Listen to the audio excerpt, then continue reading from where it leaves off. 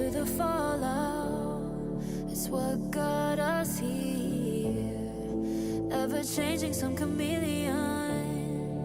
Blood, sweat, and tears. We'll never make it if we fall to everything that brings us down. With a comeback is now. Blood, sweat, and tears. Fight for what we want. Doesn't matter the cost. Every day, put in work. Blood, sweat, and tears. Nothing comes overnight. Strength in numbers start to line. We don't bow to fear. Blood, sweat, and tears.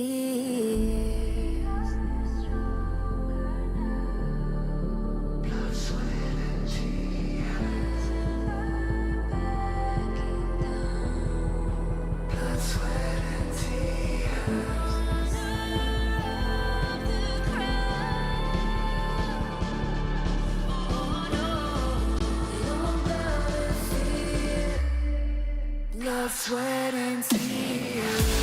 Fight for what we want. Doesn't matter the cost. Every day, put in work. Nothing comes overnight. Strength in numbers start to line. We don't bow to fear. Blood, sweat, and tears.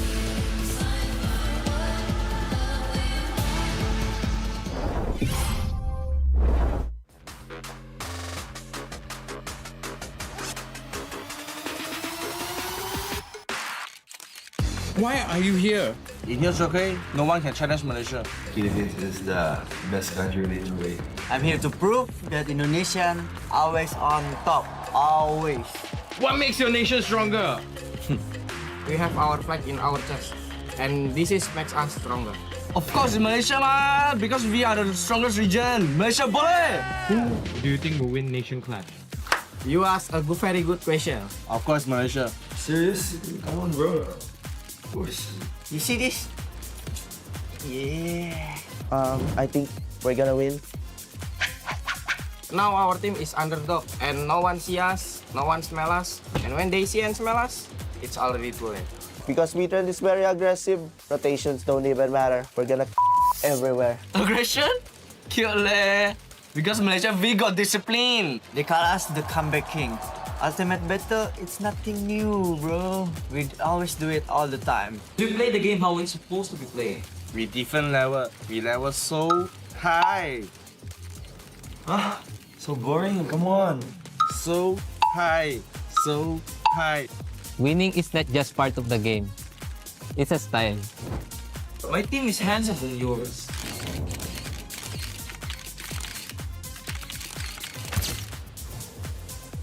Indonesian smile is the best, bro. You want some proof?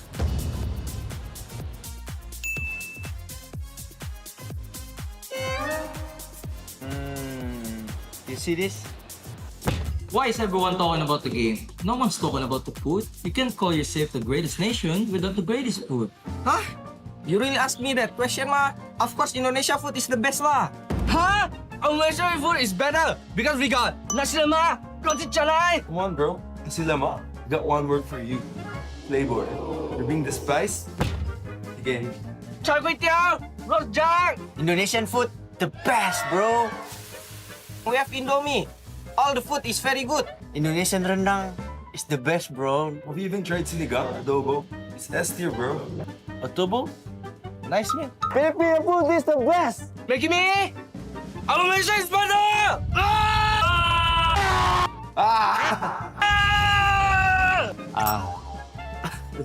Wait. You are just better.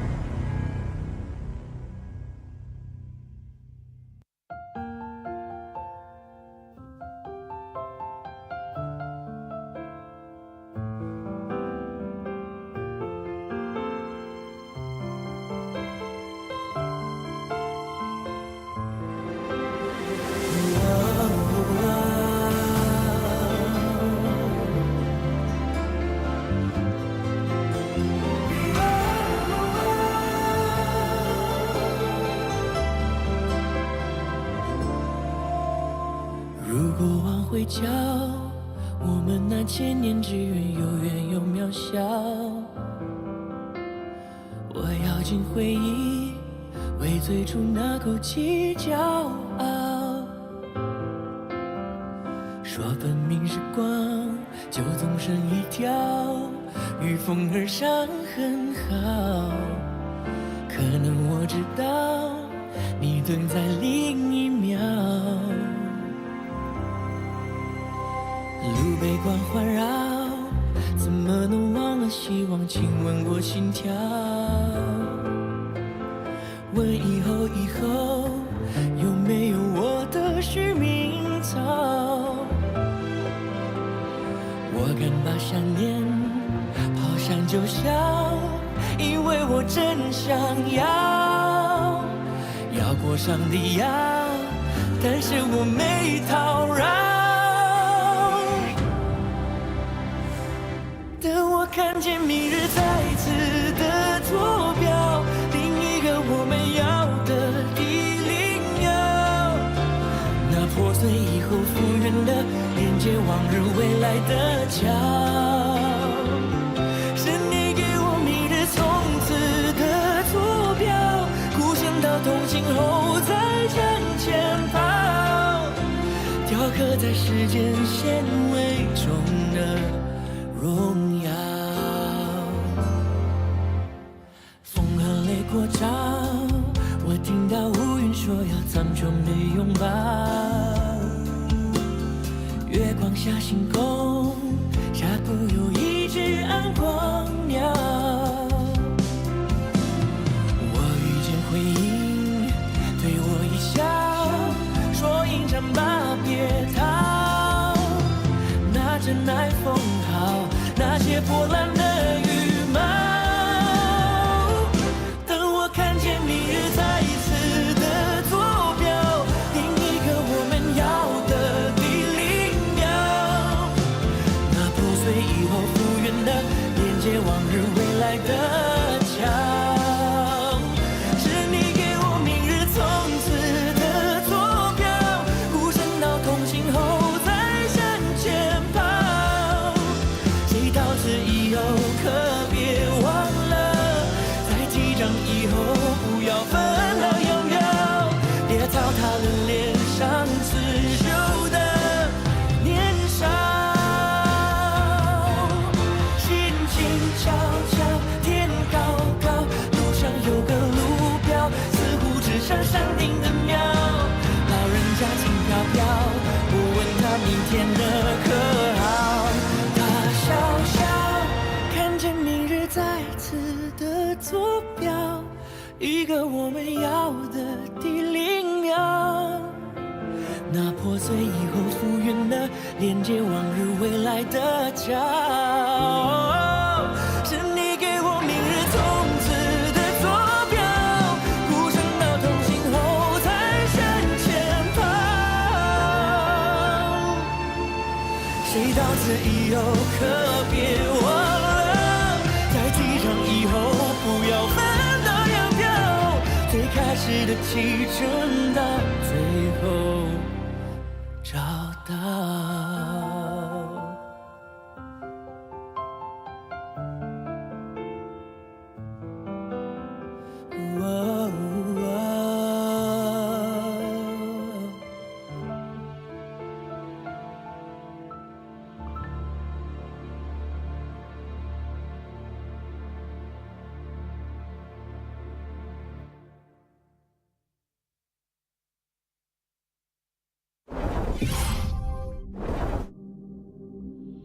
In this world,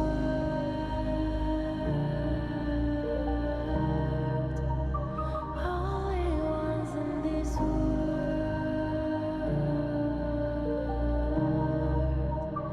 only ones in this call out my name, cut through the sound of the rain. No matter how I feed the flame, you know I feel the darkness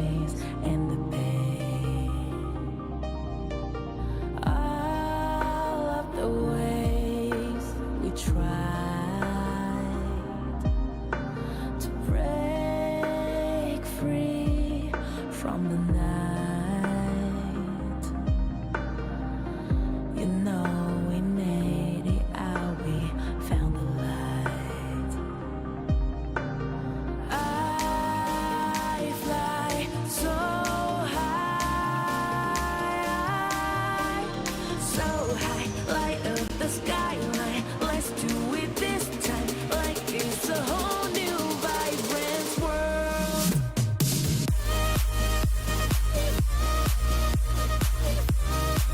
Like we're the only ones in this world. Like we're the only ones in this world. Now I see that I got everything I need. It's alright, I'm on fire, I'm alive, 'cause now I fly so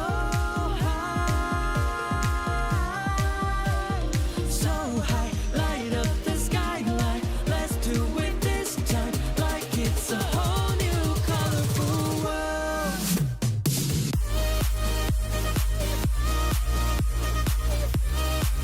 Like we're the only ones in this world.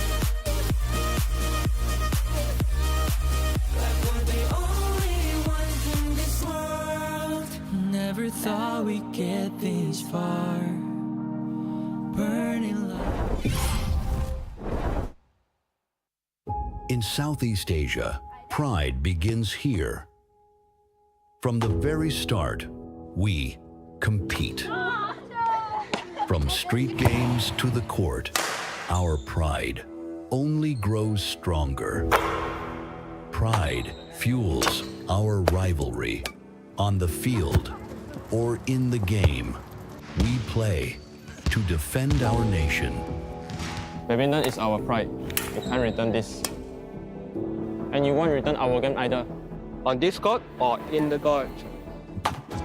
Malaysia never drop the shutter or the cow. Football is in every street of Indonesia. When we kick, we score in any games. And when we defend, no one breakthrough, not in here, not in HOK. Basketball is our blood. We drive, we push. We never stop attacking. From downtown or from mid lane, we will hit every shot that matters. Crystal Support and welcome Bigetron! This is it! 3 members from Blacklist International denying another match point! Tendang belakang pertahanan dan juga dam dihilangkan dan juga dilenyapkan dan Crystal dipecahkan. No matter the sport, the pride of carrying your nation is the same. No turning back. No room for error.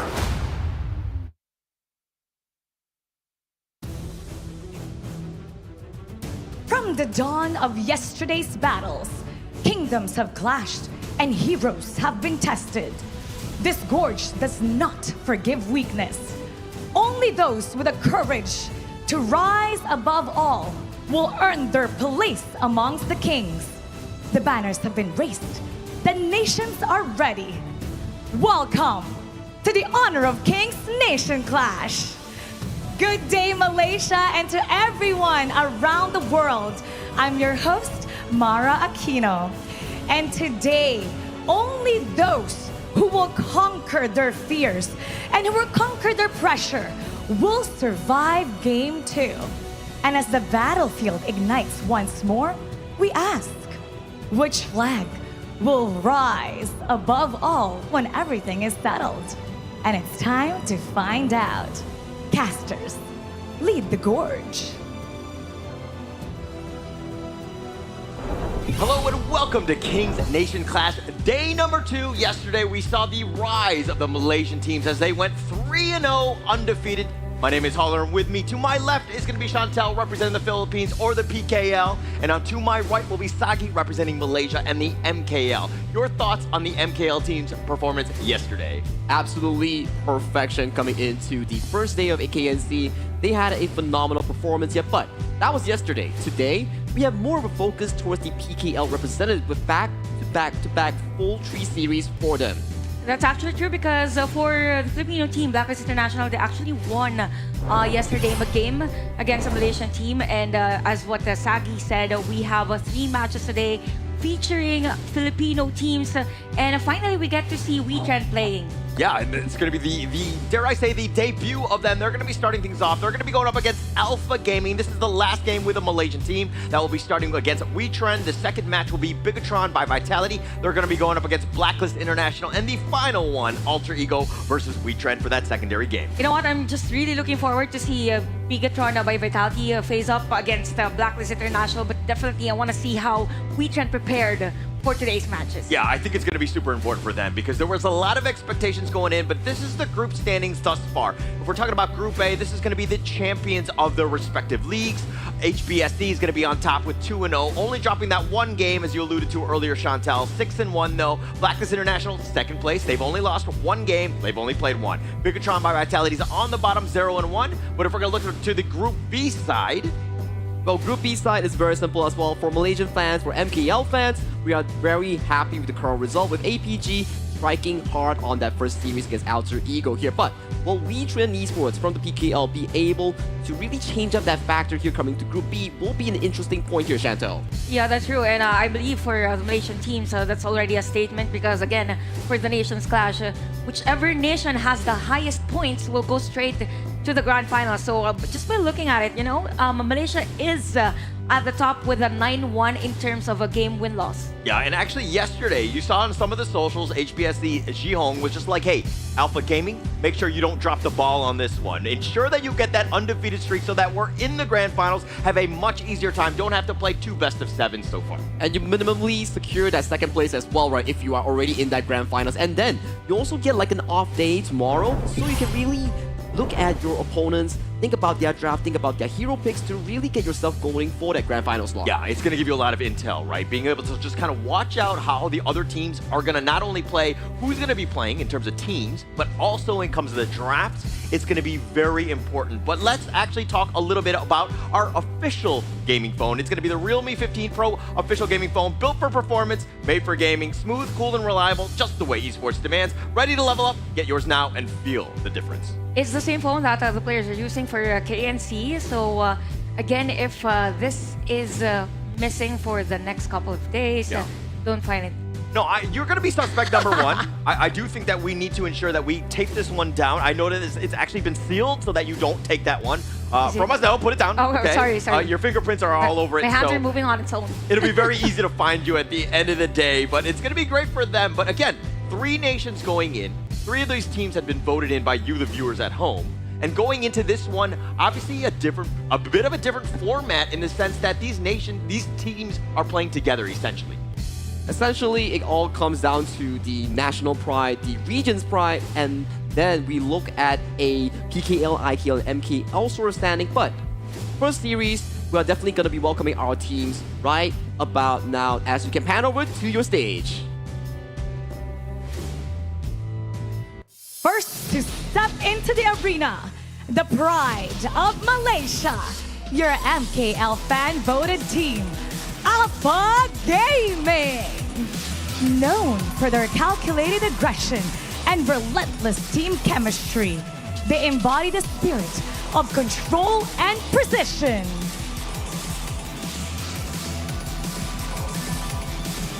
And their opponent, from the land of champions and heart, all the way from the Philippines, Wetrnd. Today, they step forward to conquer this tournament. They enter the arena with fire in their veins.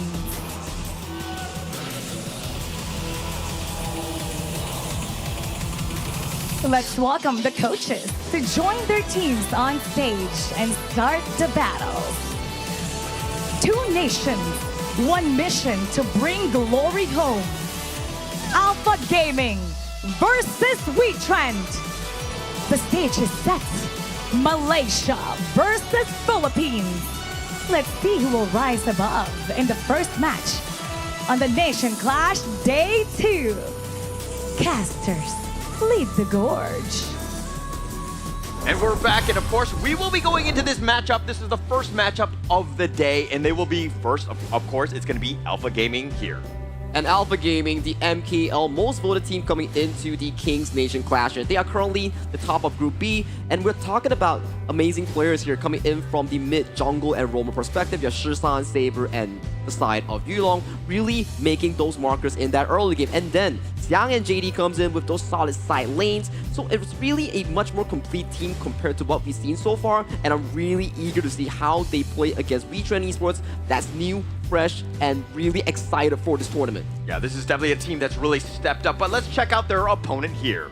Definitely a team that we should look out for. If we say for Weekend Esports, relatively new to the international scene, but the thing is that if we say individually, these players has their own experiences internationally, except for their Finn. They had a surprising run from PKL, but there is the potential for the team. It's just that we need to look forward on the heroes that Aaron will play on this game, because I could say that for them, they're really trying to adjust as to how they will help Arise in terms of the hero pool. Yeah, I think they really need to find their footing a little bit. I think consistency, there's some days that they're blazing and everyone thinks they're going to be the next hottest thing in the PKL. And there are other moments where it hasn't been as fruitful for them in terms of those matchups. But going into this one, let's talk a little bit about the head-to-head here in that mid lane.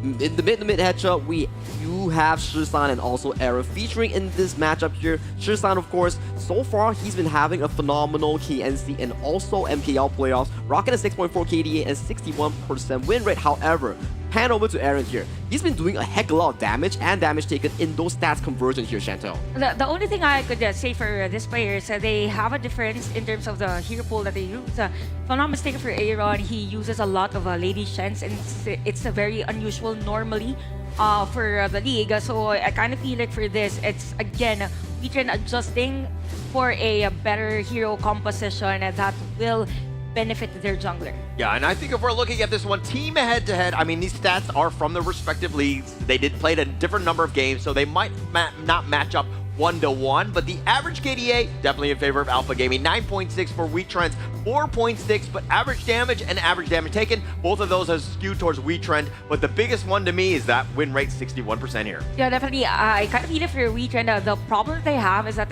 they have a very strong early game. It's just that they don't know how to finish a game, and it's a big thing, because we all know that as much as possible, you don't want to give an opportunity to other team to somehow go for a comeback, and it means that they are a bit struggling in terms of team decision making mid to late game. And we saw the game or performance of APG yesterday, and they were really looking nice on that performance. Yeah, I think the biggest thing between good teams and really great teams is the ability to close out the game and really just take that W, right? And I think that Alpha Gaming right now, I mean, they got third place in MKL, which is no small feat in and of itself. They've, made it to KIC as well. So this is going to be an interesting one. But, again, what are your thoughts here? My thoughts after looking through the player stats and head-to-head stats between the teams, you can really come into one thing like Chantal mentioned. For Wetrnd, they're very good at fighting. That's where the damage taken, that's where the hero damage dealt comes into play. That's why in that department, it's much better compared to APG. But that does come to a conclusion. Can they close out those games? Because I believe for Malaysian teams in general, what they're great about is even though the other team is really on the lead early game, they have these tendencies to stretch the game. Yeah. And even though there is a discrepancy in terms of gold for the junglers, they find a way to kind of limit that a gap in terms of a gold. So it's something that for other teams should really look forward or have what's a perfect term for it? Counter it or have a solution to it. Yeah. Actually, that's actually key. I mean, right now we saw Alpha Gaming going up against Alter Ego, and they were like closing out the games very quickly, right? They had that early game lead and would basically just suffocate the enemy team and just eventually win out. They pretty much did that in style against Alter Ego yesterday. there was very consistent stuff coming in from Alpha Gaming thus far in those 3 games. Game 1, they were playing that slow, consistent farm base of a hero pool, and then game number 2, it was fast tempo all around coming in from Shisan. Game number 3, it was one of the fastest games we've seen so far, where they really played to that jungle invasion against Sunshine on their Luna. Yeah, I think going in, the biggest thing is that Wetrnd did not play any games yesterday. They have a bit of intel in terms of like what Alpha Gaming brought yesterday, and are they able to counter it? Do they have that prowess to really just counter draft them, counter execute? Your thoughts, Chantel, here? I can't really say that I'm confident that they can, but it's just that for Wetrnd, they have tendencies, yes, to start really strong. It's just that the consistency. It's about consistency now in terms of the game, in terms of sustaining that lead as much as possible. Again, a huge difference in terms of the hero pools with regards to these teams. And it feels like for Wetrnd, they have ample time to prepare coming into KNC, but it all boils down to the execution, right? Yeah, it's got to be key, right? This is the moment. This is that time. You had it basically, I mean, it's a day off on day 1. I don't know if you really want to play. I mean, you were an ex-pro, Sagi. Would you rather play every single day, or would you just be like, take a day off, maybe get a little bit scouting intel? I think playing every day sounds pretty fun, but it does give you a lot of mental fatigue. Yeah. So for Wetrnd, getting good days off and then playing some basketball, just like we saw, right? And then they really chill coming into KNC day number 2. It is pretty much an advantage for them because you are like looking at APG. Okay, we know what you're gonna play. We know how you play, so there are maybe more factors in for Coach Exosen to really break things down for them. Yeah, good point. I think they had plenty of time yesterday to study the Malaysian teams, and yeah, but I believe that they have a different strategy coming to this game because one thing that Filipino teams could actually maximize is punishing potential errors in their team. But now we go to the draft. We have Wetrnd on the blue side and APG on the red side. I'm expecting a difference in terms of the hero pool, or let's say sequencing for Wetrnd as compared to how they did it at PKL. Yeah, and I mean, we kind of saw the players as they were walking around, just lounging before the games were actually starting. It seemed to me like Alpha Gaming were a bit relaxed. Wetrnd, on the other hand, seemed a little bit nervous at times. It didn't seem like they were 100% settled. Of course, the fact that it's in Malaysia, a different place, this is the international stage, there are definitely eyes on you. Eyes onto you to really showcase the Wetrnd spirit. And then for Wetrnd, they had a interesting year, right? They debuted during the AWC, announcing their team roster during the PKL fall, where they had a bombastic group stage. But they did fell short in that playoffs, but still, relatively new squad we're talking about that has so much potential going into that 2026 year. Yeah, that's true, because it's very hard to find that chemistry in a team that has international, or yeah, maybe even a lot of experiences already in a tournament. So Wetrnd did a pretty decent job on a PKL, but I really like this pick, my Shirnui for them. It's more like they're going for the aggressive type of lineup, because normally for Aaron it is Lady Zhen, Yixing. Actually, Mai comes third for that, but U1 and Pei, good trade. I'm surprised that it was the Mai being prioritized versus the Pei. Yeah, so teams kind of prioritize the Mai if they're definitely feeling comfortable on it. It definitely has a lot of side lane presence, right? Aaron is looking to counter it more the fact that, like, Shisan played it yesterday, played it very well. So not only are you taking it for yourselves, but you're taking it away from the enemy team. Take it away from the enemy team, especially Shisan that you mentioned. He had a phenomenal early game coming into game number 2 of yesterday's APG's game here, but is it a wise choice here, giving one of the best junglers in MKL, Yulong, that Pei? Yeah, it's another thing, right? Where Pei has kind of been the MKL. So, I mean, a lot of the teams, the high-level teams pick the Pei because they know how much presence it has. If you're able to start fast and just literally end the game, it's very demoralizing. Yeah, that's true. But now there's an answer for Wetrnd. It's going to be Mayin and Negran. So you'll have the combination of aggressiveness and at the same time sustain for this type of a lineup. So for the side of APG, since they have the Yuan, I know it's a flex, but most of the time we'll see it as a support, as a roam. So it feels as if they're going for a burst probably. Come into this game, it's going to be an early ban for them. And we will see that for Wetrnd, they need a strong frontliner as much as possible. But if we look at the roam heroes, they also pick the Yuan. Lian Ho could be one for them. So Chantel, judging from these first 3 picks coming in from Wetrnd Esports, it looks like a PKL draft to me because we saw Blacklist International, how they got that game 1 against BSE yesterday. This was the exact 2 picks that really made it happen here, the Mayin and Wetrnd here. With the addition of the Maishoni on the hands of Aaron, I think this could just be a big drafting lead for the side of Wetrnd Esports. Yeah, that's true. It's again, we've mentioned about comfortability all throughout the tournament. So, yup, for this one, it is a nice composition already for Wetrnd. They could adjust depending on how APG will draft next. We have supporters from APG in our crowd. By the way, for those watching our live stream, you can go here, come with us, and enjoy the fun live at Quill City Mall. So we have another ban. It's going to be Motsu for APG. They don't want any hero that could deal a lot of crowd control and at the same time control all throughout the game.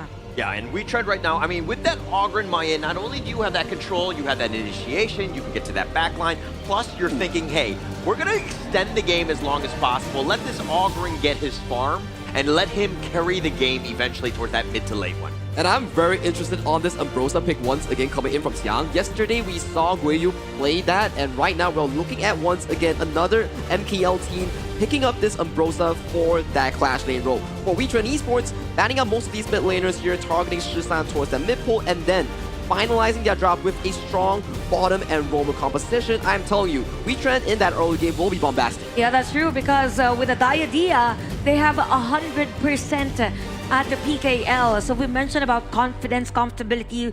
Wetrnd definitely has an edge, but it depends. Again, it's against a Malaysian team, and we have Zhang Fei to complete the lineup of APG for this game number 1 draft. Yeah, it's interesting that they went with the Zhang Fei. This is going to be the Saber special. He's going to be very comfortable on this one, especially since you have that team fight. It's going to be key going into this one. And of course, we know the players that are going to be on their specific heroes that you're seeing right now. Who are you giving the edge to in this game 1 here? Early game, it will be definitely going over to the side of Wetrnd Esports. They have so much team fight prowess, but on towards the mid to late game side, we are giving it to APG. But ladies and gentlemen of Quill City Mall and online broadcast here, we are going to game number 1 between Wetrnd Esports and Alpha Gaming. Let's get to it. Yeah, and this is going to be a great start. I mean, Aaron just forcing it out. Shisan has to flash away just to start this one out. In 30 seconds, that's a feels bad, man. Yeah, and so we're going to, even in the top lane, if you're seeing this bit of a matchup, Syndicate and Xiang, this is something that they need to be careful. The Ambrosia, it's a little bit on the new side. You might not have gotten enough reps, especially in that lane. The laning phase coming in from the Ambrosia definitely is very strong in the laning phase here. Good mobility coming in from Xiang to dodge out that 1v1 play here. But bottom side focus here, the early game pressure being generated by Aaron and Maze is starting to creep in towards that bottom side of the map here. As we see, Shisan here might be caught out here. No flash!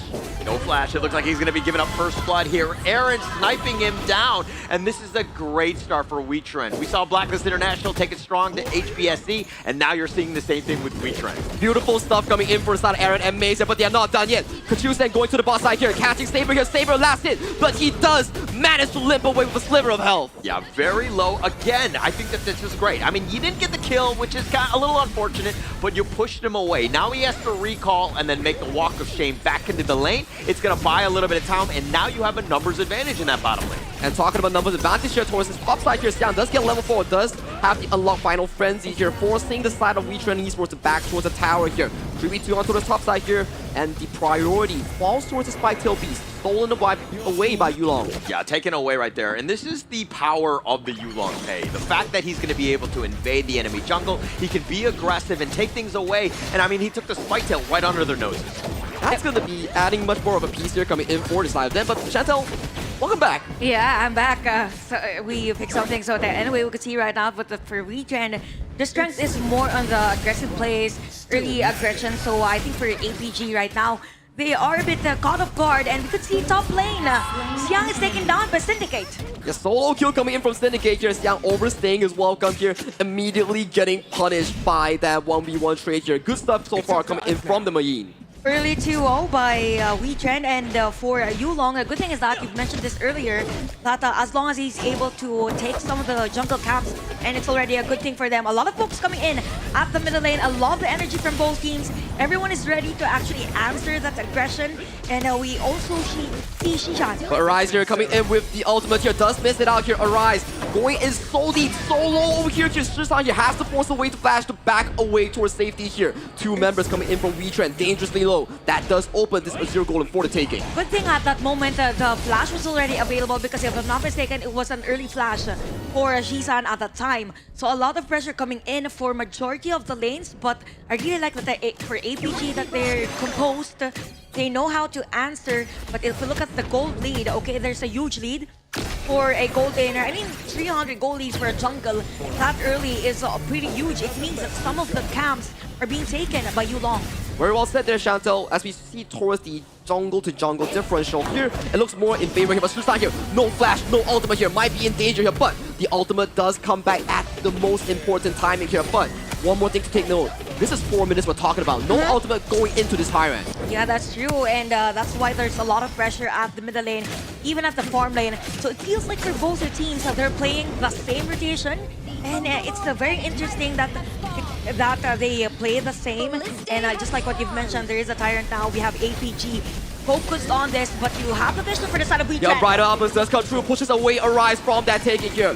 Tyrant goes safely towards Yulong. No fight will be continued here, but even with a 2-0 lead in terms of that score, APG is still coming out on top on that goal lead. And what's interesting is that APG is able to slow things down, but for Wetrnd, the rotation is still there. Speaking of rotation, they'll poke at the bottom lane. And we'll look at the composition. I think there is an edge with Ambrosia Pink here, because as long as you can sustain the team fight longer than expected, then you can do it. Ooh, Mazer having to burn the flash here with the re-entry coming in from JD. He does get the first kill over towards Mazer as Aaron does not find the marker on towards JD. JD with a 1v2 outplay against Wetrnd Esports. Oh, that's a crucial double kill, and it is JD, the MVP for most games yesterday. So somebody has to stop JD later on. But speaking of stopping, there's no stopping for Yulong. There's no stopping coming in from Yulong here. Arise coming in with the Conductor of Souls here, but that is not what you want to be doing here. Another kill in favor of APG. More towers going into their favor as Syndicate coming in with a flash combo here. One knockout. Insane CC chain here, punishing the side of APG's jungler. Good thing it was Yulong that was taken down, but still the lead is on the side of APG. You can see right now that for Wetrnd that they're trying to act fast on this aggression that APG is doing, but another tower is taken down. And it's a crucial thing for Wetrnd. It's the mid lane and even at the bottom lane. And when we say mid lane, you have better control around the map. But given that we have 3-3 in the hero kills, still the gold lead is on the side of APG. I think you make a very good point there, Chantel. Coming in from yesterday's game that we saw between Blacklist and HC, it was always Blacklist getting these kills, but they weren't able to translate to those goal leads here. And exactly the same case happening for APG right now. More of these jungle control, tower controls are going in favor for the side of Wetrnd in these moments. And it feels like actually that for Malaysian teams, or in particular powerhouse teams, the strength is that they really know how to psych the other team. And it shows in this game that for Wetrnd, they're acting as to how APG rotates in this game. Again, 3-3 is the score. It's just 6 minutes, but look at the map. Look at the control of APG has. All throughout, Wetrnd is a bit struggling just by trying to Bridal Alphas does come through as the first target here lands towards Jagas down. With the final frenzy does get taken down on the first approach here. But for the side of APG, they do indeed get that buff here for the side of Arise. Are you biting too much? You can shield, but you do have to back away here as another victim falls towards the side of APG. 1-for-1 in the favor still. And what's oh wait, another kill. That's gonna be a double kill for Yulong. And it goes straight on taking out that mid lane tower. It feels like for APG, they're not giving Wetrnd a breather. throughout this game. It's just 7 minutes, a kill after another kill. And what's surprising is that even though Wetrnd was able to secure a kill earlier, APG was on the aggressive stance. And if you look at the items, even the lead in terms of the jungle gold, it is 6.4k versus 4.2k. And we don't want that in an Ogren. As much as possible, you need those resources, you need those items. So we could say that APG is totally in control of this game. Totally in control, and ever since that double kill going in for JD towards that bottom side, it has been looking very in favor here, coming in for the most fan-voted MPL team thus far here. But going into this 8-minute mark here, 5,000 gold already being generated by the side of APG. And you know what, for APG, aside from being the fan favorites for MKL, we also have to consider that they are the third placers of the league. So indeed a contender for KNC, another potential team fight at the bottom lane. And Syndicate here does get the 1-1 combo onto his Yulong here. Yulong, you're already using the mobility spell here, does get caught out by the fate by the side of Trend Maze here, but the fight does not stop here for the side of APG. They want to continue pushing this. Rider Alphas catches on the tree here with more engagement. Xiang with the final frenzy has arrived and is blocking forward here.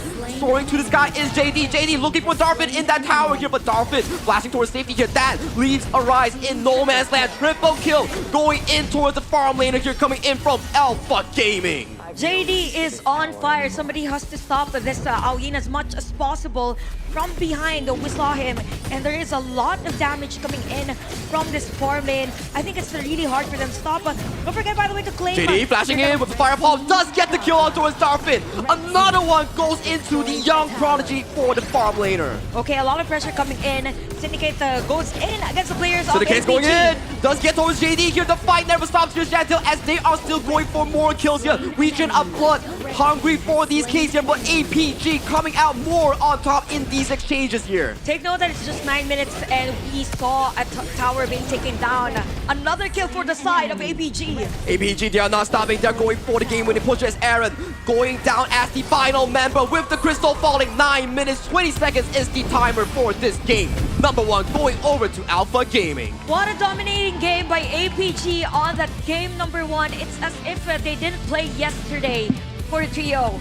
I mean, very quick, right? And that was kind of what you expected from Alpha Gaming. Very clean. They've been doing it even against Alter Ego in yesterday's matchup and doing it again, continuing on, having that consistency. The biggest thing about this guy, they're a macro team. They're willing to fight, but only when they have that lead. The lead was really generated after that one big fight coming in from the bottom lane where JD got that double kill single-handedly against Aaron, Maze, and also Darfin. Exactly, yeah. I think for that one, we could say that for APG, they could play with so much pressure in specific lane, even though you're just a single person, a single player on that lane. And it's safe to say that it was a dominating performance by APG. Imagine 9 minutes, given the fact that Wetrnd was able to secure that first blood. We have a 6-1-2 for an Aoyin on this game. Just imagine the damage that he has on that short period of time. Yeah, just a lot of damage. Way too much. And this is probably a feels bad man in terms of this Mai, right? Because if you're behind, it's really tough to come back from because you're like a very squishy ranged creep at the end of the day. You don't really have a whole lot of damage. You're not able to provide a lot of presence. But going into this one, I mean, what sticks out to you, Chantal? Yeah, let's focus on the 50Kers. 50Kers from the side of APG. You have a JD, you have a Xiang, and even a Yulong. This is pretty huge for a 9-minute game. Just imagine that they have these timers. We're in, okay, you have this item, then you go come in for an aggressive play. And it was very effective because there was no breather for Wetrnd all throughout the game. Given the fact that they were trying to do some of the plays on other sides of the map. Yeah, it didn't seem like they really had a whole lot of wave players. Something to take note of when you're looking at that draft, because again, the creeps are going in, and you know things are just like running amok in that sense. Alpha Gaming just constantly pressuring you down, and you're seeing this gold craft. Everything in favor of Alpha Gaming from the first minute. Everything started that landslide when we saw that failed dive attempt here coming in for the side of Wetrnd Esports. They had a very good early game where they started 2-0. It was a solo kill coming in from Syndicate against Xiang in that clash lane, and then a counter kill towards the mid lane with Shisan getting caught out as well. But everything changed when they lost that 1v3 attempt against the Aoyin on the hands of JD in that farm lane. Definitely. And we can see even on the graph that the majority of the big objectives was taken by APG as to why our MVP for that game is none other than JD. Why am I surprised?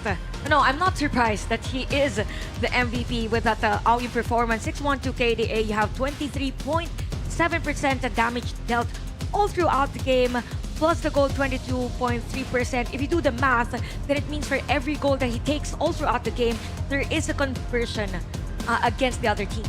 Yeah, I mean, the KDA is one thing that really sticks out, but his positioning. The fact that he was only killed once, I mean, he would get on that dragon when he needed to. He even went aggressive at times, and we're going to check this out in terms of the highlights. A lot of these are going to kind of run through JD here. We can see towards the early game, 2-0, and JD with this play right here, storing up the side with the Infinite Fastest here. First kill landing on the maze and immediately getting that counter kill onto his Aaron here. Aaron going in with the ultimate here, but gets pulled in too deep into his own favor. I mean, how brave or bold are you when you're able to fight 1 versus 3 and be like, I actually got this. I'm going to be fine. I'm going to continue to be aggressive and play my style. I think at that moment it was because of the missed flash from Maze. It was a perfect target at that time, and during that moment, majority of players of APG were just prepared to soak in all the damage in other areas of the map, and it was splendid positioning. As we can see right now in the highlights for APG, there is a control at the back lane with JD's entrance. Comes with a triple kill, and right then and there we could see, or we could say that it was actually APG, or it is APG on the lead. Yeah, and that last big fight, the tipping point was the fact that like Yulong was down, but they're like, actually they're grouped up. We have the perfect Umbrella outburst. Saber sets it up for the rest of them, and when you have JD, you have enough damage. And when you're looking at the timer, you're like, hey, we lost in like 9 minutes and like 25 seconds. Like, what did we do wrong? It's like, no, sorry, you just ran into a pay. You ran into a pay, and that pay generated so much lead coming in for the side of Alpha Gaming. And in the end, that AOE in the hands of JD was just so darn deadly here. What? Below 10 minutes and you already have like 3.5 items? That's just absurd coming in from JD. And to take note that even though with the items that he has, even Yulong was able to take the items that he needs because the jungle caps of Wetrnd was being taken by him. Yeah. I mean, look, when you have that pay, you have that Loong, you have a lot of damage dealers, and plus when you have such a huge lead, they do so much damage that it's very scary to even make an attempt out of your own base. That's why it's like very dangerous coming in for the side of Wetrnd, even though they got such a good, clean early game. But in the end, it was that death ball being formed by Alpha Gaming here. But ladies and gentlemen, do follow us on any social media platform, HOK Esports, and comment and hashtag and add your invitational KNC Dark Horse pick to really win it big. You can get tokens, skin boxes, loot boxes there, anything in the game. Now, okay, let me ask you, gentlemen, who is your dark horse for KNC? Blacklist International! Blacklist International. Actually, I do think so. I mean, actually, no, sorry. I'm going to represent Indonesia. Bigetron by Vitality. Sorry, right. I forgot where I was and what was going on. We need balanced representation at the desk, right? Yeah. No, but I do think that second match, I don't want to get ahead of ourselves because we have still this series to go through. But we are looking forward to that second match. I'm very excited because, again, Blacklist International, Bigetron, it could go either way. Yeah, that's true. I'm actually expecting a 5 game, but still, it's the second match. Yeah. So we'll focus on this first match, but definitely for this first game, it feels like for Wetrnd, they were caught off guard by the rapid rotation of APG at that game number 1. I think they were just a little intimidated at the end of the day, yeah, right? It's as if they were reacting, right? A little reacting. I mean, the nerves have got to be there. This is your first game, right? You're playing in Malaysia, international stage. Everything is kind of there. And then you're up against Alpha Gaming, who are, let's be honest, very strong. I mean, they're third place in the MKL for a reason. And you saw why when they're able to end the games in about 9 minutes and 25 seconds. Ooh, it's definitely very scary coming in for the side of Wetrnd Esports, having to just go ahead against such a strong team in your first series, especially.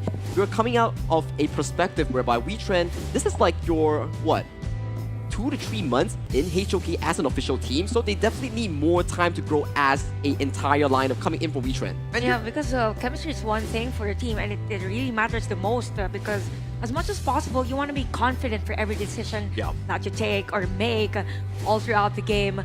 But yeah, for this one, we could see right now that we are implementing the GVP, so expect that we won't be seeing the same heroes for both teams. Yeah, the global ban pick, and that's kind of how they play this one out. All of these were picked in that first game. They're not going to be able to be picked by the same team going in Game 2 and beyond. So it's something to take note of. It's again that 4D chess match, these drafts, super key.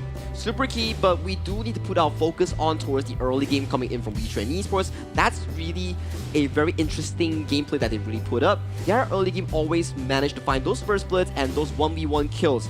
If they could really reinforce that and push it into a better mid game, then they could even be a stronger force to be reckoned with coming into the further games or further stages of this tournament. Definitely, I would agree. I think for Wetrnd, the best way to adjust coming game number 2 is even though that they go for plays at the middle lane, as long as they are able to secure the jungle camps, then they might be able to sustain that lead that they have, because it feels like for them, yes, we do a kill at the middle lane, but for other sides of the map, there's no assurance that the other team won't be able to take that.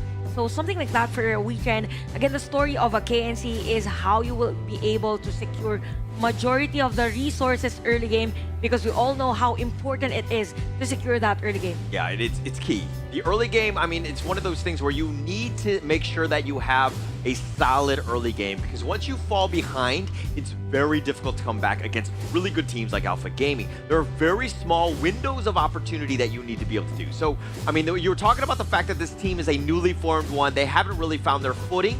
But this is a moment where, hey, they're going to take this experience. They're going to be much better in the long term because of these games. But to really start off game number 2, first things first, they do need to indeed fix that early part of their game, force lesser mistakes compared to the side of Alpha Gaming, and then Coach Exosen will build them that dream draft that they're looking for to really pace themselves in this game number 2. Yeah, that's true. So now we head on to the draft. Blue side's going to be Wetrnd, red side's going to be APG.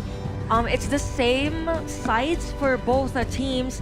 They won't be available for this game. And we see a Mai plus the Dolye ban for Wetrnd.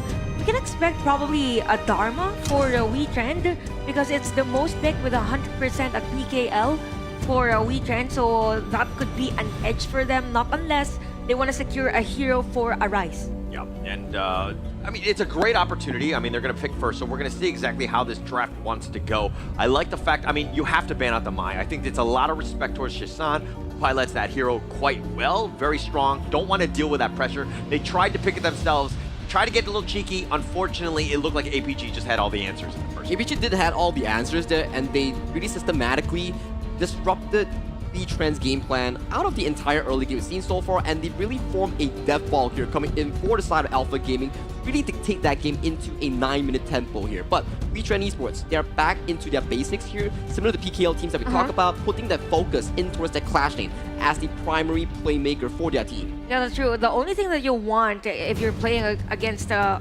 more or stronger teams is that you want to play your own game. So I really like that they got the Dharma for this, considered to be a priority pick in HOK. But I like the answer from APG. You have the Lady Sun and even a Guan Yu. Just imagine the crowd control that you have. I'm just not really sure about the matchup between Dharma and even Guan Yu in terms of the laning phase, but there's an answer already for Wetrnd. You have the Aoyin and Yuan. It's as if we switched sides. Okay, it's now Wetrnd playing these two heroes, so probably they'll do the same with how APG played game number. Oh, okay, Ming. We have a Ming. We have a sustained hero for APG. Talk about the longer team fights. Talk about staying on team fights. Yeah, it's actually a good counter to the Yuan, which wants to sustain as well. The Ming Lady Sun combination's been tried and true. It's been tested. It's been one of those nice little synergies that they have. I mean, yes, they're going to be sticking together, but they're seeing exactly how. There's no Umbrella Outburst to kind of break that one up. There's no, Razor Cavalry because they picked the Guan Yu themselves, so they can largely stick together. This is a good team synergy already.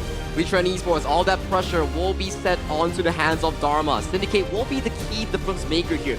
Really capture both JD and Saber with that Lady Sun Ming combination here. As we go into the second phase of the draft here, 4 jungle bans here coming in from APG against Arise in that jungle department. Yep, and it's gonna be a Budo ban for APG. I was thinking of a Jing actually for the side of a Wetrnd, but I think it's gonna be too flashy for a Wetrnd, depending on the other heroes of APG. So for this one, yep, APG pretty solid and a decent hero composition. So it feels like they need another hero that has sustain. It's gonna be Menki for this one. You have the front line, you have the back lane potential threat with a Guan Yu and high damage per second on Lady Sun. Yeah, you have that big old body who's actually very cute as well. It's going to kind of, deter Wetrnd from really getting to the back line, which you need to protect this Lady soon. He's your win condition at the end of the day, especially with the accelerated experience of that Ming attached to it. So you're going to have a huge factor. Now, Wetrnd, how do they get to the back line? This is going to be a tough nut to crack because Menki's there, plus you have that Guan Yu. And more of these counter picks here coming in from Wetrnd has been locked away coming in from APG's draft here. So for Wetrnd, need more assassins, need more tanky front line. Oh, wow. And that Ganemo is a very interesting setup because you are trying to reach further towards the backline, trying to outrange JD in that range 1v1 warfare. Yeah, that's true. And they don't they use it, but they don't normally choose it in PKL. So for this one, it's going to be top order, or tall order, for Wetrnd. I really like that they have the Flowboard tank as their jungler. It means that they want to stretch the game as much as possible and have the Ganimo and even the Aokeen lead that early game to mid game. Yeah, I think right now it's all about APG protecting this JD Lady soon. If he gets gone on, you're going to mitigate a lot of that damage. Yes, they have a lot of control, they have a lot of stuns, but at the end of the day, the damage dealer is going to run through JD. It's like a 4 protect 1. In terms of this lineup, though, do you think it's going to be enough? We're going to have to find out. Chantal Sagi, take it away. This is game number 2 again, Wetrnd versus APG. We saw the dominating performance with APG at game number 1. This might be another dominating one, but it depends on the execution of Wetrnd. So it's the same Sagi rotation from Wetrnd that they want as much as possible limit the movements at the middle lane and even on the jungle camp. And jungle camp here being secured by the hands of Darfin here. Very good steal away here in this early game here. With the mid and roam synergy coming in from Wetrnd, they do in fact clear out almost 2 of these camps coming in from the jungle of the hands of Yulong. You know what, I'm not really familiar with the matchup between Guan Yu and Dharma. Are we expecting like a specific hero to be on the lead early game, like just for the skill set? I think it's much more of 50-50 as long as Xiang positions well, but hang on a moment though, Darfin already burning that flash towards the bottom lane here as JD looking for the final blow. It does get the execution on towards Darfin here. 1v3 for Trend. Farm lane here, nowhere to run, and that is all he wrote. Successful play again, a successful attempt by the side of APG, taking down the farm lane of Wetrnd. And yes, the Yuan or Maze was there, but it was kind of late. And at the same time, you have 3 players for APG at the time. So things are a bit slow. I mean, it is at the Ganimo. Expect that as much as possible, Wetrnd might want to make things a little faster for them. A little faster, but the primary thing coming into this bottom lane is how can they really damage this JD and Saber here. But Shizan being forced in the way by the hands of Arise, that's a 2-minute flash being on cooldown ahead of that Tyrant. Now let's talk about the C pick of APG. We've seen this yesterday. A lot of potential coming in from this hero, and at the same time, it's like a security. It's like an insurance for the late game. So who do you think will be sanctified for this game? Definitely JD on that Lady Sword here, because we're looking at a 4 protect 1 here, but another kill comes in for the side of Aaron here with a superior snipe. But Xiang is already here. Aaron, he has to run away from this pacing here, but Yulong forcing out by the members here coming in from Wetrnd. Wetrnd taking much more control of this Crimson Golem here. Looks like a fight is about to break out around this red side here, but members coming in from the bottom side. JD, Saber to the rescue for their jungler. Okay, at that time, Wetrnd wanted to go for a play, but at the same time, we saw the players of APG being available for a team fight just in case. And for the side of APG, it's again the systematic Malaysian play that we're seeing. Difference is that we don't see Yulong on the jungle camps, probably because it's a Menki that is using. So 1-1 score 3 minutes into the game.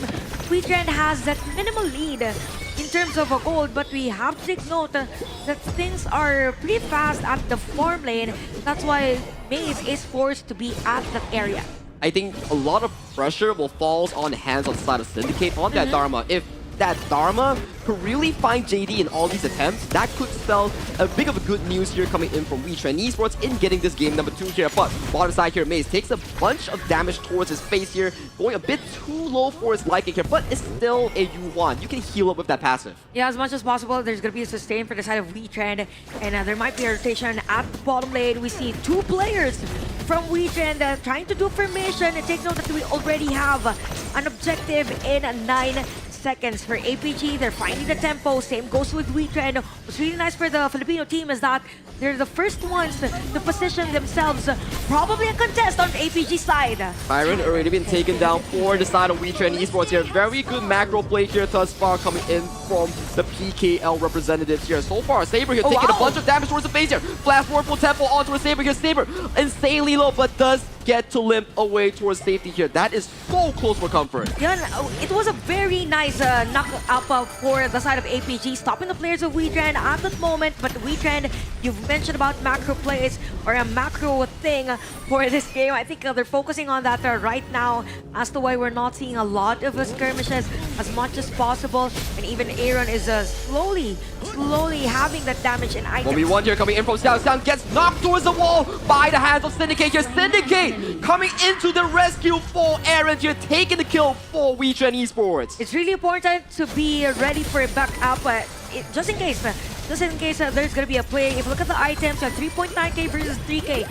This is a huge lead for a jungle, considering the fact that we don't have really team fights or skirmishes all throughout the game. So it feels like for APG, it's still their game. They're still dictating the rotation for this. For me, Wetrnd, if they could really find those big engages like what Syndicate found just now, especially on towards JD, this game could really much be in their control. This is such a much better pacing coming in from the fan-voted PKL team.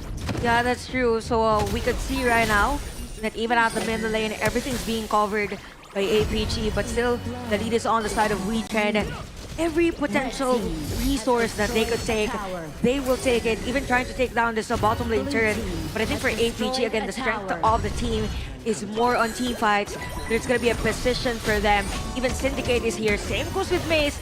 There's going to be a 5v5 anytime soon, but I think it's all about discipline now, whether or not these teams will go for a team fight. APG here forcing the return route back towards the mid lane here. Does allow JD to really push down that mid turret with all those rolling rage here. Still, Wetrnd with a very slow and concise play, they do put themselves back in towards that mid lane rotation. You know what? This is the beauty of HOK. If you are more in the utility jungle, then expect the game to be a bit slow. And then if it is an assassin, look at the side of Arise here, going in for the kill onto a Saber. Saber first one to fall. JD not long for the wall in this team fight as well. Yulong here, the next few target as we see the Infinite Vassals coming through for the side of Darfin here. Darfin using the right to Wizard, getting 3 back-to-back kills in the hands of Wetrnd Esports. Arise has risen up and getting that big engage on towards the dual lane. And Wetrnd goes straight at the middle lane. And this is a huge edge for the Filipino team. 2.7k gold lead for them. And it's really nice that they got Yulong at a time. It's really more in the focus fire right now for Wetrnd that is working out for the team. And because of that, the lead earlier, that was around 1,000 if I'm not mistaken. For the it's now 3,000. It's now even for both Arise and even Yulong. Pretty nice take for Wetrnd. And then we take a look towards the kill score and goal lead as well. It is all in favor of Wetrnd Esports here. 5-1 in terms of kills. And also, with addition to that, a 3,000 goal lead. This is looking so healthy for the side of Wetrnd. Yeah, that's true. And the thing now is I think we need to see the effectivity or efficiency of this Ming all throughout the game. It feels like they're a bit struggling to actually capitalize this hero. Overlord has been taken, by the way, by Wetrnd. And this is, again, the story of any Malaysian team. Even though the other team is on the lead, they find a way to somehow get other resources. We saw Siang trying to take down the turret at the bottom lane. Aaron, another formation for them. Getting slowed down. Might be the next target here with the Dream Roam. Dream Roam, nice disengage here coming in for the side of Arise. Arise with the magical play, saving his mid lane from danger here, getting pushed back into the team here. But Arise is still up and available. So, come on, tanking on that floorboard tank here with the remaining members of APG. Not long for the Gorge as JD is the final member here, looking for a trade kill onto his Aaron, but it is not enough. Syndicate with a double kill from the back. killing the players of APG and 9-1. Wetrnd 5.2k gold lead on this game. And it's now Wetrnd taking control for this game number 2. You also have to consider, you have the Zia on the side of APG. If you are Wetrnd, you don't want to extend this game and have that Sanctify lead the Gorge. On your point, Chantel, it is more on how APG slows down the game right now. With a 6,000 in favor of Wetrnd Esports, I gotta say, Wetrnd, you do not want to fumble this back because this is such a healthy condition you are at right now. This game is in your hands. Yeah, that's true. Another Tyrant, by the way, taken by Wetrnd onto this game. It's all about positioning now. We could see a shift from the side of APG. So Maze is just there, giving vision for the team. You have the Universal Law. It's all about pokes right now. And we could see even Saber and even the Guan Yu Xiang at the top lane, trying to somehow minimize that, or somehow take that minion wave at the top lane. Minion wave talent has been sent towards the tower as well, so that does give JD a bit of those farm that you really need here. But look at the timer here. We're slowly approaching that 10th minute mark where these shadow objectives start to spawn here. If Wetrnd could really lock APG away from these shadow objectives and force a team fight, that could be a game-winning moment coming in from the PKL fan favorites. Indeed, indeed. And we can see another item, by the way, for JD. By the way, JD has been consistent all throughout KNC.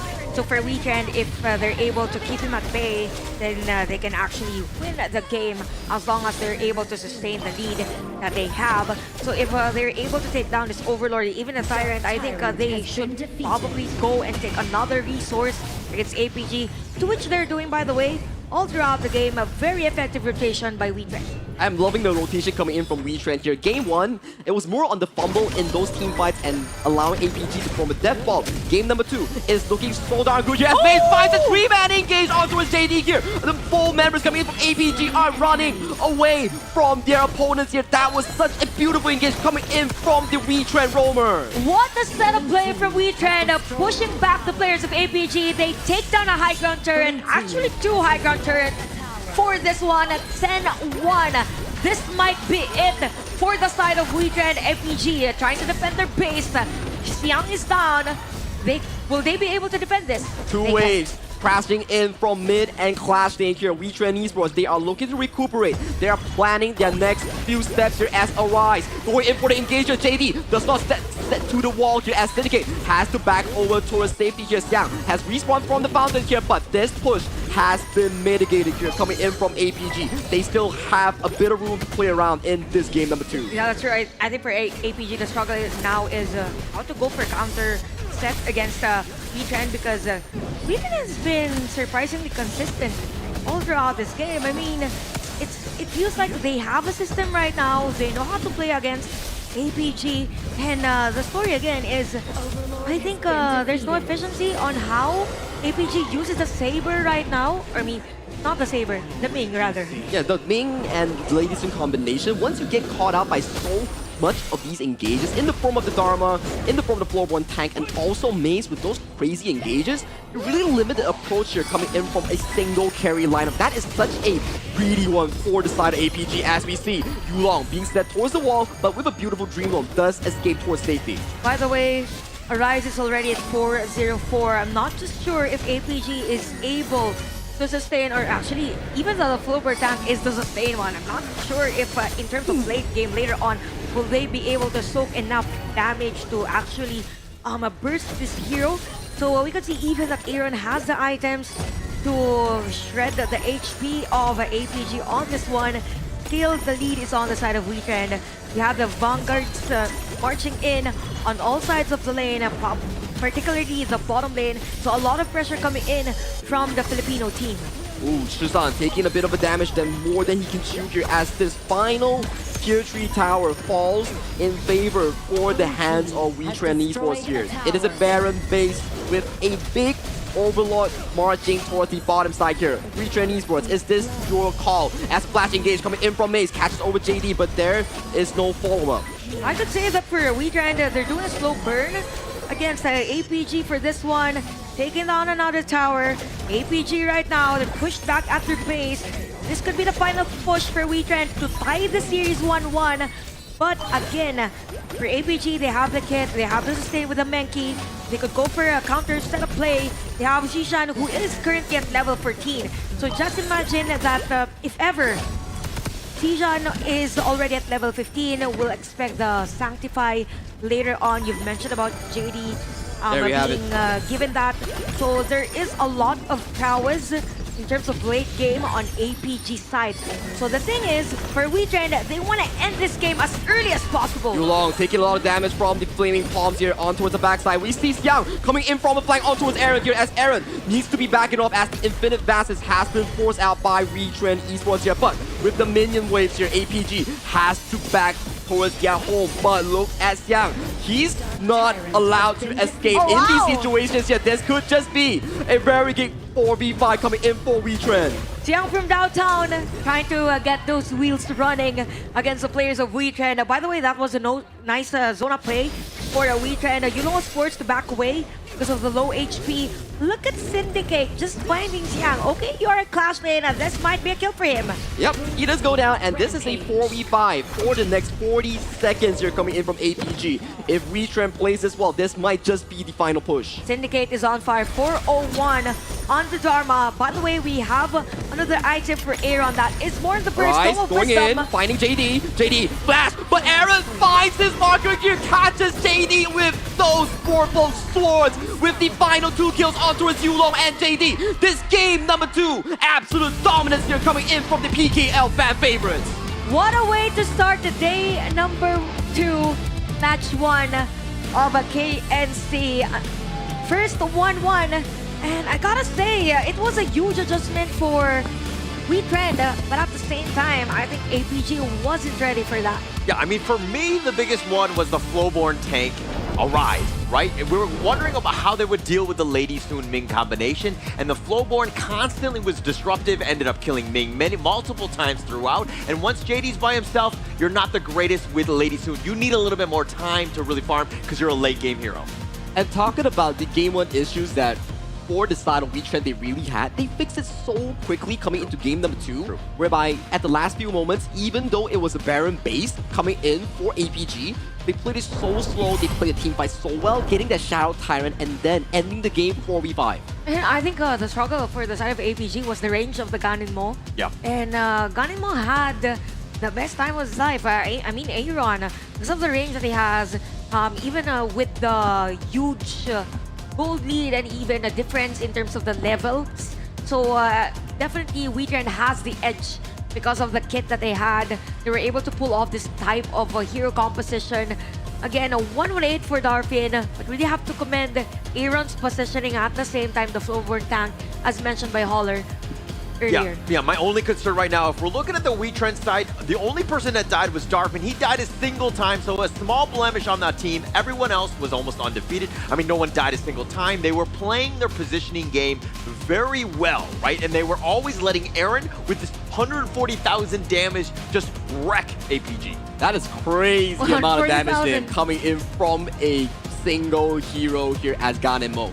Magnificent performance coming in from Aaron on this hyper carry mid, but focus has to be given towards Arise and Maze. Without their setup here, this could not be even happening for the side of Wetrnd here. Definitely MVP between these two. Yeah, I would agree because even Maze's ultimate was placed perfectly during a team fight, and it was the crucial factor as to why Wetrnd was able to take control for every team fight. And if we look at the graph, majority of the resources actually went to the side of Wetrnd, taking or securing 2 Tyrants, even Shadow Tyrants. So it was definitely Wetrnd's game, despite the fact that we all thought that APG would go for that run mid to late game. Yeah, and it looked like, I mean, APG had to have played a much better early game. Really give JD that time to farm. They didn't really hit that mark. Wetrnd just made them pay, constantly harassing. Arise, to me, was the MVP. He was just incredibly disruptive.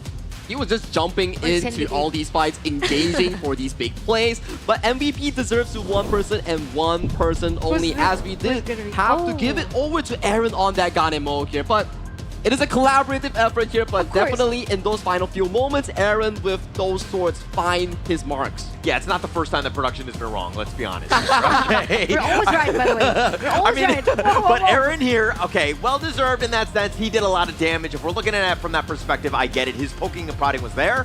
But again, for me, like, it is what it is. I think that you can be wrong, though, but and I'm not going to admit fault on this one, though. Effort, because I think for Aaron, he won't be able to position himself in a way that he will be confident to deal those damages without the help of Syndicate, without the help of other players. But all in all, it was a collective team effort. We could see that for the side of Wetrnd, that they're really confident whenever Aaron has those burst heroes.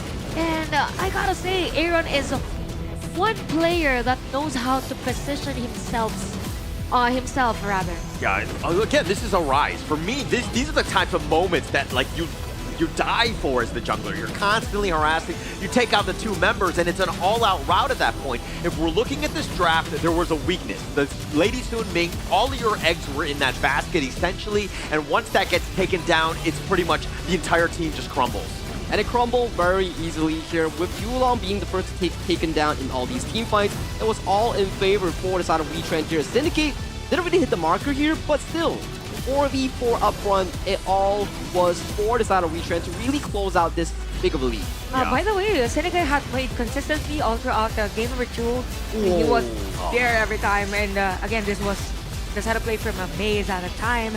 And pretty much for Wetrnd, everyone has their own piece of a highlight all throughout the game. Even Arise was consistent all throughout.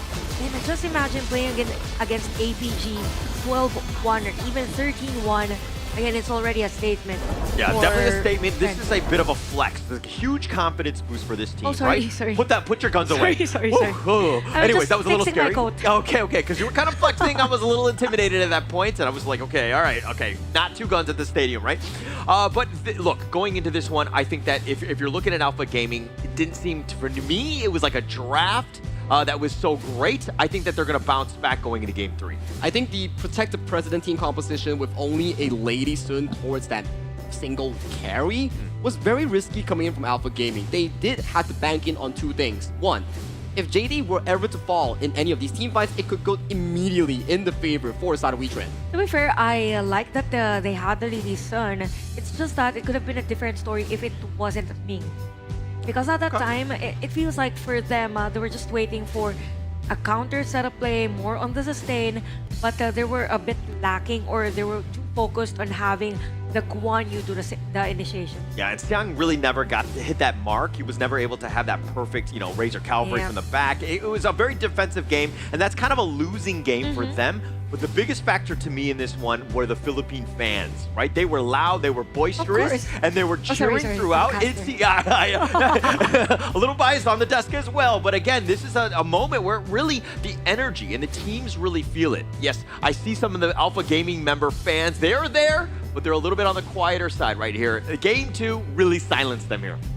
I have to agree with you, but when it comes to one thing, let's all head over to esportsaward.com/vote to vote for Honor of Kings for the Esports Game of the Year and Mobile Esports Game of the Year. Here we need everyone, be it where you are from, be it any region you're from, we unite as one for this particular purpose. Yeah, just imagine after this we have lots of tournaments coming in for 2027, so why not be the Mobile Esports Game of the Year? Yeah, I think that we want to win every year at this point, and you're just seeing just the rise of Honor of Kings Esports, right? The teams are getting better, the players are really starting to gel with one another, and you're seeing that, hey, some of these MKL teams, they can draw some blood. They could draw some blood, and they are proven to be someone who are able to capable of dropping games as well, because we are looking at a collective effort coming in from all these regions as they are progressively improving as time goes on. Yeah, and it's all about that improvement here as we get into this one. It looks like the players are slowly starting to get ready as we get into the 3rd game. This is the most pivotal one. Being up 2-1, potentially at match point, that's going to be a huge confidence shaker if you're in that, the losing side. Yep, definitely. And I think for Wetrnd, what's the good thing for them in terms of drafting is that they don't really use majority of the heroes that they're really confident with. So it's a mixture, it's a flavor wherein they neutralize things.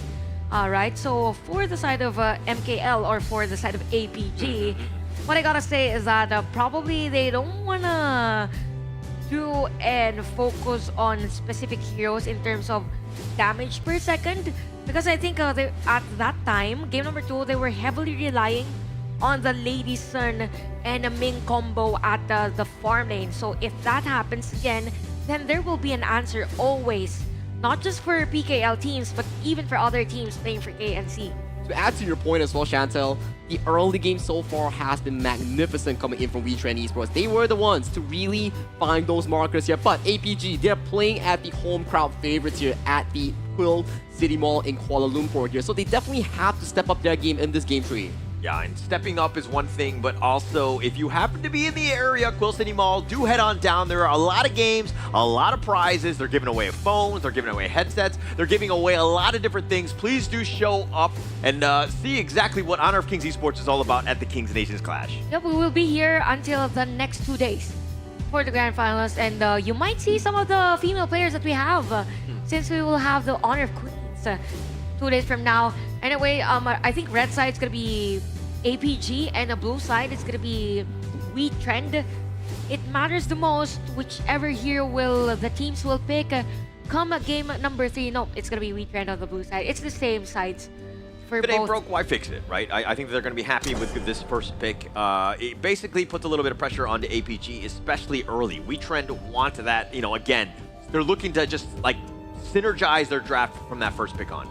Synergize their draft from the first pick on here. So let's revisit what made Wetrnd so strong in Game 1's early game and Game 2's overall performance, right? We need more early game power here coming in for the side of the PKL fan favorites to really force these early game team fights against APG. For APG, if they falter in that early game, things could pretty much happen the same way again, just like in game number 2. Yeah, that's true. So for Wetrnd, I think they can prioritize a hero for Arise. Because earlier APG battled Agudo. I'm just not sure if it's advisable to pick that. Arlie, I forgot about Arlie. So for Arlie, they have a huge winning percentage on that, 16% all throughout PKL.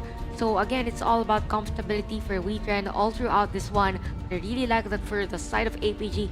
They got the Dolia, even ENG for this one. Yeah, Arlie, just a great first pick. I mean, especially when Darfin's able to pilot that hero. I think that it's very mechanically difficult. You're able to do a lot of damage.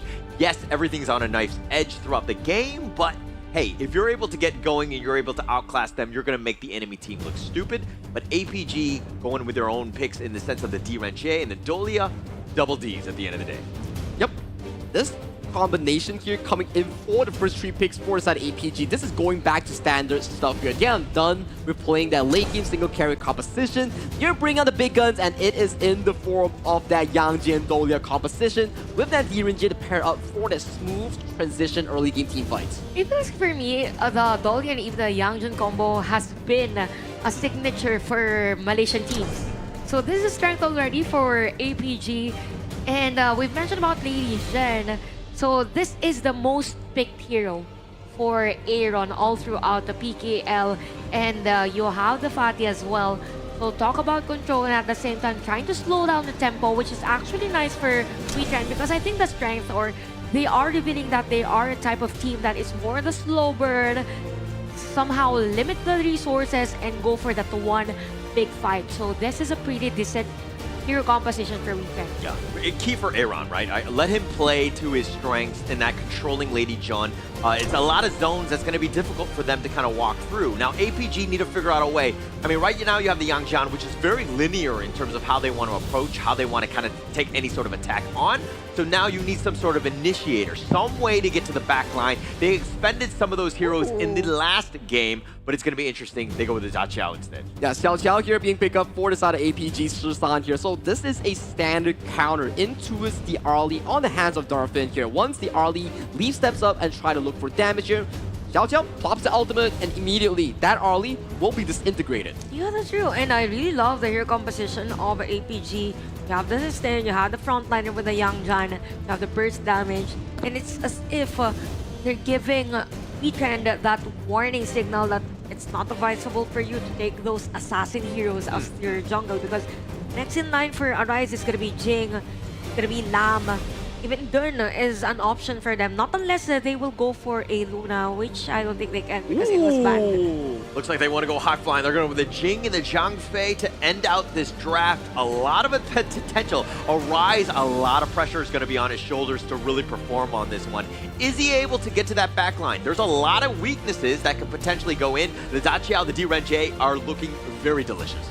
And this Jane here, you know that Arise is warmed up and is so confident coming into this game number 3. He had a phenomenal game 2 here. I want to see if Wetrnd is able to repeat that success they had last game. To be fair, I had this conversation last night with a pro player from PKL and I asked her whether why Aaron was using a Lady Shen a lot, and he said it's because they want to funnel most of the gold for Arise. So let's expect that the start of this game number 3 is going to be Arise. Yeah, I mean, Arise and Darfin, both of those guys really need gold, but we're going to find out this is going to be game 3, the pivotal one. Chantel and Sagi, please take it away. Game number 3. Again, this is Wetrnd versus APG. We saw the full potential of the Filipino team earlier on that game number 2. Now for APG, what's going to be the answer in this? Now we see the hero composition. What do you think about the hero lineup? I think it will be in the favor coming in for the side of Arise and Darfin to look for these big plays. But in this Clash Lane matchup here, Syndicate has been consistent in winning these 1v1s. You know what, for APG, I really like that they actually answered the aggression of Wetrnd from game number 1 and even game number 2. They're now proactive around the map and somehow trying to find as to where their jungler of Wetrnd is rotating on this game. Yep, the rotations coming in the early game will be quite pivotal for these two teams here. But so far, in this bottom lane, it is Aaron against JD in that 1v1 matchup here, unlocking Darfin on that early to collect more resources as we talk about it. But this early game, pretty quiet so far. Yeah, to be fair, for the lineup of ABG, I just expect this to be a bit slow early on because as much as possible you have that level, you need that level 4 for Saber's hero, Yulong. even for Yulong. But speaking of aggression, there will be a lot of pokes coming in at the bottom lane and almost close. So Wetrnd might be able to set up a play, but they will disengage as of the meantime. Very good stuff here coming in from Wetrnd. They respect the play coming in from Yulong and they disengage it with a lot of smoothness as we talk about, and a rotation coming in for the side of Rise, getting more of these farm, but engage, drops towards Shusan. Shusan, no flash, gets executed as the first blood here, but Syndicate with no flash, can he escape towards safety here as Aaron is a bit too low, coming in with the Hound, Yulong takes another kill coming in from APG, but a return kill for Darfin as we match the score with a 2-2 scoreline. Okay, nice initiation by both, but we really have to commend Siang at that time. He was on point with the teleportation. 2-2 again for Wetrnd. I really like the aggression out the middle lane. Let's look at the instant replay. So at this moment, there was a setup play from the side of Wetrnd, but look at Siang, right on a point for that the backup damage for the side of APG, taking down another player for the side of Wetrnd.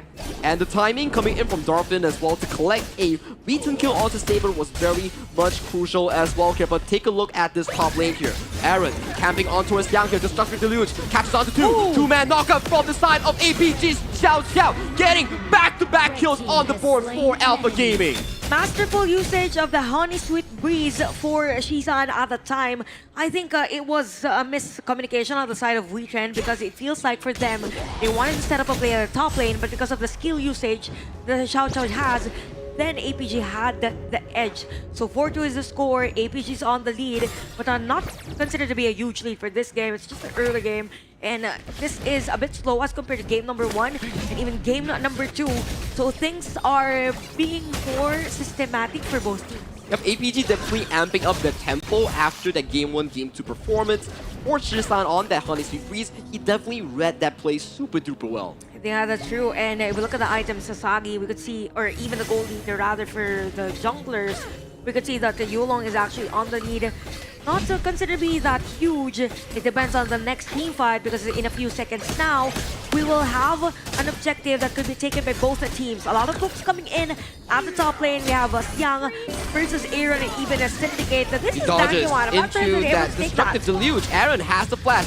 Might have to force it here. Forcing out the flash here. Same goes for Xiang. 1v2 exchange here in favor for the side of APG. Flash for flash, but take a look towards the bottom side here with more members coming in from APG. That's a free Tyrant. Yeah, that was expected from APG because Xiang was able to sustain all the damage. Could have been a trade for the side of Wetrnd. So we could see that for APG, they are on the lead on this game. By the way, Byron, one of the priority picks is expected in terms of early laning, they will be on the lead. Going in, but did not really find the mini route here coming in from the Mirror's domain. So Shisan did escape thanks to a sliver of rotation, no duration. To be fair, I really like the change in the dynamics for both teams. I mean, for game number 1, it was really fast for the side of APG. Wait, speaking of fast, but a bit of a danger here. Does get out alive, still has that heal here. How do you see a Breeze? Catches onto Maze. Maze! Missing that timing here. Gets CC chain until the fact that he is unable to cast that Unbridled Outburst. And you don't want to give JD those kills early this game, so could be an edge for APG all throughout. So we have the reverberation already for Shisan. So we're waiting for another item. This is 700 gold lead. By the way, in terms of the mages or mid laners for both teams. So as expected, we will see APG to be more aggressive because they are more on the first side. While for the Lady Shen, it is considered to be a utility one. Correct, and Arise will be one of these key markers to really find those big engages here as Shisan pop in that ultimate here, forcing the movement for the side of Wetrnd to back away from that tier 1 here as Yulong using the Heaven and Earth form, forcing the team coming in from Wetrnd to back away. On towards the flip side here, Syndicate getting the ultimate pop here, but Unbridled Outburst here from Maze catches on to Saber and also Yulong here, but is the damage enough as we see a clean disengage here, but hang on a moment though as Syndicate gets decimated once again by that Honey Sweet Breeze. Masterful play again from APG, and it feels like for Wetrnd, they're a bit lacking in terms of damage to actually burst even a Yulong. I mean, it's a Yangjan, okay, but still, if we have longer team fights and you have the Dolia, at that moment, there was no Dolia. So for Wetrnd, they need to speed things up for Darfin. And speaking of Darfin, already 4.3k, already has the item. So it feels like for APG, the good thing is that they're continuously pressuring all the lanes of Wetrnd. And speaking of pressuring, Yulong is at the top lane, securing those minion waves. Could be a secure for them mid lane. Arise getting onto 2 here with that beautiful engage coming in from Aaron here. Does find Shisan and both Saber in that mid lane here. Aaron, he's been on point on that Lady Zone. Definitely, but 6-4 Sagi for this game. Let's watch the replay wherein there's going to be a setup from the side of Wetrnd, but at the same time, we have the counter supposedly. For APG, it's all about the Lady Gen. It's all about the timings now for the mid lane. It's very nice stuff here. This is why you mentioned that Aaron likes to funnel gold into Arise, but you can see the collaborative effort between Arise on the initial engage with Aaron immediately flashing in for his jungle. And you know, it's all about the confidence in terms of mastery in terms of the hero usage. For APG, good thing is that they group up and somehow tell Wetrnd that we're here. There's a potential play at this part of the map. Wetrnd currently being pushed back at the bottom lane, but we have the space for Darfin at the top lane. So it's all about trades now. 4-man Unbridled Outburst here, forcing the disengager, buying time for Darfin in that clash nature as towards the mid lane here. Aaron, Xiang, both critically low in their health bar here, but objective advantage fall towards Wetrnd Esports as Darfin, he was just getting a free turret up towards that clash lane. And it isn't Arlie that's actually farming, so let's expect later on that the damage will spike against APG, and I really like that for Wetrnd, and we have the trades now. You know, they're finding a way to somehow limit the possible threat from the side of APG. The lead earlier was around, what, 2,000? But it's now around 1,000. So it means that there is a progression around the map. And speaking of, they need to defend this tower at the middle lane, to which they are successful, and APG is still finding that rhythm to somehow be aggressive against Wetrnd. This is what they need to do right now coming in from APG. They are playing against a timer here. Their late game falls in the hands of Shisan on that Xiao Xiao here. If they were to go towards a ultra late game and Arise were to find that one single assassination, things would go really ugly coming in from the side of Alpha Gaming. Yeah, that's true. That's why I think for the rest of this game, or for most cases on this game, for APG, they shifted into a macro play style as compared to games 1 and 2 wherein they were already head-on 5v5. But I think they can, taking on the position of Mace, he could come from the back and give information to the rest of the players of Wetrnd. Hang on a moment as we see Yulong going towards the back line here, forcing out the flash coming in from Aaron here, but Yulong to Dawn front here for the side of APG as Xiang might be the next member to fall with Xiang being frozen by the destructive deluge. 4 members coming in for the side of Wetrnd as they trade coming in for APG with JD and Shisan's consistent damage output. JD now a 3-0-1 for APG. Could have been a kill or could have been a win for Wetrnd on the team fight, but all boils down on a better execution in terms of the initiation. Bottom lane, there could be a poke from the side of APG. JD is still alive! Nice golden token coming in from JD. Very good counter kill here, but Syndicate did try his best on that, but almost close, but not so there. Okay, Hey, Aaron. Shazan coming in the flank. Bloody Sweet Breeze does not land, but the return here does get another kill here. That's the 10-minute mark, and that is a free Shadow Tyrant going over to APG. I think even at that time, even though Aaron has maybe the flash, I don't think he will be able to escape that threat from the side of APG. Okay, APG on the blue side. Arise is being zoned out. The Maze is there. Saber is trying to secure that one, and I think for this one, they're individually playing for the side of Wetrnd. Things were looking really good coming in from both teams until this very marker, whereby you're giving all these objectives here, plus Xiang forcing out the position here, allowing Arise to catch our Shisan here, and Xiang also dropped here. What a big catcher with the unbridled outburst on towards Yulong here. Yulong unable to heal up here as Wetrnd Esports are back at it again. They are so good in these team fights. Definitely. Look at their fin, 5-1-0 on this Arlie. And we talked about the prowess of an Arlie, right? Just imagine you already have the item, you're able to clear the minion waves. It means you have enough gold. And right after that, we mentioned about the macro plays or securing the objectives. Then we have Wetrnd securing the Shadow Overlord. APG lost that fight even if they had that Shadow Tyrant here. So that is a very bad news if you were Alpha Gaming or Alpha MKL fan. But for Wetrnd and PKL fans, Darvin is still unstoppable on that early thus far. From a 5-0-1-0, now 6-1-0.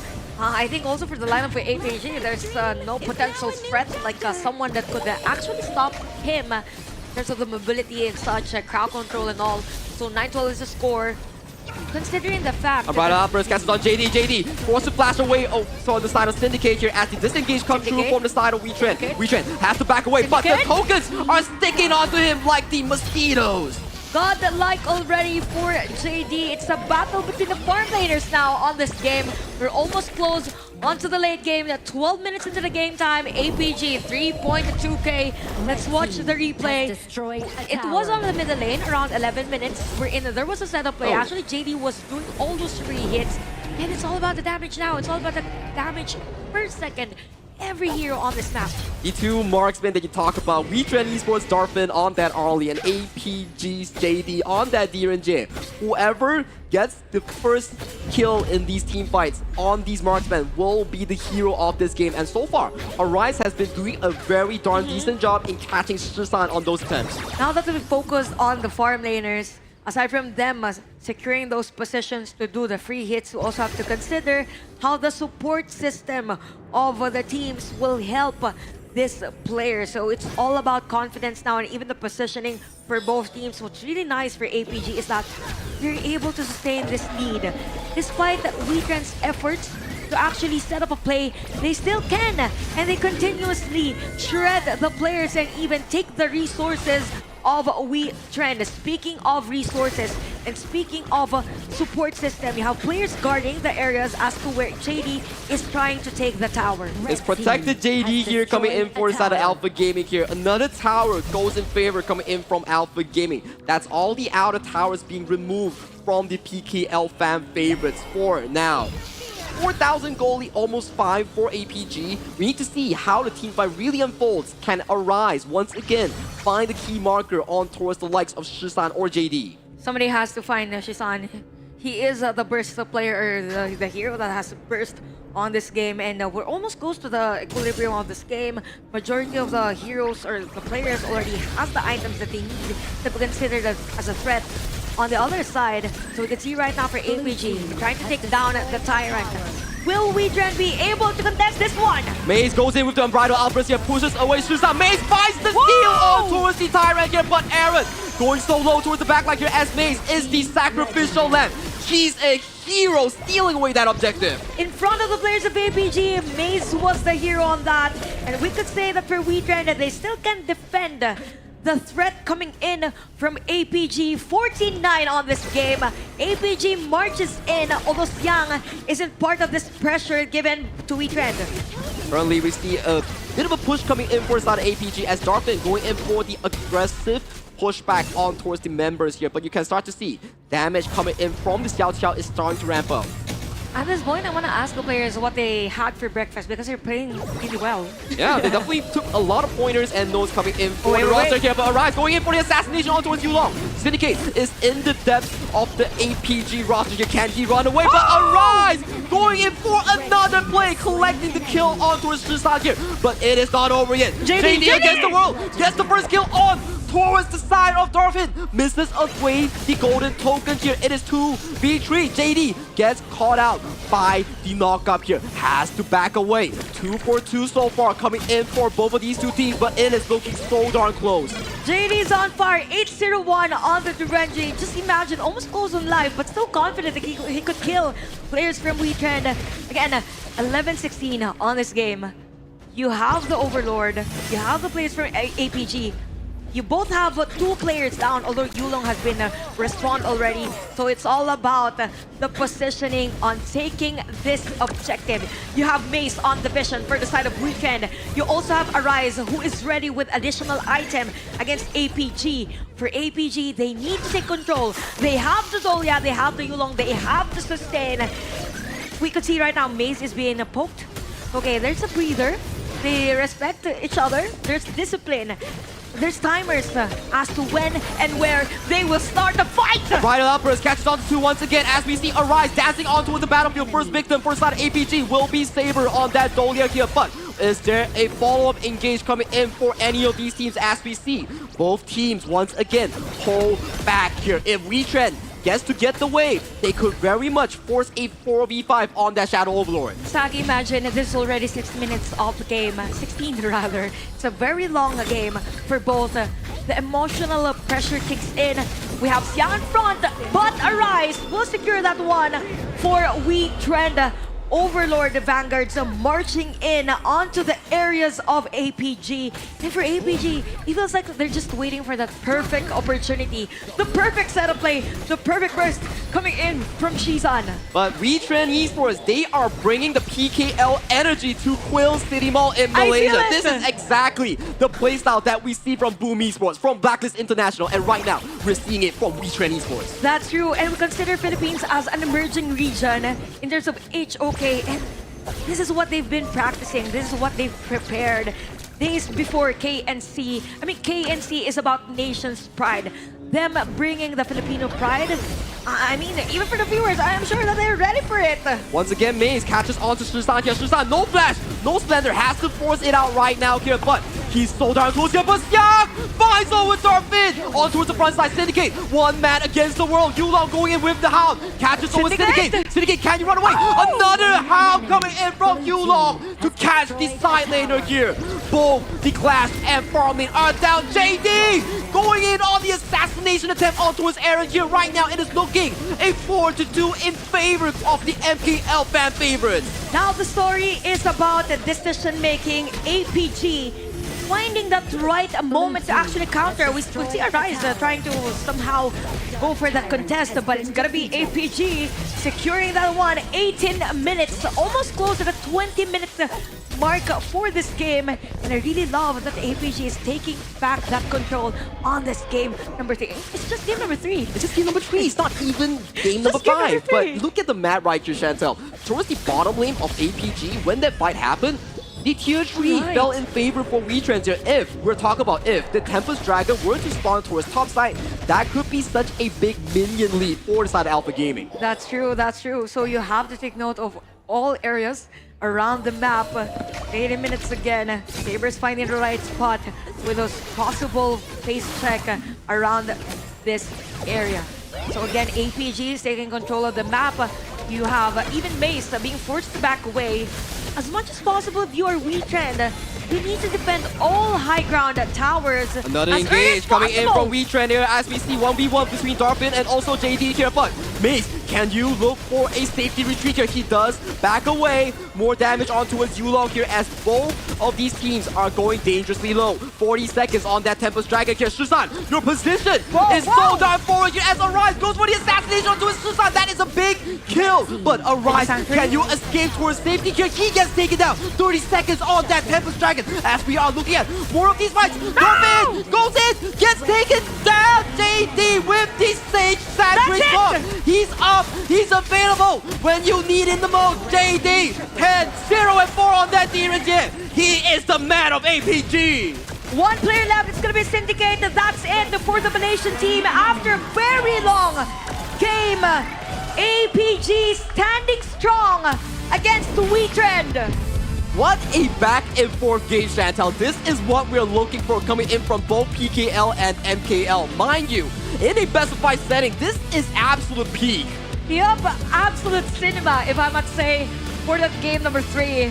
I mean, almost close by Wetrnd. It's just that in terms of late game decision making, it is expected that APG will win those moments. Yeah, and they had a great time, right? In the sense that they were close. Wetrnd actually made it very close. There were opportunities where they were able to get in, but in the end, just a couple too many mistakes in the sense of like Arise going in for that last pick on the Shisan, got a little bit of aggressive on that one, and when you're down a member, it's going to be a bit of an issue. Plus, they really had no answers for JD.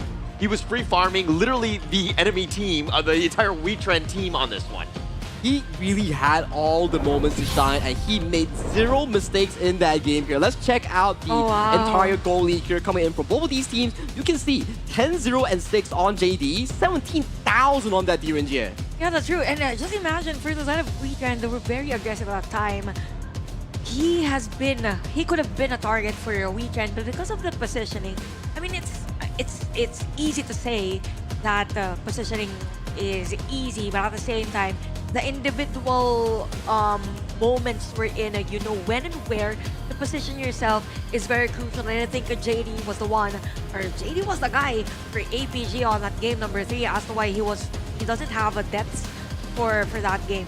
Yeah, and everything about Wetrnd was farming everyone else but JD, and they had no answers for them. And JD would even go aggressive, he would flash, get that Imperial Order, and just like mow everybody down. He did an insane amount of damage with 150,000, but Syndicate on the other end, doing whatever he could. Some of his teammates would get out of position. He would go in, try to get those flashes, and just do that damage.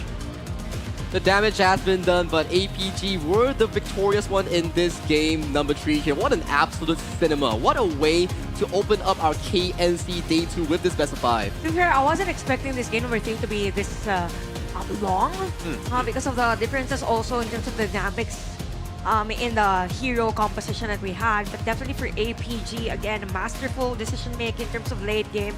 We have to commend also Saber, who had 92% in terms of team fight participation all throughout the game, sustaining all the damages. And here's the graph. We could say that for most parts of the game, it was the player, or it was APG dictating the game. It just so happened that for Wetrnd, they were kind of winning the team fights. But in terms of macro, it was APG winning those.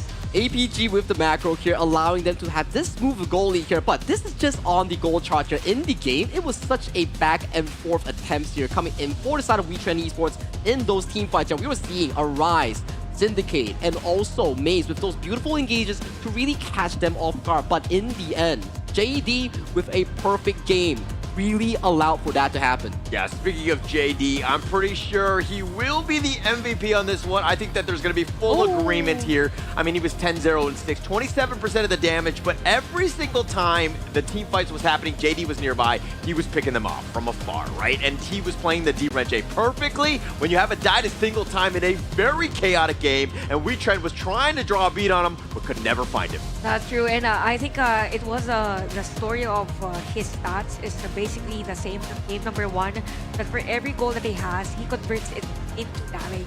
That's why 26 versus 27 is pretty high.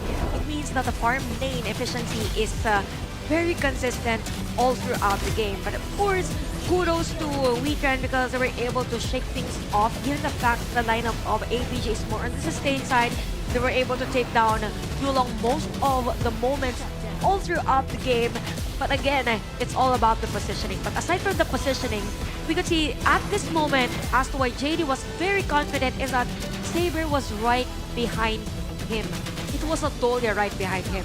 Yeah, always supportive in that sense, right? And that's the perfect lane combination that you're looking for. Plus, Aaron, there were times where, I mean, like Syndicate just trying to run away from JD, he just gets mowed down every single time. And JD, like a maestro, like playing with his food, does the walls, his footwork is phenomenal, catching people out. Maze has to use that Umbrella Outburst. He used it quite a bit, and he set things up. A lot of good team fights, which is not easy to do, but then Darfin got picked off, and you saw this time and time again with those team fights. Once Darfin goes down, you're really going to struggle to really to take over that team fight. Yeah. Losing out the DPS coming in from Darfin here, definitely not what you want to be expecting coming in from Wetrnd, but take a look at these offensive plays coming in from JD. He was just all over the place with that golden token flash. Yeah, and this was the very end. Arise had gone in. Once he'd been picked off, it was literally just throwing it all in, trying to get some sort of pick off, trying to stay alive. It wasn't really going to happen. Syndicate was doing as much as he could, but once you're down numbers, impossible at that stage. Unfortunately, Wetrnd faltered in the end. Yeah, and at that moment, I think for the final moments of the highlights, I think that is where the veterancy and even the late game decision making comes in, because at that moment, when there was 2 players down for the side of Wetrnd, they kind of deteriorated on how to defend against the marching players of AP. Yeah, I think the biggest thing is that you need to be patient no matter what's going on, right? I think that just like Even calm in down. Yeah, even in life, right? I mean, yeah, at certain times. I think that we need to kind of bring it up a level here and there, but there are definitely, you got to pick your moments, right? Because these are, again, situations when things get a little chaotic. You know what I mean? Anything can happen and you might get caught out. And that's kind of what you saw towards the very, very end. That's the pressure that we talk about being a pro player. All these high pressure games, high level games, it boils down to those key moments in those final few moments whereby a split moment decides everything. And JD was that person to do so. But ladies and gentlemen, that was a very exciting game. We need to take a breather coming in for all of us and the players. We will catch you right after this short 5-minute break. See you later.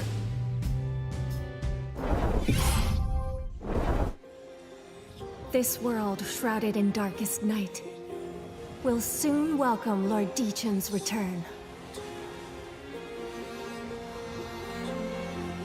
We must join forces to prevent the Dark Lord's revival.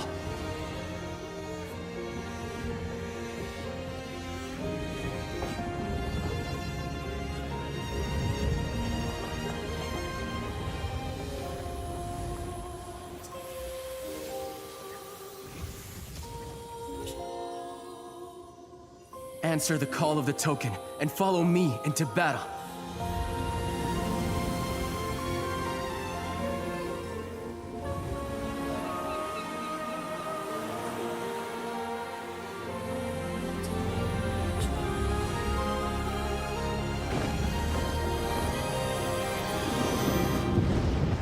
Neither I nor my 5 Thunder Drums will permit the Dark Lord's return. A mere mortal. Seeking to overcome the divine? How misguided.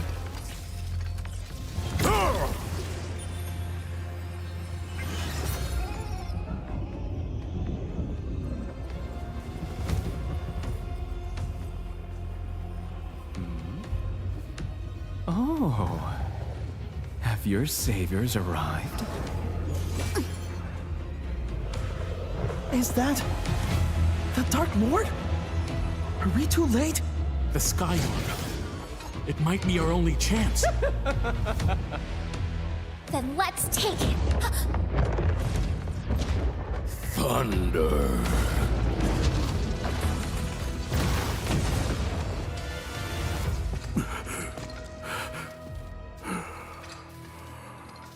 Master Sekong? His power can wound the Dark Lord. You truly consider yourself a threat to Lord Dichen?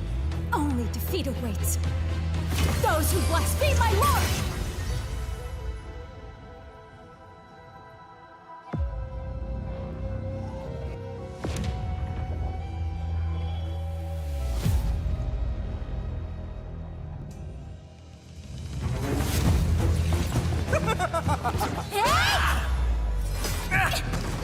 Kogoma, can you get the Sky Orb?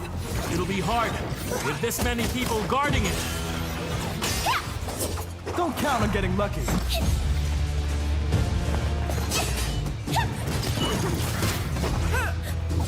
Out of the way. Help me!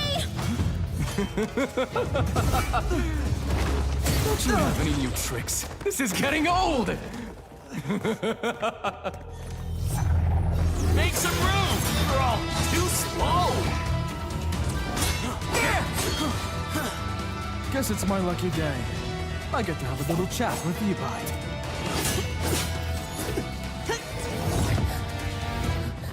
I made it.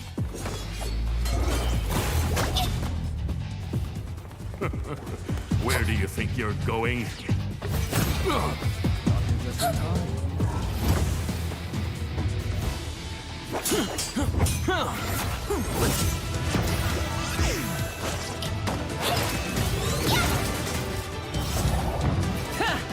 Your hero has arrived! Hero, more like Zero! Huh? My idol is here too! Huh?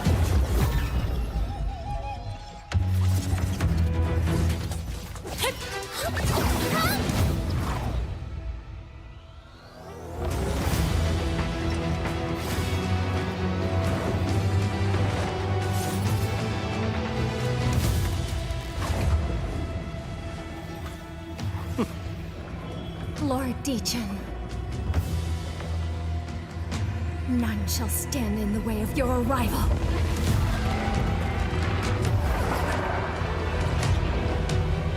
What?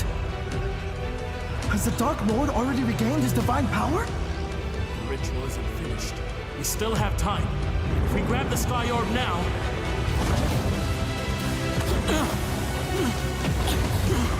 Forget that for now! Let's focus on getting through this shield! We have to stop the Dark Lord's return, no matter what!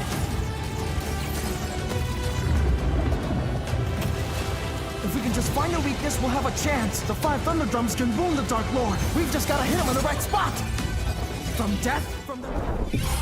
Nail-biter of a game. Alpha Gaming with just enough to get themselves a lead. They're at match point up 2-1.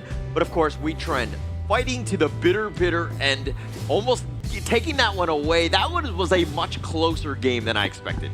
It was really PKL's statement there, whereby they're saying like, okay, Game 2, it was not a fluke. We could really take on some of these best teams in the world, whereby APG, they are a team that went to KWC, went to S3, and right now they are on their tracks to go to KIC as well. So definitely, it's a feel-good moment for the PKL fans. Definitely feel good. I mean, this is the situation. I mean, going in, they're not going to really, dare I say, make the KIC, but this is a moment to be able to take this to Alpha Gaming, who again, 3rd place in MKL. They are not small fishes at the end of the day. Yeah, that's true. And it feels like for the Filipino teams, they're quite equipped coming to KNC. I mean, we've considered them again an emerging region. I'm from Philippines, by the way. I consider ours as an emerging region, but at the same time, them playing like that against a teams like APG, who's actually 3rd at MKL, and at the same time with Blacklist International winning against HBSE the other day with the single game tells a lot, is already a statement, I mean, for the side of the Philippines. Yeah, and actually with that last game, Wetrnd really taking that one to the maximum fighting. You could see the fighting spirit. I think it's safe to say that we're all Filipino on the desk on that one, because they were willing to just lay it on the line, right? Guys. And I love it. Yeah, you definitely have my support. It's a little biased at this point, but I was a Filipino fan from that point as well. You saw me how I supported Blacklist yesterday and today as well. I'm supporting Wetrnd as well. My boys Arise, Syndicate, they're all on the screen there. So for them, it is really down to those few key moments, the mental pressure that we talk about that they really need to withhold in those situations. And if We're all in for progress here. Yes, progress. At the KNC, because we want to elevate the playstyle of every region. Well, thank you for the Malaysian teams because you help us elevate that playstyle. But yeah, for this one, a lot of progress. And we have supporters from Filipinos here at the venue. And speaking of those watching our live stream, you can gather around at the venue. Come join us at Quill City Mall. We have lots of activities for you and even rewards if you come in. Yep. And looking at the global ban pick, these are the picks that have been made thus far. They're not able to play it in Game 4, potentially Game 5 as well. So this is, again, we're trying to draw deep. How deep are our hero pools as we get to this level? Because it's starting to get a bit late. Yeah, I can see you started there. You know why? Because that was just an insane amount of team fights that we saw just now. We were just like all waiting for that final few moments and coming to this game number 4. Early game seems to be an important factor here. The team fighting power being generated by the PKL squad is something that MKL is trying to be matching in that department. Yeah, that's right. And at the same time, the team that has a better way to punish the error of the other team actually wins the game. Because at that moment, I think for game number 3, it was APG leading that department. Because for most cases, it's as if they're pushing Wetrnd 8 errors all throughout the game by putting pressure for all lanes. That's why they were effective on that game number 3. Yeah, and it also seemed like Wetrnd were trying to force the issue a bit. I mean, again, they like to fight. It's exciting, right? And you're constantly just like in the enemy team. It's but a trend. Yeah, it's definitely a trend, right? And there are moments where they'll risk it. It's not the greatest of decisions at times. And I mean, hindsight is definitely 2020 and biased in that regard. But APG, on the other hand, playing a little bit more casual, right? Consistent, understanding that we need to stick to objectives here.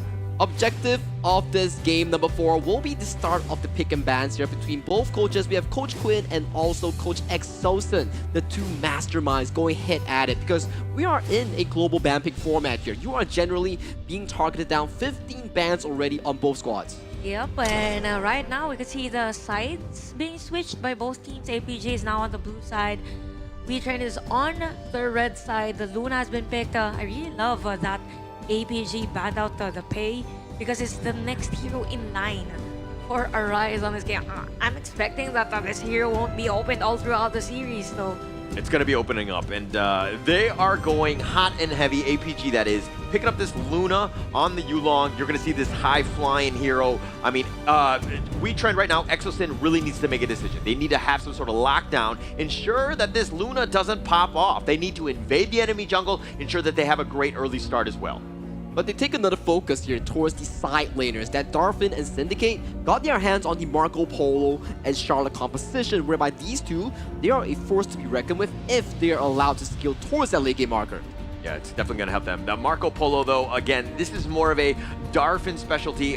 You know, I mean, it's something that he really likes to play. We've seen it consistently used, but he needs time, right? It's all about having some sort of space and ability to farm, and now you're seeing APG counterpicking with the Channel and the Diadea themselves. Yep, and in terms of our early game, I think our early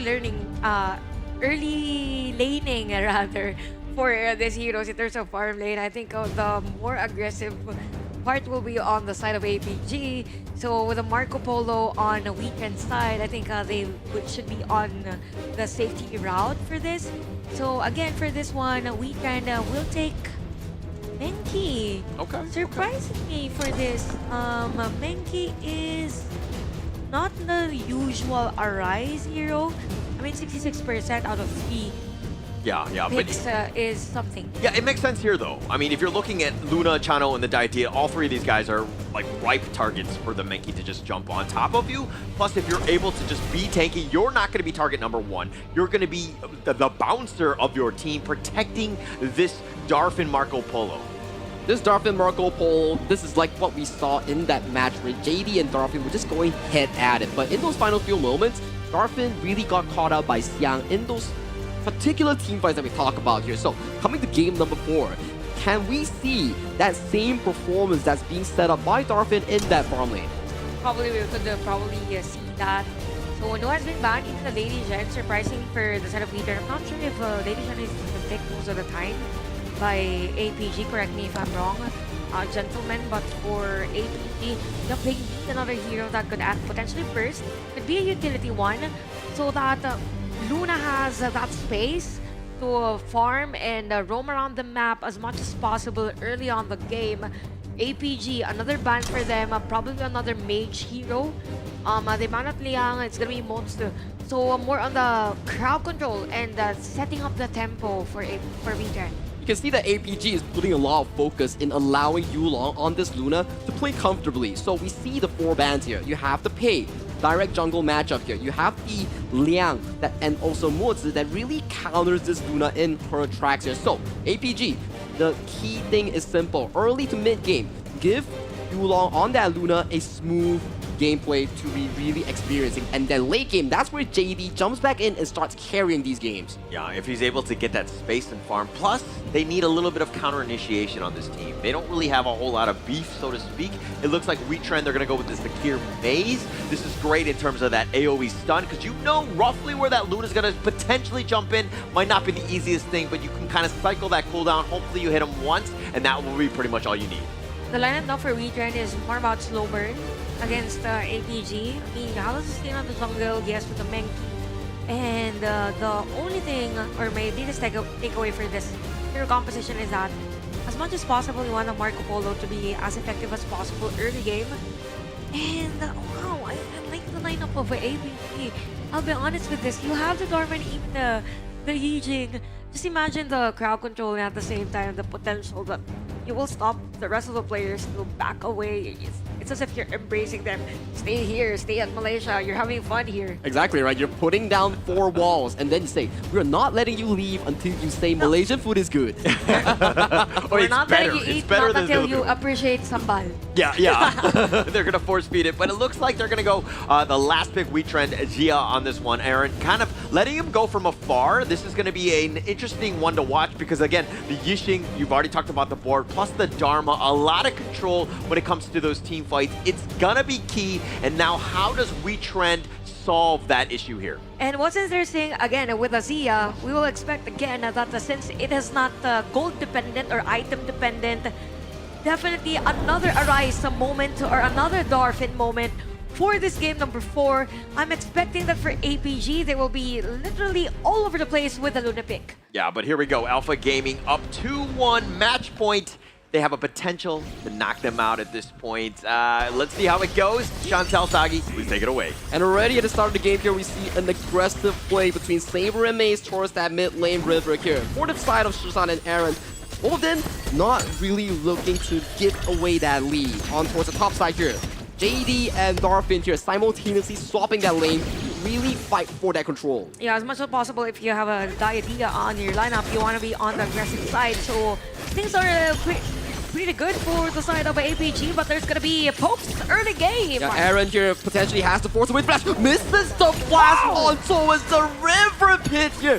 That is such a painful play coming in for the Wetrnd mid lane. Of course, very crucial one. And it's against Zia. As much as possible, we want Zia to level up continuously, not be the target as much as possible. So APG looking good on this game number 4. Again, match point for the team. 1-0 on this 1-minute game and 800 gold lead for an early game. I think that's pretty huge, and it's up against a mid lane. And you're giving it to none other than JD in this matchup here as we see Maze Yulong gets caught out here. Yulong does arrive here, but it is a secure we're talking about. Those ride the wins, he could really get out of danger very easily. Yeah, I would agree for that. And right now, the pressure is really on the far lane, and they know that Dolphin's confident with this Marco Polo. I think for most PKL teams, we're gonna be playing it well. And we see an engage coming through from Saber here on towards Maze, getting away to safety here. That was so close for comfort. So close, so close. Good thing he has the flash for that one. And APG starting things really fast in terms of the resources because it is pretty huge. 1.5k gold lead. You have consistently having Shizan farm and even clear the minion wave. And remember, Shizan was the MVP. No, it was a Jihong. It's his Hing. Yes, Jihong yesterday on that Yixing performance. Yes. Anyway, they play really well on the mid lanes and talk about precision and even a position around the team fight. So for Wetrnd right now, they need to do something, probably a trade. Saber gets caught up by the Universal Law. It's so darn low. Saber with the last hit coming in from Dolphin. Beautiful stuff coming in from Wetrnd's mid lane here. Although a shaky early game, Aaron still makes his marker for that counterplay. That is what Wetrnd needs for this game as much as possible. Limit the lead that APG has. And the focus is really on the farm lane. I'm really looking forward as to how Syndicate and Siang will play on the objective that we will have a few minutes from now.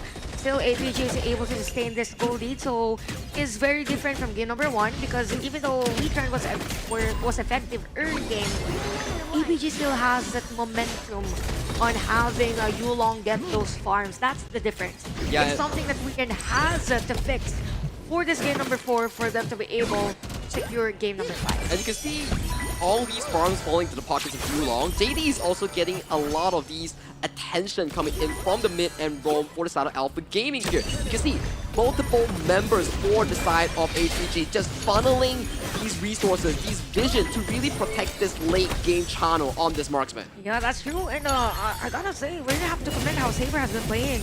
So far, Syndicate is on by the hands of Yulong. That is another initiation yet from APG. And top side here, we see Darfin going in with the Fever Barrage. Catches onto JD here, going extremely low. As Saber and JD both has to run away. Saber with no flash, with no mobility, gets decimated by Aaron on those attempts here. Very good counter kill once again, coming in from Wetrnd Esports as we are approaching this 4th-minute mark. Jungle is in danger for the side of Arise. Okay, good answer, but instead of Wetrnd, we see, okay, a steal from Yulong side on APG, but I think the trade for Wetrnd is going to be on the top lane. So 2-2 steals the score. Okay, talk to me about this. You have 2-2, yes, but there's a huge lead in terms of gold. So this is coming from two things. Laning phase, whereby Darfin is losing a lot of resources in that minion department, and then the jungle resources, whereby Arise, out of all that chaos, is also the losing factor here, losing all these buffs into the hands of Yulong. It's probably because also on the difference of the jungle kits that we have. Again, Assassin versus a more sustainable jungle or utility hero. So 2-2 again, 3-1 for this. In terms of the difference, in terms of gold, you have 4.3k for the Luna and 3k. But there will be a lot of pokes, a lot of luck that Saber has been doing all throughout the game. Very consistent. So it is very effective against Wetrnd. They could probably take down this tower at the top lane, to which they are able catches to. onto 2.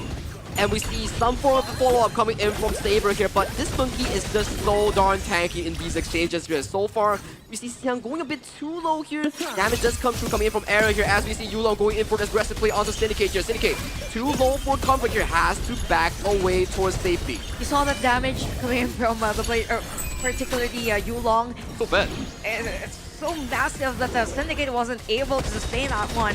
So it's going to be a tall order for Wetrnd for the longer team fight. Yeah, going in, fails the flash, has to bail out. Universal Law catches onto him, does use the set on towards the monkey, towards the wall, as we see this buff is not long for long. For the side of APG, they do steal with this Azure Golem, but with blinking health bars here, Wetrnd Esports wants to really stop this retreat back towards the mid lane. You know what, for APG, they've been playing really fast. Yulong goes in, gets fast. the kill. That is a mechanical prowess of this Luna here as the port. Catches none. Syndicate in no man's land, goes towards the back line here. Diadea with the key heal here. Saber saving Shusan's life. Okay, 2 players on the side of Wetrnd.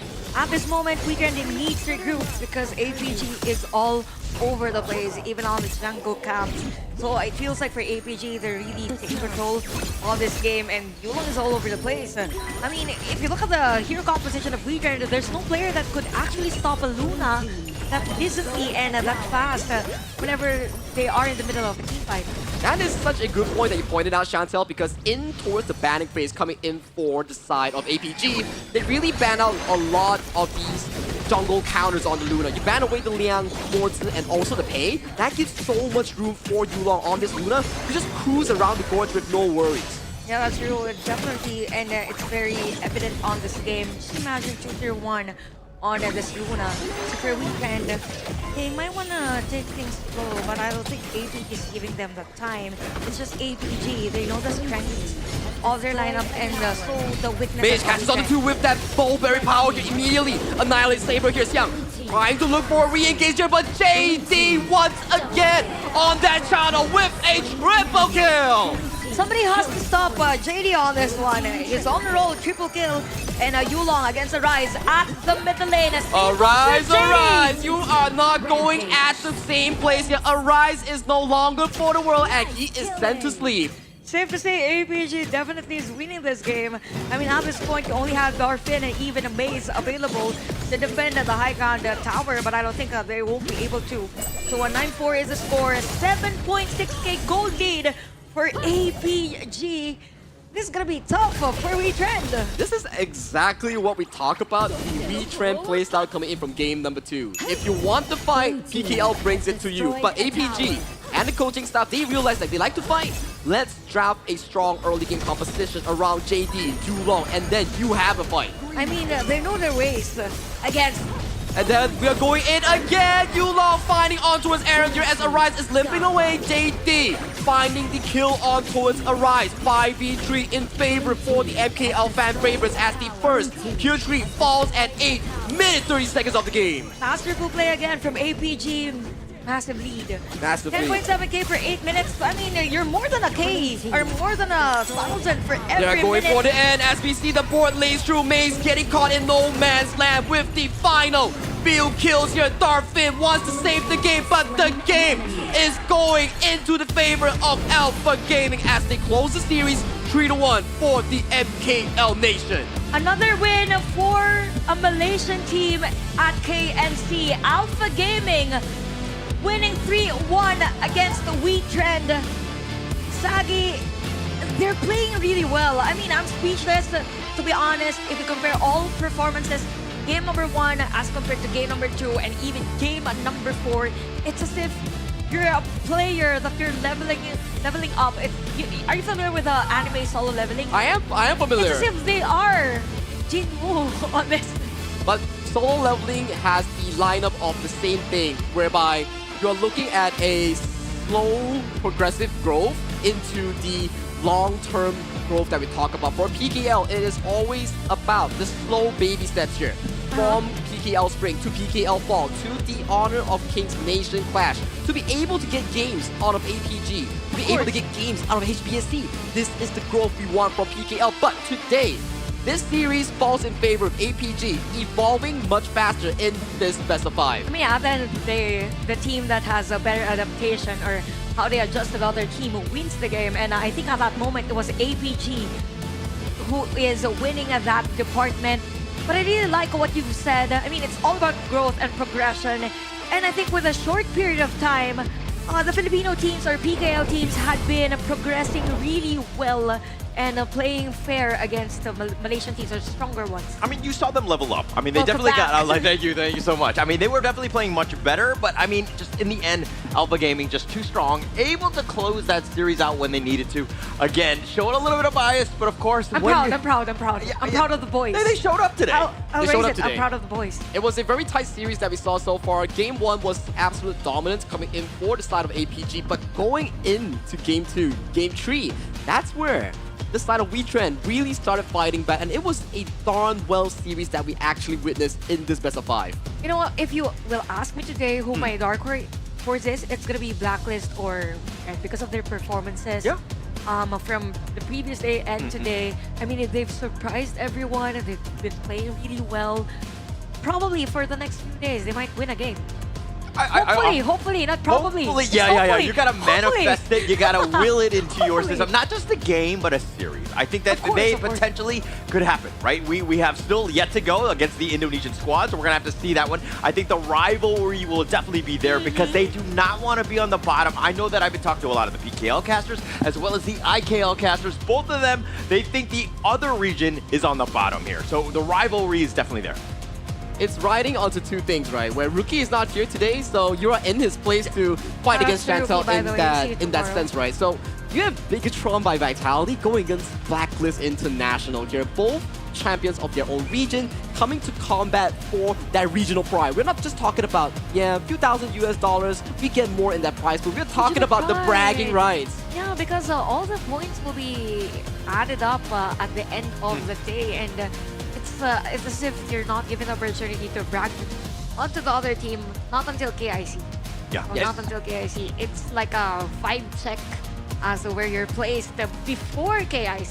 But it's important because it's about that experience, right? Going up against the squad that, again, you could potentially see at the KIC. You want to get those reps in to see exactly what sort of strategies fantastic. Am I able to go in? I think if we're going into some of the drafts right now, we've seen the Yang Jian kind of really play off, right? I think the teams are really been, dare I say, unprepared for it. They have, been basically rolled over by this one single hero come that draft. I think Yang Jin so far has been a fantastic hero coming in for most of these junglers to really catch people off guard in that draft that you mentioned here, especially the MKL has been practicing this pick since the playoffs, and we've seen how the BO7 really started this pick here, but we need Mara here to really check with the players, to check with the MVP on that interview, so let's pass it over to Mara. A big round of applause to Alpha Gaming. Congratulations, Saber, JD, you guys have done amazing. Now, Saber, Malaysia has been undefeated so far. Against Philippines and Indonesia, how long do you think you can keep this win streak going? I think we can win every game. Win every game, so you can defeat them all. Yes. And from what you guys are doing, it looks very possible. Now, JD, you're always MVP. You are so spot on, so amazing. Now, what is the biggest reason for your dominance and for Malaysia's success? Because my teammate trusts me. So it's all about the trust. Yes. And that's why it's so worth trusting you, because we could see the great performance, always MVP. Now, the Malaysian fans are very happy right now. Look at them raising your names, screaming for your team. What would you like to say to everybody? Thank you for support Alpha Gaming. And thank you for putting up such a great fight. Now we've heard from the winning team. We're gonna take a look at the casters to break it down even more. Casters, lead the gorge. All right, one thing I've learned from Saber, from that interview with Saber right there, was that he trusts his teammates. I wish I had that same level of trust on the English desk here. Oh, you don't trust us? Well, I mean, depending on the there are situation, definitely moments, situational right? now. It's still a bit early in that one, but we're going to check out the post games. I mean, JD, just like obviously MVP after MVP, when you're 6-0-4, constantly just taking the games down. They were very clinical in this one. Really, very quick game here. Clinical, good point. I think at this point, for other teams that will be facing APG, they really need to stop. JD, 6-0-4 again. And also, I kind of feel it for APG. They're very systematic in a way that everyone steps up in certain timers. If the Clash lane should be doing all those jobs, then he does it. They know when and where to pick. Exactly right. Like, just what Chantel is trying to tell you guys is that, hey, a good team is not down to a single player. It is about 5 players together, and when one underperforms, the other 4 backs it up for their team. And then we see APG. JD has been really the star of this match coming into this entire series here. Every game he played has been wonderful and clinical, as mentioned by Holler. I wish you could tell my ranked teammates exactly what you just said about the whole team play, and not everyone's like a single player, because that would be key for them. But if we're looking at the gold graph, I mean, completely skewed in APG, and this is why they were able to close the game out in about 8 minutes and 57 seconds, one of the faster games at the tournament thus far. But, Wetrnd, while they fought a valiant fight, and you'll check out some of the series in this game, especially games 2 and 3, they really struck back. And I think that was really what caught Alpha Gaming a little off guard here. Yeah, I think also for Wetrnd, the strength is about skirmishes, about team fights. It's just that for APG, again, all throughout the series, it's all about macros. As the way for Wetrnd, they're always trying to lessen that gap that they had. But MVP out of that game, I won't be surprised. It's going to be JD again. All 3 games was JD, if I'm not mistaken. The Dirigid, the channel. Oh, yeah, it's JD. I think has back-to-back JD so far, and he's had a phenomenal performance on these picks. I gotta say, 6-0-4, and then he was single-handedly going towards that backline, getting that triple kill that we may see later on that replay was just so darn juicy of a play coming in from a farm laner's perspective. And he's very confident even without someone with him in the early phases of the game. So that alone tells a lot about the player. JD's just confident. That's the way even the other players of APG was as confident as him, but it all boils down again on that first blood from the side of APG, and it was on JD's hands. That alone means that for Wetrnd, they struggled a bit to kind of lessen the lead that APG had during that game number 4. Yeah, too fast, too furious. I mean, you're seeing even Yulong here just making some serious plays, just hunting them down. No avenue of attack was safe. They were constantly on you. And Wetrnd, again, they were willing to fight it out even when they were down in terms of net worth, but APG just making them pay. They just had too much. Aaron really no chance on this punch. I mean, JD was just running them down, getting all those kills. And this is one of the faster games that we've seen so far. I think it was 8 minutes, 57 seconds. It was all in domination of the side of Alpha Gaming here. They adapt, they listen, and they bring the fighting style back to the PKL's favorite here. So right now, we have this series and it has ended for match number 1. We will be looking at the next series so far. Yeah, and next series is going to be a banger. That one's going to be Blacklist International going up against Bigetron by Vitality. That one will be, dare I say, the match of the day. I think that they're, yeah, I got to represent Indonesia. Sorry, I got to get the flag near me because so I am the guy. You're the neutral guy Yeah, you're neutral. I feel like, yes, you will be the UN in that PH regard. bias today. Yeah, the bias will continue on. This is going to be an all-Filipino team day. So you're going to be, I'm sure, very ecstatic seeing all of those teams that are straight out of the PKL continue to go on. Wetrnd will be back in match number 3. That one, again, will be interesting going up against Alter Ego. Of course, and yeah, for Wetrnd, I think they had the warm-up already, but for BTR by Vitality versus Blacklist International, I mean, we saw the potential of Blacklist International yesterday, but for BTR, I know that they're also hungry for that win because they lost against HBSE. Yeah, both of those teams that are coming up in this next match lost against HBSC. So this one is like, hey, they're looking at each other. It's going to be personal, and they definitely want to ensure that, hey, whoever has that edge going in will be key because it's all, again, about the bragging rights here at the Kings Nations Clash. Kings Nation Clash at Quill City Mall here. Fans are happy. Players are happy as well. Everybody is just playing for the regional pride that we talk about. But it's been a blast of a first game. We need a breather. We need a bit of a rest. So we will go for a 15-minute break and we will just get some water, get some snacks, and we will see you right after this short break.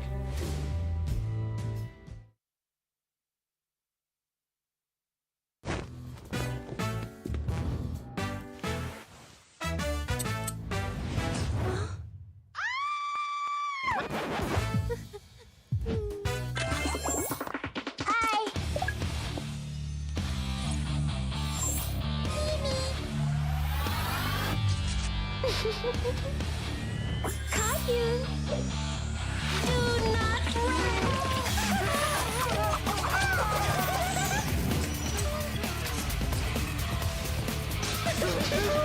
I like that. Hey, you! Hey! Stop! You! Woo! Wow!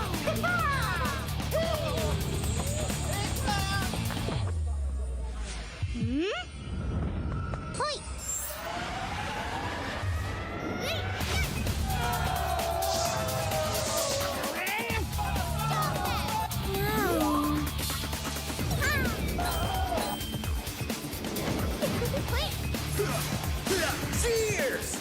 The cursed name, Kaiser.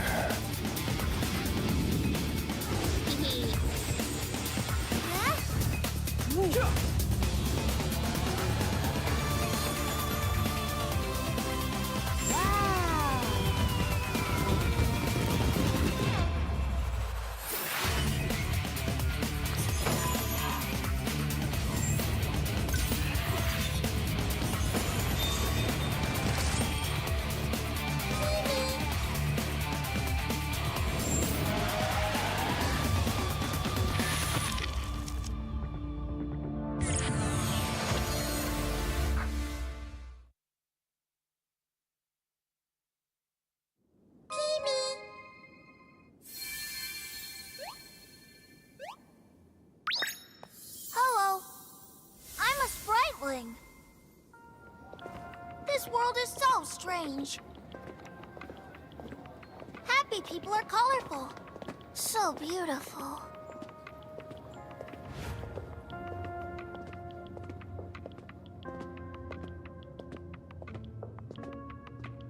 Are those their negative emotions? Ah, so scary! Huh? Oh, let me chase away the unhappiness! Sprite Lane strike! Ha!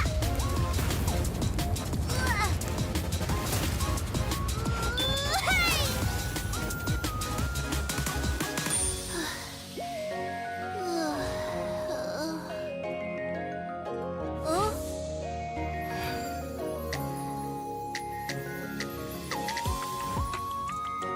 I'm a spriteling. With me around, you'll never be unhappy. Ow! That hurts. Thank you. Let's be friends. Get him! Get him! Pitch blind, let's play another match. Charge! Welcome to the world of spritelings. I'll take you to our annual Spriteling Festival. Enjoy HOK and release your unhappiness. The world can't be without spritelings.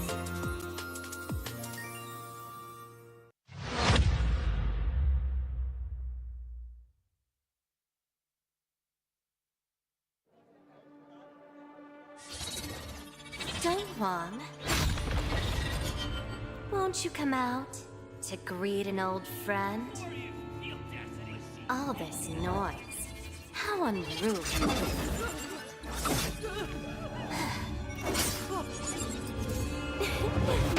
My. Such a grand ceremony, and yet it's become such a mess. Let me help you tidy things up.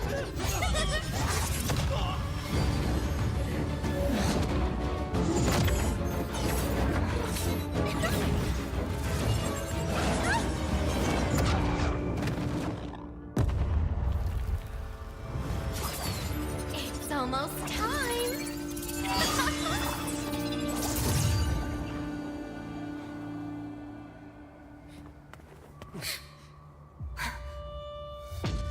Hang in there.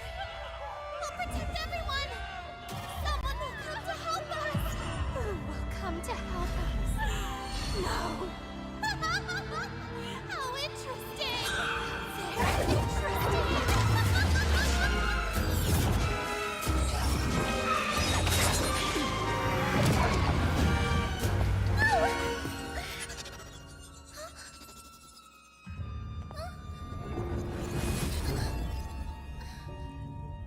You. Why do you always cling on to him? Wetrnd. It's been a long time.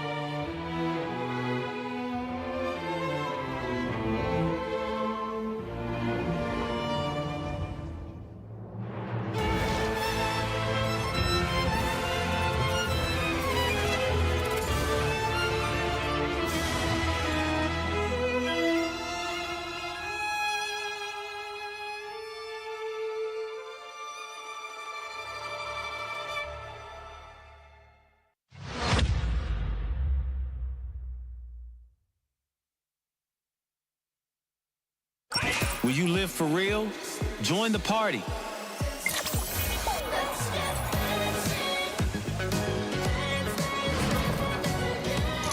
Make the whole street a party and add disco balls.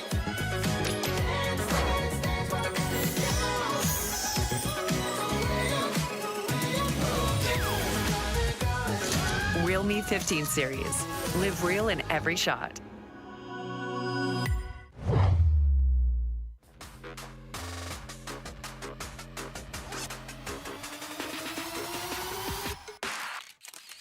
Why are you here? In here, okay? No one can challenge Malaysia. Philippines is the best country in the way. I'm here to prove that Indonesian always on top. Always. What makes your nation stronger? We have our flag in our chest, and this is makes us stronger. Of course, Malaysia lah, because we are the strongest region. Malaysia boleh. Who do you think will win nation clash? You ask a very good question. Of course, Malaysia. Serious? Come on, bro. Of course. You see this? Yeah. I think we're gonna win. Now our team is underdog, and no one see us, no one smell us, and when they see and smell us, it's already too late. Because Wetrnd is very aggressive, rotations don't even matter. We're gonna everywhere. Aggression? Cute leh. Because Malaysia, we got discipline. They call us the comeback king. Ultimate battle, it's nothing new, bro. We always do it all the time. We play the game how it's supposed to be played. We different level. We level so high. Ah, so boring. Come on. So high. So high. Winning is not just part of the game. It's a style. My team is handsomer than yours.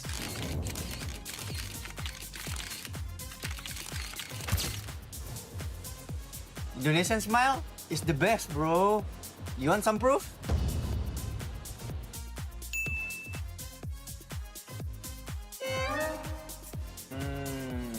You see this? Why is everyone talking about the game? No one's talking about the food. You can't call yourself the greatest nation without the greatest food. Huh? You really ask me that question, ma? Of course, Indonesia food is the best, lah. Huh? Malaysian food is better because we got nasi lemak, roti canai. Come on, bro. Nasi lemak. Got one word for you. Flavor. You bring the spice. Again.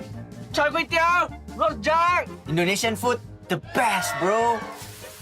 We have Indomie. All the food is very good.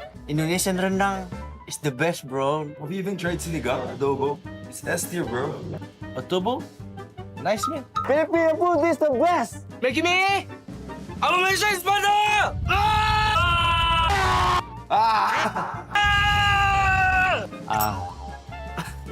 Wait.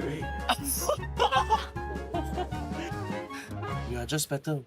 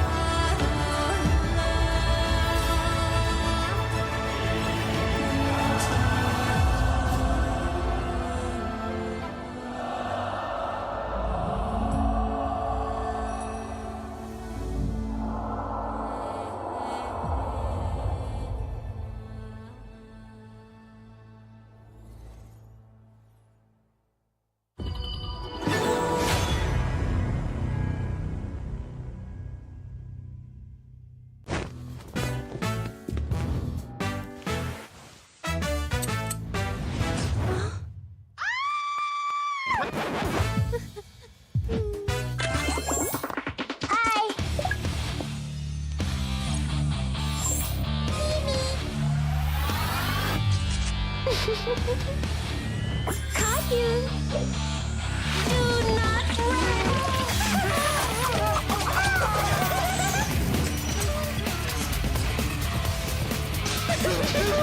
I like that.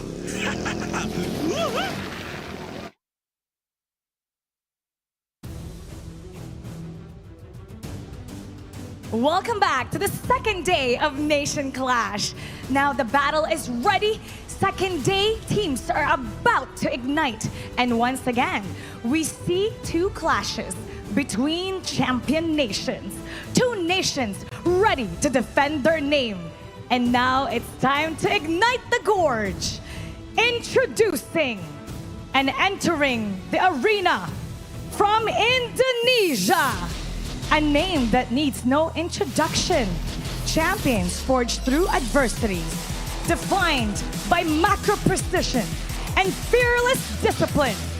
Let's welcome Bigetron Esports.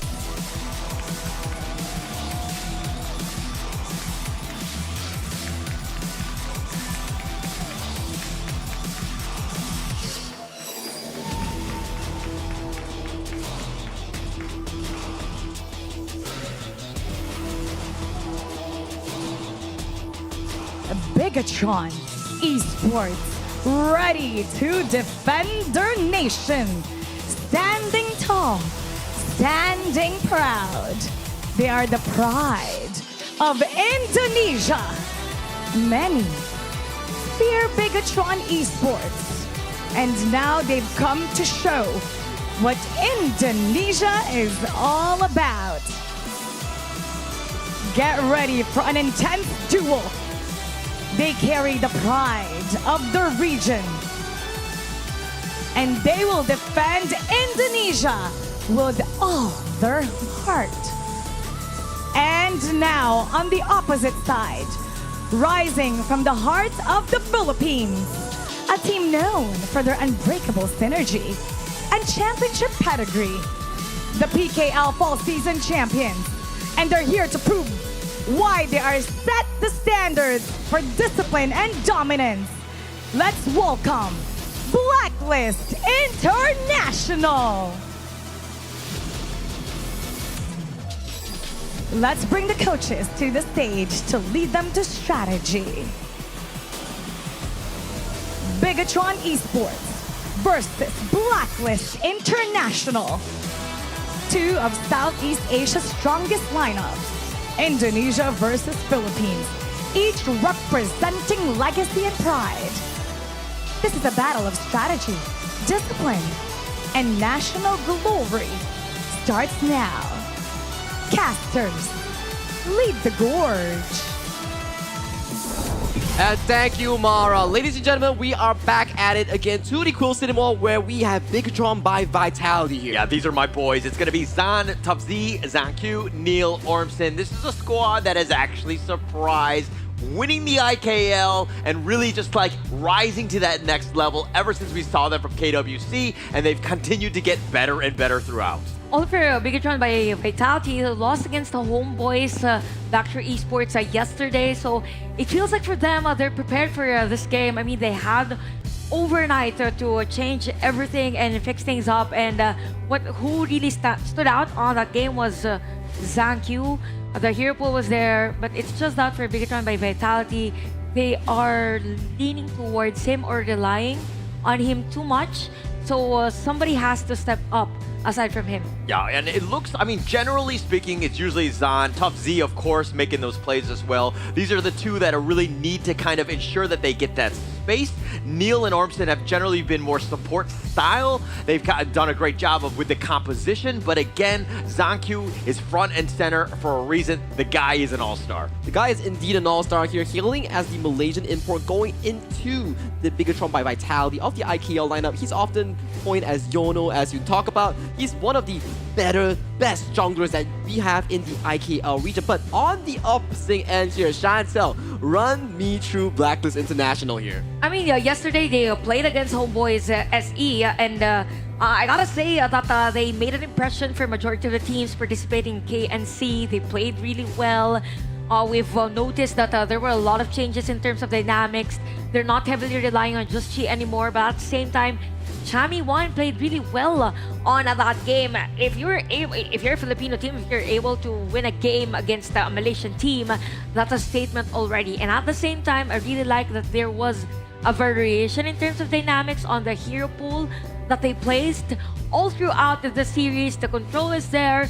Still known as a team that is great in terms of early game. It's just that the transition from mid to late game is what's lacking. Yeah, and that's going to be a big issue, right? I mean, it's one thing to have a great early game, but it's all about ensuring that your guys have space and able to transition. But walk me through a little bit of this head-to-head here. Head-to-head will be between the jungle department here. We have Bigetron, Zankyu into Blacklist International's Just G here. And I gotta say, so far in all of their games that we've seen, they are a very jungle-centric team. We've seen Zankyu being the primary focus here off the side of Bigetron or the side of Blacklist International. All these tempos are started by the hands of Just G, and then we see Chami with those crazy engages here. If you say Zankyu is the main carry here, then on the side of Blacklist, Just G is the main engine. Yeah, that's true, and I would like to agree that for the side of, or actually, this applies for both teams. They both heavily rely on the jungle, so what matters most is how other lanes or how other roles will play fair against each other, because yesterday it was a Chami1 that stood out. But again, for those watching, these statistics are from their own respective leagues. Okay, so this is from IKL and this is from PKL. Of course, the win rate will be considered is expected to be higher for Blacklist side because they were the champions of PKL. I think going into this one, the biggest piece is that, you know, the letting Justy shine. I think that they were kind of setting him up for like a rough start, especially with that Lam. But going into this team head-to-head, I mean, it's pretty much a bit of a wash. Everything is so close. If there were going to be ever a matchup where the teams were incredibly close, this is pretty much it. And to add to your point here, Holler, both of these teams, they are looking for the first series win coming in for their respective nations here. So it means a lot when you are having both Bigetron and also Blacklist, the two champions here coming in from both PKL and IKL going at it for their first series win. Probably in terms of the hero pool, for both junglers, they pretty much play the same type of heroes. It's just that for Blacklist side, I think in terms of the rotation or in terms of the execution, BTR by Vitality has the upper hand in terms of that. Yeah, so again, I think if we're looking at both of these matchups, this is pretty much it in terms of, you know, your stake. If you're Indonesian or from the Philippines, these are the two teams that you are your champions, right? You want them to do well, especially in this statement game. This one is going to be important, especially going into the second matchup here.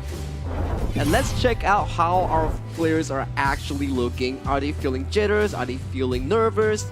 So you can see on your screen right now, they are just chilling right now, getting some cable management here coming in from Just G.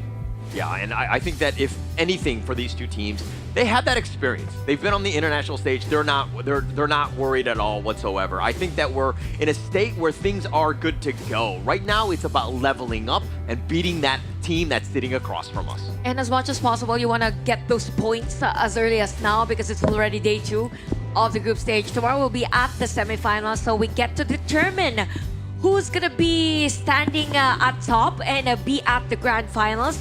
So definitely this is something that both Indonesia and the Philippines has to look forward for.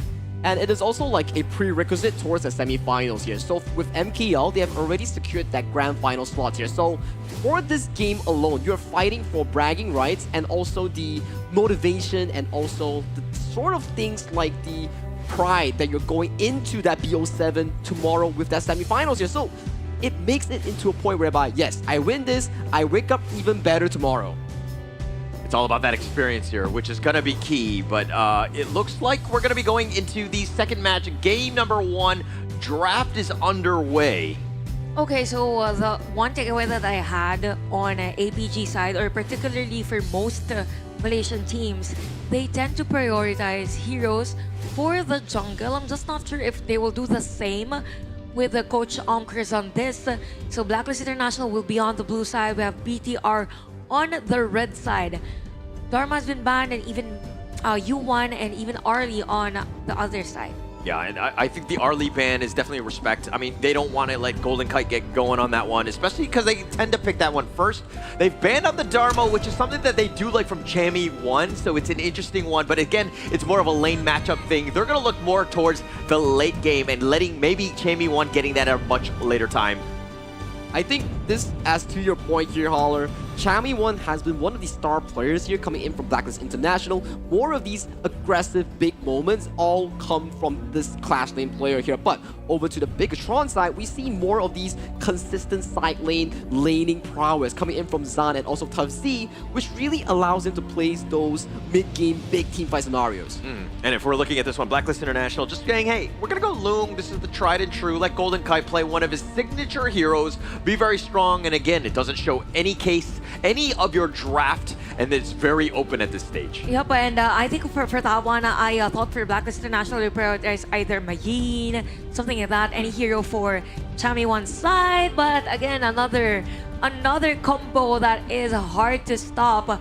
We have Yang Jan and even Dolia on BTR side. So this is one thing that Blacklist could potentially counter because they also use the same combo.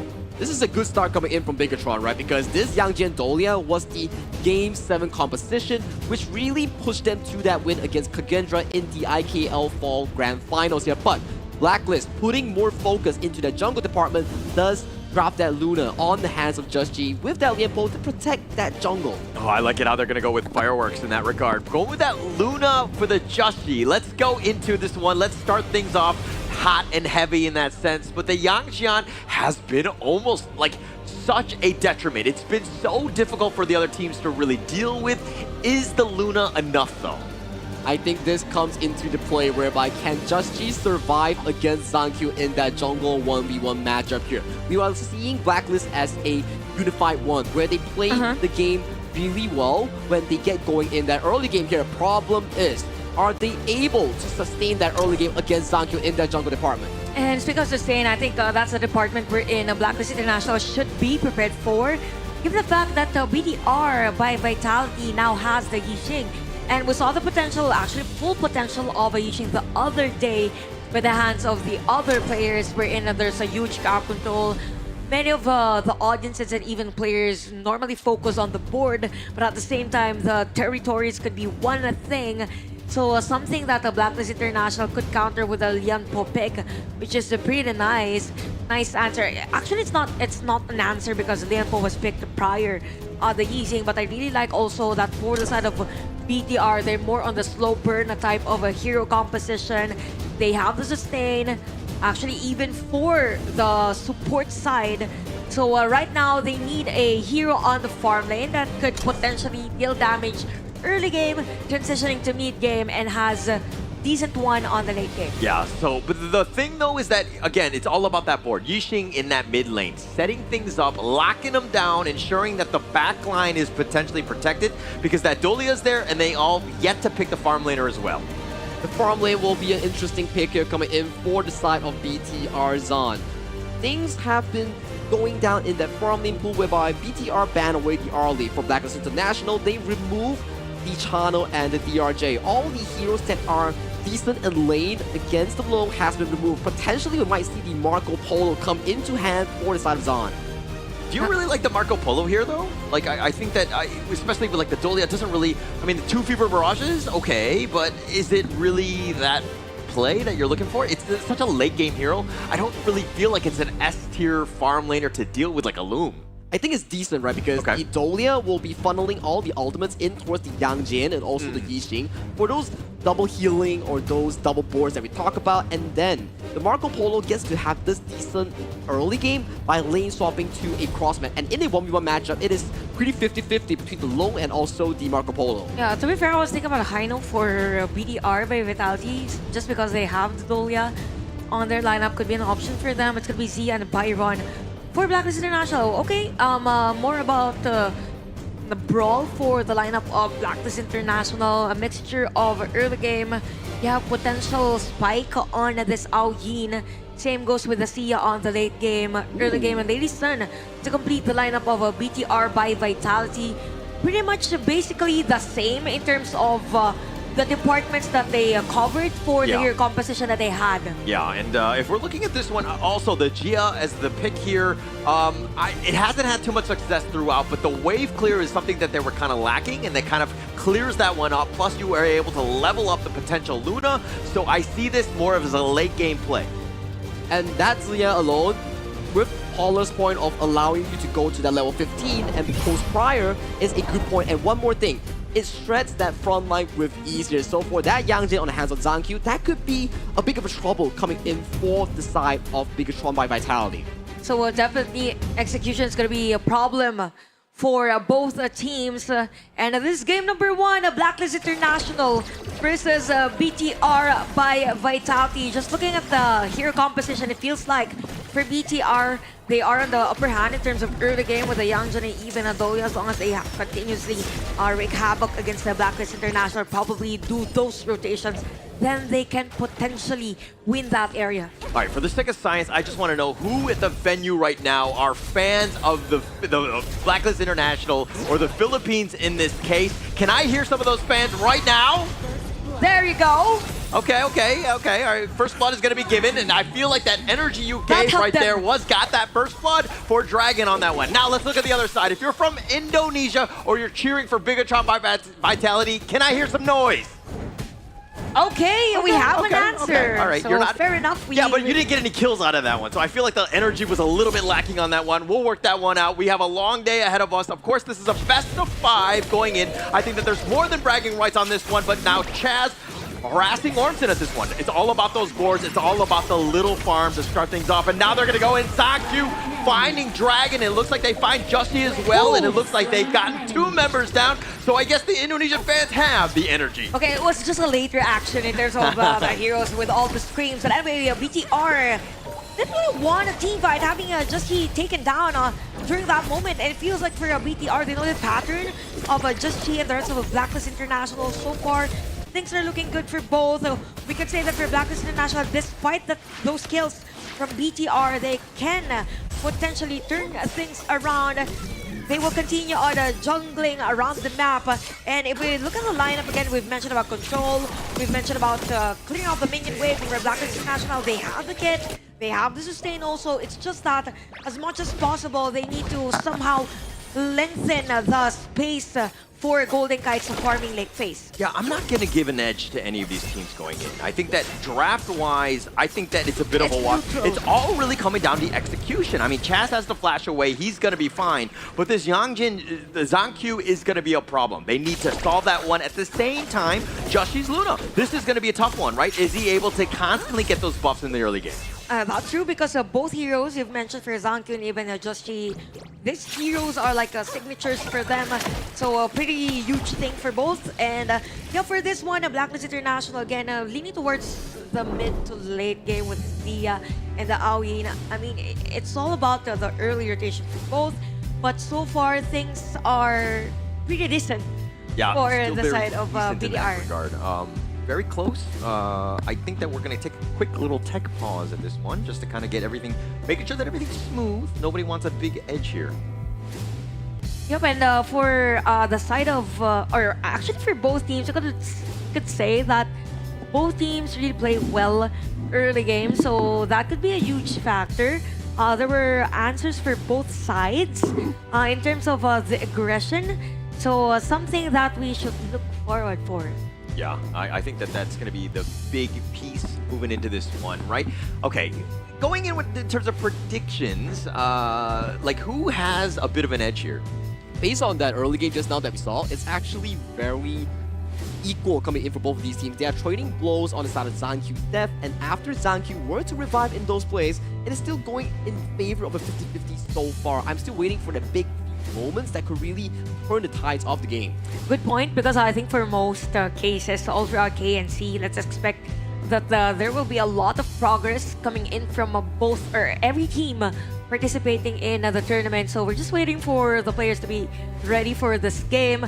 Again, it's just game number 1. It's all about taking momentum all throughout the series, and we've mentioned about the hero composition for both. We all agree that it's a mixture of everything. It's like you have the early game, you have the mid game, you have the late game. It all boils down to the execution. Yeah, execution is going to be key, but going into this one, I think that you're talking about momentum. Game 1 is it. Right? Of course, really of course. setting the tone and putting the pressure on the enemy team. That is what you want to start. That's like the dream. So going in, and you know that these guys are all fired up. They want to fight right now. And that applies to KNC because I don't think we had this series that went for a reverse sweep. So whoever wins the first game actually wins the match. So I can say that whoever wins the game number 1 could potentially win this match. It's a good point, right? Whereby you set the tempo going into a best of 5. Winning game 1 always allows you to have that good mood, have that good mental pressure going into the rest of the BO5 that we talk about here. But so far, it's just the start of the game. They're having a bit of a jitter in terms of that tech pause, so they're still planning things through in their brain, how they want to play that early to mid game prop, especially in terms of that jungle control that we see Zankyu and Just going at it. Of course, and the beauty in our game is that even though the other team is really on the lead early game, there's a huge potential for a comeback.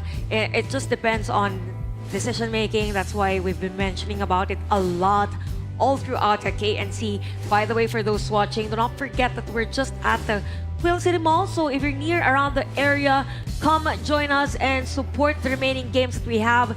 We're currently watching BTR by Vitality versus Blacklist International.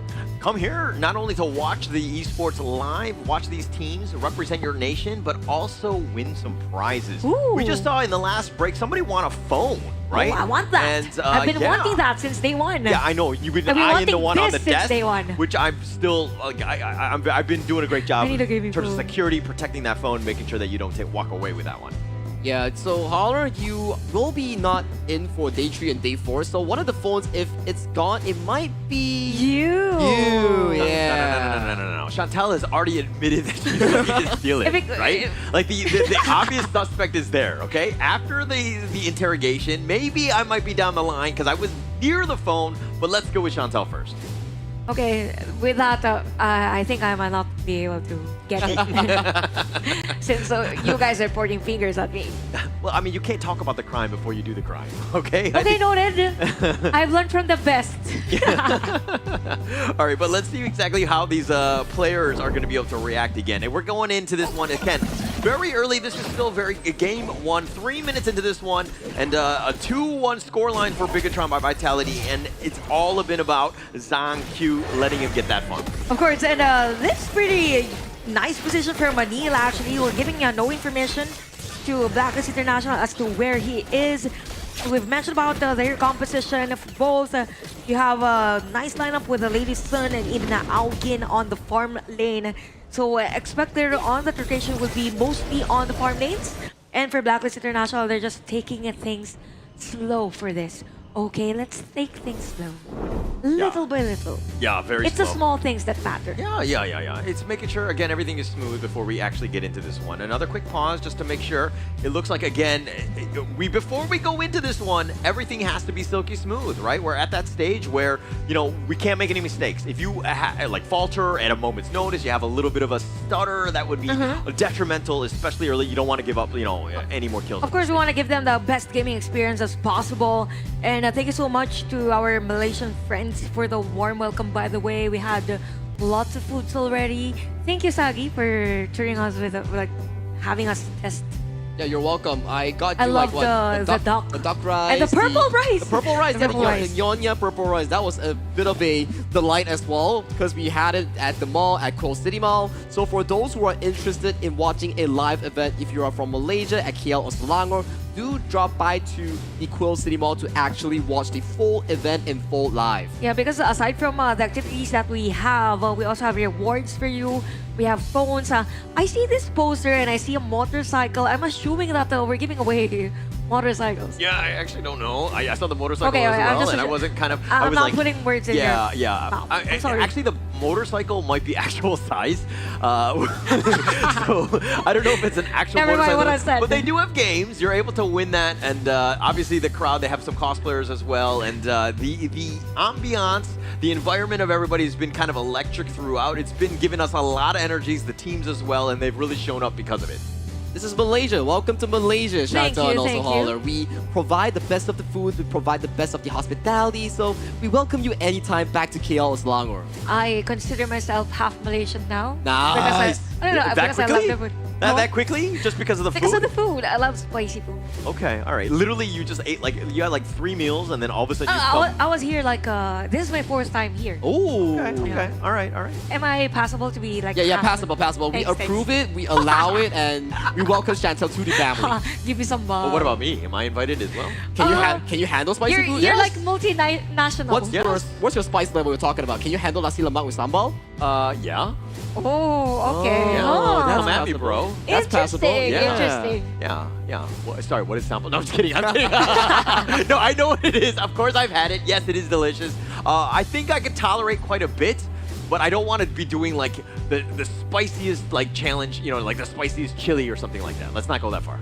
I think for players, so now that we mentioned that, maybe they should try like the spicy salad. Oh yeah, that could be Malaysian. interesting. Yeah. So could you share Hopefully- a bit on what's like the most spicy dish you have back in the Philippines? Oh, okay. We have the Bicol Express. It's like a pork, maybe even a beef. It's your preference. Okay. That has coconut milk on it and has lots of chilies. Lots of chilies, like grinded chili. Yeah. Oh. Could be whole, depending on who cooks it. Everybody has like You're their own too timid taste, to right? like Their own touch. shred it and then place it whole. Yeah. All this food is making me hungry, but for our Yeah, players, thanks, they guys, are for the food. really just prepping up, checking their devices one last few times. As you can see their fingers, they might just be going back into the game in just a short few moments. I think so. Yeah, I think they're just making sure everything is in order before they go for this one. Obviously, again, it's all about having the best streamlined experience, no hiccups whatsoever. Everybody's got to be on the same page, so we have a fair playing field.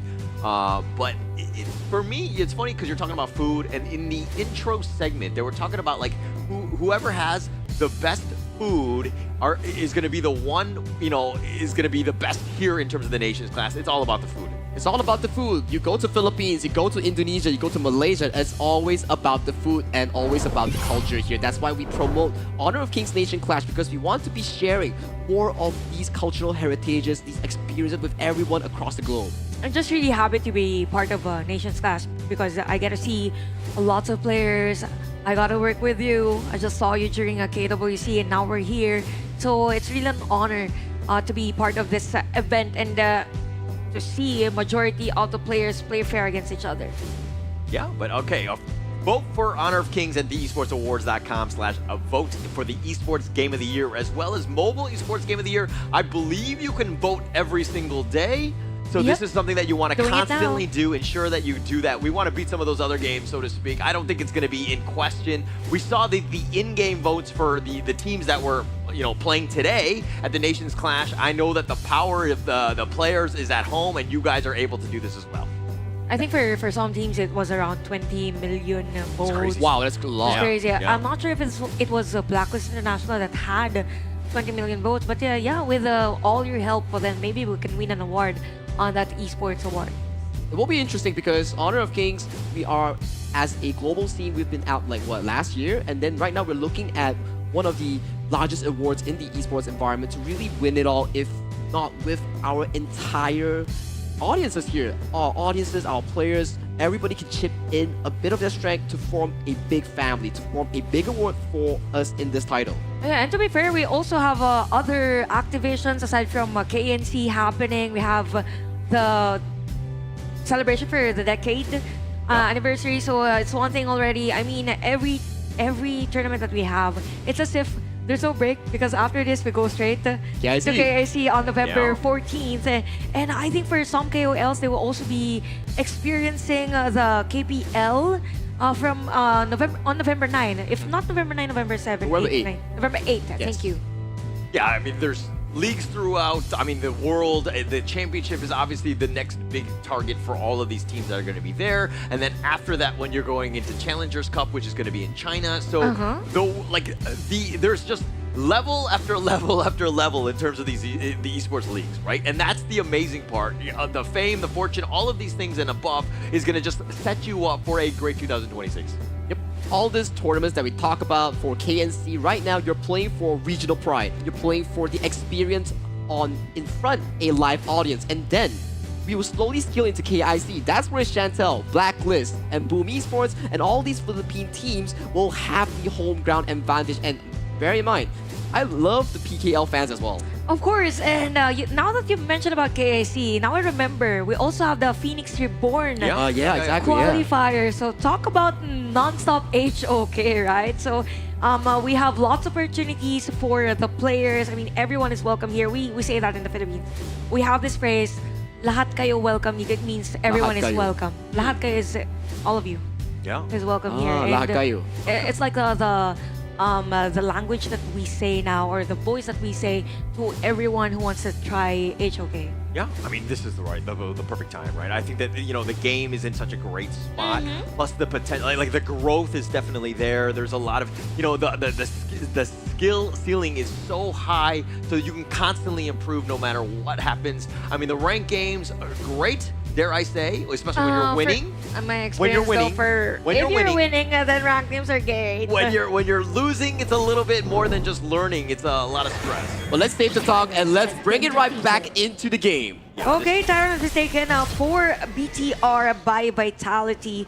Blacklist International finding that standing ground against BDR. Yeah, Ormson, though, taking a decent amount. Blacklist International. I mean, starting with that Overlord, going to be key at this point because it's, again, just about the early small wins. Golden Kite needs to be careful. He gets on his drag and just barely gets on out of that one. That was way too close for me. Good thing there were no other players from BTR around the area. If not, it's going to be a secure kill for them.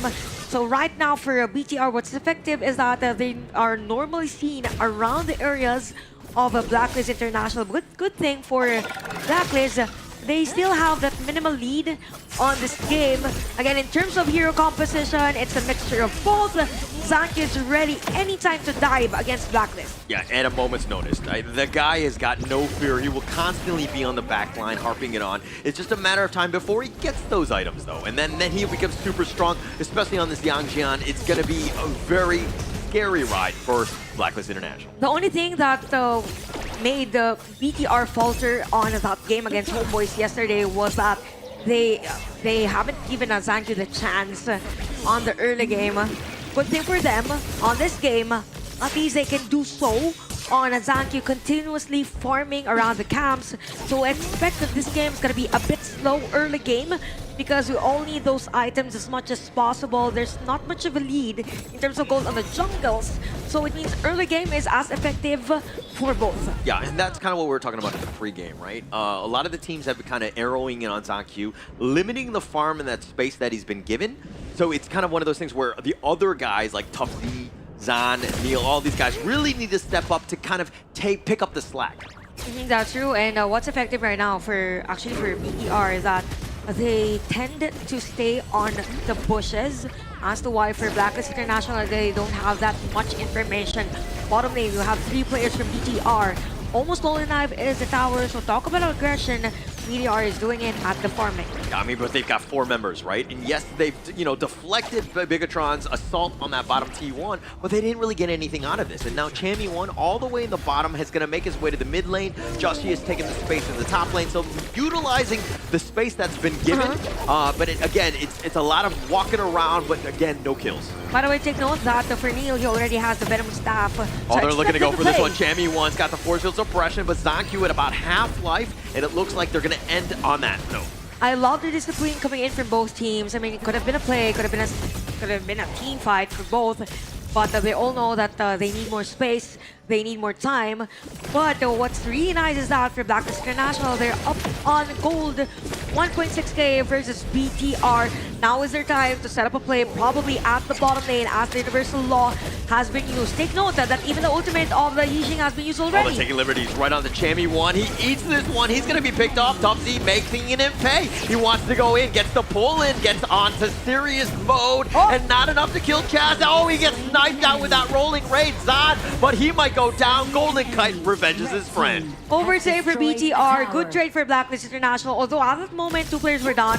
On the side of Blacklist, BTR Ladyston was very effective at the time, but he was taken down by Blacklist. 2-4 is our score. We could see Zanky now on the jungle camps of a Blacklist, finding a way to somehow spot Joshi's area and potentially take this one out. Yeah, Zanky was actually going to steal that with the smite right under the noses of Joshi, and they tried to go for that smite battle, and he just barely ekes this one out. Chammy one looking for revenge, but Zanky a little too strong at this stage. It's as if for Zanky, he is one step ahead in terms of positioning versus Joshi, because it's all about timings now. As much as possible, you want to be ahead in terms of position prior to those cakes. And speaking of ahead, we could see a potential destroyed turret or tower at bottom lane, which they actually did for BTR by Vitality. Tyrant has been taken by BTR. Yeah, it's looking to go that way. I mean, they have that space, they're fortifying it. Ormston will take it for good measure, ensuring that they do. But the biggest thing about Bigetron by Vitality is the fact that they've taken the top T1 and the bottom one. That's hard resources going in their direction. That will help them out more so than the kills itself. Yeah, I would agree. And also, that's the farm lanes area. So let's later on, for Blacklist International, they will have a switch in terms of the laning for the farm lane, even Clash lane. And the only difference that we could see from Blacklist International from the previous day is that they're not as aggressive as they were now that they're up against BTR by Vitality. I feel like they've just been like, calm down. I think that was the biggest thing. Game one, they were hot and heavy. They were looking to fight. But come in this series, they were like, okay, actually, we can play a slower game. We can continue to just, out-resource them, out-macro them, and play our game. Yeah, they just know that they need as much as possible for this Zia to farm up, be at level 15, use the Sanctify. So things are a bit slow. In 25 seconds, we both have the Tyrant and even the Overlord. So 2-4 in this 9-minute game time. Blacklist International is grouping up. We have a potential invade or probably a turret destroyed at the middle lane. A board has been used. Yeah, but they didn't catch anything. But Zanky up in front, finding Golden Kite. He's not able to get on his dragon, making them pay. Tough Z is looking for that pullback onto Chammy, who gets pulled around, but he will survive. It looks like with Golden Kite down, Blacklist International again in a defensive position. Clean play by BTR. Chaz up front against two players of BTR. Not enough damage on the spokes. So for Blacklist International, they need to regroup on this one. Good thing that they were able to take down the tower at the bottom lane. Same goes with the top lane. So it's all about trades. But for BTR, they will take down another objective against Blacklist. Smart, right? No Golden Kite. The timing was perfect for that 10-minute Shadow Tyrant. Perfectly setting you up. You knew that Blacklist International were not going to be able to contest, especially down, 4 versus 5 in that situation. So again, Bigetron by Vitality making really good moves, especially early. Oh, okay, that's true. And here's one thing. Let's focus on the gold of the Tia versus the Yixing. So 6K versus 4.8K, that is something for a Blacklist. Could be an edge for them if that game stretches out longer. And for BTR, they're ready for that counter engage as early as possible. Zanky dives right in, finding Dragon, but do they have enough? And they do, and they take down the old man. They set up the board, and they're going to continue this assault onto the mid T1. You know what? It feels like for a Blacklist International, they're always caught off guard. Another play. Nice little play right onto Chaz, who's just trying to use the Tremor Smash just to get back to safety. Bigetron by Vitality making it happen, taking the top T2 as well. Masterful aggression by BTR by Vitality, pushing back the players of Blacklist International. They can potentially take down this tower at the middle lane because there's no one from Blacklist to defend that one out. Blacklist a bit struggling on how to regroup. There's no space for them to go for a split push. Oh, they're going in. Middle lane, a lot of pressure coming in. And even from Zanky finding Golden Kite at the bottom lane. Oh, completely spaced out. Zanky doing a great job of just ensuring that they get another free T2 to their name. Bigetron by Vitality. They're doing it by, the single kills. And those death timers are only like 15 seconds, but it's an eternity at this stage. Yeah, that's true. And we've been mentioning about the late game potential of Blacklist International. But with the movements of BTR, it's as if that they've prepared just in case it's going to be an early game or it's going to be a late game. They're not giving this Blacklist International the opportunity. Tough Z. Tough Z. He's going to just look to go for this one with 3 members. The rest of Bigetron are going to be there. But the biggest thing was just space created for the Shadow Overlord to be picked up by Zanky here. Okay, right now 1.6k gold lead for BTR by Vitality. They're over the place, taking control of the map. Blacklist International finding that perfect opportunity. Good thing that they were able to take down the tower at the middle lane. BDR, you have a top C up front. By the way, he is currently at 1-0-2 at that lane, giving Neil the space on the Yixing. And look at how Bigetron are just trying to prioritize that Azure Golem more than anything else. They find Chammy 1, but they don't have enough damage. And Bigetron, if anything, it looks like they didn't even get the blue buff. They've been attempting to take it away from Joshi, which hasn't been easy because, again, he really needs that blue buff. And earlier we talked about the slow burn. I think that has been a story for BTR all throughout the game. Yes, there are no other skirmishes, no unnecessary errors. But it's just that for Blacklist International, they don't have a breather all throughout this game. It's just BDR pushing through, taking all the resources against them. Another item for Zan on this lady's turn. So let's expect more damage later on the team fight. Good thing Dragon now has the Splendor.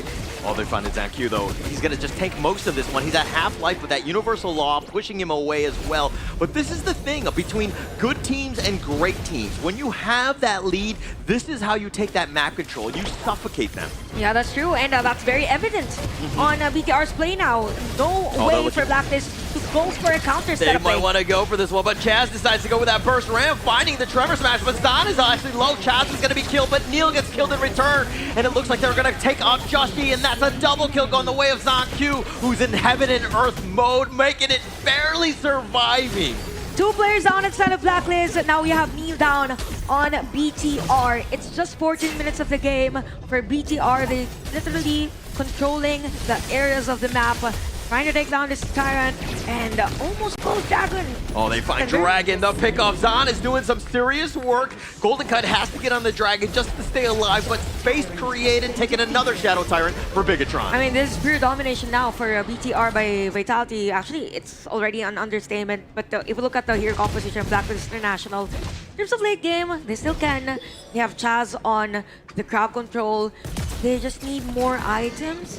But for BTR by Vitality, they have the kit on this board for Neil's side. ZanQ up front against Justy and Chammy. But here comes the rest of the players of The BTR. board is not going to catch anybody, but Ormson is still up in front. Chammy's going to be limping away Blacklist International. Again, they're trying to defend their Azure Golem, but at the same time, if they get caught on that board, it's going to be a bad time. Yep, and you can see how fast the BTR reacts every time there's a potential setup play or potential team fight against the Blacklist International. So again, it's continuous pressure for BTR by Vitality against Blacklist International. Oh, ZanQ not scared. He's going to be knocked around with that burst ram. But again, it's all about that space. They've taken the top T3. Justy just working on those minions, understanding that that might slow the game down, but they've already taken the mid T3 as well. Tufts decides to get a little bit serious on this one. Justy with that pullback. The Universal Law zoning them away. ZanQ is still up in front. They're not looking to run away. Tufts looking for that angle. Now they're going to retreat. Absolute cinema by BTR by Vitality. 5.6k gold lead on this. You even have the Splendor already for Neil. Just imagine how protective the other players are for him.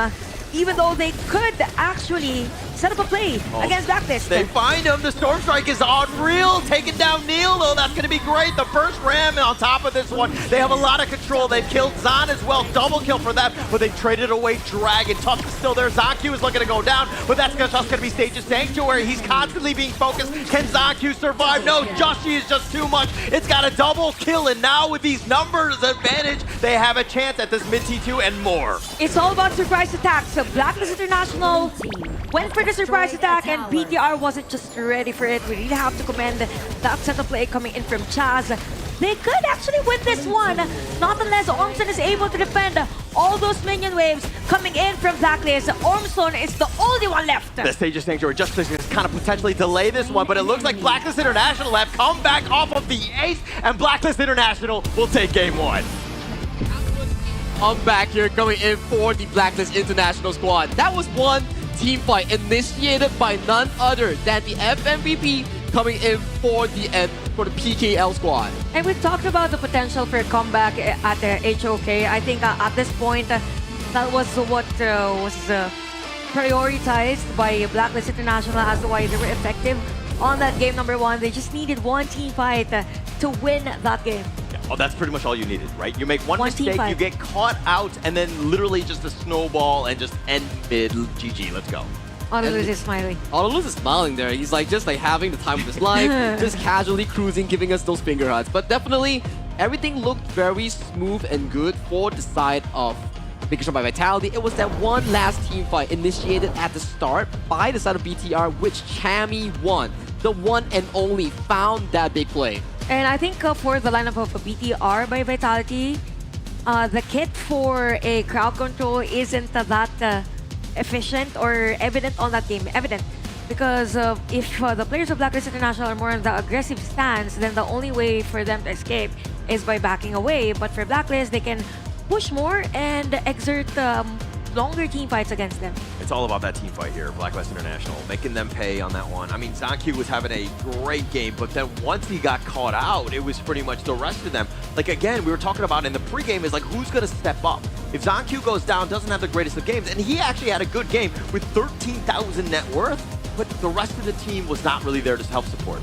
Look at ZonQ's stat. 140,000 damage dealt, 124,000 damage taken. He was just across the gorge, but then it was that final few moments there. Chammy won, finding that miracle of an engage, sealing the deal for a miracle comeback for Blacklist International. I believe the difference that they had in terms of hero composition is that for Blacklist International, they had more layering of skills, particularly for crowd control. So the crowd control area has been covered by a majority of the heroes of Blacklist, hence the longer team fights, hence those layering of the skills. We have 88% both for Chammy 1 in terms of the team fight participation, and they shared almost the same in terms of damage dealt. And this is the whole story of the game. There was a juggle in terms of gold. There were moments wherein Blacklist International was on the lead. There was a dip wherein for BTR, they won that, but for most cases, or for that last team fight, it was Blacklist International having the upper hand. Yeah, and having that upper hand was kind of at that moment where, you know, IKL team, Bigetron, was like, things were looking good, but you just cannot stumble. You cannot get to that point. You cannot just throw it where you get aced at the very end. Like, those are unforgivable mistakes, right? And Blacklist International, again, making them pay. It is at the crystal. When the crystal don't fall, you always have a shot in making back into the game. There will be one MVP for this miracle of a comeback. We have to give it over to none other than Chammy 1. That one play by Chammy 1. That's why he's known as the one and only. Yeah, and he is the PKL Finals MVP. 215 KDA. You have 20% gold all throughout the game. 19.9% damage dealt for the rest of the players of BTR. And I gotta say, the usage of the Byron was so on point that for the rest of the players of BTR, they were caught off guard on that initiation that he did on that final team fight. Yeah, and you'll see it in the highlights here when Chammy 1 makes that Storm Strike, that flash Storm Strike play with it, that major stun really changing things. Well, Bigetron doing a great job, especially, I mean, it started like giving up first blood on this one, but they were able to weather that storm, turn things around, and that's that Storm Strike where literally it just changed the dynamic of the game. And at that point, Blacklist International, like, actually, we just won the game. We just won the game. Minion words are coming through. All that effort being generated by the side of Bigetron by Vitality, all washed away from one single team by mistake. And the farming or the laning of majority of the players of Blacklist International was so continuous that even though the other team was on the lead, they were still able to take control over that game. And this is another discovery, you know, for KNC. As long as the other team, actually it's not a discovery anymore because it happened the other day, but it seems like even though the other team is really on the lead, there's a high chance for a comeback or probably more on the stretching of the game, to which the late decision gaming will be a huge factor. And at the same time, we could say that even for the skill sets that the hero has, because for this case, I think for the lineup of PTR, they don't really have that much of crowd control as compared to Blacklist side. And if you're looking at Bigetron, when they were they had that 3K net worth lead, they were pushing down mid, things were looking gravy. You have to ask the question is like, how can we lose, right? And the thing is that if we group up, let Chammy 1 get that Storm Strike, that is going to be it, right? So it's one of those things where the captain needs to make the call of, guys, spread out. We need to space ourselves, ensure that this one critical, you know, play, the miraculous play from Chammy 1 doesn't kill us. You don't lose up until the final moment until your enemy's crystal explode. That is the #1 lesson you need to be learning when playing Honor of Kings, especially for these pro players, it is talking about multiple pressure moments here. So for Blacklist International, props to them. They handle pressure very well, and Chammy1 found that engage, putting them back onto the board. Yeah, and it's all about punishing also the possible opportunities or the errors of the other team. At that moment, I think for BTR by Vitality, it's just that they were a bit mispositioned given the fact of the range that the hero of Blacklist International has. But again, it's just game #1. I mean, this is a best of 5, right? Big shoutouts, by the way, to our KOLs here at the venue. You will see them if you go here at Quill City Mall. Yeah, do show up as well, win some prizes, and check out the Honor of Kings Esports. Everything is going on live right now. If anything, if you're from the Philippines or you're from Indonesia, like these teams need your energy, they need your support to really help them. And going into this one, where it looked bad for Blacklist International, but again, just so resilient in the end. They found the miracle team fight that we're talking about, right? But will Bigetron by Vitality really get scared by this situation, because they are a well-seasoned team? They went through the not the best spring season, went to KWC, got that 8th place finish, and then coming into fall, they were crowned the IKL Fall Champions by defeating Kagindra in that grand finals. Now, not all teams get to bounce back, but I believe in Bigetron, they have what it takes. Are you saying that they're well-seasoned because you're making another food reference here? Because I feel like this has been the ongoing theme, like with the Nations Clash. Yeah, a lot of food and all these things. And having those players well-seasoned, that's definitely a good thing, right? I'm thinking about dinner already, definitely thinking about what I want to eat. But still, almost time for dinner. Put our focus back into this series here, because definitely out of the 3 series today, all of them will be interesting, but this one is the match to look out for. Of course, because both nations are eyeing for those points as early as now. I mean, this is the last stage or last day of the group stage. So as much as possible, you need to get that win. But I think in terms of the team that will go to the grand finals, it's there's a high chance that it's gonna be Malaysia, because Malaysia won the game earlier. For those new to KNC, it's all about nation's pride. All the points that they will gather all throughout the group stage will be combined, and that will determine which team will go to the grand finals. And then the remaining teams or remaining nations will play on the knockout stage. Yeah, and as the representing Indonesian on this board, I'm going to have to give them a little bit of support in the sense that, like, hey, things were looking good. That's a great spot to be in. You just can't make those mistakes in the mid to late game, right? So this is something that you need to shrug off more than anything else. It's not the end of the world. It's better to be in a good situation where you're winning as opposed to getting completely stomped and choked out. As we talk about it, it is the marathon, it's not a sprint. You need to play this game slow and steady here. Winning that game #1, we've seen teams win game #1 and just falter for the next few games here. But without further ado, let's hop into game #2 as we start off the pick and ban stage. Chantel, Holla, what are we looking at here? Oh, okay. Definitely for BTR, they will be on the blue side, and Blacklist International will be on the red side. So I'm expecting a Dharma to be open for this. Probably if given by Blacklist International in a U1, possibly since Liang has been banned for this game. So they're opening up a lot of heroes with this type of bans that they had. U1 is going to be banned. There you go, KCB and Angel are KOLs for KNC, both from Indonesia and the Philippines. So we see a friendly rivalry, even though the teams are fighting for this match. The viewers are happy, the fans are happy, and that's all that matters here. But looking at the bans coming in between BTR and also the side of Blacklist International, one might wonder here, banning out the Liang, does that put Zhangqiu on the hands of the things like the Luna or the Jing, all these assassin picks? Yeah, it's a dead game away. I think that they're probably going to look to prioritize that, especially early. They're going to let just Zhangqiu fly, right? And once he gets going in one of those like power picks for himself, he's going to be very difficult. So again, it's all about Zhangqiu letting the man really get that space and farm to really shine. Yeah, it's really important for Zhangqiu because they're having a hard time. When the loss against Homeboys yesterday, it was because he is trying to somehow limit the space. So we've mentioned about Dharma, and it's now opened for BTR. So I'm not sure if for Blacklist International they will go for the Direnji and even the Dolia. Dolia is open. Dolia Yangjan could be one. Could be an option. They've been using that during a PKL.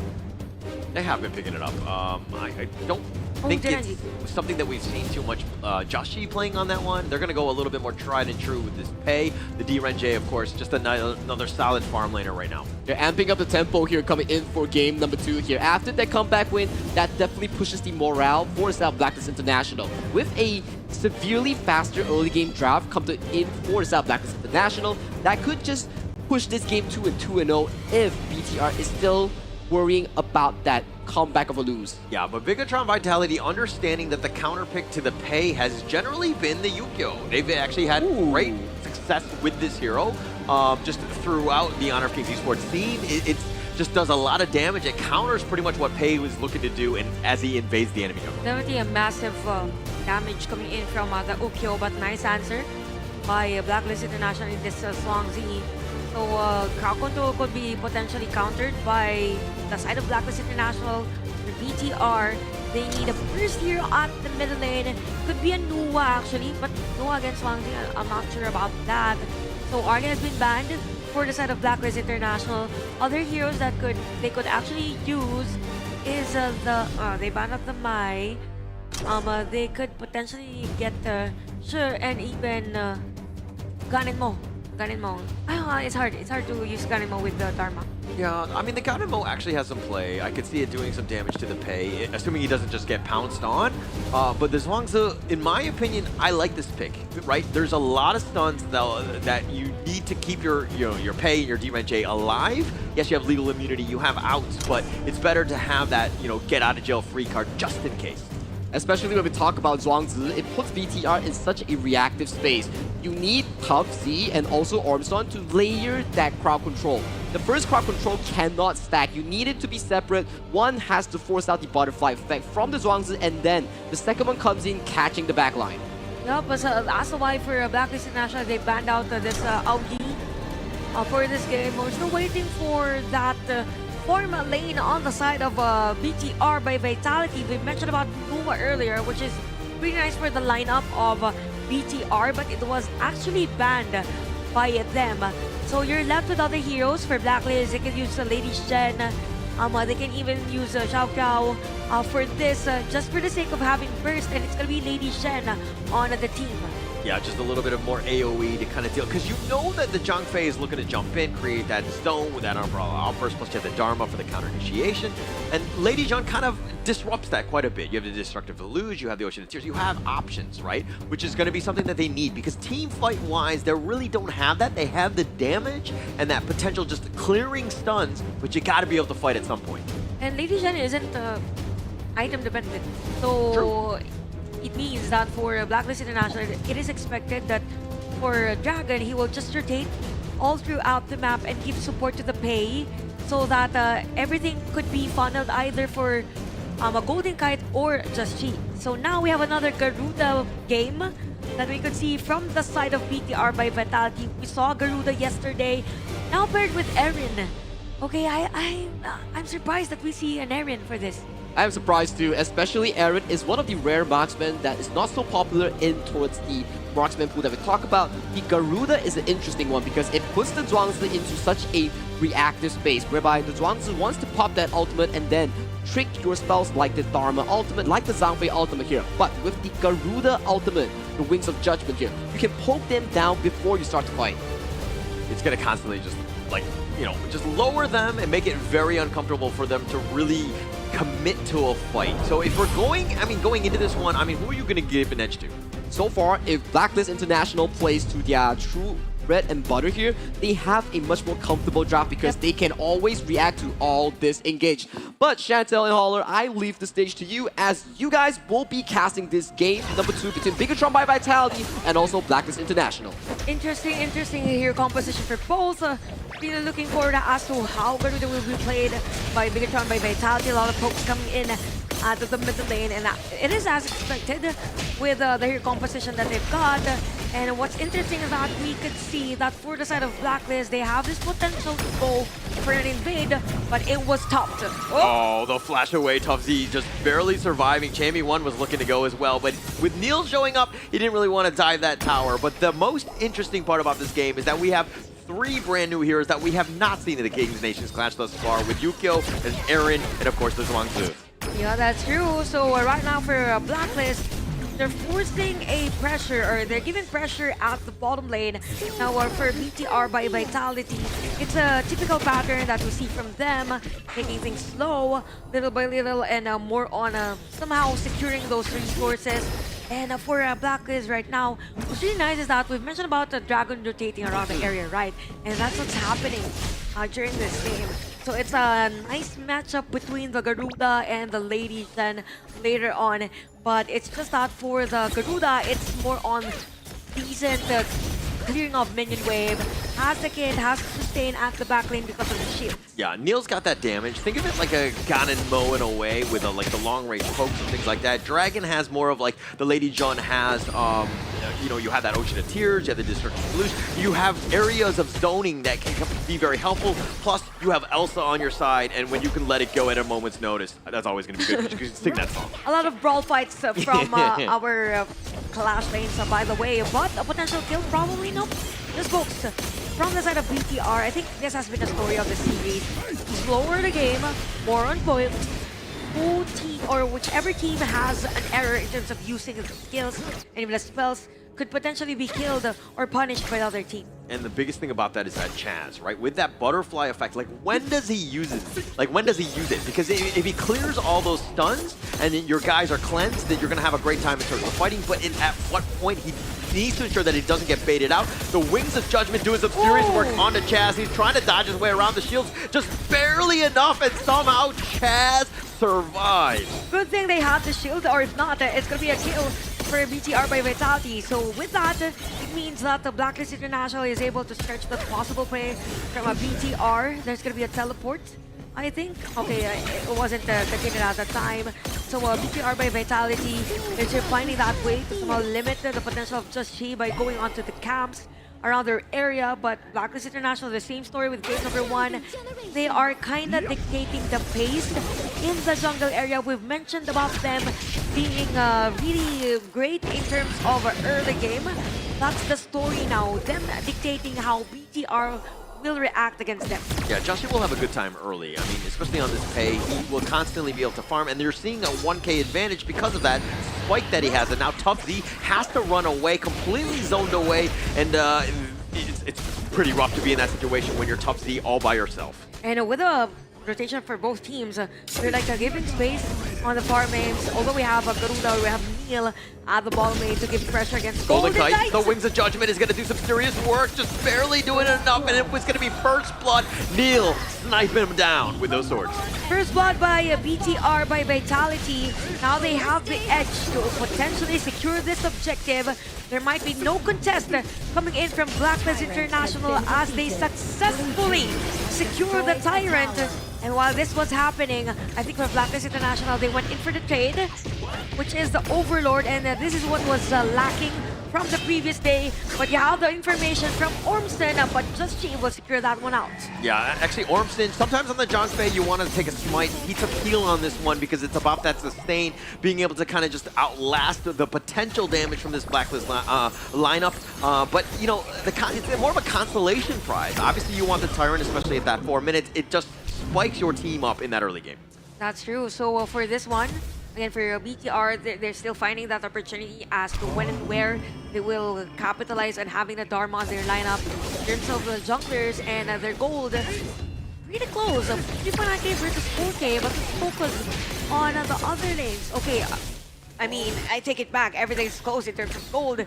So we can call this an evil ball game for both teams. Whoever destroys a tower first could actually have an edge on this game. But if we look at things right now, it's almost the same rotation for both. Yeah, counter movements, right? I mean, the bottom for the top in that sense. They'll happily trade that one out. I don't think anything is at too much of a risk.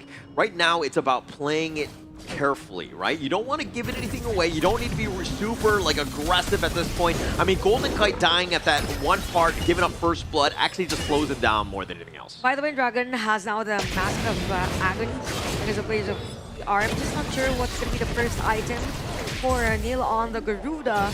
So for Blacklist International, as long as they hit those kills against the BTR, then they could have an edge against them. So BTR right now is kind of pushed back. Not the usual BTR that we see. they're a bit passive or proactive as to how Blacklist International reacts against them.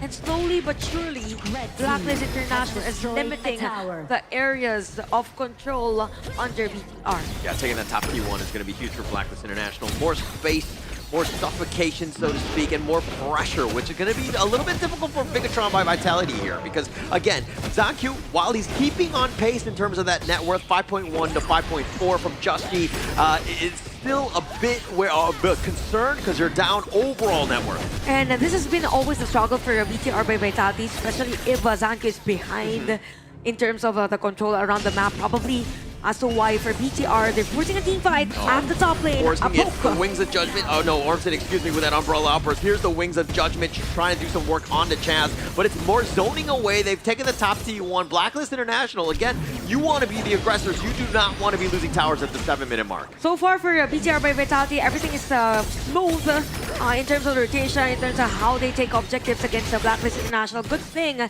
is that for Chami 1 and the rest of the Blacklist, at least they get to defend other areas of the map. I mean, they're tied in terms of tower push. Both top lane and even bottom lane were both destroyed by the teams. So in terms of map control, they both have an equal edge on that. BTR right now, they're waiting for the perfect timing. And in terms of the items, Garuda went in for the Frozen Breath. So there will be a slow, probably the one that will help BTR by Vitality in longer team fights. Yeah, Bigetron by Vitality, if anything, they kind of want to extend this game. They want to slow it down. They understand that, hey, Justy at some point on this fate will fall off. Yes, there will be a mark where he just like hits like a truck, but as long as you avoid that, you have your towers still alive, you're gonna be fine. You gotta get to the late game though. Indeed. And I think for Top Z, he knows that someone is there at that bush which Dragon was standing. And so far, what's really effective for BTR by Vitality is that Zancu has been doing this since probably 6 minutes of the game, clearing the minion wave on the sides, having a breather, and probably taking those resources and even the goal that he needs. We have another item for Justy.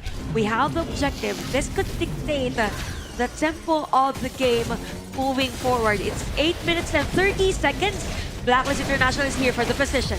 Yeah, and they're going to take a Tyrant here. I mean, it's not something that you really want to risk, especially since the 10-minute Tyrant, I mean, is probably the better target. If anything, this is creative space. You know exactly where Blacklist International are in terms of that movement. I believe for BTR by Vitality, they're waiting for Zan. Oh, they're going to go for this Umbrella Outburst, throwing him back into this one, but Cammy won. He cartwheels to safety. Zancu looking for that angle. The Wings of Judgment not really doing too much at this point. Yes, it's all kind of scattered throughout, but now Tough Z is in a bad spot. He's going to be backing off, and they find Tough Z. They almost get the pick off the Leaping Savior, keeping him up for now, but now Bigetron, they're going to have to retreat. You know what? A lot of linear skills coming in from Neil's hero as well for Blacklist International. There's a push and pull struggle for every initiation, but still, Blacklist International winning those pressure points. Jamie won, deciding to almost go in, but it looks like he's going to try to cartwheel away. Went too deep. Zancu making him pay, and it looks like they're going to take Zan in return, but look at Justy on the backside getting a double. It's Justy and Zancu showdown, ladies and gents, for this game. Blacklist International with a 1.5k gold lead despite the double kill from Zancu. So this is going to be an intense one for both. I believe for Blacklist International, they need to stop Zancu at this point. Easier said than done. Both of these guys kind of mobile, able to do their damage, and they know where their game sense is so good. They know where the enemy team is, and if there's any sort of risk, and they're looking to take the Shadow Tyrant here, and it looks like it's going to go the way for free for Bigetron here. And for Blacklist International, it's going to be a trade. This has been the story of this game. Every time there is an objective, they go for it. You have Swangs up front to stop the players from contesting. Successfully, they will secure that Overlord. But BTR, man, by Vitality, they go straight on other areas of Blacklist International. And that's going to stop the push. The Shadow Vanguard just completely clearing that mid lane. So they were potentially going for that mid T1. They had a chance for this one, but not able to get it because of that Shadow Vanguard. But now the enemy is looking to invade here by Blacklist International. Again, continuous pressure from Blacklist International for BTR by Vitality. You have Zancu on the sides. Again, caught in the minion wave. But look at Golden Kite just forcing that tower to be destroyed against BTR. Oh, they get by the little Vitality. stun onto Ormson. He has to use the Umbrella Outburst just to defensively keep himself alive. But Blacklist International got what they wanted. That top T3 at 11 minutes, that's looking very good for them. This is a very low-scoring game for both. I can say that they're really focused on the macro side of Oh, things. tough looking to go in for this one, but the dash away, keeping him alive. The cartwheel in by Chammy1. Needs to be a little bit careful. He's going to just go for that monkey instead. They didn't take the mid T2, so if anything, BTR right now, again, you're looking for that 14, 15-minute mark. You got to survive till then. Now here's the thing, for BTR by Vitality, they're having a great time on clearing the minion wave as well for Blacklist International. Even though with the lots of pressure they're giving, they can still, or for BTR rather, they can still act up on what Blacklist International has been giving them so far.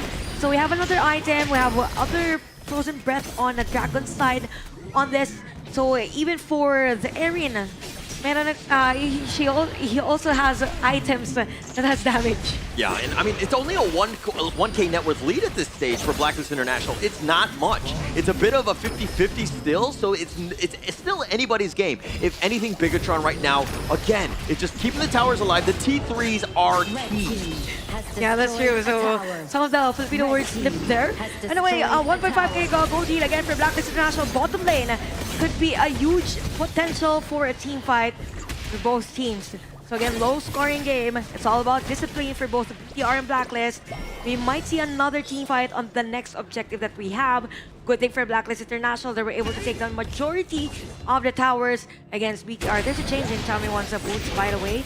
And yeah, for BTR, they're just waiting for the perfect moment. I think it could be the same story from game number 1. They just need one team fight. They need top Oh, the Wings of Judgment, the Umbrella Outburst is going to zone them away, gets on top of those minions, pushing them. But Chammy1 was doing a good job in that top lane. Again, he was trying to get all 3 lanes to push at the same time, so Bigetron have to go to like literally all sides of the house to protect themselves. It was just like a diversion. Yeah, He yeah, wanted yeah. to divert the attention of the players. That's why for some of the players of Blacklist International, it was if they were going in for an engage. So it's more of a strike game now. It's more about the mind games now for Blacklist International. As much as possible, they don't want to give that information against the BTR by Vitality. Again, we've mentioned about the next objective. It's going to be up for the next 20 seconds. For BTR by Vitality, positioning is one thing. As much as possible, they need those skills from Nil, from the Garuda to land against the players of Blacklist. But look at Chammy1. It's the same story all throughout this game, that every time there's an opportunity to clear the minion wave, then he's there. Yeah, they find it tough though. Justy with that pounce board, the Wings of Judgment should zone him away. But Chammy1 doing a great job. Somebody has to go and deal with the housekeeping. The lanes, the outside lanes have constantly been pushed. So again, you know that you have numbers elsewhere. Because every time they see Chammy1, then others will react. Yes. And because of the reaction, we see this action from the side of Blacklist International taking that Shadow Overlord. Blacklist International taking control of this game number 2. But for BTR by Vitality, they have the items, they have the kits. Zank is already at level 15. He wasn't really stopped in terms of the farming. It's just that he needs that buff as early as possible. But good thing is that they are trying to clear the minion wave on the sides. And we have the Overlord Vanguards marching in at the Gorge. Yeah, this is going to be another one going the way of Blacklist International. Just again, the rich get a little bit richer in this one. It's only about a 2K net worth lead, but look at how Zanku is split pushing. He's doing the work on that one. I mean, you see that, you know, Chammy1, or in this case, Justy was pushing the bottom lane. You're seeing that, you know, counterplay. It's the same thing as to what Blacklist International has been doing all throughout the game. So right now for Blacklist, they could potentially push this bottom lane tower, hybrid tower, but the good thing is that they have the Garuda. We've mentioned about the clearing up minion waves. They have the kit, but those free hits are landing. Yeah, they're doing some, I mean, but they're doing a pretty good job of keeping that bottom T3 alive, or just trying to keep it as long as possible. And they made them work for this one, but they lose both T3s at the same time. We got super minions in this game. Of course, 3.8k gold lead. 2-3, take note, in terms of the hero kills, it is actually BTR on the upper hand. But for Blacklist International, it's all about map control. It's all about the threat that they've given BTR by Vitality. Just taking all the damage from BTR. So the next push or next potential threat from Blacklist International should be defended by BTR. And you're wondering why, oh, Bigetron, why they have the, you know, like you have Tough Z on that Chammy. Why isn't he able to make that play? Why isn't he able to go in? Because you know that you have Chaz with that butterfly effect. You have ways to kind of dodge that. Plus, their vision game is really next level, so it's really hard to find the perfect initiation for Bigetron. And at the same time, it is complemented by Dragon's Hero also. Despite him having a death on this game, you even have the Venomous Staff on this. Now, if you look at the lineup of a BTR by Vitality, we've said that they have the potential for a comeback. Again, they could set up a counter-attack against Blacklist International, but they need to find the right target in the middle of the team fight. Now we see the minions marching in from all sides. This could be it for Blacklist International. They will push forward, but we have Neil on the defensive stance. Yeah, the super minions are going to be here, so the potential for the damage, but it looks like Chammy1 needs to be a little bit careful. They find Tuck, Sage's Sanctuary, and Tuck's trying to flash away. He's going to be killed, and it looks like they want to go for ZonQ, who's going to get under tower. He looks to turn this one around. They don't really have the minions. ZonQ needs to be careful, does not want to pop it. He does, in fact, Sage's Sanctuary for that, but the Wings of Judgment is going to do some work. They find Dragon, Golden Kite, he's going to pop his Sage's Sanctuary now. He's in a bad spot. He gets picked off. It's a 2-for-1 in favor of Bigetron. Bigetron by Vitality was able to defend that one out, and Blacklist International is forced to back away. So the base has been defended. BTR stretched this game.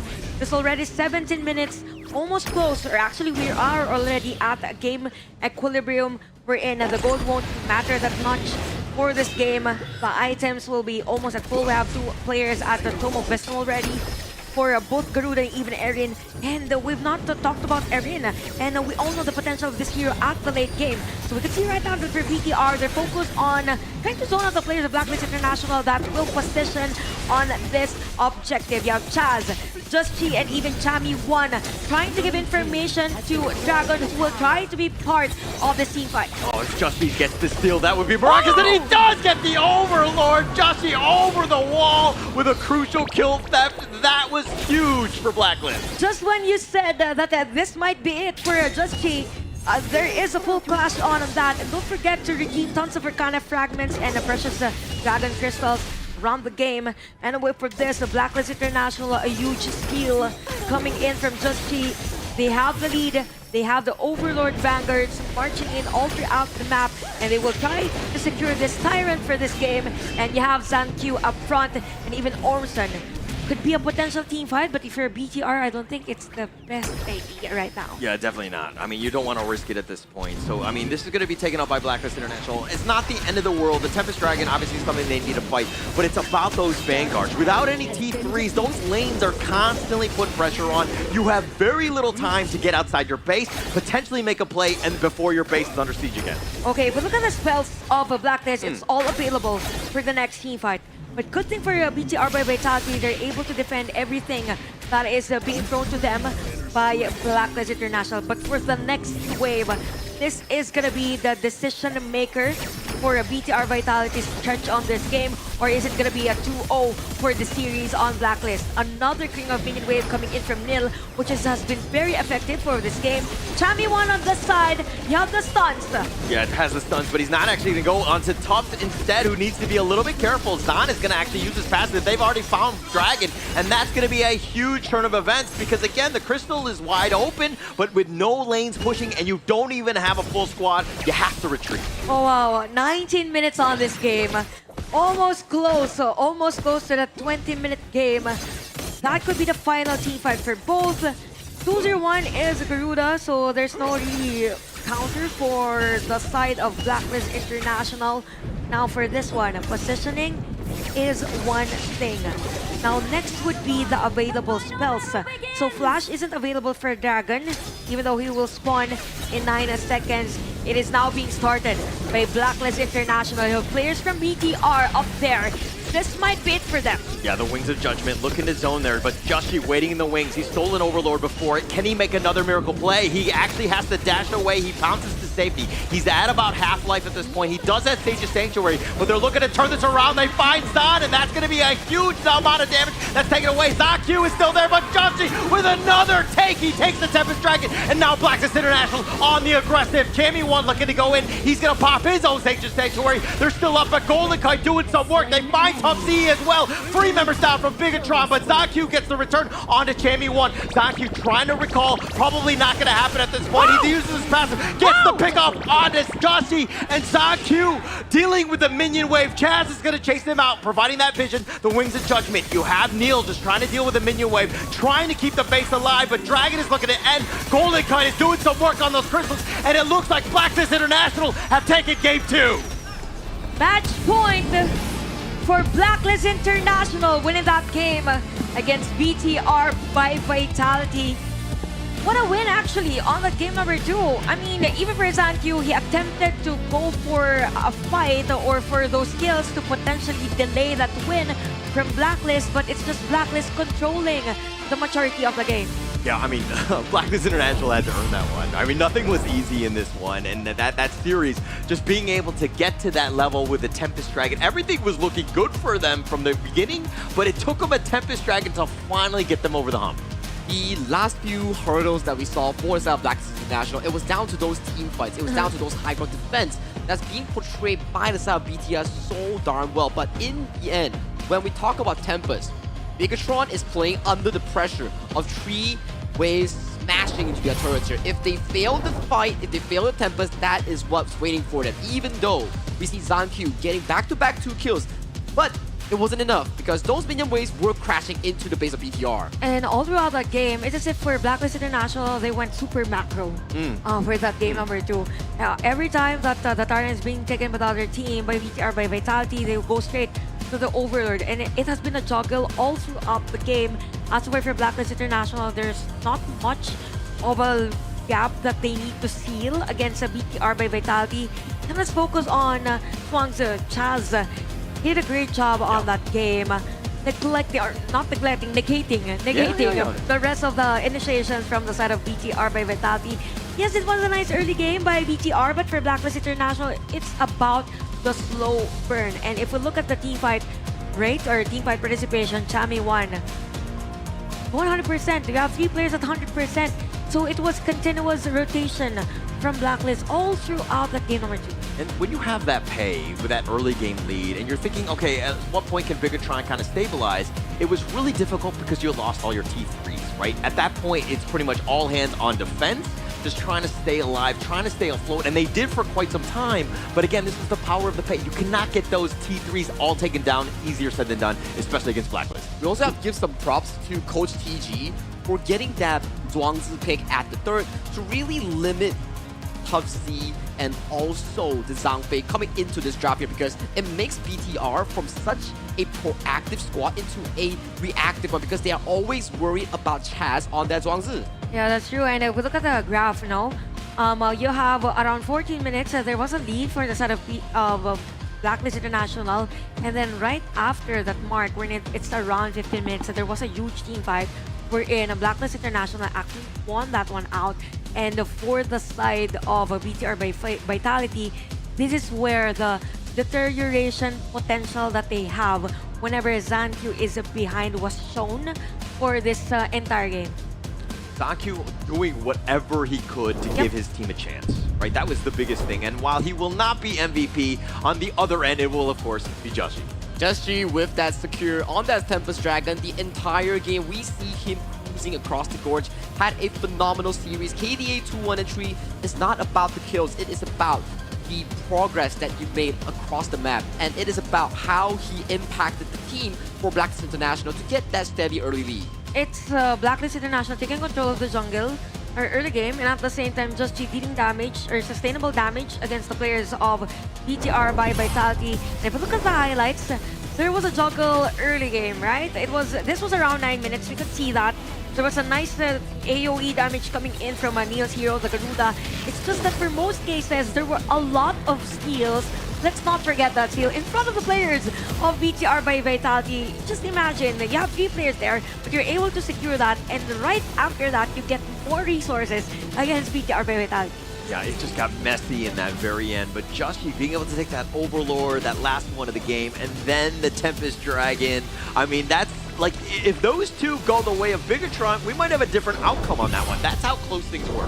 That could really put Bigetron back on the proactive end if they really secured that Overlord. But in the end, it was just G with that Miracle of a Steal under 4 members coming in for the side of Bigetron by Vitality.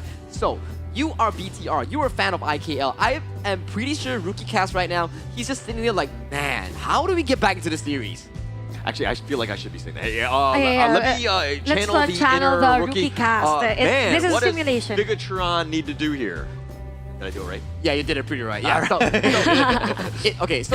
In Rookie's defense, so even if you lose the series, yes, it doesn't really impact the fact that both PKL and IKL has to play semifinals tomorrow. But it will put a very, very deep wound as a IKL enjoyer, because right now you are at potential the last game against your opponents in PKL. It's like the momentum both emotionally and physically, because of course before coming here, this team's prepared, right? And for you to be defeated by the other teams or other nations, it's like you're putting too much pressure on yourself that the next time I face them, I have to win, something like that. Yeah, when I lose my rank games, I'm emotionally damaged, I do the physically same, but damaged. it ends up me losing more games.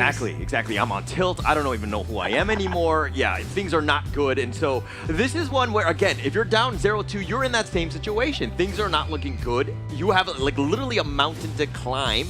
You got to be feeling bad at this point. But again, do you have enough, for ZonQ in this next game to really bounce back here? I sort of believe in BTR and also ZonQ because back in the IKL Grand Finals of fall season, they started off the BO7 against Kagendra 0-2, and then they pulled back the series to a 2-2. So in terms of a long series, that is what really makes a good team flourish. You need the mental capacity to really push on for BO5 or BO7s. And this is where the hero pool will matter. We're now game number 3. There will be probably changes on the dynamics. We saw that for most cases, we saw Luna and even a Pei, more on the assassin side for Blacklist International. For the side of BTR by Vitality, they can force Blacklist to go utility jungle if they see that the assassin jungles are effective. I mean, if I'm looking at these, the picks that were done for the Global Ban pick, Game 1 and Game 2, from this side of Bigetron by Vitality, I'm kind of like, if they picked any other hero other than like the Aaron, like maybe, you know what I mean, like you had a Loong or some sort of, again, I don't remember the bans if it was available, but Aaron is digging deep into that hero pool.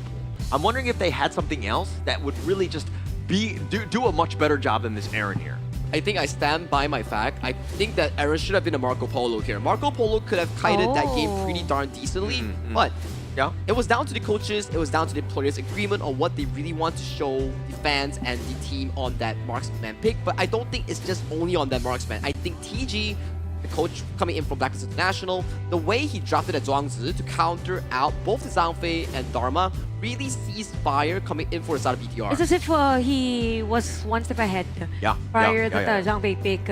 He really went for that Zhuangzi, probably because they already have the information as to how BTR by Vitality actually drafts normally. So we could probably see a change in here. Again, biggest question is that whether or not BTR by Vitality will allow another assassin hero for Just G, because he played really well with that Luna, played really well with the Pei. So it's something that they should take note coming to game number 3, because man, Blacklist is already at match point.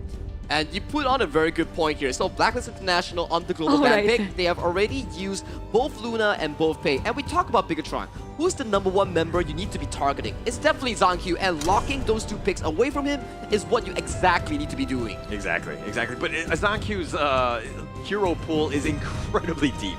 He's able to play almost all junglers at the highest level, so it's like, it's more of a synergy or a play style that they want to avoid, especially with like the Pei and the Luna here. And the first pick does go over to Yuhuan here. A very interesting pickup, because this pick had, I think, one of the highest pick rates across all the pro leagues thus far because of how flexible it is. MKL. Exactly right, Chantel. Because it's very flex, so we don't really know yet where it will go, but for most cases, it's on the roam. So let's expect that for Blacklist International. Now, we have Mai and Ao Ying power picks for BTR by Vitality. I think for this one, you can get more sustained heroes for Blacklist just to be sure, and have that hero that could actually go at the back and find the Ao Ying. Well, Bigetron here going with that Loom, which is definitely top meta. At the farm later, you're going to be fine. Neil gets his Mai. And we haven't seen too much success with the Mai throughout the KNC thus far. It just seems like teams have really been able to figure it out and turn it into more of like a late game-ish, more of a weight down more than anything. It's just never really that good because it doesn't have that pressure that, you know, it normally has. I think so far out of the first 3 picks, I am leaning more towards the side of Blacklist International because I love the fact that they drafted Yuan Dolia to really counteract against the Mai Shrunui and Low Factor here. You really can dodge away so much of this burst with that double Untitled Zoro. Masterful drafting by Coach TG, and at the same time, they have someone up front with the Agudo. Mixture of sustain and at the same time damage per second on this. You have the Guan Yu Do on the side of BTR. Yes, it has card control, but very skill dependent as long as it lands on the players of a Blacklist. So we have another ban on the side of a BTR. I'm waiting as to what is going to be the farm lane for a Blacklist. We have a lot of options actually for the team. Yeah, we have a lot of options still. Were they the ones who used the Lady Sun? Now, let's talk about options here, right? You look towards the side of Blacklist here. Take a look at the bans. What are they focused against? They're focusing a lot on Zankyu here. And they are permanently banning any assassins away from that man in the jungle. Yeah, respect. I think that this is the right way to ban, especially if you're TG. You're looking at it as like, who is the one guy that will kill us? Who didn't even die a single time in a 20+ minute game, playing almost flawless on that one, almost carrying their team to victory? It's Zankyu. You gotta focus. It's as if I think for Blacklist International, they're forcing Zankyu to use a Menki, something like that. And something that we don't normally see that Zankyu uses. You have the Sakir. Again, talk about sustain and potential crowd control for BTR. Now they have that. Blacklist International, in terms of... now we have the U1 as a mage, as their mid lane. Farm lane and even Clash lane. Fatty's still open. Charlotte is still open. Charlotte is good. And the Marco Polo for Blacklist International. Very comfortable draft coming in for the side of Blacklist International. You have the trio in the mid, jungle, and roam to play that trio factor and playing those late game team fights. And then your sharpness comes in by the form of Marco Polo and Charlotte towards the mid game. But I'm loving this Musashi pick coming in for the side of Zankyu. I love it more, okay? I think that the Musashi pick is so good right now. There are so many juicy targets. Getting to that back line, like, okay, maybe you sustain with the unending sorrow, maybe you're able to get on out, but I just duel to death you. I'm gonna chase you down to hell. At this point, in terms of the hero composition, I'm leaning towards the BTR by Vitality's hero composition because of the fact that they have more crowd control. In terms of longer team fights, for Blacklist International, it's more skill dependent, but it depends. They also have the sustain, they have the U1 and Dolia combo. It's all up to Chami One tradition. Are you giving them a gimme in the sense that, like, oh yeah, we're up 2-0, we can let them win a game, we can play with our food?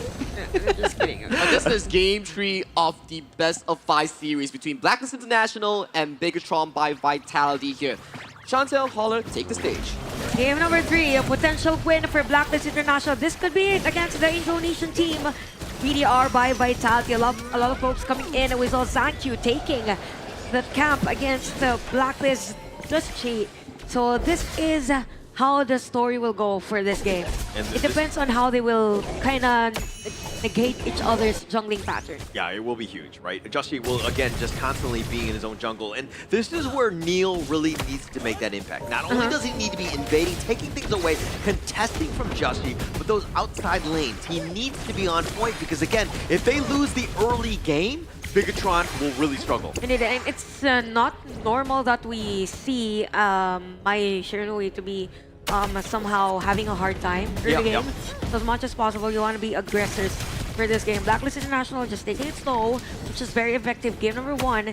Game number 2 now for BTR. They want to set up a play out of top lane. Oh, they're deciding to go for that. The duel is death right at level 4, and it looks like they're going to get first blood, finding Justy. What a juicy target. Yup, but definitely, and it is Justy. So for BTR, as long as they continue that aggression against Just G and the rest of Blacklist International, they can potentially stretch this game. Because for Blacklist International, if sometimes Just G is being delayed in the early game, they are having a hard time to kind of stretch the game. So that is what's happening. For this, Zankyo's been consistent. We call this the Peppa Pigs, consistent on that area. Yeah, and they'll take all of those in one Bigetron right now with a nice little rotation. And it's all about the farm, all about Zankyo. Let this man get going. Neil putting that pressure on. This is what he needs to do as well. And now Golden Kite, look at how low he is. He's got to feel a little uncomfortable. Yep, definitely. Very different dynamics from game number 1, game number 2. And the good thing is that for Blacklist International, at least there is a support at the bottom lane, and take note that Neil is already at level 4. Same goes with Dragon, so they need backup damage here at the bottom lane because most cases or most parts, it is BDR trying to push them back. As they should, right? It's all about that early game, taking things away from Joshi, right? He really made them pay. Obviously, he's a much slower style. The Agudo, he's going to be looking to slow siege. And it's pretty much all about the space for Golden Kite to get that farm because he is, again, your late game hero. And for BTR, they know that he is the threat for Blacklist International. So the focus is really on his side. Now, things are getting a bit slow. It is expected since we have a different dynamics in terms of the hero competition. What's really nice is that for Neil, he's not really giving that much of information in terms of the positioning, but gives that the pressure that maybe there is a buy around the area. Yeah, and if he's not in the mid lane, all the side lanes have to be worried. Like they need to play defensively, ensure that he doesn't get that jump in. But it's more about clearing this wave, making your way downtown into the bottom lane, putting pressure there because it opens it up for the Tyrant potentially. But if we talk about now the range or area of effect the skills has for both a Golden Kite's hero and even Zan's hero, I think for this, it is a lot easier for Zan to land those skills during a team fight. Again, the positioning of Neil is on point. So just imagine if you have a squishy player, a squishy hero that will be walking around the area, that is a potential kill already for this Mai. And again, for the side of BTR by Vitality, they're just continuously farming. They are just continuously looking forward to other possible threat from Blacklist. Yeah, and Bigetron right there, clearly taking that Tyrant with that space and that vision that was provided by Neil. You're feeling and you're seeing exactly how much impact he's had. He's waiting in the wings, looking to ambush, again, just contesting. This is what you want to do on a mine. Yup, and for Blacklist International at this moment, you have the timers. This type of lineup is effective for a specific moment. So they're just waiting for those items. Speaking of items, Golden Knight has one. So BTR by Vitality, they're just keeping them at bay as much as possible, taking that Reaver side and giving not enough information against Blacklist. I'm really looking forward on that matchup between Tough Z and even Chammy 1 because this is a very different hero composition or hero skill set that they're using. Yeah, Chammy 1's looking to be jumping the back line, finding potentially Neil's on Orms, and any of those guys will be great for him. While on the other end, you're looking for Tough Z, where, again, Blacklist International group up, have that perfect Razor Cavalry like he's looking to do, finding Golden Kite, the heroic charge, pushing him away, and Zan will take Golden Kite down. What a play for the side of BTR by Vitality at the bottom lane. So it all started with a knock-up coming in from the Sakir.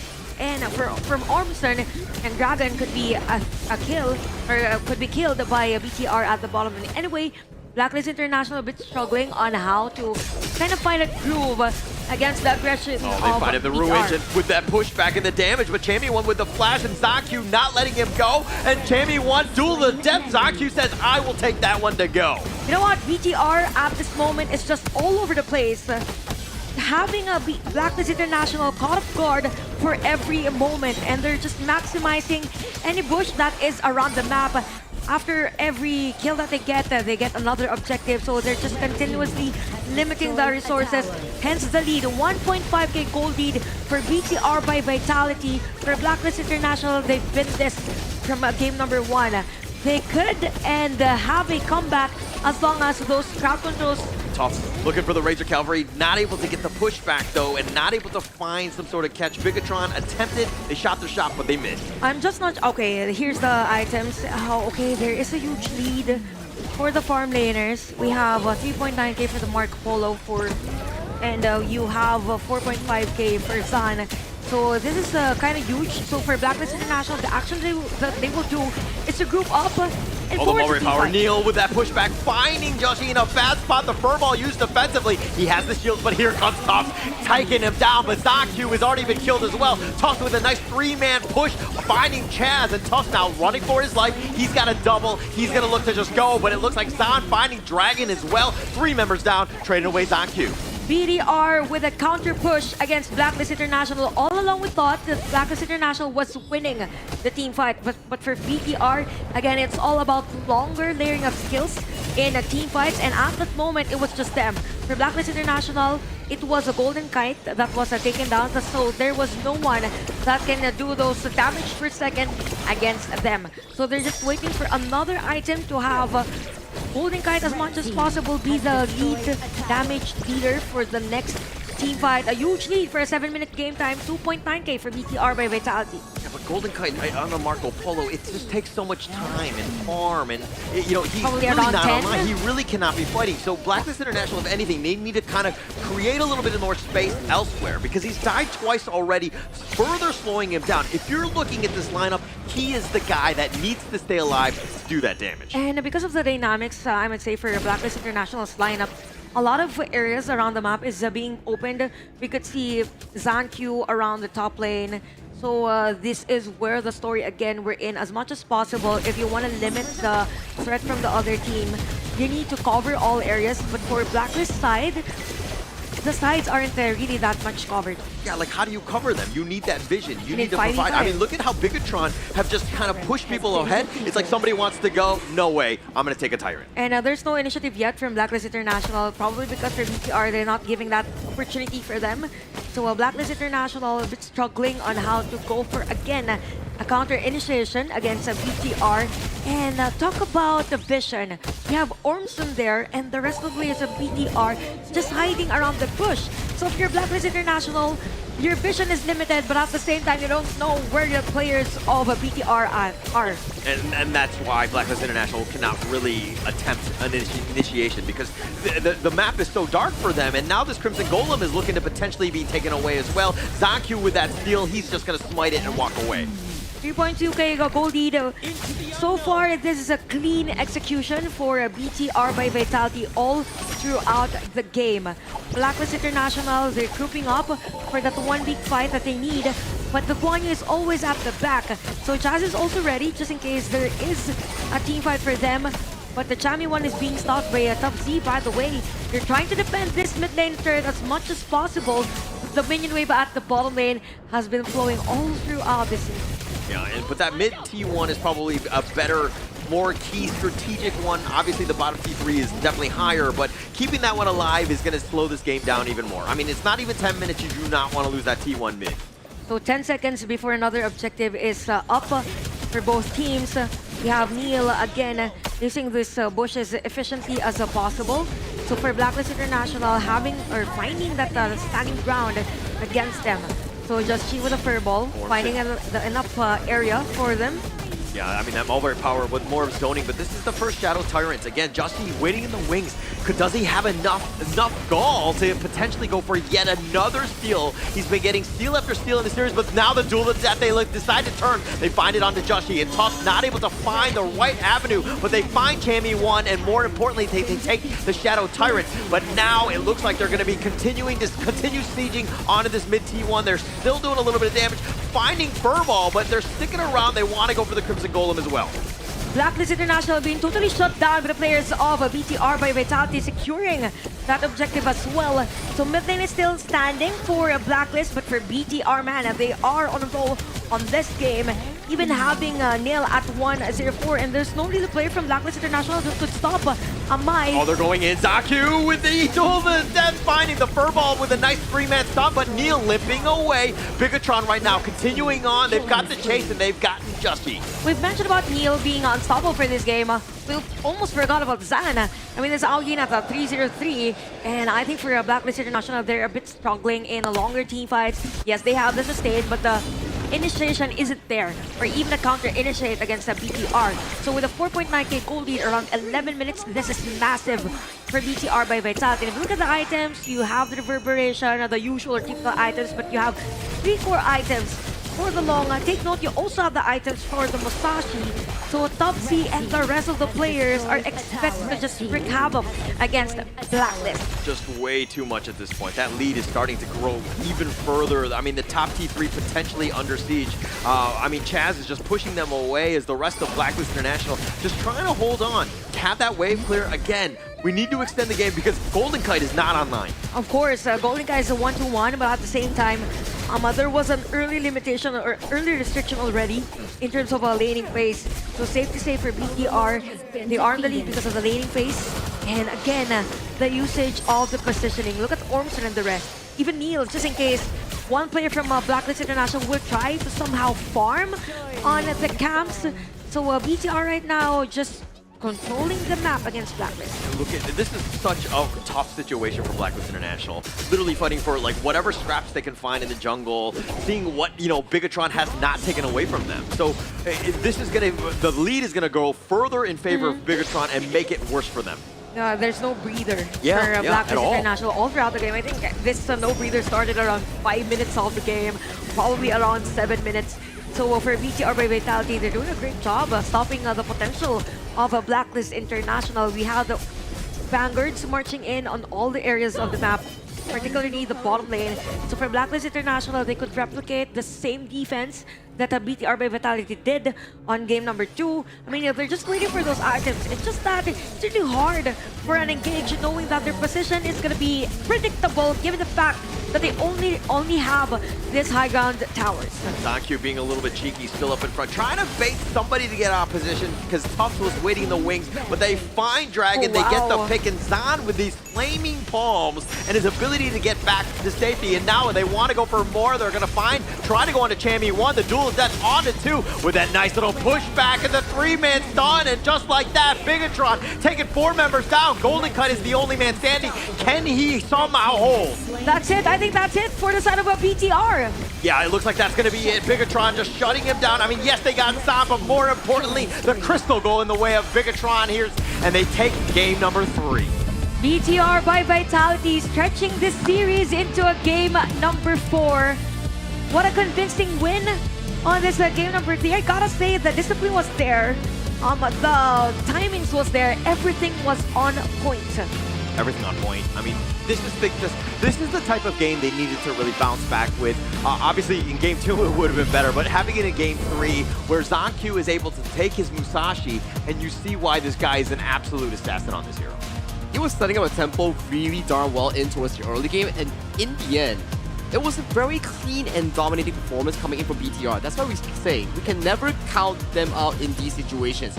They've been into a 0-2 against the IPL Grand Finals, and then coming into this series now, you can see they are unwavered. Aside from really giving the spotlight to ZonQ, let's put our focus towards Tough Z and also Ormson. I bet as well, they had a fantastic performance. Tough Z was just finding flanks after flanks. And even for Neil, the position was there. I mean, those 3 players, that, aside from those you've mentioned, I believe did a great job on this game. Take note that during the draft, it was actually 4 years, if I'm not mistaken, that was banned on ZonQ's hero pool. So with the Musashi pick, I think it was a BTR by Vitality who benefited on that supposed strategy by Coach TG and Blacklist International. And you've mentioned about positioning. Yes, the Top C and Ormson was so on point that it was almost like they're sandwiching the players of Blacklist. It was always a flank. There's a potential flank. So for Blacklist International, they were kind of scared to somehow roam around the areas of the jungle and even the map. Yeah, I was waiting for the rest of, Bigetron here to really step up. It's taken some time. We've been seeing ZonQ trying to do what he could, but finally Zon stepping up. Tough ZZ is just stepping up as well. I mean, a lot of these guys are finally getting to the point where we're a team in this one. We need to fight back together. It's a collaborative effort coming in from the boys, Bigetron by Vitality there. Getting that win is really important because you're potentially looking to push the series into that game 5, into that one match to really put your score to that 1-0. The collective team effort was very evident of this. You have 3 players at 70+% in terms of team fight participation, and this is where the downward slope went in for IKL team, which is BTR by Vitality. There was a team fight around, I think, during the... this was an objective take. Okay, during this objective take, there was a team fight wherein BTR by Vitality won that and then just went straight against the Blacklist International. So it feels like for Blacklist International, they were kind of pressured to go for a counter, or pressured in a way to somehow stretch the game into a later portion, but BTR didn't give them the chance. Didn't give him any chances, and it looks like we're going to look at the MVP on this one. It's got to be Tough Z. Just the way that he was able to control it. Sagi, you rightly pointed out, his Razor Cavalries, every time they would take a good team fight, he was always there. If he didn't hit it, the rest of the team were like, hey, let's disengage. This is not safe. But that's the problem. He never not hit in those team fights. He was going from Clash lane to farm lane, directing the fight against the side of Golden Kite and also Chaz, getting the lead for the side of Zan and also the likes of Zan Q. And then when team fights were to come in, that's where you see Tough Z finding those big moments here, as we can see from the highlights. And that's why he's also our MVP for that game. I mean, very high team fight participation, even goal conversion. So it all started with a first blood, as you can see in this highlights, that the BTR was able to dictate that game and stretch into a game number 4, and they didn't stop pressuring Chami1 early parts of the game. And it seems to me, or it kind of feel like for Blacklist International, if Chami1 isn't having a great game, then they will deteriorate. Yeah, and he is definitely one of those targets here. And the same way, it's like Zan Q's not having a good game, but when does he have a bad game, right? Like, it seems like he's always on points, able to, you know, just put his team on his back, so to speak. But even in some of these highlights here, when you're seeing Zan Q, look at how patient he was with the duel of death, using it at the absolute last limit, understanding when that, you know, the enemy is like flashing away, and then he'll decide to go in. His timing is just impeccable coming in on this Musashi here. He's, like you mentioned, right, jumping in, not just at the start, but at the timing of the flash, at the time of the mobility spell, really spells them for these multi-man knockups here. And you can see Tux immediately jumping in for his jungler, finding that success of the team fight. Yeah, I think this was the third time that we saw the crucial crowd control thing. And it goes to show that for Tough Z, he did what he is needed to do on that game. They wanted crowd control, and he gave BTR by Vitality the crowd control.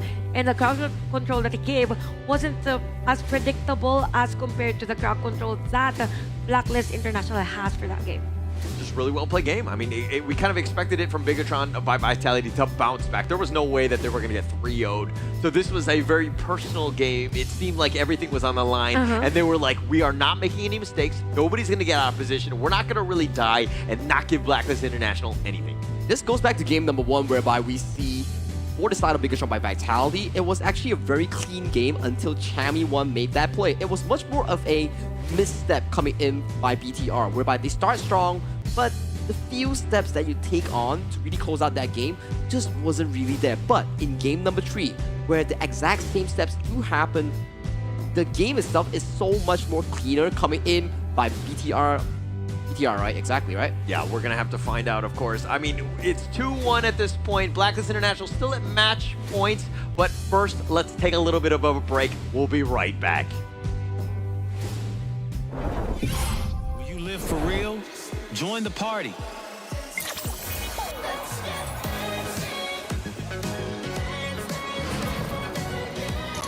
Make the whole street a party and add disco balls.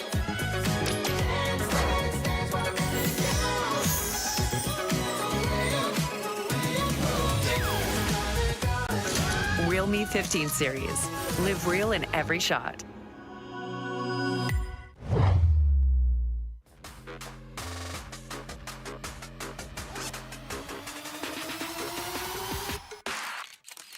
Why are you here? In here, okay? No one can challenge Malaysia.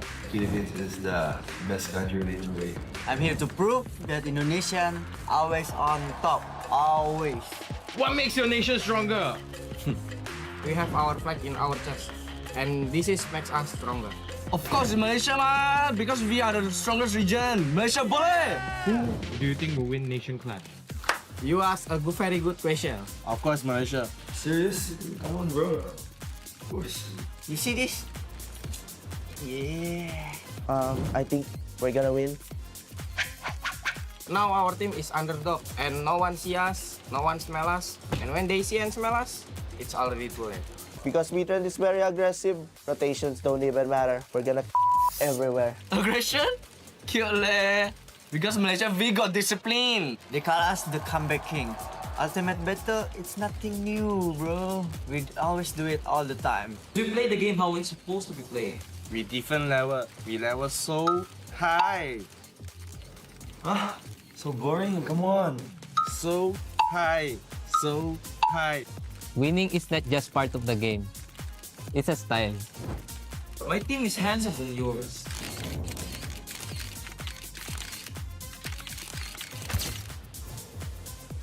Indonesian smile is the best, bro. You want some proof?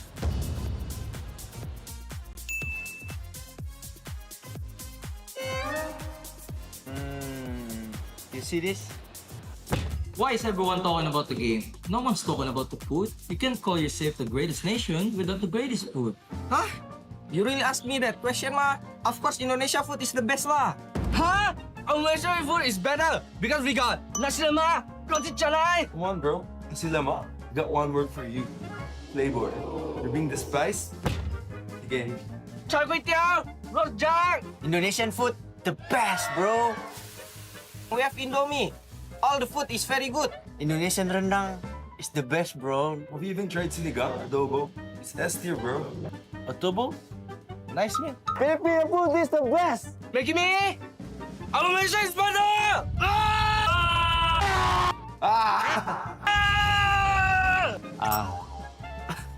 Wait.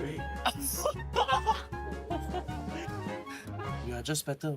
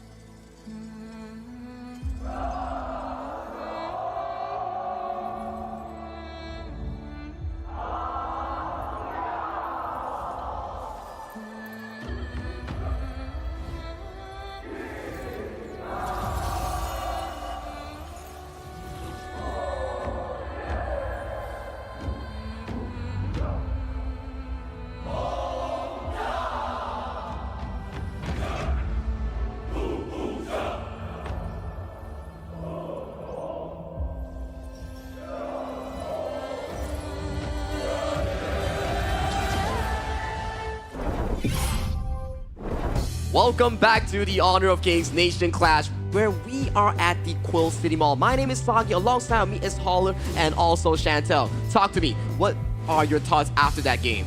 After that game, with the performance of BTR by Vitality, this could potentially be the first 5-game series that we will have for KNC. I don't want to get ahead of myself because it's still match Possibly. points, but that was a momentum shift, right? You course. could definitely feel it. Bigetron were like, we're not giving this one up 3-0. We're going to consistently fight. And with that momentum going into Game 4, this could be pivotal. I don't want to say that this is going to go to a Game 5 yet. It definitely has that potential. I want it to go to Game 5, but to see it there, we're going to have to find out because both of these squads really want it. Yeah, and with this one, again, there will be changes in the dynamics because of the heroes that were used. So we will not be seeing the Marco Polos, even the U1s. And these are power picks actually for Blacklist International from PKL. So I will be expecting that for the next banning phase, there might be another ban series wherein the assassin heroes won't be available for both junglers. But I don't think that there's a way to stop ZanQ because he can basically use all heroes in HOK. He's very well-rounded of a jungler course. here. That's why when you really do these bans and you are specifically targeting towards him, are you banning him or are you limiting yourself from the bigger picture? Yeah, that's a good point actually for the drafting for both teams, or particularly for Zankyu. So I was kind of thinking maybe they can change the sequence and focus on the clash lanes this time around, because we've seen the usual or priority picks for most heroes for the players that we have for the clash. Yeah, I think that if we saw what happened in that last game, Chammy 1 really didn't get going, right? On that Charlotte, he didn't really have too much of an impact. They were playing more of a defensive game. He needs that kind of frontliner. Like if you're looking on the opposite end, just like Tough Z with that, like Guan Yu, he was just making so much of an impact come team fights. And this puts into perspective as well, Chaz, when he's more on those engaged heroes like the Lianpo, like the Zhang Fei, you can see Blacklist International be elevated to a different level of aggression here. So coming into the game number 4 here, Blacklist International on towards the blue side, Bigetron by Vitality towards the red side here. As we see by Black TG, he is going for those Luna and also Pei picks. They will stick to the same strategy that they did, I think, for the previous games. It's just that they could change, or probably they could change it depending on the next heroes that BTR by Vitality will use. So for this one, Blacklist International, they will get the Arlie, so securing that farm lane is their top priority. Now for BTR by Vitality, they can actually secure now the hero for Zankyu, just because there is the potential threat of having other heroes being banned by Coach TG. A lot of options still. This is still very open. I mean, yeah, we're in game 4, but the hero pools that both of these teams have are very deep and diverse, right? I think that this is not going to be too much of a factor, but they're going to go with the Flowborn tank and the Diadea. We saw the Flowborn tank have some success earlier today. It's a very disruptive hero. It's like the flavor pick today. I mean, we saw that earlier in the previous series, and this is a counter pick, the Diadea. We all know that Blacklist International, if they got it, then you already have a combo for that. Yangjin is available, although, it's gonna be Menki, so it's more on the sustain, plus the hero for Chaz. This is one of his favorite heroes, so again, it's all about compatibility for Blacklist International. Now for BTR, they need a high damage per second hero in terms of the farm lane, probably the mid lane also. I won't be surprised if they get Yixing, Garenmo, something like that. That will be interesting pickup here coming in from both of these squads here. For Bigetron, if you don't lock your marksman or clash lane here, you won't be facing 2 more bans on those picks here. But fortunately, they do draft in that Channel here. So Channel and Diadea traditionally does super well against Arlie in a 2v2 matchup. Oh, interesting. So in terms of farm lane phase or laning, then BTR by Vitality has the upper hand. Now, Noah has been banned. They don't want any hero that can push them back, deal damage with the Annihilation, and instantly go into team fights. And Dacho has been banned here for Blacklist International, by the way. Now, another ban for BTR by Vitality. Could be another mage hero, since that's what's lacking on Blacklist side. Yeah, and I think the Nua ban is actually a good one, because if Dragon was able to get that, plus you have the boats on your lineup as well. You have stuns for days at a really long range. Then the Menki could fly in and literally clean up at that point. But the Ganemo going to be banned here by Bigetron. A little bit of respect more towards Dragon. Gotta limit it. So this put Blacklist into a position whereby they are putting sole focus onto Golden Kite to be the primary carry here. If you have only one carry and that this Arlie doesn't really thrive in that early to mid-game department, you will be outskilled by that Channel later on. What if, I was just thinking, for Blacklist International, what if they are the ones to use the Garuda for this game? That could be possible. Yeah, could be possible. That could be a good option for them, knowing that they need a hero that could deal damage mid to late game, has fast ping of minion wave, has the shield.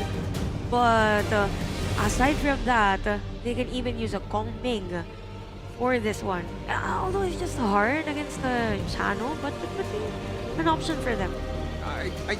I'm not a huge fan of the Kong Ming. It's a high flying, like high risk, high reward type of hero. Definitely very squishy, and especially when you're seeing something like a Charlotte who could just like literally dash on top of you, might be a rough spot. Obviously, it's a good thought going into the second phase, but I think at this stage you gotta pivot a bit. You gotta pivot, and Blacklist International, they are being locked away from the Guan Yu because all these 4 picks they do exceptionally well against Chami if he wants to go for that Guan Yu here. So it's definitely not something they should venture into because it will be a super tough game for the side of the Guan Yu potential pick. It feels like for Blacklist International, they could go also for a Zia pick, honestly.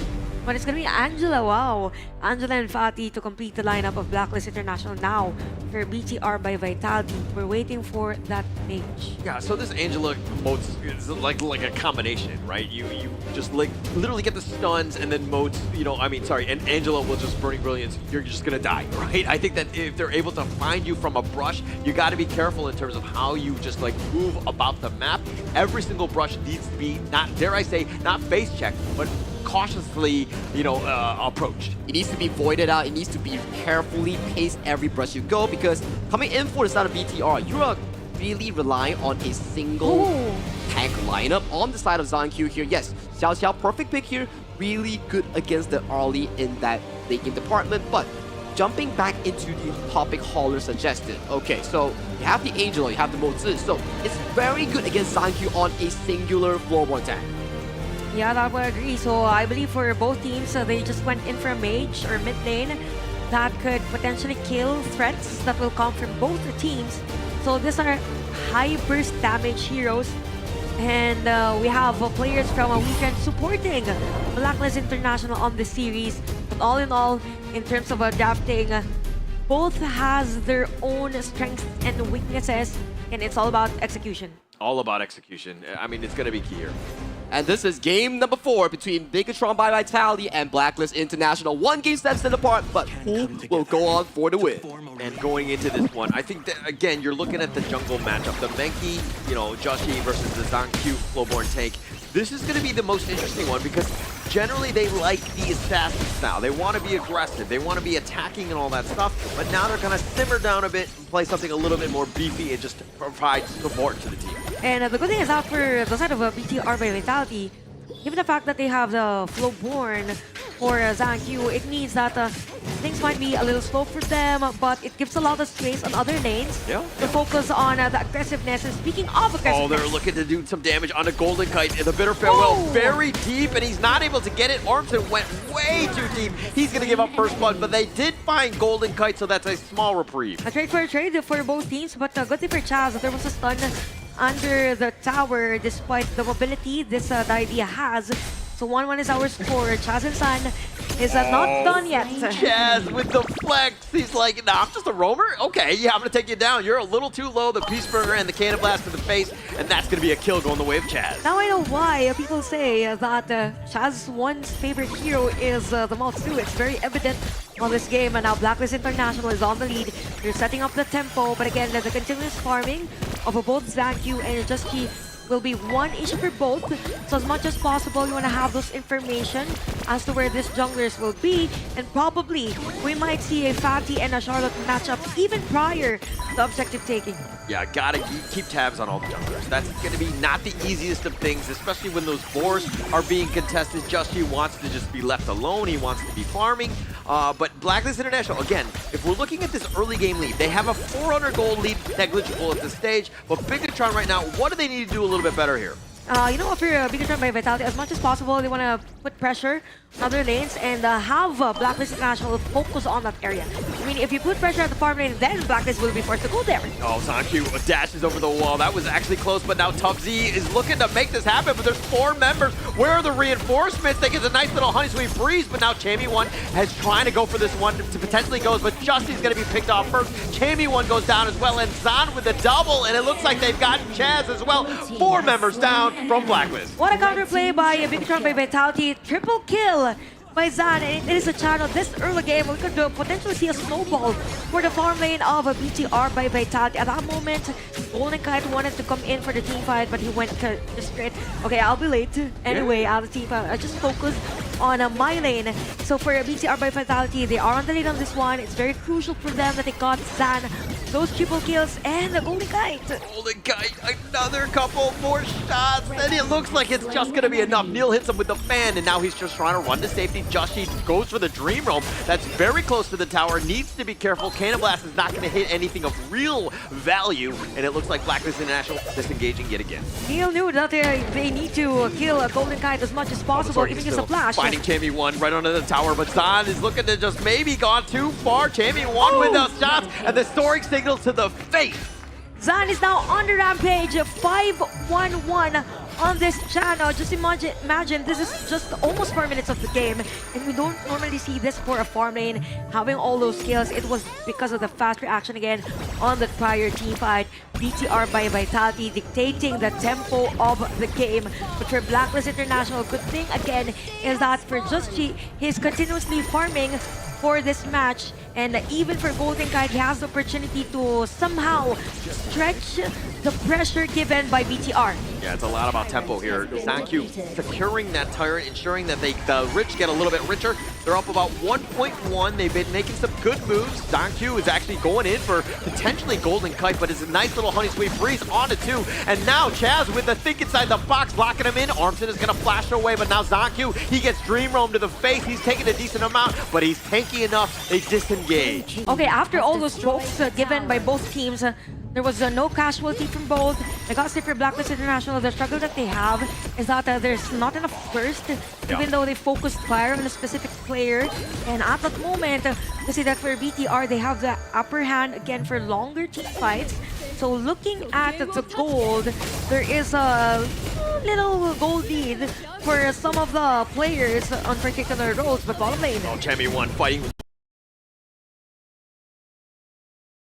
versus 2, and he's actually gonna get the pickup on a Neil, and he's just gonna walk away. Tubsy cannot make him pay. Chaz has showed up, but it looks like he's got all the value in the world. Chammy 1 making plays. Of course, and Chammy 1 from top lane is there at the bottom lane.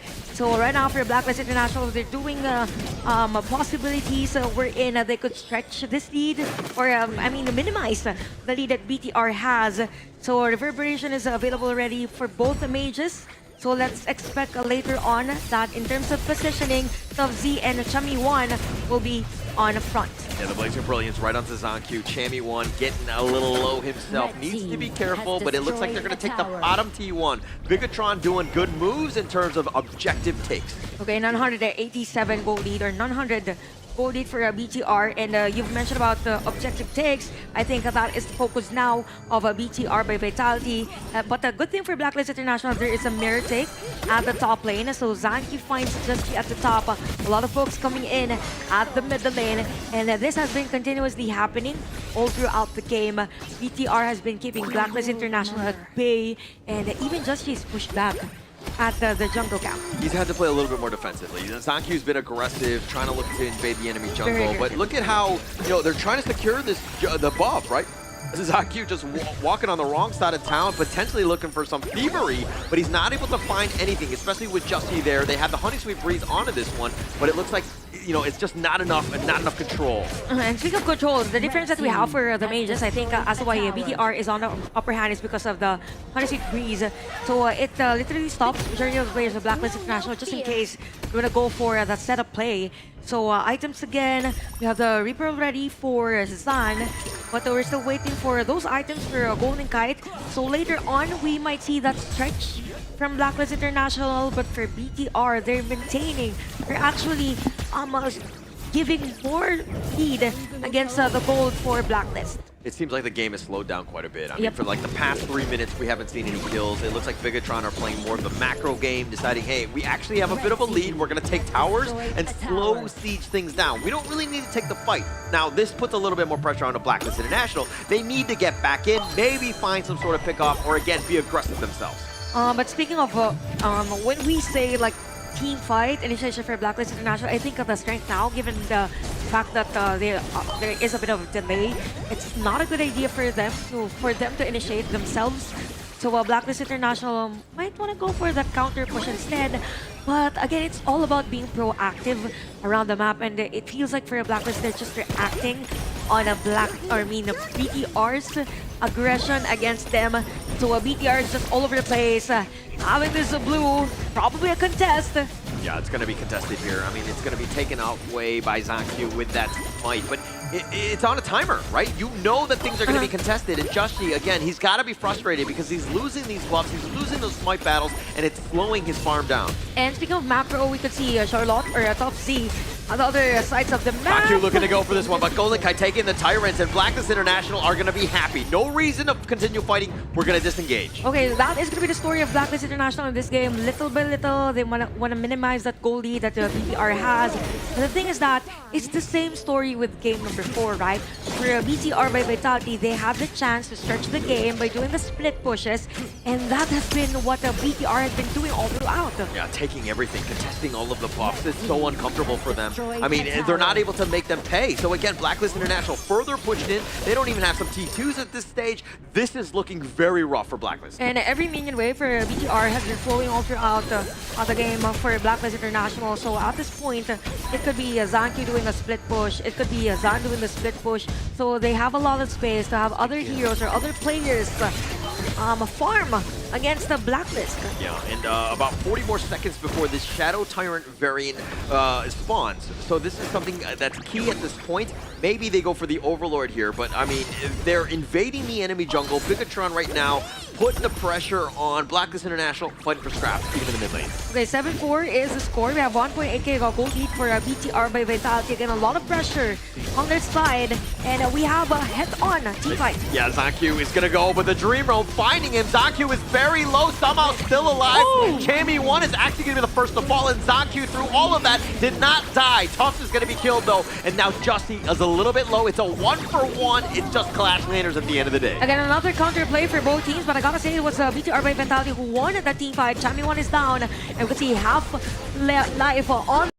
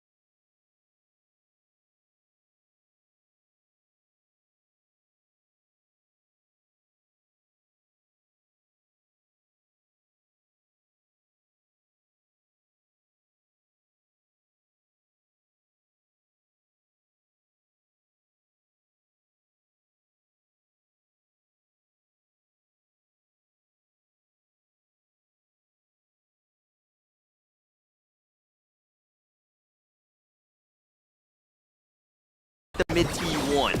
Again and again. That's ZanQ looking to go fight. Now this, they're trying to secure. Or, minimize the lead that BTR has. So Reverberation is available already for both the mages. So let's expect later on that in terms of positioning, Z and Chami1 will be on front. Yeah, the Blazing Brilliance right onto ZanQ. Chami1 getting a little low himself. Needs to be careful, but it looks like they're going to take the bottom T1. Bigetron doing good moves in terms of objective takes. Okay, 987 gold lead, or 900 gold lead for BTR, and you've mentioned about the objective takes. I think that is the focus now of BTR by Vitality. But the good thing for Blacklist International, there is a mirror take.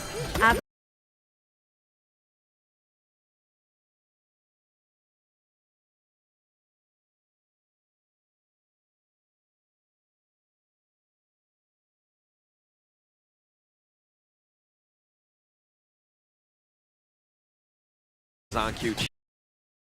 The top lane, so ZanQ finds just at the top. A lot of folks coming in at the middle lane, and this has been continuously happening all throughout the game. BTR has been keeping Blacklist International at bay, and even just she's pushed back at the jungle camp. He's had to play a little bit more defensively. ZanQ's been aggressive, trying to look to invade the enemy jungle, but look at how they're trying to secure the buff, right? ZanQ just walking on the wrong side of town, potentially looking for some thievery, but he's not able to find anything, especially with Justy there. They have the Honey Sweet Breeze onto this one, but it looks like, it's just not enough control. And speaking of control, the difference that we have for the mages, I think as to why BTR is on the upper hand is because of the we're gonna go for that setup play. So items again, we have the Reaper ready for Zan, but we're still waiting for those items for Golden Kite. So later on, we might see that stretch from Blacklist International, but for BTR, they're maintaining. They're actually almost giving more lead against the gold for Blacklist. It seems like the game has slowed down quite a bit. I mean, for like the past 3 minutes, we haven't seen any kills. It looks like Bigetron are playing more of the macro game, deciding, hey, we actually have a bit of a lead. We're going to take towers and slow siege things down. We don't really need to take the fight. Now, this puts a little bit more pressure on the Blacklist International. They need to get back in, maybe find some sort of pickoff, or again, be aggressive themselves. But speaking of, when we say like team fight initiation for Blacklist International, I think of the strength now, given the fact that there is a bit of a delay, it's not a good idea for them to initiate themselves. So Blacklist International might want to go for that counter push instead.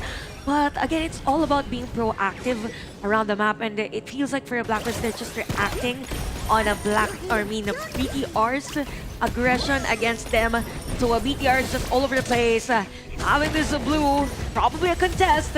Yeah, it's going to be contested here. I mean, it's going to be taken away by ZanQ with that fight, but it's on a timer, right? You know that things are going to be contested, and Joshi, again, he's got to be frustrated because he's losing these buffs, he's losing those smite battles, and it's slowing his farm down. And speaking of macro, we could see Charlotte, or Top C, on the other sides of the map. ZanQ looking to go for this one, but Golden Kai taking the Tyrants, and Blacklist International are going to be happy. No reason to continue fighting. We're going to disengage. Okay, that is going to be the story of Blacklist International in this game. Little by little, they want to minimize that goal lead that the BTR has. But the thing is that it's the same story with game number 4, right? For BTR by Vitality, they have the chance to stretch the game by doing the split pushes, and that has been what the BTR has been doing all throughout. Yeah, taking everything, contesting all of the buffs. It's so uncomfortable for them. I mean, they're not able to make them pay. So again, Blacklist International further pushed in. They don't even have some T2s at this stage. This is looking very rough for Blacklist. And every minion wave for BTR has been flowing all throughout the game for Blacklist International. So at this point, it could be ZanQ doing a split push. It could be Zan doing the split push. So they have a lot of space to have other heroes or other players farm against the Blacklist. Yeah, and about 40 more seconds before this Shadow Tyrant variant spawns. So this is something that's key at this point. Maybe they go for the Overlord here, but I mean, they're invading the enemy jungle. Bigetron right now putting the pressure on Blacklist International, fighting for scraps, even in the mid lane. Okay, 7-4 is the score. We have 1.8k gold lead for BTR by Vitality. Again, a lot of pressure on their side, and we have a head-on team fight. Yeah, ZanQ is gonna go with the Dream Roam, finding him. ZanQ is very low, somehow still alive. Chami1 is actually gonna be the first to fall, and ZanQ through all of that did not die. Tufts is gonna be killed though, and now Justy is a little bit low. It's a 1-for-1. It's just Clash Landers at the end of the day. Again, another counter play for both teams, but I gotta say it was BTR by Vitality who won that team fight. Chami1 is down, and we can see half life on this. So again, BTR, they need to finish this game and not give Blacklist International the chance. I mean, they're trying their best at this point. The Honeysuckle Breeze looking to do damage onto Justy. The Blazing Brilliance onto ZanQ is like scorching him down, but they're not able to take the mid T1. Again and again, BTR by Vitality. I think they've been really trying their best to defend the mid-lane turret because it opens up everything for them. So Blacklist International slowly and surely getting there. Now we are trying to regroup. They're still on the lead. 5.6k on this game. 16 minutes holler for this one. I'm expecting probably that we might reach Tempest Dragon for this. It's looking that way, right? Just the way that they're slowly moving around. And the wave clear from Blacklist International is just fine. They have Chami1 with the damage, Dragon, Golden Kite. You have a lot of guys that deal with the minion waves, so they could potentially extend the game. The problem is if they get caught out right now, that just might end the game. Yeah, because even the bot lane, mid lane, bottom lane high ground turret has been destroyed already by BTR as the wife for Chami1. He is required for any player from Blacklist International to somehow clear first that minion wave because it will be a headache early. I mean, later on, if ever there will be a backdoor play for a Bigetron by Vitality. Yeah, I mean, I don't know if you want to go... like, you could slow siege. You have that lead. You can continue on. But taking the mid T1 by Blacklist International, that's a great start to a comeback. Okay, they have the information that Tufts is at the bottom lane. For Blacklist International, they could force a team fight at the middle lane, but Chami1 reacted on that. It's the best thing that they could do right now. Oh, they've got the numbers, but they know exactly where Joshi is, who's very tanky. He has that shield as well, and that cannon blast just like stopping them from going. Is Zan not really able to hit his mark? He's not doing the damage, so they know that they can't really continue, but ZanQ continuing to poke and prod. At this point for BTR by Vitality, they're not pushing for a team fight because they're finding where a Golden Kite is. They don't have information, and if you look at the Neil also is waiting for the perfect target. So now that the already has been revealed at the top lane, there should be a movement from BTR side. Oh, the Blazing Brilliance. Tough D just looking to dive in. The Tri-Slash is doing some work. He's dashing around. ZanQ, though, looking to go potentially for Chaz, but they're not able to find their marks. They don't have any sort of catch. The top lane is completely wide open, so Bigetron have to retreat and deal with the housekeeping. Okay, macro versus macro is the story of the game now. For Blacklist International, they were able to take down a high ground return at the top lane. That's why they have the space now to take this Tyrant, and the reaction of BTR by Vitality is to guard or take the Overlord. The movements by Blacklist International, so smart. They were baiting it out in the mid lane, but actually the real point, Golden Kite was off the map because it was pushing in the top lane, taking the top T3. The space that was given, all because you didn't commit on anything, and they've opened it up even more. And now that we are reaching almost a 20-minute game, it is expected again that you have the items for both teams. It's all about the setup Dream now. Roam finding Neil though, and ZanQ is gonna make him pay, at least for now. Chammy won with those flashes. The Cannon Blast is covering the retreat on this one. They're not able to find the mark. Zan shows up and the Blacklist International is like, hey, we cannot deal with him. Let's get out of here. Now for Blacklist International, they need to capitalize on the lords that they had, or the vanguards that they have. Oh, no, it's actually BTR, correct myself. So for this one, BTR by Vitality, they can force a full fight, or probably take another turret, or push more on the Blacklist area side.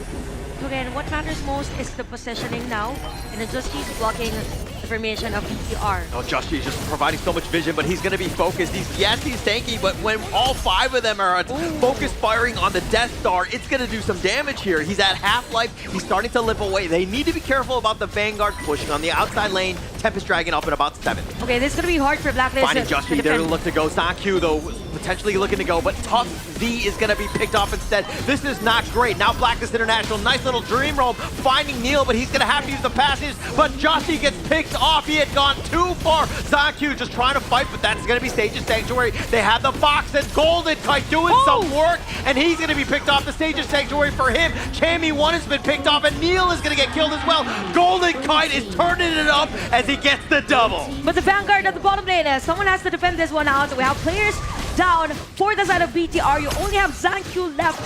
Nice defense by Blacklist International. All along we thought it was BTR winning that team fight, but you have to commend the positioning of Golden Kite around the time. Same goes with the damage coming in from Dragon, and even that ultimate from Chaz. So things are getting good for Blacklist International on this game. Now BTR by Vitality, as much as possible, they need to find the perfect target before a team fight. I mean, it's getting close. I mean, ZanQ was going all in, understanding that zoning everyone. Yeah, was zoning everyone, but also Golden Kite is really the only guy that can kill him. He had Sage's Sanctuary, but he actually light steps back and starts killing the rest of his team, and once he's by himself, it's going to be a bit of a problem. And now the Tempest Dragon at about half-life. Chaz over the wall, finds it, locks in the box, tries to go on to ZanQ to push him back, the Cannon Blast, and it looks like Joshi takes the Tempest Dragon, and ZanQ is still there, the Dream Roam, finding Tufts. He's going to be picked off, and now Bigetron, all-out retreat. They have to stay alive. Blacklist International have the Tempest Dragon, all 5 members. 39 seconds because Tuftsy is going to be up for that defense.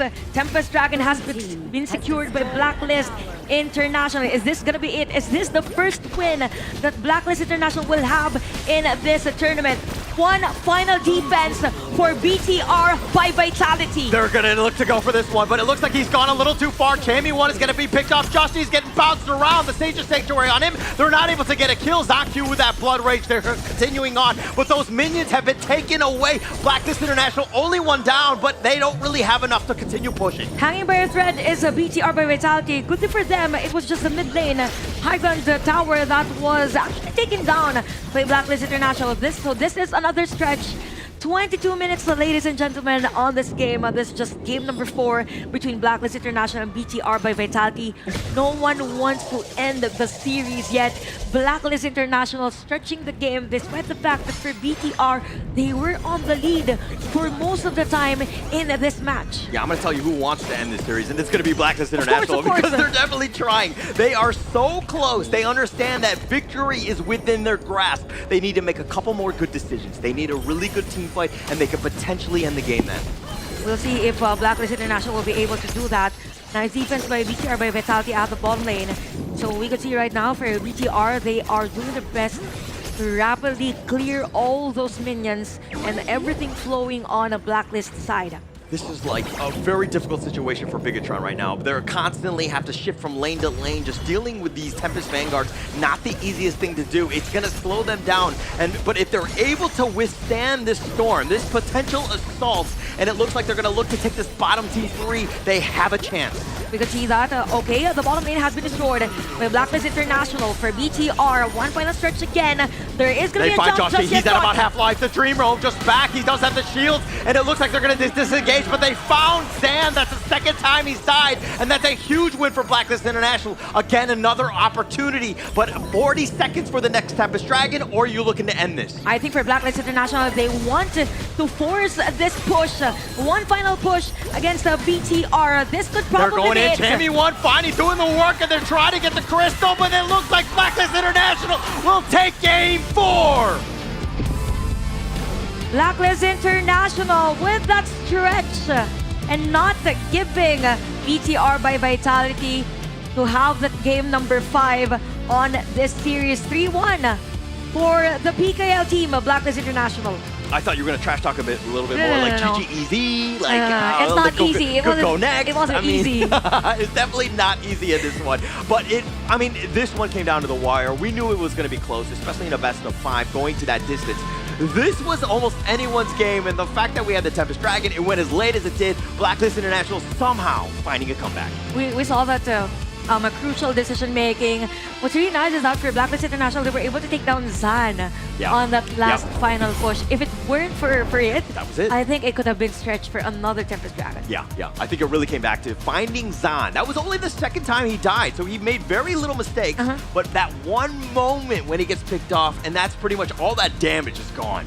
The resilience coming in for the side of Blacklist International. We were talking about smooth early game transition for them. We saw how Zan actually got multi-kills in that early game. Although he did got solo kill by Chaz, we do not talk about that. But his roam towards the mid lane and then picking up that triple kill already setting him so far up. But it was down to those key moments whereby Just G on that smite was just so darn crucial in stealing multiple objectives. I believe that was a turning point because it was in front of the players of BTR by Vitality. All along we thought it was BTR winning that area because they were literally on the lead for this game. Yeah, and he just had such an impact. I mean, he might not have been MVP in all the games, but just those steals, that impact of just being able to constantly be there. Nothing was free for ZonQ in terms of those neutrals. He just kind of, it was an epic head-to-head going into the jungle matchup, and we saw exactly why in this one. Just G really played a much better jungle efficiency in this best of 5 series here. It was so darn close in that final game whereby you had no idea how it would really end up until the very last moment. It was until where we received that Tempest Dragon buff on the side of Blacklist International. That's where the nails has been smashed into that coffin. Yeah, at the end of the day, whoever team has a better execution would definitely win a game. Yeah, definitely win a game on that one. But let's exactly see in the winner's interview. Let's go to Mara right now. Congratulations to Blacklist International! Chami MVP Game 1, Just G MVP Game 2. You know, this isn't just any win. It's the first victory for Philippines.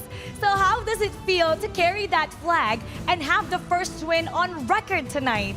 Ayun, syempre first of all, madam, parang it's an honor na nirepresent namin yung country. Tapos, and then, ayun, nung nanalo kami, syempre, parang good momentum din para sa mga upcoming days. So, yeah. Of course, it's an honor to represent the country, and having this win is a good momentum for the next games ahead. Now, Chami, My goodness, it was such a phenomenal fight. We saw great coordination from your team. So what part of the preparation paid off the most in today's game? I think we prepare the discipline because we always need to be composed. Kasi yung mga composition po kasi namin is like for late game only. So kailangan talaga namin maging madisiplina and patagalin yung laro. Ayun.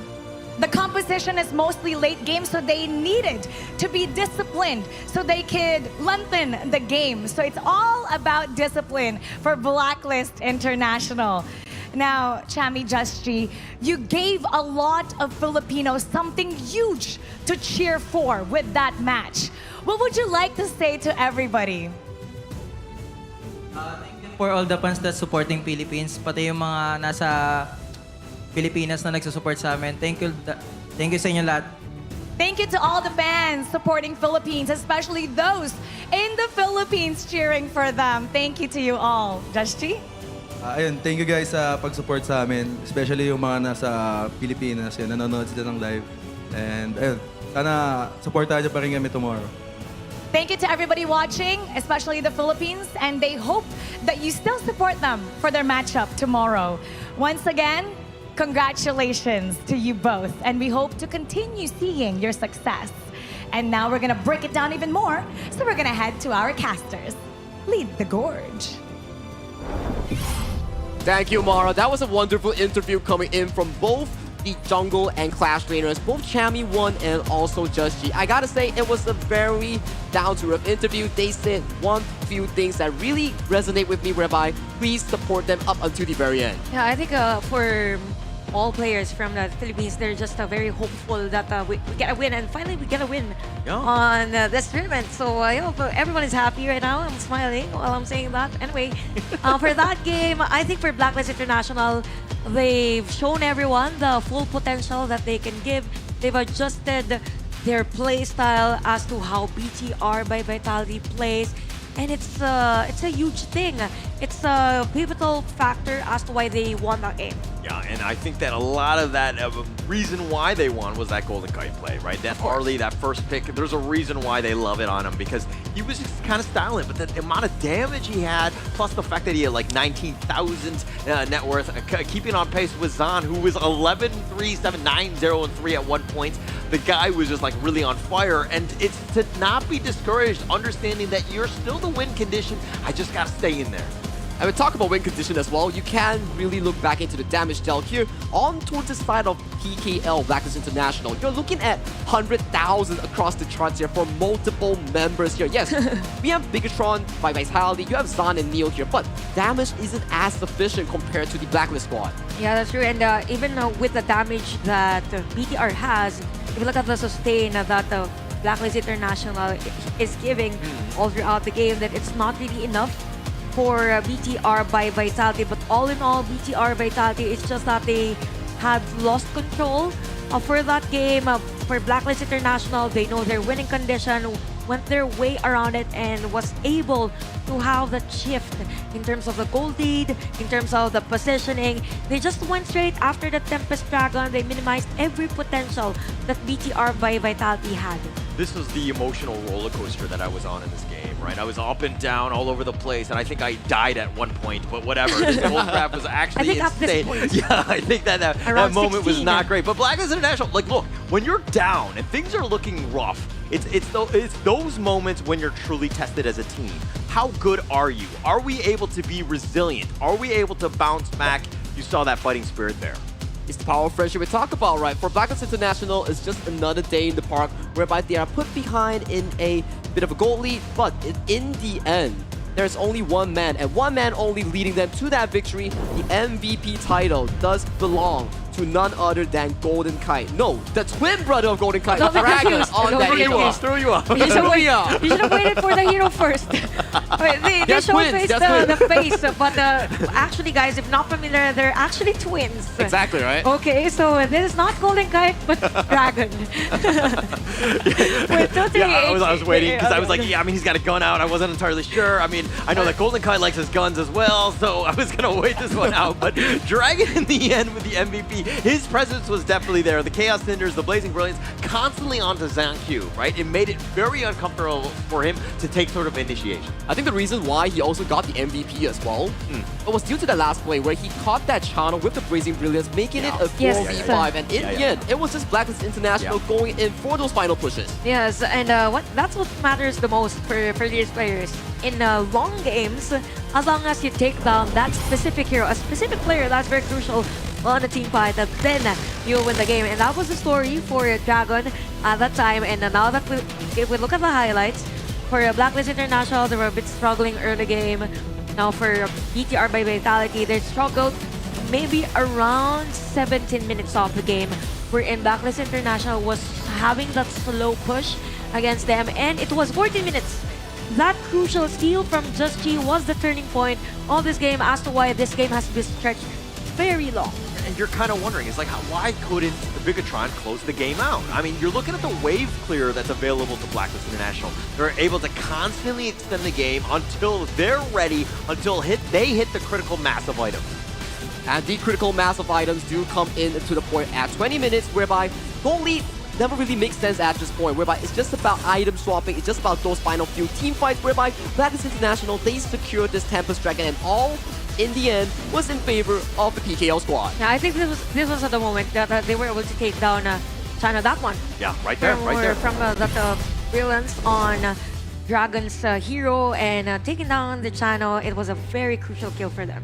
That was pretty much it. I mean, if they don't win that one, you were talking about this game being extended about 10 minutes. I think you're right, right? It really came back to that channel just staying alive. Zan just a little too far up, and of course, Dragon / Golden Kite, whatever you want to call him, getting that kill on that one, absolutely huge at that stage. It was absolutely huge, and it really removed any point of contention coming in for the side of Bigetron by Vitality to really hold the line against those Tempest Dragons marching into their base here. But all in all, good day for PKL fans because you finally landed your first series win. But on the flip side, there's bound to be people that's sad right now because Rookie, I can probably sense it right now, he's pretty down the dumpster. Yeah, he will be here with us tomorrow. Yeah. We'll wait for his reaction when he gets here. Yeah, I think the biggest thing though is just to stay calm, cool, collected. I mean, you still have the playoffs tomorrow. That's not going to change. If anything, this is like a learning experience, right? Losing like the way they did, they had so many opportunities to potentially end the game and come back, right? I think that they need to think about the positives more than anything else. Yeah, that I would agree. And probably adapt some of the plays that the other teams had. Well, ladies and gentlemen, of the Quill City Mall and on the online broadcast, we'll be going for a short 15-minute break. Go get your drinks, go get your snacks, and we will see you later.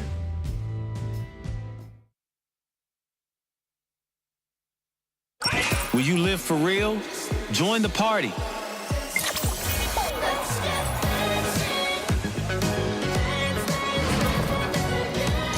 Make the whole street a party and add disco balls.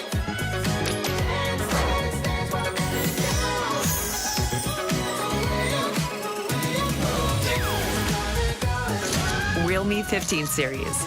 Live real in every shot.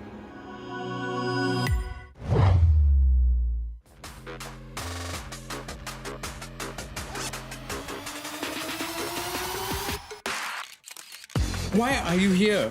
Indio's okay. No one can challenge Malaysia. Philippines is the best country in the way. I'm here to prove that Indonesian always on top. Always. What makes your nation stronger? We have our flag in our chest, and this is makes us stronger. Of course, in Malaysia lah, because we are the strongest region. Malaysia boleh. Who do you think will win Nation Clash? You ask a very good question. Of course, Malaysia. Serious? Come on, bro. Of course. You see this?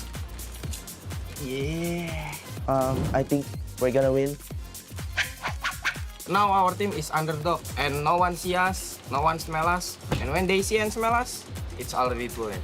Because Wetrnd is very aggressive, rotations don't even matter. We're gonna everywhere. Aggression?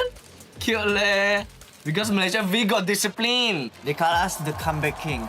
Ultimate battle, it's nothing new, bro. We always do it all the time. We play the game how it's supposed to be played.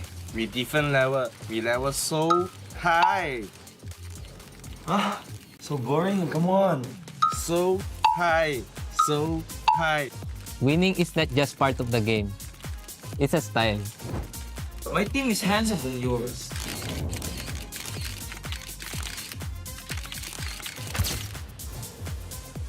Indonesian smile is the best, bro.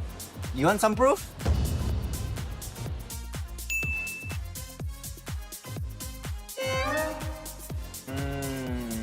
You see this?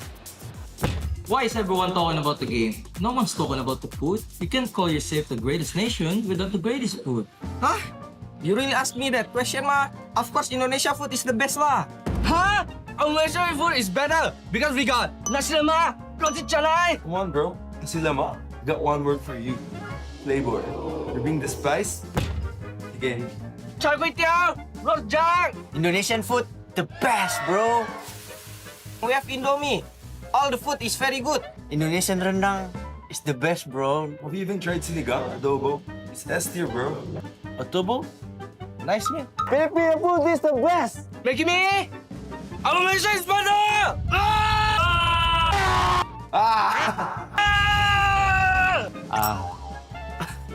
Wait. You are just better.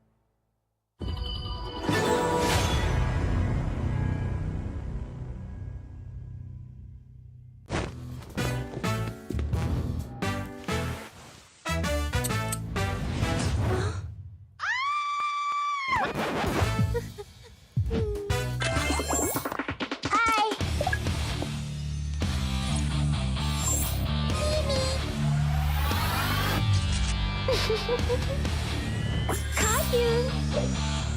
Do not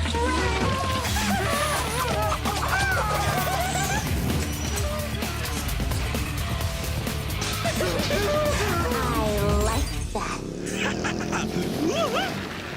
Hey! You! Hey! Stop! You!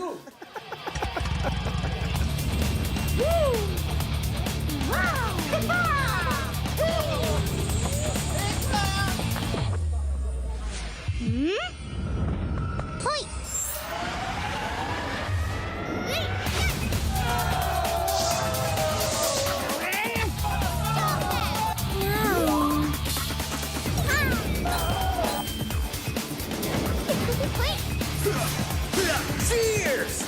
The cursed name, Kaiser.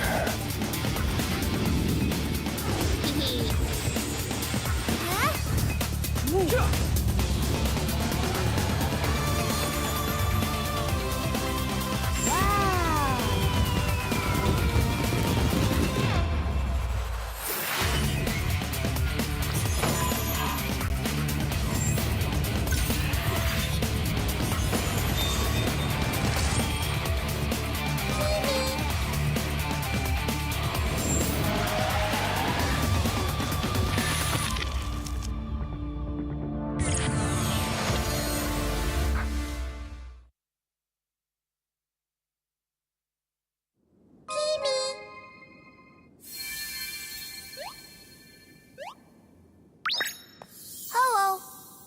I'm a spriteling. This world is so strange. Happy people are colorful. So beautiful.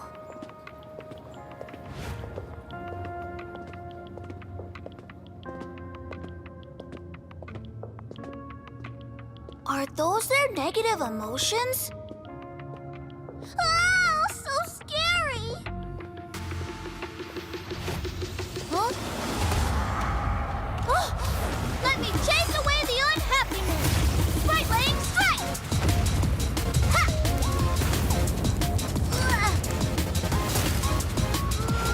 Hey!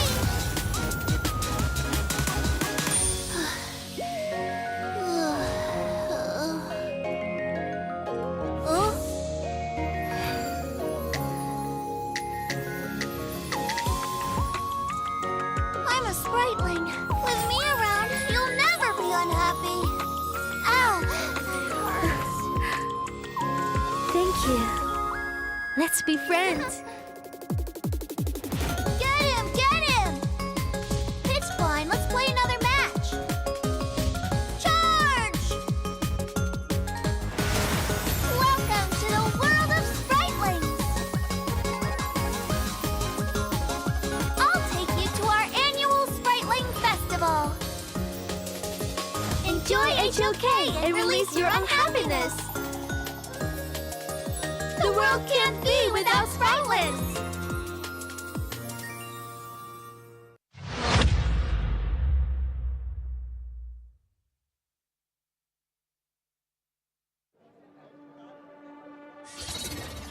Dongwon, won't you come out to greet an old friend? All this noise, how unruly.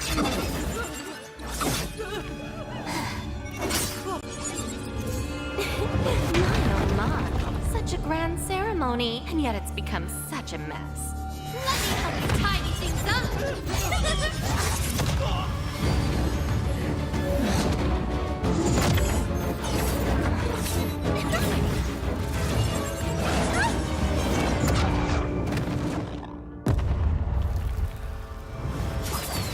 It's almost time.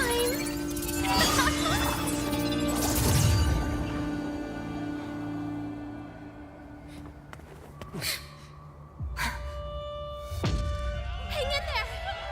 We'll protect everyone. Someone will come to help us. Who will come to help us? No. How interesting. Very interesting.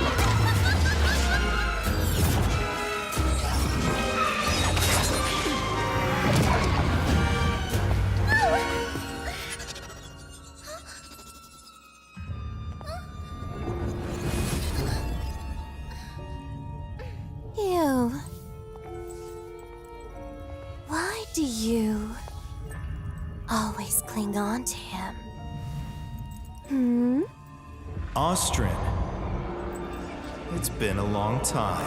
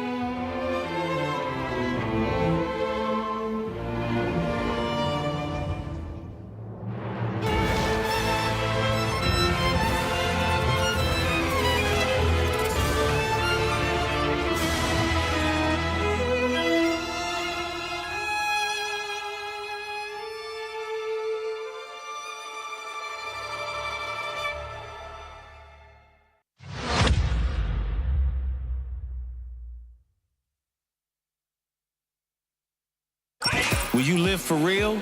Join the party.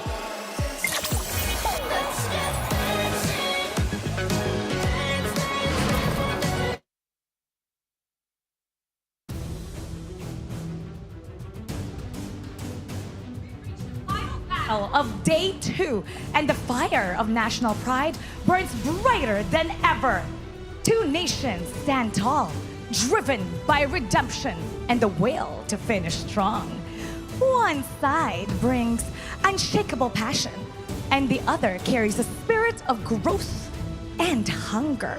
Now both are determined to bring glory to their nation, and they know that every move counts because it's a chance to show what they've got. And now we're about to start the final match of the second day of Honor of Kings Nation Clash. Introducing from Indonesia, a team of rising stars and tactical masters determined to rewrite their story on the international stage.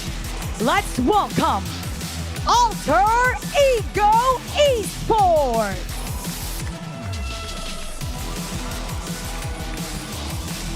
And returning to the stage, representing the Philippines with unshakable heart and momentum. They're showing us why they belong here. Let's make some noise for Wetrnd!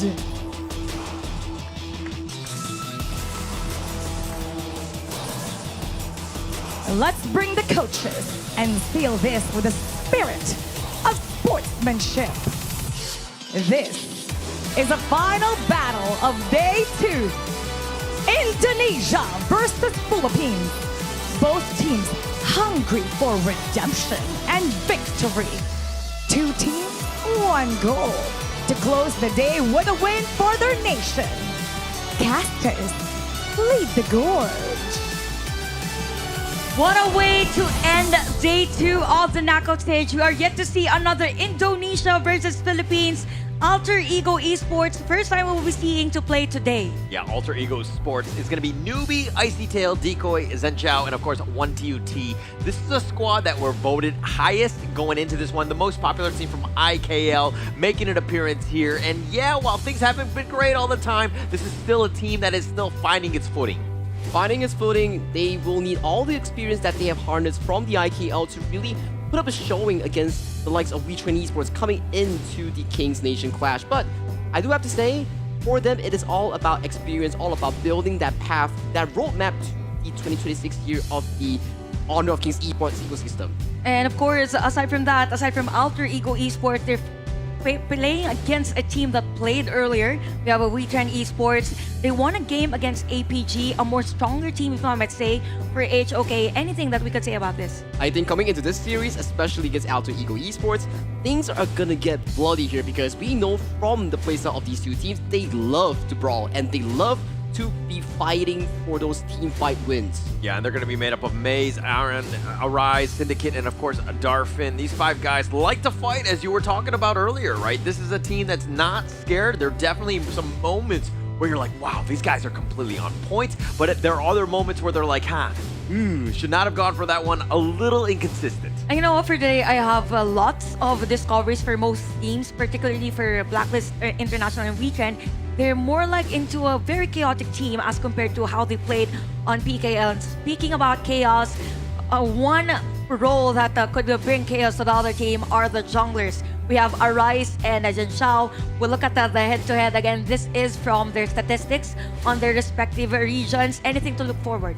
I think anything to look forward is the experience coming in from Zhenjiao. He's been in the scene for as long as I can remember. Coming into Honor of Kings Global, he has been the key leader here coming in from Alter Ego here. But for Arise, it's only been a small transition phase, but he's been making his markers, especially in the PKL, having a smooth group stage with the likes of Wetrnd Esports. But it was down to those playoff moments that he really started to show that lack of hero pool that could really damage Wetrnd in this best of 5 series. Yeah, I would agree with a hero pool, I believe, but with the average KDA, it means that as long as they get it going, then it's good for their team. Now, team head-to-head, we could see a huge difference between Wetrnd and Alter Ego. Wetrnd is leaning on those, or leading in all departments. Yeah, and I mean, this is the head-to-head. They never, obviously, have not played against each other. These stats are from when they were back in their league. Alter Ego, obviously, with IKL, as well as Wetrnd from PKL. But, you know, Alter Ego did not have a great time. Let me be completely honest. They only beat 3 teams in the IKL in the regular season. Mahadewa, Ravoin, Esports, and of course, Anik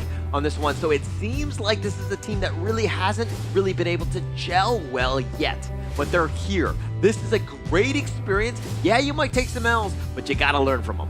It's a learning experience that matters coming in for the side of Alter Ego Esports and also for the side of Wetrnd, because in the end, yes, you do not qualify to the KIC, but being able to play for your region as the representative of the most fan-voted team, this is where you show off, and you show off hard. And at the end of the day, it's the learning experience that matters the most for these two teams. But I gotta say, for Alter Ego and even for Wetrnd, there has been a lot of potential in terms of how they strategize against much stronger teams.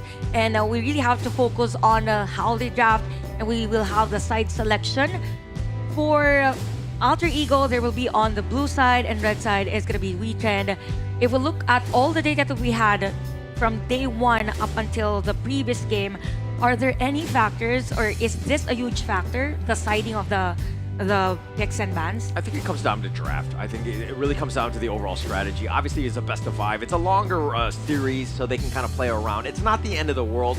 But to your point about how the fact that, like, you know, you're learning from those losses and all these things, I think for both of these teams, the biggest thing is they want to stop learning. Right? I think they want to get the other team to start learning a little bit more because they're sick of it. The rivalry is real, especially at this Nations Clash. And you have to think towards the IKL side. They already lost the series against Blacklist International, so what they want is for Alter Ego to claw back one series against the PKL representatives. Yeah, because that's 2 Indonesia versus, 2 matches wherein we have Indonesia and Team Philippines. So blue side's gonna be Alter Ego again. Blue side is Wetrnd. We've mentioned about the heroes that we've seen all throughout KNC, and we are seeing for Alter Ego they will ban out Dolia and even Mai, and this opens up a lot of heroes for the priority pick. Even for Wetrnd, they ban out Arlie. So are we expecting a specific hero for Alter Ego coming to this first pick? I mean, you might want to be looking at your clash lanes at this point. I think that that's probably the general consensus of where you want to. I mean, no farm laner, in my opinion, is really worth taking. Maybe the Pei, and that's another a good ban by Wetrnd there, by Exosend in terms of the coach there. But the Luna, it looks like they want to go high flying. Let Zhen Xiao fly. When we talk about Alter Ego Esports, you definitely got to put your focus on towards Zhen Xiao. He's been in the scene and he loves those jungle assassins here for side of Wetrnd. There's still the picks like the Diadea, like the Yang and Dolia, for example. So these are still up and available, but sorry, Dolia has been locked away from the side of AE. Oh, I was thinking for a Wetrnd, there's a high chance that we might see a Yuan on this, or probably take another hero. So it's going to be Yuan and the Aohin for their hero composition. So it's more of a mixture of, let's say, crowd control that has sustain and high DPS later on for this game. And I think it was, no, it's not I think, it was Alter Ego that played Garuda yesterday. It's just that it didn't work against the APG, but this is a time wherein they take the redemption plus the sunset. Yeah, I'm not a huge fan of the Sunset at the top. If I'm going to be completely honest, I feel like it's really fallen off. It just really hasn't had that impact. That cooldown takes forever, right? And the laning isn't as great as well, so he kind of falters in that one-on-one matchup. It's a great situational pick for later, right? I don't know if game one is you want to set the tone with a hero like of this caliber. No, I'm kind of confused, Sagi. The Sunset was picked even though Dharma was open. What's the reason behind this? I think the main reason behind it as well, you have the likes of the Long and Yuan, you have the get out of jail card that we talk about in the form of their ultimate. So once you go in as a Dharma and you can't find the finishing blow, you best believe the Yuan and the Long will press that ultimate and they will bail to safety. Okay, so a pretty decent hero composition for both. Again, we've heard the thoughts of a Holler on this is Sunset. It depends now for Alter Ego as to how they will execute on this one. But we will see an upgrade ban for Alter Ego. So there's no jungler yet for Wetrnd. Given the fact that you have nice composition already for Wetrnd, are we expecting an assassin so that it will play fair against the Luna? It'll be interesting because one of these picks that Wetrnd could really pull out of their pockets could have been that floorborne tank that they have found success with APG in the first series of the day here. So bear in mind, coming into the second phase of the draft, more of these roams and more of these junglers coming in from both teams will start to be removing from the pool. Yeah, of course, as much as possible, you want to secure like a hero that is very sustainable, has crowd control. I think for a Wetrnd, they both had the piece. And look at the focus on limiting the heroes for Arise. I mean, for those who are not familiar, for Wetrnd, they're known to be a team that heavily relies or gives space to Arise as much as possible. Hence the heroes like the Lady Shens, the Xiao Chaos, because those heroes are not really item dependent. They're not gold dependent. But it's going to be Yixing now for Wetrnd. Yeah, I think that it's going to be, you're trying to lock Luna in a box a bit. The board is going to do a decent amount, I mean, potentially, right? But then you have that Dharma with you can knock him off in terms of hitting him on the backboard. This is a nice little combination. They need control. They need to figure out a way to control the Zhen Xiao Luna here. Zhen Xiao Luna will be one of the key factors coming in for Alter Ego success here. For Wetrnd Esports, just like Hollow mentioned here, Dharma, Yixing, a very good team fight setup that's being drafted overall. It really resembles the PKL plays that we talked about, that they love to fight and they like to bring it big. All these big setups coming in from both Aaron and also Syndicate might just be the success factor, the storyline that we will be seeing coming in for the PKL fan favorites. Nice point on the teamfight-centric type of lineup on Wetrnd, but there was an answer for Alter Ego. Now you have the Secure and Direnji, very good in terms of the sustain, in terms of early laning. At least there is the support and crowd control. Now for Wetrnd, it kind of feels like they're lacking damage in the jungle area since they would be up against a Luna. And I mean, it's a good round out draft. Musashi. You have a lot of the stuns and everything that you kind of need. Wetrnd, though, it looks like they're going to go a different way. Let Musashi fly on, you know, a rise, right? I think that he's going to be great on this one. Getting to the back line. If Luna gets caught out, they might have a bit of an issue. So at Alter Ego, with all the stuns galore, you got to make sure the Luna is still up. And all the setup coming in from Wetrnd here, it puts Alter Ego into a much more defensive option that we talk about. With the lock off Arise on that Musashi, your spell 1, the Illuminating Slash, can also block the bolt coming in from center. Yeah, if you're able to time that. I mean, we've seen that. It's definitely a skill play. It's not the easiest thing to do. Now, looking at the draft alone, I want to ask you guys, who's going to be on the edge in terms of the early game? Early game, you know, I'm looking through. I mean, Alter Ego kind of, you know, it reaches out to me on this one. I just feel like the Gerudo can do some work. The D-Renge is okay, but, you know, it's a bit of a mix for me, 50-50. Okay, it's a 50-50 in terms of the hero composition. Again, game number 1 is very crucial on building that momentum for Alter Ego. Of course, they were able to watch that game of Wetrnd, the first match that they had at KNC. Now, for Wetrnd, there might be some emotional boost because of that win from Blacklist International earlier against APG. Again, this is nation versus nation. Indonesia versus Philippines. Quick predictions, gentlemen, for this match.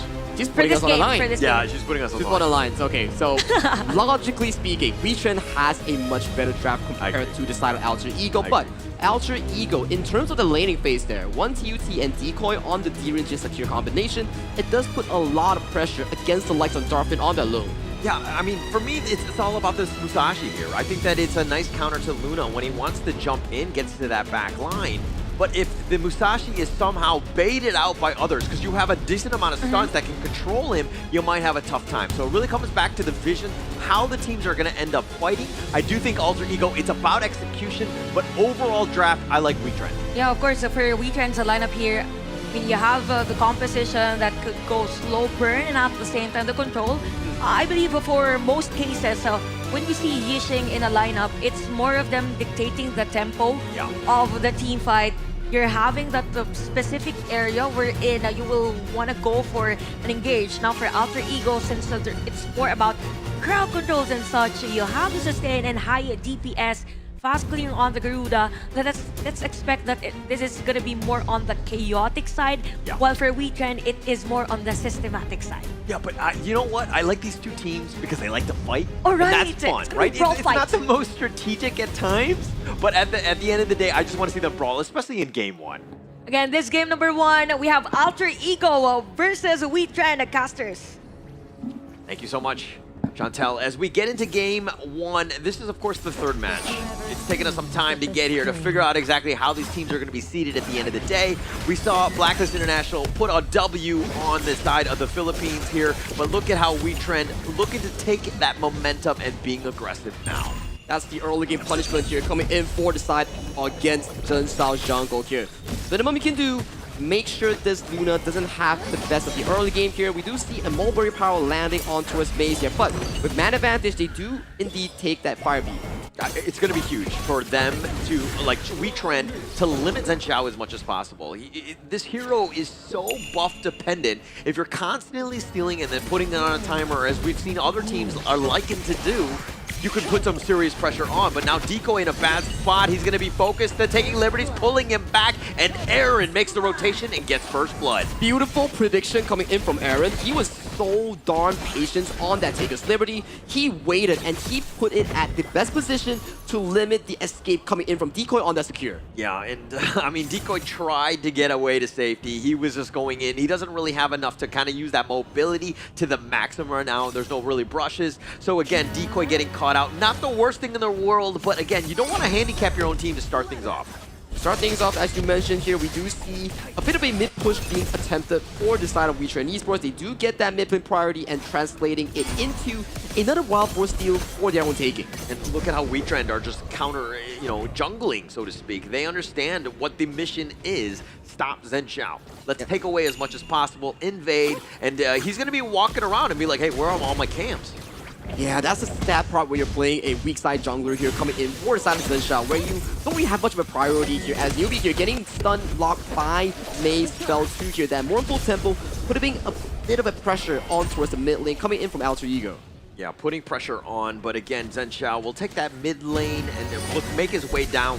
Now, if we're talking about this Garuda hero, right, it's a little bit new. It seems right now they're prioritizing everything into the Luna Zhenxiao, which is smart, but Garuda, you need some sort of farm, right? You need some sort of farm, you need those few items to really start yourself to get going, get that Massive Agony, get that Frozen Breath, and then you start to slowly but surely attempt these mid lane fights that we talk about here. And once again, mid wave being cleared up allows the rotation coming in for the side of Wetrnd Esports here, but Zhenxiao has no smite. Yeah, no smite, but the duel death right on top. The flash forward by Aaron, he actually misses the taking liberties, and Zhenxiao will survive. Look at it, re-engage here coming in for the side of Icy Tail. Nice little boat though, and it looks like Icy Tail making the action happen, get the connection onto Arise, but Icy Tail, he's trying to get back to safety. He's gonna go down. I think it's much more of a miscommunication here coming in for the side of Alter Ego here. You have Icy Tail going in, but the other members of Alter Ego, they are backing away to safety here. But Zhenxiao making a critical mistake here, does not in fact reset that new move. Yeah, and Syndicate was looking to potentially go. The taking liberties no is going to be shrugged off by Zhenxiao. They were not able to get the Crimson, so Alter Ego making moves, but not really getting any sort of conversion out of it. It's looking really good for the side of Wetrnd Esports here in this early game. Before the 4th minute mark, we're looking at a 1,000 gold lead in favor for the side of the PKL fan favorites. As we see, Decoy getting a bit of a poke on towards base, but it's just a roamer for roamer sort of HP trade here. Not the best of the situation coming in from AE. Yeah, it's like a pillow fight at the end of the day, right? Not really too much damage, but Newbie needs to be careful, and it looks like with that Imperial Order stopping them from any sort of assault. But now the 4-minute Tyrants, Decoy is still up in front, providing that vision. The Mulberry power is going to be missing. The board gets nothing really happens, and Wetrnd let that one slip under them. Yep, very uncharacteristic stuff coming in from Wetrnd Esports. They like to fight at these objective points, but giving away a free objective over to the side of AE, not what you really expect coming in for the PKL team. Yeah, not what you expect, but at the same time, AE are like, hey, actually Wetrnd, there's some gaps. We can come back in this game, we just need to play our game, take advantage of what they have, and this net worth lead, while it's only 1.2, it's still far from over. And Syndicate going in for the potential invade. Yeah, the Wings of Judgment right on top of this one. And Arise goes, uses the Duel of Death, but he's in a bad spot. He's being focused. One more shot, and he's not able to go. No, he gets picked off. Zhenxiao says, I will take that. How dare you invade my jungle? The Unending Sorrow by Maze, and he will be back. Ooh, a big pickup here coming in for the side of Alter Ego here. Jungle is still wide and available for their own taking here. Arise down for the next 5 seconds here. Zhenxiao has much more control and even almost a 2-level lead against his jungle opponent. Absolutely huge, right? 2 levels. I mean, Arise just hits level 8 at this point, but he is very far behind. It's one of those things where, like, he will be behind, which is okay, but you just can't falter off too much further because you are the guy to stop Zhenxiao. Exactly the case, right? Whereby we're looking at this Musashi. Yes, you're due to the death, do remove healing, but you are falling severely behind in that 1v1 matchup here. But hang on a moment, though. Icy Tail gets set up. With that truth, Icy Tail gets on his boat. He's going to get back to safety. Has to use the flash, and he's going to lose the top T1 as well. So a huge win for Wetrnd. Not as bloody as I expected here. They are trading blows across the map very systematically. And right now, take a look at Zhenxiao here, casually invading the Azure Golem here because they know for a fact more numbers have shown on towards the top side. That allows AE to get this Azure with no contention. Yeah, no contention whatsoever. Zhenxiao just dealing with those minions, and this lead is starting to grow even further. 1.2 just on him in terms of that laning matchup. But let's talk a little bit about 1TUT as well as Darfin. That matchup here, the D-Renge versus the Loom. Who are you giving the edge to? In the early game, it's much more consistent coming in from 1TUT on that D-Renge, but going towards the late game, that's where Darfin getting all the items, 3 to 4 items. Once you complete that Starbreaker into the Axe of Torment, then you will start having much more damage coming in towards this Loom. Yeah, and I think that late game they're going to be happy if they're able to get there, right? So it's up to the rest of Wetrnd. Again, I mean, the way that they're putting pressure on and taking these towers is just going to be gravy for them. Zhenxiao right now is looking for to take his own towers, and he's not really able to find it other than that top T1. The worrying point coming in for the side of Wetrnd Esports is that the jungle is starting to look like a slow bleed here. We are starting to see Zhenxiao controlling more of these objectives, controlling more of these buffs. putting Arise further and further behind in that gold department. Yeah, it's all about slowing him down more than anything else. If Zen Xiao gets out of control, it's going to be a problem. They have a lot of momentum, a lot of that speed and mobility, which is going to be tough for Wetrnd to go, but they've got the box. They find 1TUT. He's in a bad spot, but they do get enough. They have the damage on the Syndicate, but 1TUT does fall in the end. Darfit is now here. They're knocking him around, and they find Newbie, and Zen Xiao over the wall. He's going to be fine, and Decoy is just looking to back off. Hits him with the Mulberry Power. Maze is limping away. He's going to be picked off as well, and it looks like they're going to continue on and find Darfit as well. Decoy living up to his name as being the Decoy, but he gets picked off. Big fight win here coming in for the side of Alter Ego here. It was initiative coming in by Aaron on that What is my board, but 1TUT and Decoy immediately reacted with their crowd control, eliminating Syndicate before he could even do anything in those team fights. Oh, they're taking liberties, finding Zen Xiao. He's locked in the box, but Syndicate is there and not able to find the target onto Zen Xiao. Icy Tail looking to just run away, not able to find it, and you want to kill Sagi, and you're getting some.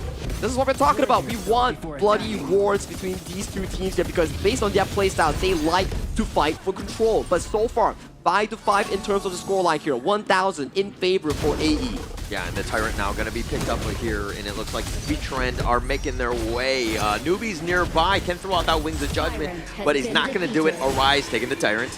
Yeah, free Tyrant up for taken here coming in from Wetrnd Esports. That is the final one before we go into the Shadow objectives here. So right now, it's still looking pretty darn close between the two teams, but jungle control still in favor for AE here. You can see Zen Xiao, uncontested, unbothered, another Crimson Golem going to his pockets here, but take a look at Icy Tail. He's looking for a big boat. Oh, the Unending Star on the boat is actually not going to really hit, and it looks like they want to go. Zen Xiao is going super aggressive, and he's going to get away as well. They take the mid T1. Things are looking gravy for Alter Ego. It's looking insanely good for Alter Ego as goes Zen Xiao is not over. And he decides to go in. He's not able to find it. He eventually gets it with Decoy's play, but Zen Xiao sacrificing his life.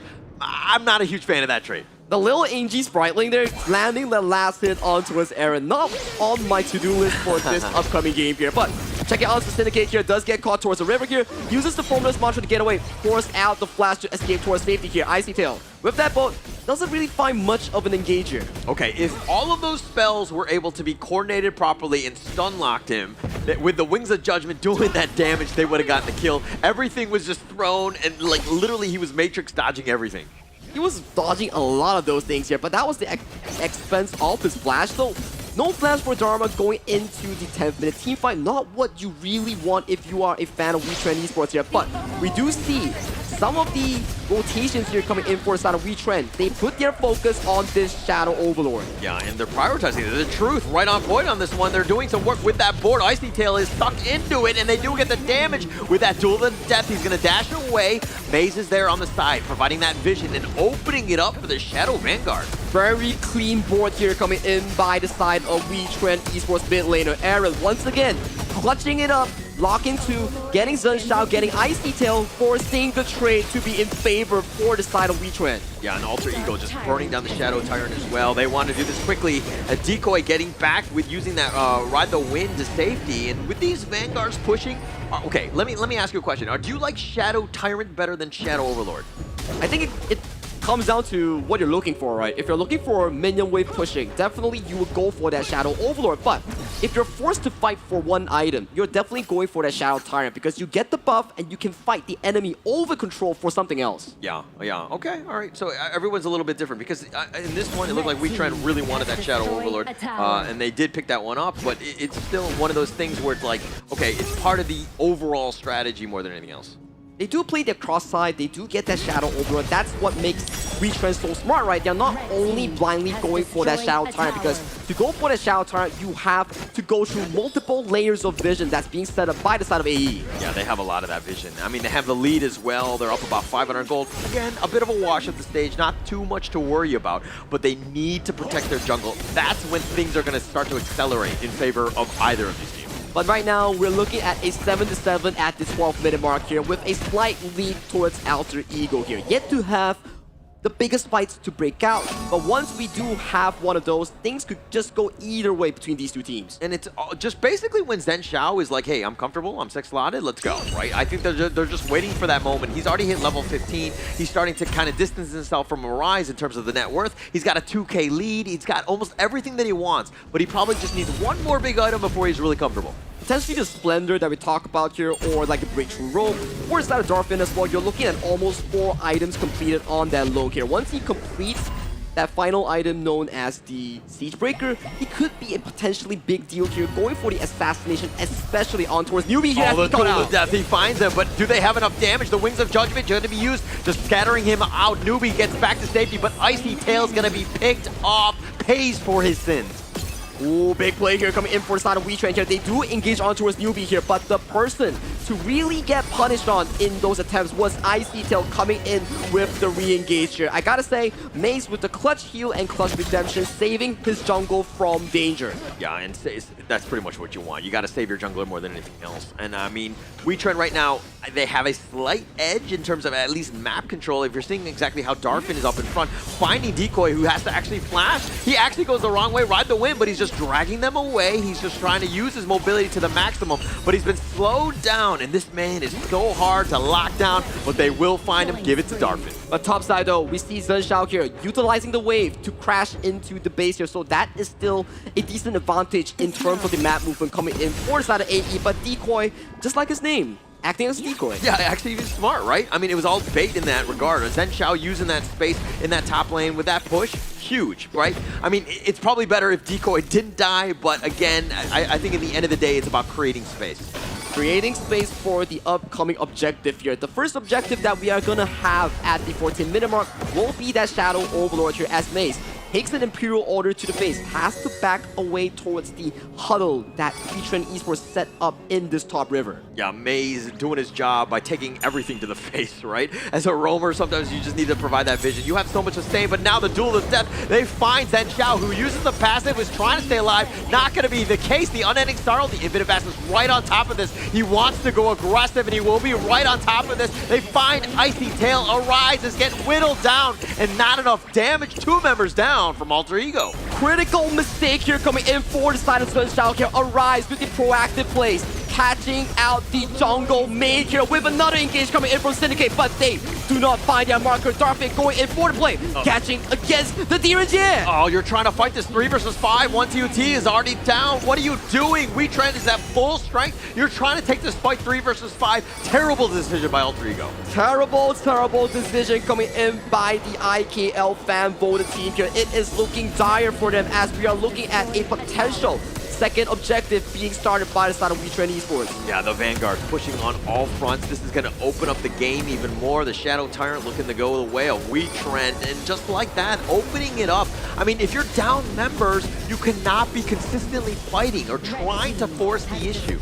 That was really risky coming in for side of Alter Ego here, but in that exchanges, it does allow Wetrnd to further pick up these objectives. And right now, look at the bottom wave here. Vanguards are crashing into mid and bot side in favor for the side of Wetrnd as they're looking to take this tier 3. Yeah, the Shadow Vanguard still up in front. They're going to try to just zone that away. The bottom T3 with that Flaming Palm doing some serious work by Darfin, taking that one down very easily. They rotate to the top lane.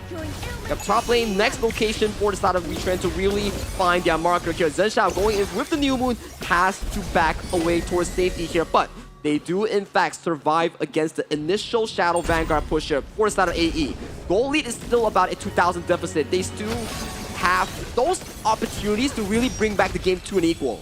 But they do have wave clear. I think that that's something that Alter Ego will be able to kind of rest their laurels on. They're going to be able to go, but here comes the boat. Wants to go for the backside, but 1 TUT has already been down. Zen Xiao just trying to find the 1 versus 1. Aaron has been killed, and it looks like Arise has been taken out, but the top T3 has been gone on. And now Zen Xiao finally gets picked, but Arise is killed as well. Icy Tail almost goes in for that one with that Mulberry power. And now Maze is just running away, and he will keep everyone up. The sustain is real. Zen Xiao did manage to find that flank just like what Arise did, but in the end, that's a 6 slotted low we're talking about. 7-1 and 4 on Darfin here. He is looking to end the game with this potential final push as Decoy gets set up. Oh, with the truth, finding Decoy, he's not able to dash away the Mulberry Power one last time, but Syndicate taking him down. Roam lives do not matter as he goes there, but Icy Tail trying to deal with the minions. It doesn't look like it's gonna happen. Wetrnd will take game number 1. Legendary performance here coming in from both Aaron and Darfin here, setting up the team fight for their team success as PKL fan favorites take game number 1 against Alter Ego Esports. Definitely on that game, it was a battle of attrition between both teams because some parts, it was Alter Ego leading the charge against Wetrnd, and I kind of feel like for these cases, if it stretches into a longer game, because in PKL, we tend to have longer games. We even had around 26 minutes, something like that. So it's the strength of PKL teams, particularly for Wetrnd. Sounds like you're bragging. No. It sounds like, oh yeah, we play wait, let me fix MKL. the How do they flag play first. with only Oh, okay. 8-minute games or whatever? But no, I'm giving my Alter Ego, I'm giving them my energy. I'm trying to get them back into this series, like as the Indonesian representative on this one. But yeah, no, I understand that. The way that they were able to play, it didn't seem like Alter Ego were too comfortable in this game, though. Yeah, definitely, because for most cases, or for majority of the game, it feels like for Alter Ego, there was a bit of a slack for some parts wherein that was where Wetrnd was able to somehow lessen the gap.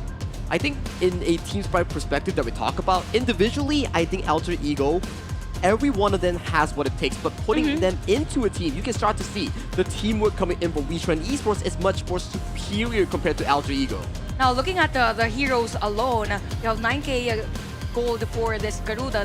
Does it mean that it wasn't that effective as it is expected from a Garuda with this type of lineup and playstyle that Wetrnd brought on that game number 1? The Garuda wants to use the Wings of Judgment and just kind of poke and prod from afar. If Wetrnd has like the Musashi going in with a Duel of Death, that's pretty much GG for, you know, the Garuda. He's not going to survive that much longer. So you want long sustaining team fights more than anything else, and it didn't really play into the hands of Alter Ego here. So it was indeed a hard game. Yeah, difficult. For the Garuda, it was very difficult for them to make it as efficient as possible. And we're looking at the overall stats of the game. We have shared the piece, or actually it was almost equal for Wetrnd. This is close to around 50,000 if we average the damage dealt between these players. And I think in terms of drop as well, being proactive really is one of the key factors in coming in for Wetrnd Esports, whereby we're starting to see Aaron and Arise look for those aggressive plays, allowing Darfin to play really safely on that low. And then you have Syndicate utilizing the wall being laid down by Aaron to find those big plays. And speaking of big plays, everything happened really fast on that game. See that dip around 15 minutes. I think it is 15 minutes. It started with 15 minutes, stretching until 16 minutes of the game, almost 17 minutes for Wetrnd. It's all about control. Again, most parts there was a trade because both had and each of the Tyrants and even the Shadow ones. So it feels like, again, for Wetrnd, it's just them taking control all throughout the game and just rapidly focused fire against Alter Ego. Yeah, but they had to earn it, right? It's still moments where Alter Ego were definitely in the game, but the MVP of that one, it looks like it's gonna go to Darfin. I think when you're 8-1-5, making those kills and those plays that you were making, I think you're gonna have a great time here. He was having very aggressive infinite fastness going into the backlines or into the hearts of Alter Ego and making big plays for his team. I do think that everybody in terms of the side of Wetrnd Esports really put up a fantastic performance, but MVP deservingly goes over to Darfin because of his consistency on that low. Yeah, and he is basically like a support system early parts of the game, but at the same time only had one death for game number 1 despite it being 17 minutes of this one. And we've mentioned about the gold conversion, 23% converted to 25% damage is an evidence already that it was an efficient all-in play for Darfin. And now that we look at the highlights, are there any takeaways all throughout that game that was considered to be the turning point for this match? I think if we really look towards the replay, we're starting to see more of these plays that are more I would say like it's like not really well coordinated coming in from Alter Ego, whereby they are being caught left, right, and center, but never as a 5-man unit. They were never taking fights as a team. Yeah, it seems like they have the solo ranked game mentality, right? Where they're trying to make the play, but they're fighting 1 versus 4 at times.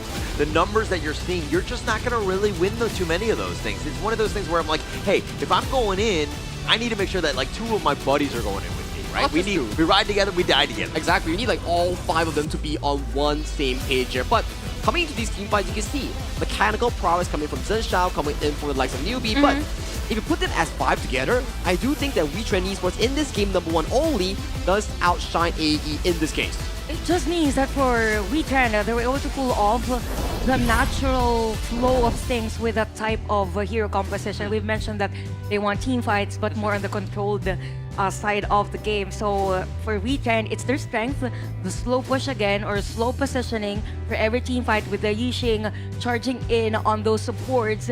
And they kind of made a way to have that playing area with Esports. And with you restricting yourself that, okay, this is the only place that we will have a team fight, then it's the discipline already that is being shown by Wetrnd on this game. Now that Wetrnd won game number 1, and we saw that it was a pretty close game, early game, okay, what do you think AE has to do to take that control back and somehow sustain the lead that they have for most parts of this game number 1? I mean, coming into game number 2, of course. I just think that they were just, again, just the individual play that they're trying to force it down. They were very impatient. That to me says, dare I say, like kind of like an immature team, right? They're not really well generated. They need to be patient. They need to just be like, hey, when are the fights that we're going in? Why are we going in? Is there some sort of value and that we can get out of this? So it's like weighing which better trade will you have, weighing what is best for your team, that what matters the most. So right now we could see the global picks for both of our teams. By the way, red side is okay, blue side is gonna be Wetrnd and red side is gonna be Alter Ego. So there will be a shift in terms of the prioritization of heroes for this. Expect that there might be bans on the heroes of probably Arise coming to game number 2. Yeah, I think that he's got to be that number 1 target, right? He is the guy that will just kind of set things up. And I mean, the space that was provided, right, even by Arise on this one for Darfin, right? You're kind of thinking, maybe I go attack Darfin. But overall, I think that you're going to have more of an impact if you attack Arise. I think in terms of the ban pick here coming in for the side of Alter Ego Esports, it's not to say that you really need to target a specific person, but to build a relevant draft that your team has a full-on same site on that could really execute with the same picture. So given the fact that the strategy or playstyle of both teams is leaning towards those aggressive plays, more on heavy team fights, then we must see these players have that synergy with the heroes that they use. So it's all about having this hero that, okay, you have the crowd control, you have the layer of another crowd control, and then the damage as well. So now we go to the draft again. The blue side is going to be Wetrnd, and we have Alter Ego on the red side. We've seen the Dharma being banned and even Mayin. Now, it's the same story for Alter Ego. They banned out Luna and even Ogran. It's just that it was a different hero for the second ban on the first game. What's going to be the priority pick now for Wetrnd? Yeah, well, again, you're kind of seeing what Alter Ego want to do, and it's going to just attack Arise in the draft as much as possible, taking away the Luna as well as the Ogran, both heroes that he likes to play.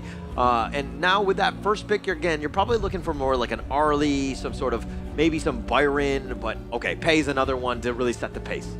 Setting the pace coming in for the side of Arise, we've seen how he's able to really maneuver around these team fights on those tanks, like the Floorborn tank, like the Monkey, for example. But coming into this game number 2 of the Best of 5 series, he's trying to show a different sort of draft here. We're starting to see some of the fighters here in terms of the Musashi, and then in game number 2, the entire draft is revolving around the jungle player for the side of the Pei. Oh, okay. You've mentioned about the Arlie. So, who do you think has a better trade? I think it's going to be Alter Ego because they got 2 power picks, having the Mai and even Arlie. But the good thing is that for Wetrnd, at least they have this potential or this opportunity to counter out these heroes. Diadea could be an option for them, or probably another hero on the Clash lane as much as possible. So you do have 2 power picks by Alter Ego. I mean, you're talking about the Arlie and the Mai, of course, but Pei at the same time is just like, actually, those targets are very juicy, right? So it really comes back to Newbie's play on the Mai. how much pressure, how much presence is he able to defend his own jungle because he needs to keep him away? I totally agree with what you have mentioned so far because Maestro Nui, yes, it is high in terms of the priority, but it comes down to the execution of the player itself. Does he have the micro ability to pump up the big plays that we talk about, the multi-man kicks, the multi-man setups, that comes in the form of Newbie in that mid lane. Yeah, but also look at the fact that they picked up the Byron as well. The Byron-Pei combination, very strong. That top side, that Clash lane, pretty much owned. Now you're almost be able to invade whenever you want. You have a lot of pressure here. Definitely. That's why for Alter Ego, as much as possible, they want to speed things up for this early, so at least they have Shredder all throughout the game. Since you have tanky heroes on the side of Wetrnd, Lianpo has been banned for this one, even Agudo, so there is a restriction now or limitation in terms of the heroes that can be used on the jungle. So I was thinking probably a Ching or a Not Unless AE will ban that one out and have another hero that they can use, because Lolia and Yang Jan is still open. I'm just not sure if they will pick that one out. Diadia has been banned by Alter Ego. Yeah, actually, it's kind of funny the situation that happened because Alter Ego banning out the Ogren and just attacking the Rise, but Ogren is kind of looked at as the counter to the Pei, where you just slow the game down, you wave clear, yeah, and then you have this late game monster when Ogren's ready, and so they banned it themselves, and they're like, actually, crap, we might be in a bad spot. We don't have a good counter pick here. Ooh. For the side of Alter Ego here, they will definitely need to put some focus on towards Zen Shao's hero pool here, but there are still the heroes like the Ukyo Tachibana, like the Musashi. There are traditional counters here, but Musashi has been locked away coming in for Wetrnd. Does the side of Zen Shao go for that Ukyo Tachibana? But we're getting our first Yao of the tournament here. Okay, Yao for Alter Ego, and we saw the reaction for some of the players from Alter Ego after that pick. This is gonna be a cheese strat, if I might say, for Alter Ego. A specific player or specific hero that could counter out the heroes of Wetrnd. And now we're looking at the hero composition of Wetrnd. They're still lacking their mid and support duo. The idea has been banned. You still have other options. U1 is not part of that because it was them who used that on a game number 1. So you want crowd control as much as possible to stop the early and be upfront against the Mai. I'm not 100% sold on the Yao pick, if I'm going to be completely honest. Plus we have the crowd control, the modes, and the Shi being picked up here, and it's going to make this Zen Xiao's Yao even harder to play and to get away. I mean, yeah, you have Return to Dust, but if you get controlled, you're going to get stun locked to all hell, and then there's so much damage on top of you, you're just going to get blown up. You're playing with fire here if you're the hands of the Yao here. So this Yao could potentially still be a flex pick here. We've seen players like in the KL side, they do play the Yao Clash lane as well. So it's still an open angle here, but instantly denied, going in for the Guan Yu last pick.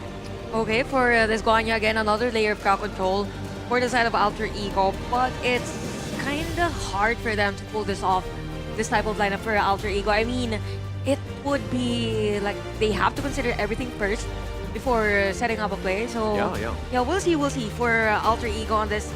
And now that we've seen the heroes for both teams, I've been asking the same question over and over again. What should we look forward on Alter Ego's performance in game number 2? I think all eyes should be on the Maestro Nui here, coming in for the side of Newbie here. Newbie will be the pivotal factor in making these big plays, setting up Alter Ego's early game success. But without further ado, let's hop towards the Gorge. Game number 2, this is Alter Ego versus Wetrnd. Casters, it's your time. Thank you so much, Chantal. As we get into this one, look, I am not 100% sold on the Yao. Unless Zen Xiao is just some Yao god that just takes over the game, I want to eat some dirt, so to speak, on this one. Return to Dust, all these plays coming in from Zen Xiao will be quite interesting here, but early game invasion here coming in for the side of Alter Ego here. They do get that early game priority on the side of 1TUT right now. Starting to see more of these pressure here, but 1TUT getting caught out. Yeah, the Silky Orb, but I think he's going to be fine. The Heroic Charge is actually going to be on point. Syndicate has to flash away, starting things off very strong. We knew these teams like to fight, and they're going to go at minute 1. Very aggressive stuff coming in for both teams so far, but Burning Flash on top of Syndicate here, not what you wanting to see in these early parts of the game. And right now, Zensha is already level 4. All members coming in for Wetrnd are at the top side. He might just have to give away this Crimson, but on towards the flip side, first blood already for the side of Wetrnd. Yeah, he's gonna, you know, sacrifice his life, so to speak, giving up first blood, but the Crimson Golem is gonna be taken up by Zhenchao, so I think that they're gonna be happy with this. And look at, again, they're trying to funnel as much farm into this Yao as much as possible. Yep, funnel much more of the farm here. That is the Alter Ego playstyle we talked about. It is the funnel Zensao composition. Yeah. I mean, also you have one TUT, right? Like on the early, you always have like that late game hero, right? So you have another option, which is key, right? It really comes back to Newbie on this one. You were rightly pointing out the fact that he needs to have a good game. He needs to have that presence. Presence has been shown here with the Maple Dance. One TUT does get out towards safety here, but that was really aggressive stuff here coming in from the AE marksman. Yeah, I mean, he needs to just kind of just keep on pace right now. I mean, the Darfin Chano could be a potential problem, especially when you're looking at the early. It's one of those things that's looked at as like a quote-unquote counter, but it's all about execution at this stage. Well, for the side of AE, if we were to talk about the overall power spike, it will come in the form of 2 to 3 items with one TUT when Zhenchao gets going. For the side of Wetrnd, they need to play around Darfin and Arise's tempo. Once these two start to get items going around 12-minute mark, that's where Wetrnd are starting to look even better here. But so far, both teams in the early game playing towards their own comfort. And you're looking at what Zhenchao is doing. I mean, he actually had a level advantage. Arise just hit level 6. So if there's any sort of condolence right now, I mean, he's keeping on pace because Arise on the pay is going to do some work. Here's the Umbrella Outburst, the flash away maze. It looks like the Stampede, but he lacked him inside the box. He went a little too far, plus you had the orb, and Decoy goes down yet again. I have many question marks, but that was not on my list here. Decoy, and that's a bit of a Decoy play that we talk about here, does sacrifice himself. It was very quick so far, but Aaron being taken down as well at enemy's base. Yeah, I mean, I think that they're going to be okay with that. But again, Decoy with that uncharacteristic play, just dive in the tower with the Stampede under, and he was just controlled and locked in. I mean, probably not what you want to do to give your enemy team more farm. Indeed not what you want to do here, but still a peaceful early game thus far. More fighting compared to what we've seen from the game #1 performance. But if you're Wetrnd, if you're Alter Ego, is still at a very early stage of the game as Icy Tail gotta push back onto a Syndicate. Yeah, the force field suppression though. Syndicate doing some serious work. Icy Tail limping away. He got the worst on that one, but now Darfin taking some damage. The light step, 1 TUT, and this is why Arlies are very scary. Well, Arlies are very scary here. 1 TUT might be in danger here, has to use the lead step to back away towards safety here. No Unbridled Alpha coming in for Decoy for this forfeited fight. Zhenchao, wants none of this. He's backing away. He's going for his Crimson Golem. Yeah, it's too far ahead. I mean, the damage is just unreal. They had the right positioning. So Wetrnd making them pay, taking that first big neutral. The Tyrants, I love that one to kind of really accelerate their farm. Gives you more damage, gives you more wave clear. It allows the side of Arise and Darfin to hit these item spikes even earlier. But more pressure being put up against 1 TUT in towards this far lane as we see. This Decoy getting pulled into the arms here. Might be a potential engage that we see on towards the side of the just the end, and now here he comes. Newbie making that play, and just the tip of the Umbrella Opera, and Maze walks into that one, stuns himself. He tried to sidestep, but the whiff of that ultimate is just so darn big here. Really good punish coming in from Decoy, finding a good play against Maze in that bottom lane. Yeah, it's not always about the size, it's about the motion of the ocean or something like that. I don't really know what that means. But, yeah, I mean, just getting caught out on that one, I mean, I think that's going to be huge for them. But Alter Ego, nice rotation by Newbie. He needs to have more of that. More of the side lane pressure being generated by Newbie is what we exactly want to be seeing. So, 1 kill does go over to the hands of the side of 1 TUT. That puts a bit of a comfort for fans coming in from Alter Ego. Yeah, and I think Alter Ego are doing fine. I mean, they do have a 700 gold lead or so, but it's up to Wetrnd to really respond. I mean, Arise with that early game lead, not really doing what Pei should be doing, and that's kind of invading and making it uncomfortable. And you're seeing Zhenchao in the enemy jungle.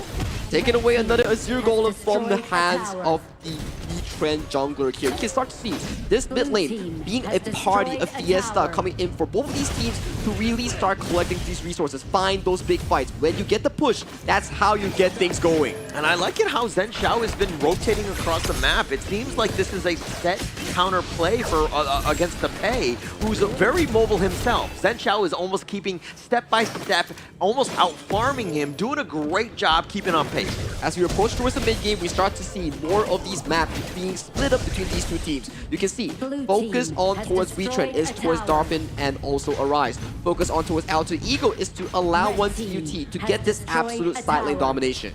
And here we go. It looks like Syndicate finding Icy Tail in a bad spot. He's going to be cannon blasting and stun lock the Umbrella Outburst, but Icy Tail dies first, the Rue Engine, and it's not going to catch him. It does have the Fox, and they find Newbie. They make it a pay, and Syndicate with a force field suppression looking to turn it up. He wants to go for this one, but now with a cannon blast on the 1-TUT, he gets picked off as well. Maze with the double, and Wetrnd taking 3 members down. Beautiful setup coming in for Syndicate here, and they are just going at it with even more kills as Zhen Xiao gets hit by the Cannon Blast. Does get up alive with the return to dust, but with that fight alone, it puts Wetrnd back into a much more comforting position. Actually, but Zhen Xiao, like, sacrifices his own body for decoy, right? He gets hit by that Cannon Blast. If he sidestepped that, decoy goes down. So he saved his friend, his buddy, and keeping him alive. So again, it's all about the extensions. It's about the small minor plays, but now Alter Ego down. The value coming in by the Shi and also the Mozi coming into these fights, we can start to see Syndicate catching on towards Icy Tail, and the pull of the Silken Prick coming in from Aaron, catching Newbie. Newbie did get a 3-man knockup here, but the redirection coming in from Mace really set the tone of the team fight, allowing Wetrnd to come out on top. Yeah, Icy Tail, though, cannot get caught out. I mean, you gotta let Zhen Xiao, maybe 1-2 kind of set things, or Newbie, right? Just kind of set the tone, set the initiation, let the fight happen, then you come in with a nice Razor Cavalry. But Aaron using his passive to dodge the Umbrella Outburst, but he's in a bad spot. He's gonna be picked off 1-TUT with that damage. Ooh, Splendor to dodge away to engage. Pretty good reaction, but there was no follow-up, there was no power to really save Aaron, so I don't waste the spell, I gotta say. I mean, you spend it, your ult, you got something out of it. You got that kill, Aaron is down, and now they have to somehow defend. Look at how Icy Tail, looking for that flank, that mid T1 at half-life, and I think that they will be fine in the end. Look at Darphin here going for an aggressive push, and Newbie does not find his marker here. Forced to back away towards safety here as this is unfolding towards the top, towards the bottom side. Both junglers looking for those towers. Yeah, and actually Arise using that space. He's just all the way to the T3. Even Icy Tail is very low if he wanted to have gone, but with Newbie there, it doesn't look like Arise really wants to fight. He's going to use that split push to his advantage, creating space now for this Tyrant. Yeah, so far coming into this game, I do have to say, Wetrnd, although the goalie is not that big, but before 10 minutes, so far the map movement is still in favor coming in by the BKL fan favorites. Yeah, definitely. I mean, they've been moving around. I mean, using Arise, he has about a 600 gold lead over Zhen Xiao, who again has done well. Let's be honest on this Yao. The impact hasn't been there because the team fights haven't really been going their way, but Wetrnd now putting a pressure on all fronts. Icy Tail needs to find a good flank angle. He cannot be the one to fall first in these team fights because that removes the backline pressure generated by this Guan Yu over to the side of Chano or the side of Shi on the side of Wetrnd. A lot of different options of where you want to go, but the top lane is going to be pushing here. Arise is going to be back in his own jungle, consistently, constantly farming, taking what they can. Alter Ego on the head. It looks like they want to rotate. They want some sort of action. They want a team fight, but they can't find one. We're looking at split map positions here coming in for both of these two teams as waves are starting to be set up prior to the 10th minute mark.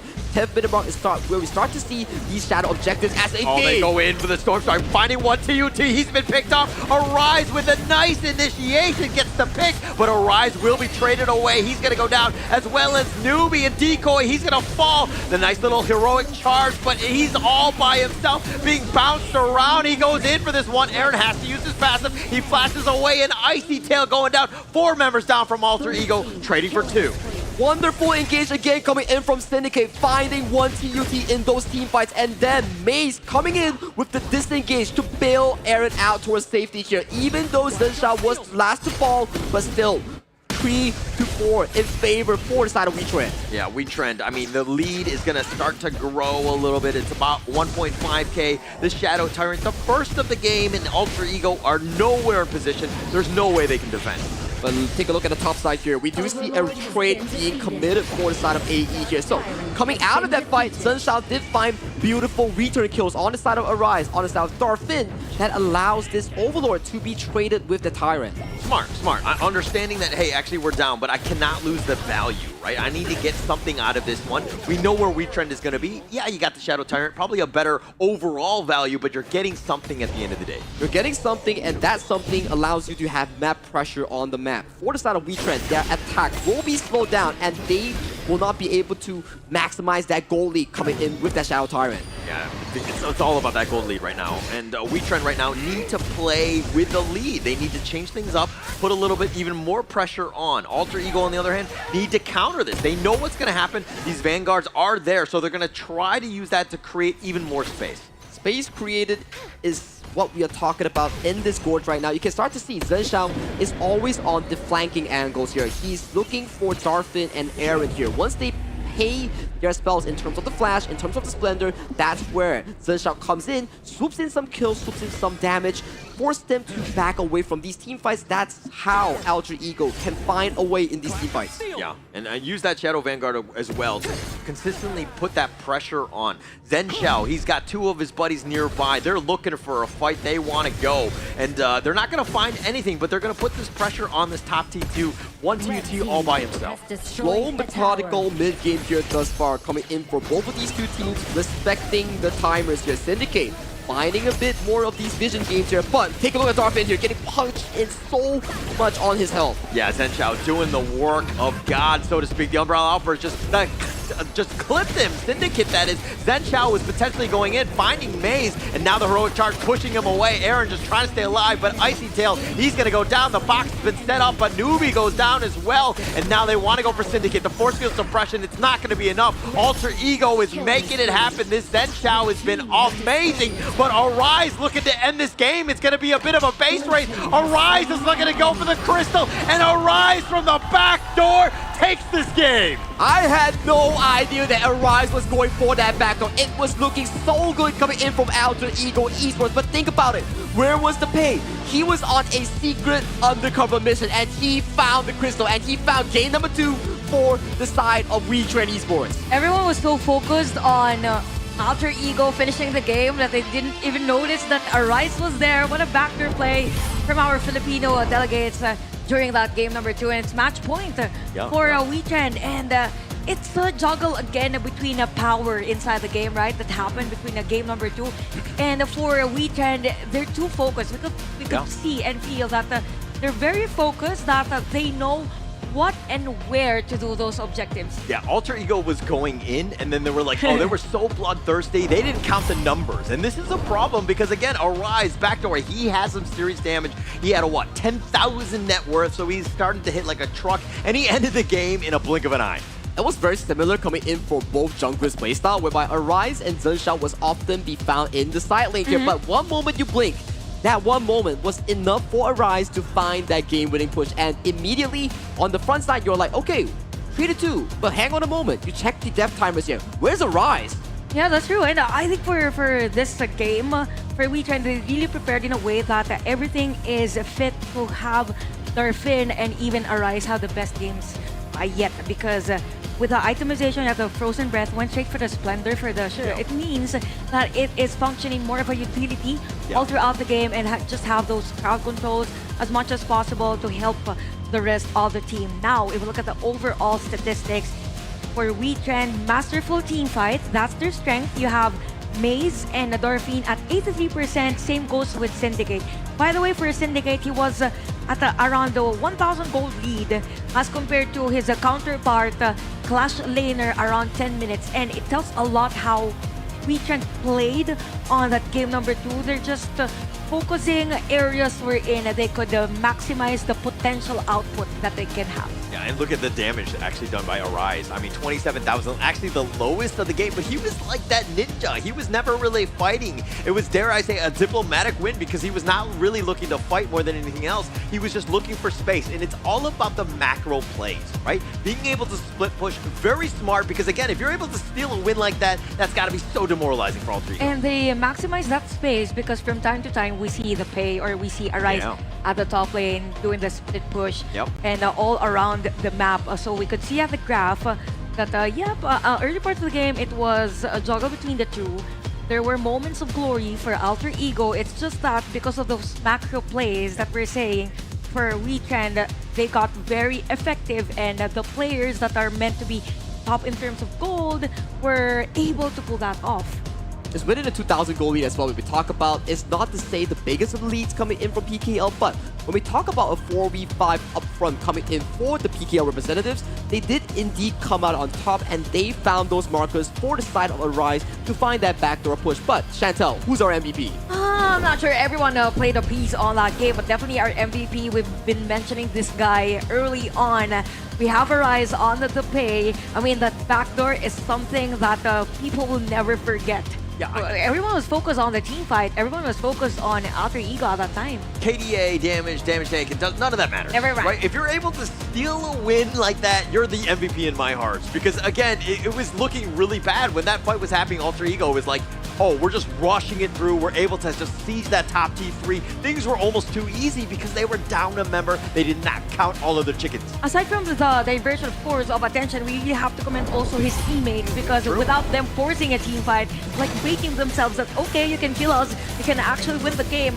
And because of the diversion on the play, it was very effective for Arise to do that backdoor play. But all in all, we could see a juggle again between Wetrnd and Alter Ego most parts of the game. It was masterful edge, okay? Like, there was team fight right then and there, left and right. Everyone was ready to fight. It's just that for most cases, it was Wetrnd winning that initiation. Whenever there is an initiation, there is a conversion into a kill or on an objective. Yeah, this game is really back and forth. This is pretty much what we wanted to have seen, right? And it looked like dire for both squads. I mean, that was a nice little heroic charge, but it was like at one point, Icy Tails was like all by himself at that point.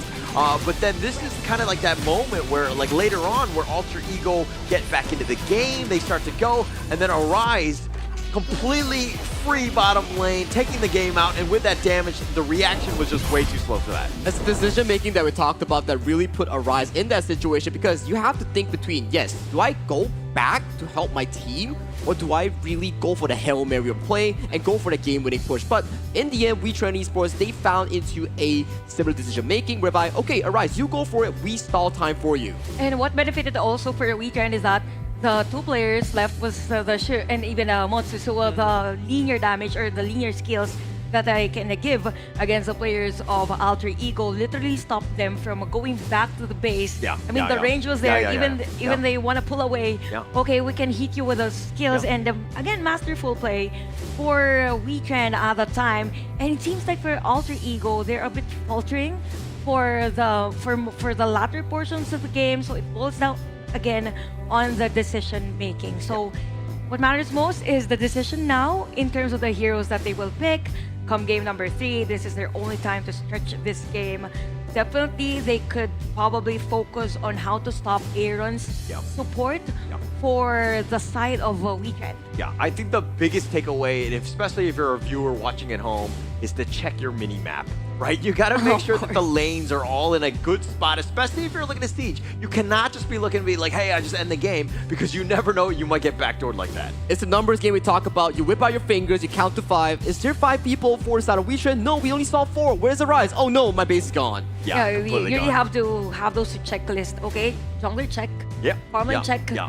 Just check everything before any team fight, knowing that there's a potential for a backdoor. Anyway, I think it's the first time we've seen a backdoor at KNC. Now looking at the heroes that were used, game number 2, there were power picks on the side of Alter Ego.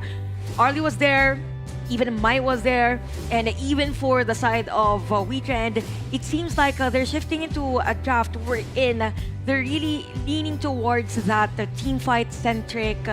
As much as possible, you want to go 5v5, and at the same time has the potential or has the prowess to go for a split push. Yeah, and while the draft is definitely a concern right now, putting your team in a prime position to win and have that edge, right now, it looks like some of these players are shaken up. right? They had that momentum. You're thinking that you're gonna win, you're gonna close the game out, and they do something like that. That's like disrespectful at the It's end like of the day. a baby given a lollipop and then Yeah. you take it away, something like that. I have a feeling like you've done that before. No, taking it no, away from I've a baby. experienced that. Okay, okay. It's okay. the Woo, other good way. save, good save, good save. I feel like you're judging me. Just kidding, just kidding.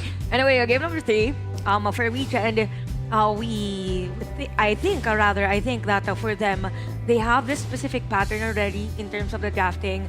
I really like that they changed from Arise being that flashy, now more in a support type or utility. Even though he's using the pay at game number 2, the dynamics really changed for Wetrnd compared to match 1 today. What's some observations that you've had from Wetrnd's performance match 1 versus their match now against Alter Ego? I think it's much more objective-centric coming in for the side of Wetrnd Esports, whereby in match number 1 against APG, they were fighting a lot for control, they were fighting a lot in team fights, but coming into match number 3, which is against the likes of Alter Ego from the IKL, it's starting to see more of them pushing out the lanes, coming into the mid lane to really elevate pressure for the side of Aaron and also Maze to find those plays towards the side lanes. Now, okay, given that fact that they really changed their dynamics into being a macro-centric team for Alter Ego, they almost had it.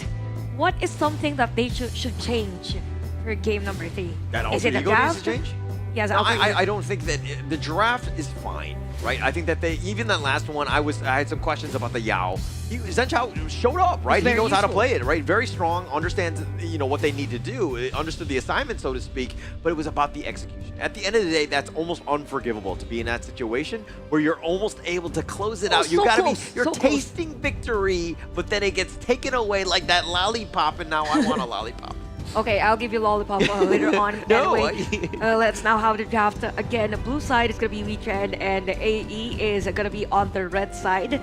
So Ogran finally has been opened on this, and it was prioritized by Wetrnd. So what's gonna be the answer of Alter Ego? It seems like for me, in terms of the picking sequence of the teams, it's more like having the power pick instead of having the counter as early as possible. So it's gonna be a long and even Lady Zhen for this game, probably targeting the heroes of Aaron, since Aaron is also using this hero.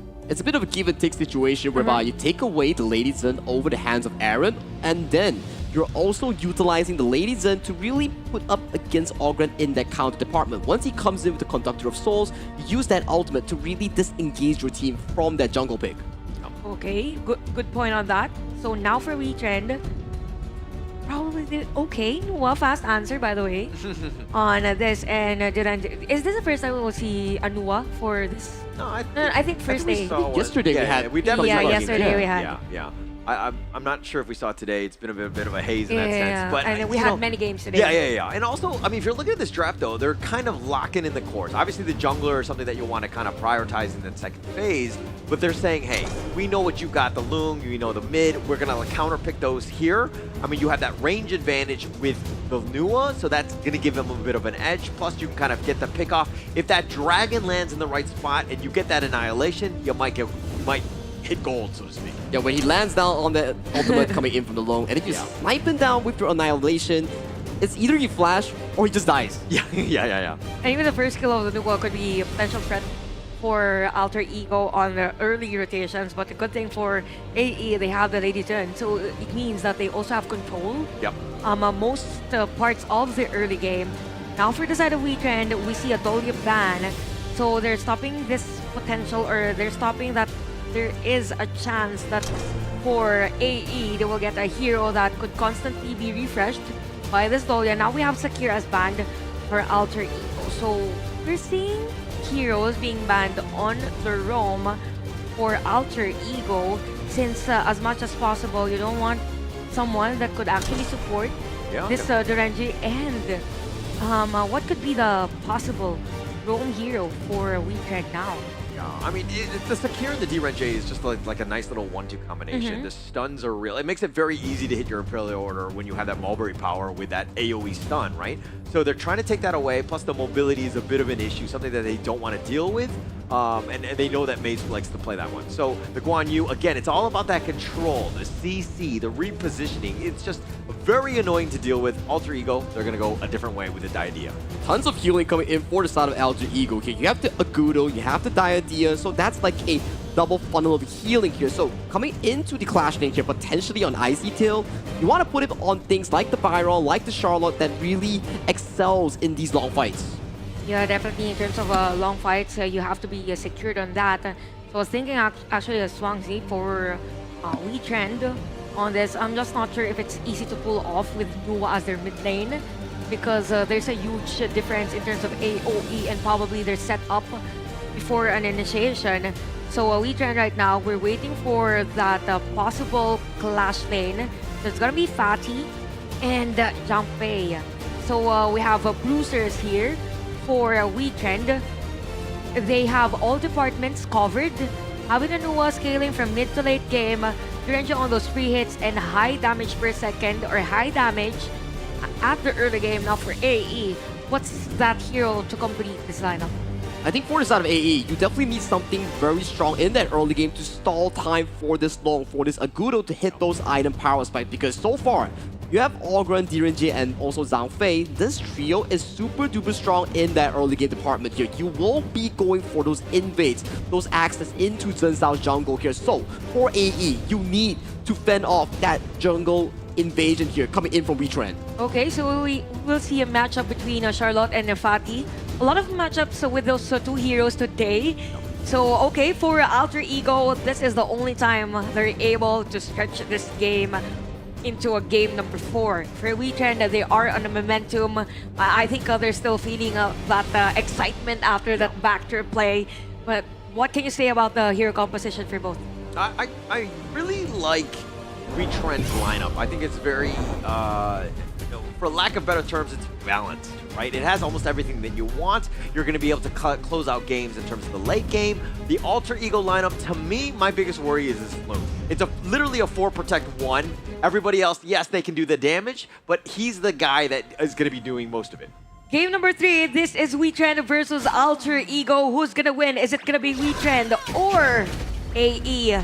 Casters, it's your time.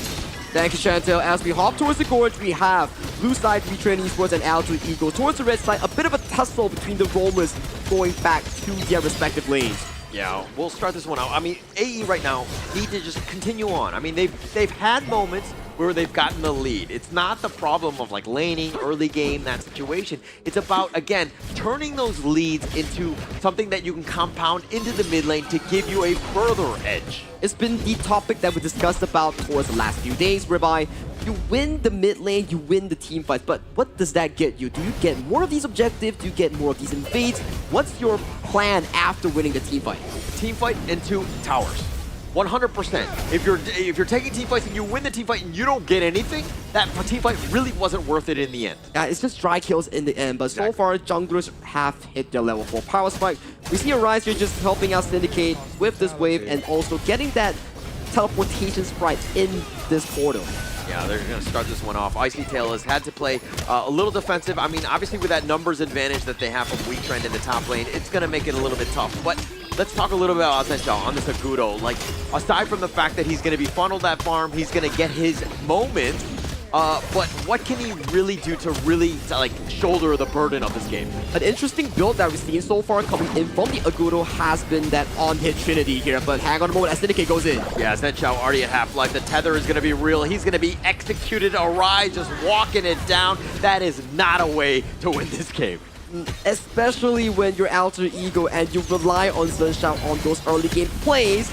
Being taken down on a Agudo as such an early game marker, not the best feeling you will have. Yeah, not a good feeling whatsoever, right? A do or die situation, a match point, and going down, like, that's like worst case scenario right now. I mean, one TUT, if he were to die, that would be even worse, but Zhen Shao and those two guys, all eyes are on them in terms of how much farm they can actually get. jungle is the essence coming in towards the early, towards the mid game. They control the map, they control the objective. Losing out the 1v1 department in that jungle is going to be painful for Alter Ego and also IKL fans especially. We have one point to talk about. IKL has yet to find a series in this tournament. All right, look at you with your truth bombs. You're not making any of the Indonesian fans feel any better, okay? I mean, they're trying their best. They've been very close, right? Let's be very honest. Bigetron by Vitality has definitely put the fight into it, and I think that they're going to be better prepared coming into the playoffs. But right now, it's about Alter Ego. They need to level up. They need to level up, and that is the exact question that they have to answer here. As more of these plays come towards the bottom side coming from Alter Ego, putting Darfin into a reactive side on this ENG. Yeah, he's going to be pushed back. And again, I mean, when you have these numbers, like, this is that time to put that pressure on that bottom T1, especially since Darfin is at half-life. Ooh, Destructive Deluge goes wide. Does put a bit of a visual pressure on towards Darfin here, but look at towards the river here. Arise and Aaron looking for something, looking for a return coming in for the side of Newbie or also Decoy here. Doesn't really find someone, but so far going into this for Finnemark is looking pretty comfortable for the side of Wetrnd. Yeah, I always call that like that strategy, just waiting in the brush, like fishing. You're just like waiting for something, you know what I mean? Something to happen. Maybe you catch a big fish at the end of the day. They were not able to on this one, but Wetrnd, again, it's about the pressure, turning this into a potential tyrant here, but they need to be careful as Alter Ego. They are not going to give this one up. Furball, Umbrella Outburst is going to be used for the tyrant, picked up by Maze with that smite, and now they're going to try to run away, and it doesn't look like Alter Ego can make them pay. Very clean stuff coming in from Wetrnd. They don't burn much. They only burn the Unbridled Outburst and the double smite here, allowing themselves to secure that Tyrant for a smooth early game. Right now, it's all about resource farming. It's all about funneling that gold towards Arise, towards Syndicate, and then your late game insurance comes in the form of Aaron on that Nua. Yeah.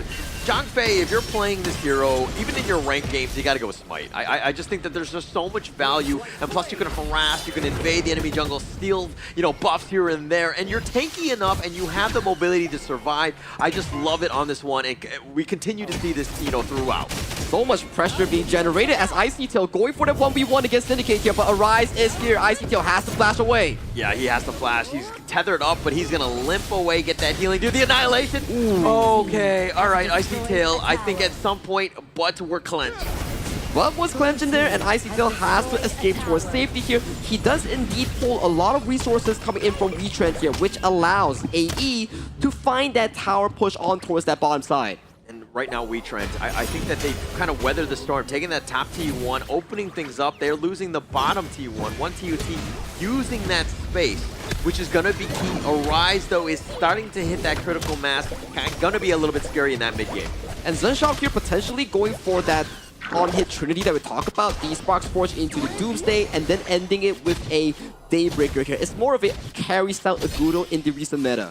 Yeah, and I think they're going to need that damage, right? I can't just go straight up tank. I mean, if you're looking at the rest of them, they don't really have a lot, but I think if everyone goes like attack damage style, you have enough stuns to just really blow them up. But it might be a problem if Arise were to be on the tankier side, because how do you deal with a raid boss? You have double marksman to deal with that. When one TUT scales towards that late game, that tree item might just be the answer you're looking for here, Holler. But so far, game is very similar to what we had back in Game 1 and Game 2, where it's still quiet, it's still waiting for those big timers to start those big team fights. Yeah, we're not there yet. I mean, a 1.1k lead by Wetrnd, but Maze up in front. He's going to eat an ocean of tears for his trouble, but the vision game is the winning game. And Maze, again, looking around, the brush is going to be used to just push him back, but the smite is going to be used, and Wetrnd now on the run. I think there was a bit of a robbery on that one, and Zhenxiao had to use the smite. He actually took it. He took it away with his superior smite control right now. It's still a bit of a tussle between two teams, right, whereby you don't want to just pull the trigger. You need to have that discipline here. Collect your resources and then revisit the objective that we talk about. These side lanes need to be cleared up first before you look for those 5v5s. Yeah, but contest, especially early, right? You're going to make things a little bit uncomfortable. Now, Zhenxiao is going to be, you know, dare I say, scared of his own shadow because he doesn't know who it's going to be. If there's somebody waiting in the wings, in the brush, potentially looking for that steal, because again, there's two smites on that team. You can start to see some of these damages coming in from Aaron really do a bit of a chunk on towards the enemy team. Decoy has to burn the flash. No one to bail him out towards safety here. So a bit of a miscommunication here coming in for the side of AE's Roamer. Yeah, I'm not a huge fan of calling out players, but I think Decoy, after the first couple of games, he was a little out of position at times. He's playing much better on this one, but he needs to ensure that he stays alive. Just stay alive so that you can cycle your spells, get those heals on. Ooh, Annihilation does come through, and with the Destructive Deluge, they do put a bit of a focus towards the mid lane here. However, that tier 1 goes in favor of Wetrnd here. Map is open wide for their taking. Yeah, very smart here. I mean, it's only 1 kill to their name, but Wetrnd understanding what they need to do. It's about being up in front, Maze using that HP, absorbing the damage so that the rest of the team can take that mid T1 down. It's not always about the kills that we talk about here, Holler. It's always about these objectives going to your pockets here as we slowly march towards that 10th-minute mark. That's how you build yourself for those big plays. Yeah, it's all about building a bit of a lead and padding that one on, but Alter Ego have bounced back. They're trying to get back in this game. It's very close in that regard, but now the Tyrant, the Umbrella Outburst is all perfect, and Arise will smite that one out off of the space created by Maze's Umbrella Outburst. Really well played by Wetrnd. I feel like I saw this 4 minutes ago. It's a bit of a deja vu where we saw the Unbridled Outburst into double smite, taking away that Tyrant. It's a bit of a repeat of those events. Yeah, and this is why they like those two, right? They wanted to pick this, the Zhang Fei, especially in the last phase of the draft, because it provides so much. You have that control as well as that extra smite, something that's really valuable at this stage. Something valuable as well being collected by the side of AE. They do indeed take away that tier 1 here. Right now, with the superior HP bars here, they are looking to collect this Azure Golem here. So, map control back into the hands of AE, whereby it's the slow game of whoever gets those big pokes, gets those HP advantages. And I like it that how Alter Ego are not really phased, right? Yeah, they lost the Tyrant or whatever, but we're still going to use this time where we have a slight net worth lead to put the pressure on BU. We want to not take this one, you know, with our backs to the wall. We want to be the aggressors. They are indeed the aggressors as we see Ocean of Tears being casted out as Newbie has to flash away. Yeah, he has to flash away, but Syndicate not able to find some sort of catch. Maze is still up in front, doesn't want to use the ult and push them even further behind. Wetrnd defend it and reflect the assault by Alter Ego. And the focus will be on towards that Shadow Tyrant that will be spawning in about 10 seconds time right now. We can start to see some of the map movement being funneled from the side of Wetrnd towards this bottom river. Yeah, and the push is there, right? I mean, it's all about the big neutrals at this point. Arise is going to be kind of making sure that he needs to stay alive more than anything else. Yes, he's up front, but he does not want to get focused like he's getting right now. Take it quite a bit, and once you soften him up, this is a potential window for Alter Ego to take this Tyrant. It is looking so good right now for the side of Alter Ego with Arise burning that Blood Rage, burning that item coming in for this team fight. Things are starting to look really good for them. Wants to go the Unbridled Outburst. It's going to be used, the Annihilation, but Zenshao with that smite. Alter Ego are a little bit on the low side. Wetrnd are not going to look to push it. They are low. Very key smite coming in from Zenshao. Contesting between Arise and Maze, and winning out on top is what you exactly want to see as an Alter Ego fan here. For ladies and gentlemen at the Pearl City Mall here or on your HOK app, do key in that CD key cash on to redeem yourself Arcana Fragments and also Precious Dragon Crystals. Yeah, it took the 3rd attempt on that Tyrant to really figure out how to deal with this Maze Arise combination. The double smite was just way too much, and they actually had the right answer. So Alter Ego bouncing back, they have about a 1.7k net worth advantage.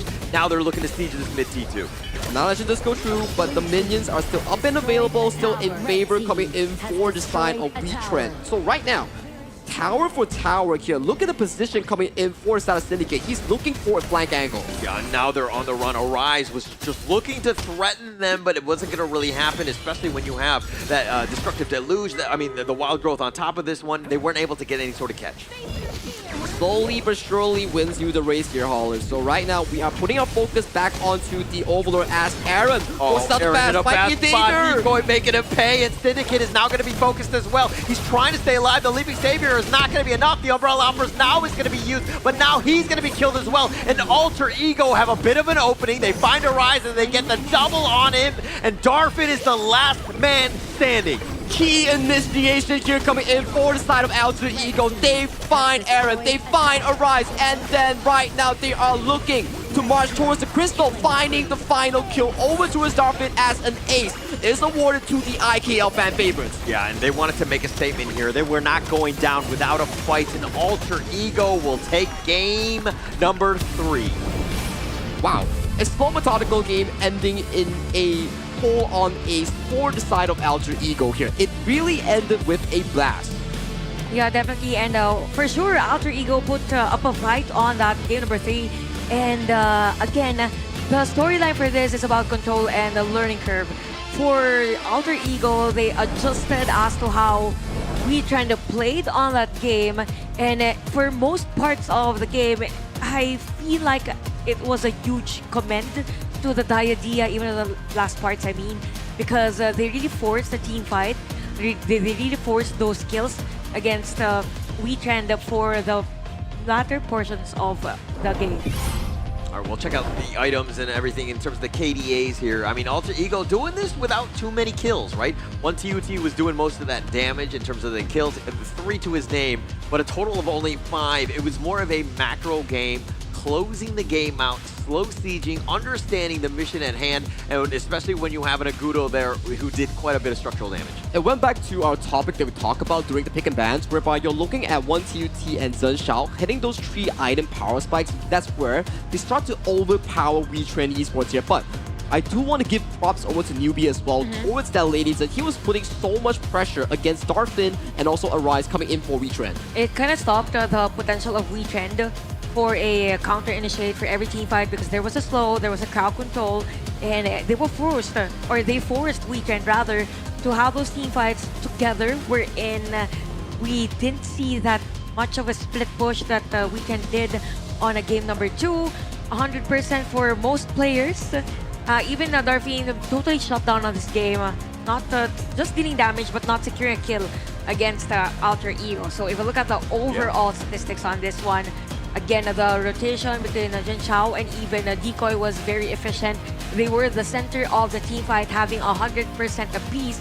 And if we look at the damage dealt for Newbie and even Zhen Xiao, we could really say that AE did a great job on somehow complementing each other for every initiation that they get. Yeah, and I think it looks like the draft was a good one, right? I mean, it just seemed like the Agudo right into the Ogryn, they had the right items as well. This Ogryn was pretty much a non-factor with like, what, 24,000 damage. It was very low from Arise, unconventional of him to play poorly. But when you pick your jungler first like that, you're giving that opportunity for the counter picks to be real, and it looked like Alter Ego had all the answers. They had all the answers, and the goalie was just swinging up and down between these two teams. And in the end, like you mentioned, Holler, it is about how you plan that draft and how you execute that draft for the side of Alter Ego Esports. In the end, they played towards the item spike of 3 items, and they got that dream team fight, getting that clean ace to that game-winning push. Yeah, definitely the Lady 10 and even Diadea was very effective, so that the Augin would have the best game yet. And speaking of best game, the best player for the game, our MVP, we have Zhen Xiao with this Agudo 114 KDA. You have 34% damage taken all throughout the game. Definitely the front runner for Alter Ego for most parts of the team fight, and that's the perfect combination that you want, as long as there is someone up front and you have players at the back, you have the utility mid, then it was very effective for Alter Ego. Execution was also there, the rotation also, and literally stopping the prowess of Wetrnd in game number 3. Yeah, a lot of siege, a lot of damage as well. I mean, Zhen Xiao was pretty much doing everything. I mean, aside from getting kills, but there were very few across the board.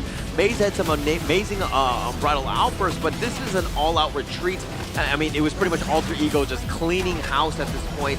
A little uncharacteristic, but it just seemed like Alter Ego, again, the counter draft really played very well to their strengths. Yeah, very slow and steady coming in for the side of Alter Ego, right? They know their power spike, they play towards their timers, and in the end, that clean of an ace does allow them to flip the script and put the game into a 1-2 series, coming in for the final series of the group stage. And just by looking at the highlights, we could really say that that game was just a mixture of, not a mixture, it was a very macro-centric, because there was no team fight. Very short, right? The only team fight that we had was the winning team fight for Alter Ego. So we could say right now that for Alter Ego, they now found the groove on how to play against Wetrnd. And now for Wetrnd, there could be an issue with, let's say, the heroes that they can use, because for our region, we only have best of threes normally for PKL. Same goes with the other regions, right? But again, in terms of experience, we could say that it's something that we're still learning from other tournaments. So that's one thing that we should take note. Yeah. I mean, I think that both of these squads, I think that will become stronger in the end. I think Alter Ego, this is a huge confidence boost, right? Getting on the international stage, finally getting that elusive win, especially after some of the other games thus far where Arise was able to steal it from under them. So this is going to be a good one for them. A really good bounce back game, but we're going to see exactly how they want to proceed on this one. But let's come back after this break here.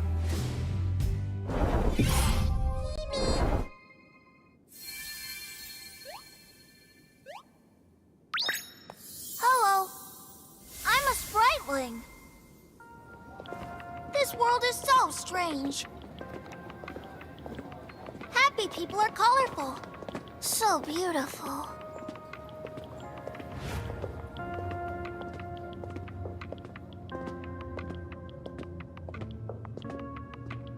Are those their negative emotions? Ah, so scary!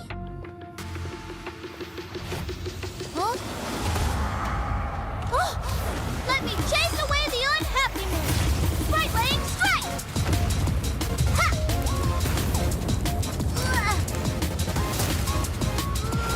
Hey!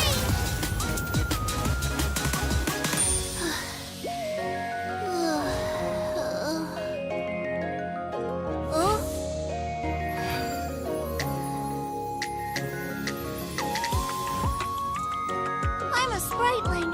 With me around, you'll never be unhappy. Ow! That hurts. Thank you. Let's be friends. Get him! Get him! Pitch blind, let's play another match. Charge! Welcome to the world of spritelings. I'll take you to our annual Spriteling Festival. Enjoy HOK and release your unhappiness. The world can't be without spritelings.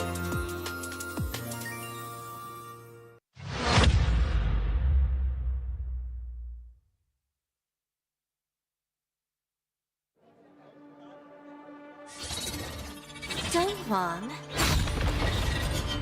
won't you come out to greet an old friend?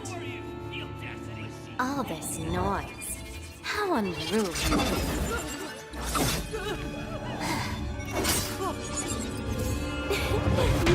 My, such a grand ceremony, and yet it's become such a mess. Let me help you tidy things up.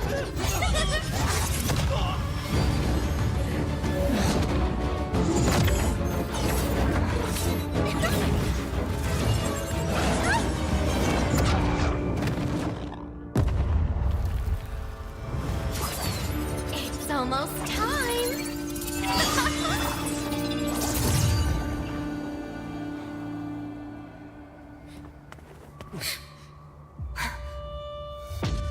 Hang in there. We'll protect everyone. Someone will come to help us. Who will come to help us? No.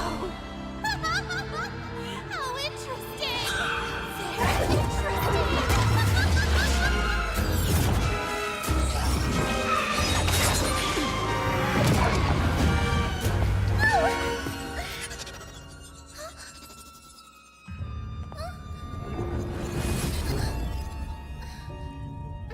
You. Why do you always cling on to him? Wetrnd. It's been a long time.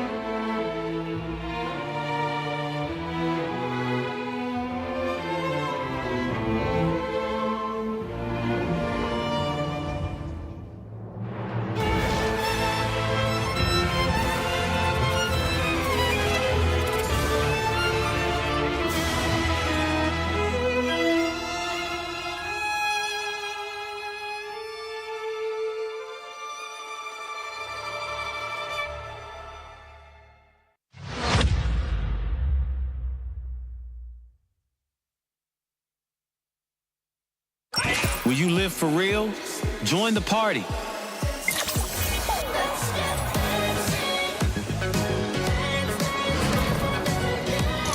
Make the whole street a party and add disco. Still live for the day 2 of a KNC group stage, and we saw that game earlier. Again, it was against Wetrnd and AE. All I gotta say, this has been a long day, Jen. So how are you feeling about that game number 3? Actually, the games have been less about the kills and more about the objectives. Objectives, right? They've been very, very cagey with how they move. It hasn't been super action-packed, which is a little disappointing because I thought that these two teams were gonna just fight all the time. Yeah, I was expecting explosive plays, but because of there's a transition, I think, between the teams. We started the day very explosive with all the team fights. We had the Tempest Dragons, but when we had this game number 3 or match 3, it went very macro-centric. We could say that for both teams, they really want to make a statement, KNC.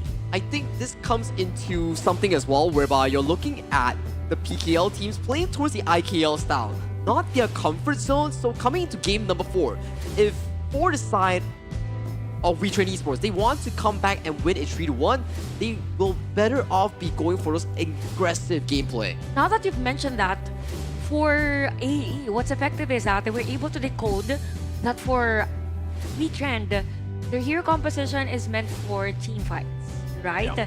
And given the fact that they kind of didn't want those team fights, game number 3, it just means that for Wetrnd, they might change their heroes now, because earlier it was a mixture. Okay, we have the crowd control, we have a flashy assassin that could also go split push from time to time. So for Alter Ego, it was a nice adjustment for them. Now for Wetrnd, this is where those cheese strats would probably, those pocket picks would probably enter. I think it's just a matter of like, you know, just holding the fort, like just playing your strategy, right? Alter Ego, you saw exactly how clinical they were when they understand the assignment, how to counter the picks, and just execute, right? Slow the game down. Yeah, it might be just like very cagey in that regard, just like poking and prodding and taking down objectives, but that's the name of the game. If you want some victories, you might want to watch into this, because it's not about the kills, it's about that crystal in the end. Because in the end, kills, you could have 100 of them, but if you cannot get the enemy crystal, all of that doesn't really matter in the end. And as the song says, in the end, it doesn't even matter. Or minor. Got it. Yeah, thank you. Thank you guys. Please laugh at my joke. Anyway, again, in this game number 4, this is where the hero pool will be a deciding factor for both the teams. So in terms of the side selection, probably there might be a change for these teams. Earlier, it was Wetrnd on the blue side. Correct. And then red side, it was actually Alter Ego. And we saw some shift in terms of the prioritization in the heroes. Probably we could see another one, but definitely the work around the Clash Lane heroes could be something that we should look forward for. Definitely looking forward to it. Sorry, it was Linkin Park. It's been a long day. But yeah, yes, thanks. Thank you. Yeah, okay, we're on the same page. Okay, I'm not that much of a boomer, but look, going into this one, gotta be key, right? I think the draft, just being able to counter pick is gonna be key for this, because again, they need to put themselves in a good position to really outplay Wetrnd, because if you see when they get their synergy and everything, and you don't have the proper counterplay, you know, it's going to be a good game for Wetrnd. Okay, so we have fast drafts now and the picks for both teams. So we have Tutolia, Flowborn Tank, and even Ganinmo for Wetrnd. Now we have Dharma for the side of Alter Ego, and even the Young John. So I think for this, they kind of countered the potential of having the Young John and even Dolia as part of the lineup of Wetrnd. So it's just them answering the draft of Wetrnd. Is it going to be a factor, like you having the Young John, just not for Wetrnd to get that? It means you're closing up other doors for other heroes. I definitely understand where you're coming from, but especially when you're talking about Yang Jian, you don't necessarily need the Dolia as well, due to how strong he is in that early to mid-game department. So much healing, so much tankiness here, and I'm loving what Alter Ego is actually drafting here. Yes, you have Arise on his signature Flowborn Tank that he had a fantastic performance with, but coming in with newbie on that Shi, if you're fighting for that mid control, that Flowborn Tank is quite immobile, and he will be taking those Silk Imprints. Actually, the shirt pick for Alter Ego was just like them adapting or getting the idea on the Wetrnd's play earlier. I think it was game number 2, if I'm not mistaken, or game number no, game number 2. So anyway, for Wetrnd, again, their match point for Alter Ego. They're looking good after the play on game number 3. Now we have another ban. We have a lane and RE ban for the side of Alter Ego. They don't want heroes at high damage per second. And it feels like with this, we are limited in terms of the farm lanes. The farm lane heroes. Especially when we're coming down to a game 4. We are practicing the global ban picks here. So 15 default bans on towards these players, plus the 4 you see on the screen. So that's 19 heroes banned already for them. Yeah, they're diving deep, right? I think game 4 and then potentially even game 5, just how deep are they willing to go? But I mean, you're kind of seeing some of the picks thus far. I don't give a huge edge to either. There's still a lot of potential play. I mean, the Dharma in game 4, I think that they have to be happy with that. But can Icy Tail really pilot this hero to the top tier? That's something that he definitely has to answer for this case here, because Icy Tail has been not the main focus coming into the tournament, so he definitely needs to have a standout MVP performance to really elevate his team, push this series to a game 5, allowing them to get that first W for the side of IKL. I think it's pretty much easy for them, given the fact that they have this type of heroes. You have Lady Sun, but I really like the lineup of Wetrnd. These are heroes that they usually use at PKL. It's the comfortability now. A nice transition for Coach XSN. Yeah, very good transition because they are playing away from their usual picks from the game tree, right? Whereby you see like they are very passive, you're not going in for the game, for the kills, for the team fights. Now you're looking at Arise and also Maze playing these force engaged compositions. You know they're hungry for blood and going for those big plays. Yeah, although for this one, they're heavily relying on the damage from Marco Polo and even the Gun and Mo early stages. I mean, for most mid to a late game transition in the game. Now we have Zhuangzi for Alter Ego. Definitely a good one, knowing that there is a Sensei on Wetrnd's side. So a lot of counter picks coming in for both teams. Again, for Wetrnd, it's all about comfortability and at the same time counter picks against Alter Ego.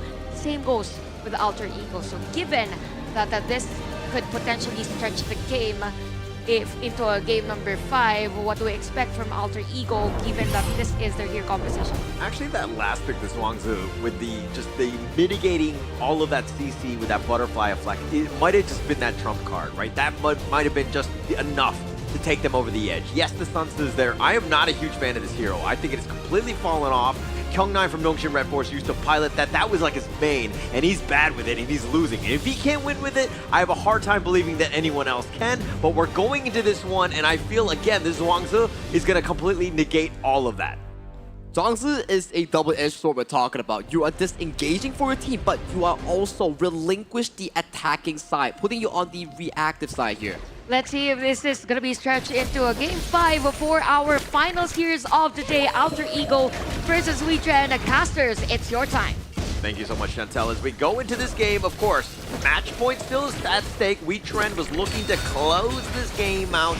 Do they have enough to finally overcome Alter Ego in this best of 5? One way to find out is with the actual gameplay itself. So far, coming to this early game, we have Wetrnd already stealing away some of the camps coming in from Zhenshao's jungle here. So this comes into a particular point whereby Zhenshao will be slower to that level 4 mark.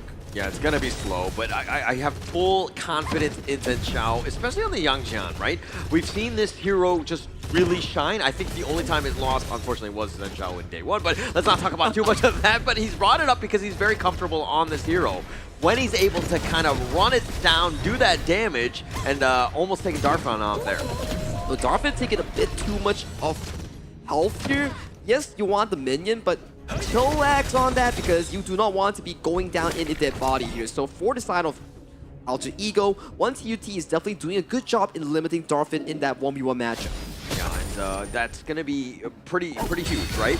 I mean, Darfan on the Marco Polo takes a little bit more time to really get ramped up. He really needs those items. But going in against 1TUT with the Ladies Soon, if 1-1, who are you giving the edge to between these two? Definitely towards 1TUT because that's already a Purify being forced away by the hands of Darfan. You can start to see how much pressure that this Ladies Soon is generating in this 2v2 matchup. Yeah, it can do a lot of damage. Plus, when you have Newbie and Decoy nearby, it's going to mitigate quite a bit. He gets off on his boat. I don't even think he paid the fare.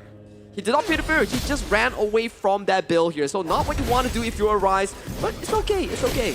No, typical Rise. No freeloaders here. You know, you gotta pay the toll, so to speak, no matter who it is, friend or foe in that regard. But now the Silky Orb completely zoning them away. Alter Ego, again, a little bit more pressure. And Maze, I mean, you need to kind of repel them in some fashion, and Gan and Mo Aaron showing up with those blades. It's a little scary. So much pressure by the Lady Sun on the hands of one TUT here. Darfin not having the best of time in that laning phase. As you can see, Newbie here, if he can find that self imprint on towards Darfin, this could be huge for the side of Alter Ego because he does not have Purify. Yeah, but he's been off the map. I don't think Darfin knows in the flash forward. Oh, he's not gonna hit the Silky Orb. Darfin with those fast fingers, he's like, I got it. Flight of senses were there.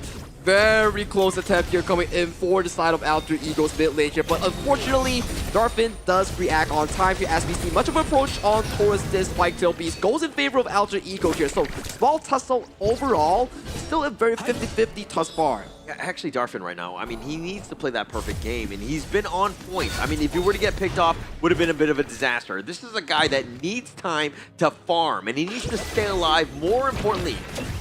Staying alive is the essence here. If you were to fall in these exchanges here, you will be losing so much resources, especially in that minion department. But look at this 4v2 engage, 5v2! Oh, here's the boat, and they find it, but the butterfly effect shaking it off, but it's not enough. It will be, and Decoy goes down, but now at what cost? Here comes the revenge tour. Zhen Zhao is scary, gets Aaron making it pay. Maze is so low, and Zhen Zhao might want to go hunting. He's not going to use it. But look at the flip side here. Arise might be too long for the world as he gets pulled on by that Silk Imprint. Does get taken down. 2 kills back in favor for the side of Alter Ego as they are looking for this Tyrant. Yeah, Newbie says, get over here, and pulls him away, gets that double on that secondary kill, and opening it up for that Tyrant. So this is a great opportunity for Alter Ego. Very comfortable stuff thus far coming in for Alter Ego. And before they leave the jungle coming in for Wetrnd, they do indeed take away that Crimson Golem as well. So that is a lot for the side of AE. Here's the bow. They actually find him in Icy Tail, not able to flash to safety. Zhen Zhao is getting focused in, and Darfin with that damage from the Fever Barrage taking him down. Over eagerness coming in from Alter Ego. You already got what you came for, but you still got caught by Syndicate on that set sail here. So good stuff so far coming in from Wetrnd, taking back the lead in towards their pockets. Yeah, I complimented Alter Ego, and then they were like, no, let's make this closer, right? We're gonna throw a couple, you know, just no. Icy Tail and Zhen Zhao dying on that one, not great on this one. Wetrnd on the other hand, I mean, that's a perfect bounce back move, right? Being able to get a couple kills in return, that's where you want to be. But forcing it down, putting pressure. Again, we're talking about the fact that you need to convert those kills into some sort of objective. They didn't really get anything out of that, though. They did pretty good, right? They got the Tyrant, they got the buff, and then when they were retreating, they got caught by Syndicate, coming back from base with that set sail here. So that is a bit of a proactiveness coming in by the Sun Tzu pick locked in for the side of Wetrnd's Clash lane. I mean, the counter initiation is always great. I mean, in the long term, but can you time it properly? When the fight is about to happen, that boat coming in at the perfect moment is got to be key. One TUT though, he's going to have the shield. It's not going to be enough. The heal is not even there as well, and the boat does a U-turn saying, ha ha ha ha. Ha ha ha, and I am bailing out of there coming in for the side of Syndicate here. But beautiful stuff, like we mentioned here, Darfin, he did not have the best of the early game here, but look at his position right now. He's doing so much work with the help of Arise and Maze to punish one TUT in that marksman. But going mid lane. Yeah, taking out Decoy. The Reforged Blade's not going to hit Newbie, so I guess that's something for Alter Ego. But now Wetrnd on the assault, looking to take the mid T1. Look at Icy Tail's position here. He found Darfin. Oh, Bondix gets up with the truth, but they don't have any follow-up damage. That was a nice setup, but now Zhen Zhao is coming in, and here's the boat. Newbie actually flashes away, but he's going to be picked off. Syndicate takes credit for that one. Now Zhen Zhao has been slowed down, but he will get to safety. Unfortunate events here coming in from Alter Ego. The position was great, the idea was great, but the execution just wasn't there. I mean, it's always about the execution, right? Especially when it comes to these teams. It's just a matter of those, like, playing the perfect game is very difficult. It's about who makes the least number of mistakes, and execution is all about it. And let's look back at the replay here on what exactly happened towards Decoy. Decoy taking one freshly forged 2 full damage on towards his face here. And then we start to see almost a steal being attempted by Aaron on the Ganemo against the Crimson Golem, but a much better and faster early game compared to game number 3 just now that fell in favor for Alter Ego. Yeah, Aaron is actually very scary on this Ganemo. The blades are real. Decoy needs to respect that damage. And getting caught out like that, just thinking that you're going to just kind of dodge them, you're not going to be able to do that, especially against Aaron. Aaron's getting a lot of resources as well, like you talk about. He's getting all these Dolia engages, all these Dolia resets, and then you can start to see Zhenxiao going in for more of these aggressive He plays. unleashes the Hound, but he's in a bad spot. He's all by himself, 1 versus 4. Yeah, he's created a little bit of havoc, but Aaron is going to fall, and it looks like Zhenxiao will die in return. Darfin is going to do some serious work finding the damage onto Icy Tail, but Syndicate is going to be killed. Icy Tail looking to go in with that enlightenment, but not enough to enlighten anyone else. Alter Ego continuing on 1 TUT with that rolling grenade. Does some work, and Arise looking to turn this around, but now with the Silky Orb, he's going to go down 3 members for the trading of Zhenxiao. Icy Tail came up huge in that play. He found the key critical moment on towards Aaron, on towards Darfin. That made the entire engage coming in from Wetrnd immediately de-escalated for the side of the Philippine squad. Yeah, taking everything at this point. I mean, Alter Ego just being able to just take that one down. That's the biggest piece, is like you think that you're going to be able to fight, but Alter Ego, that chase is real. If they're able to catch you, they will stun lock you, and 1 TUT is starting to do that damage.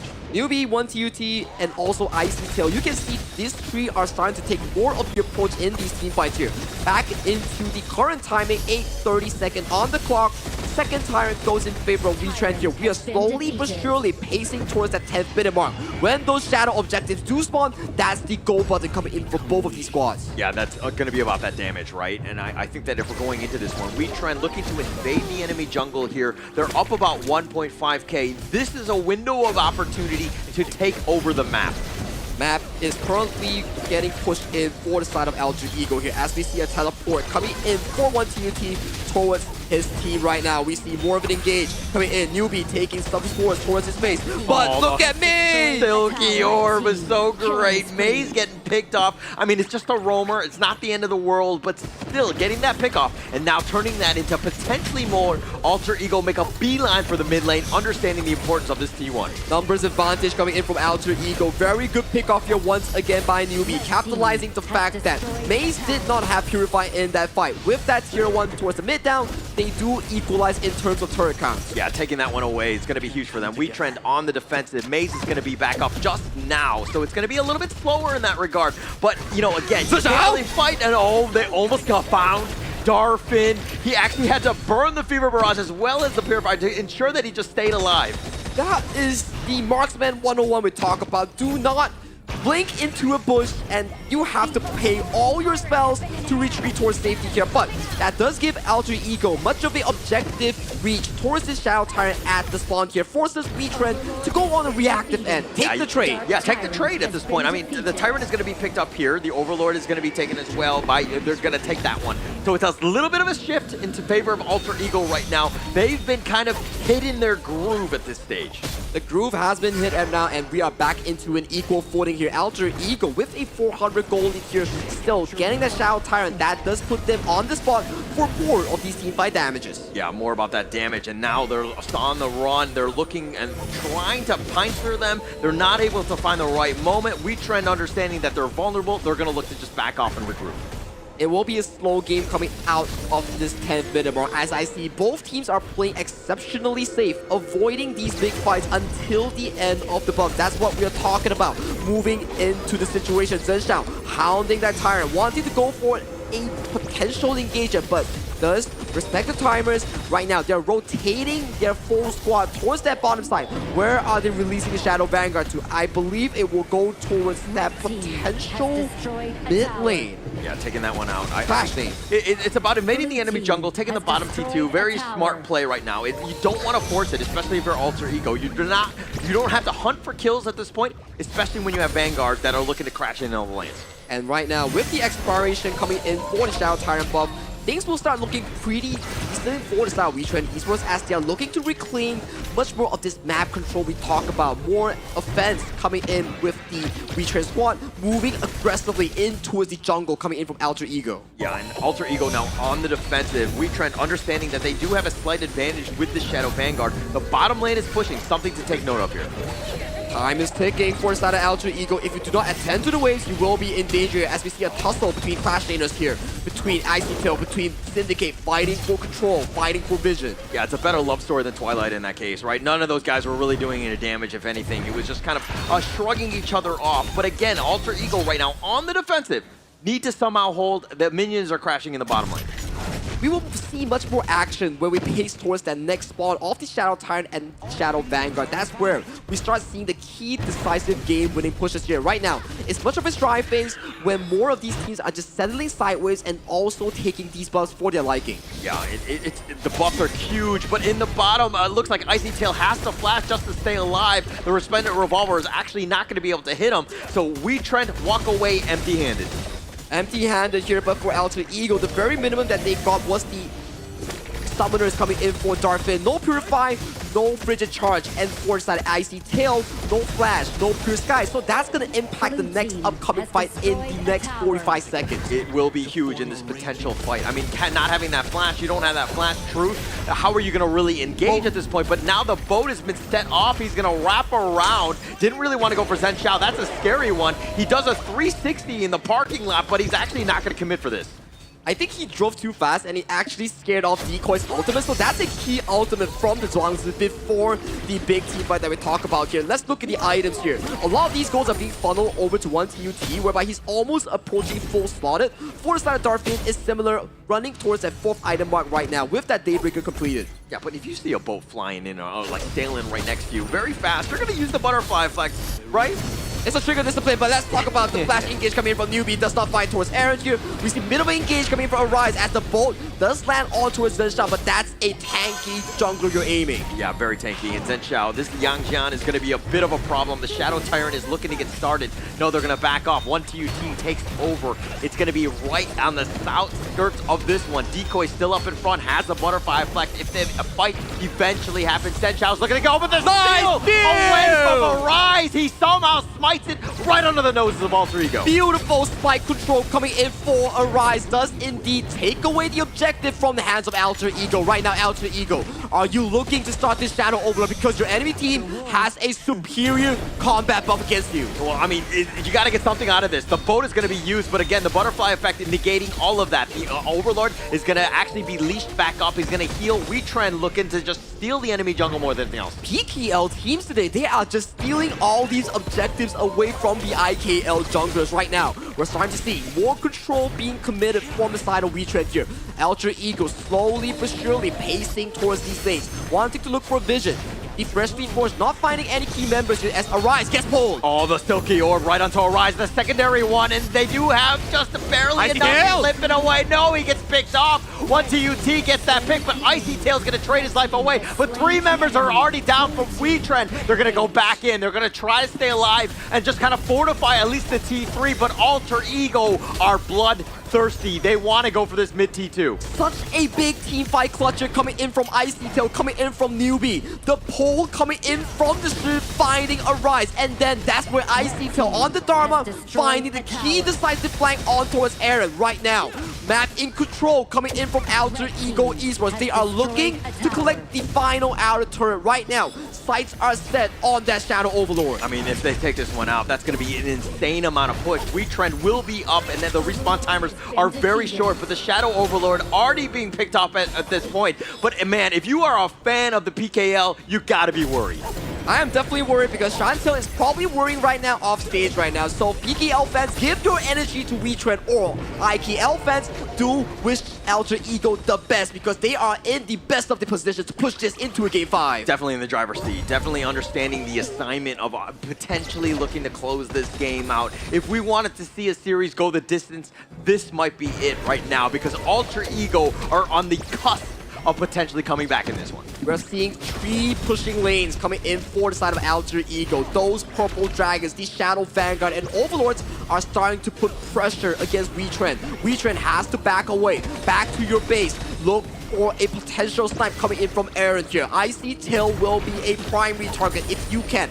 Look for his engages, mitigate that approach. I mean, Zen Xiao is just so tanky at this stage. He has a 3K advantage over Rise on the Flowborn tank, who's generally a strong tanky hero, but he has really no fight against the Zen Xiao.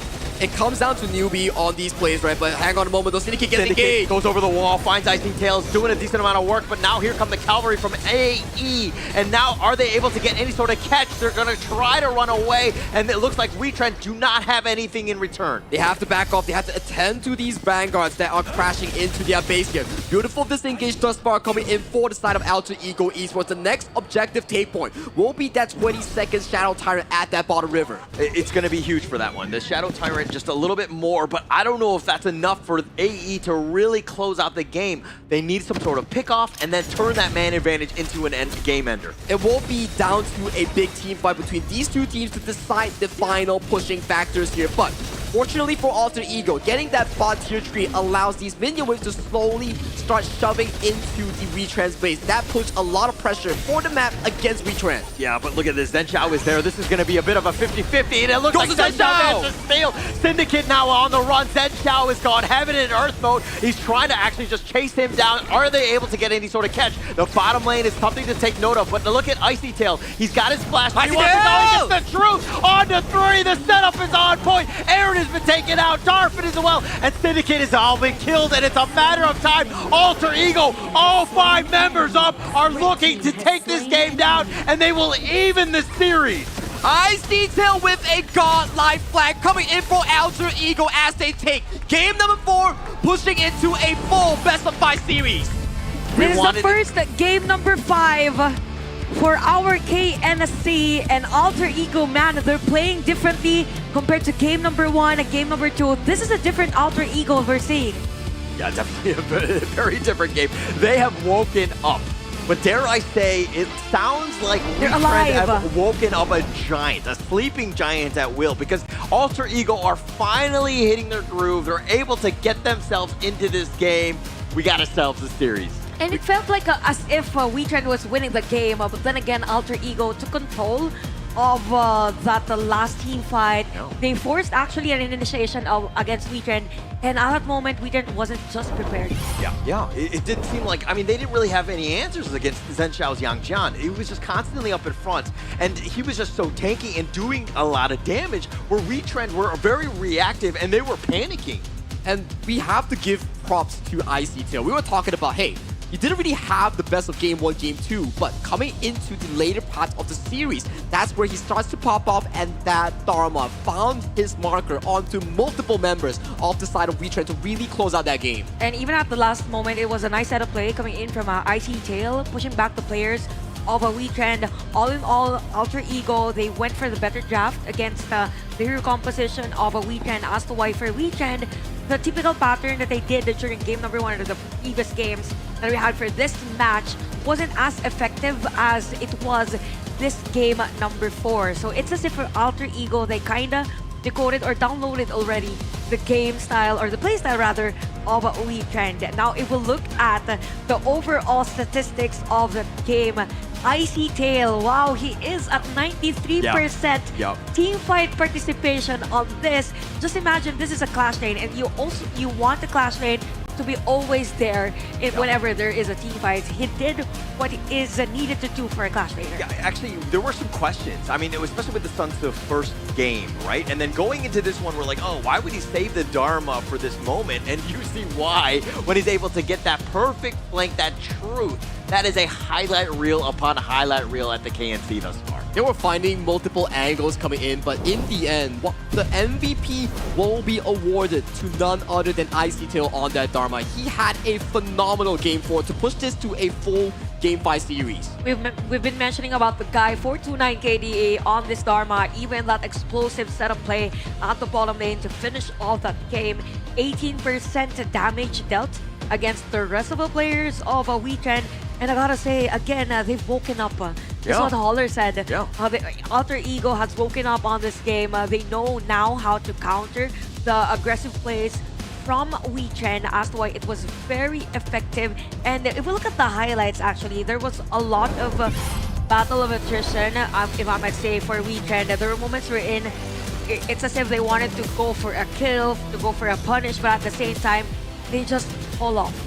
Yeah, and actually it took 2 days for my energy for the Indonesian squads to finally kick in. Finally get there. It finally happened, and now we've forced the game 5. I don't know if I have enough energy to share with the Alter Ego for them to win this one, but at least I got him there. Tell Rookie.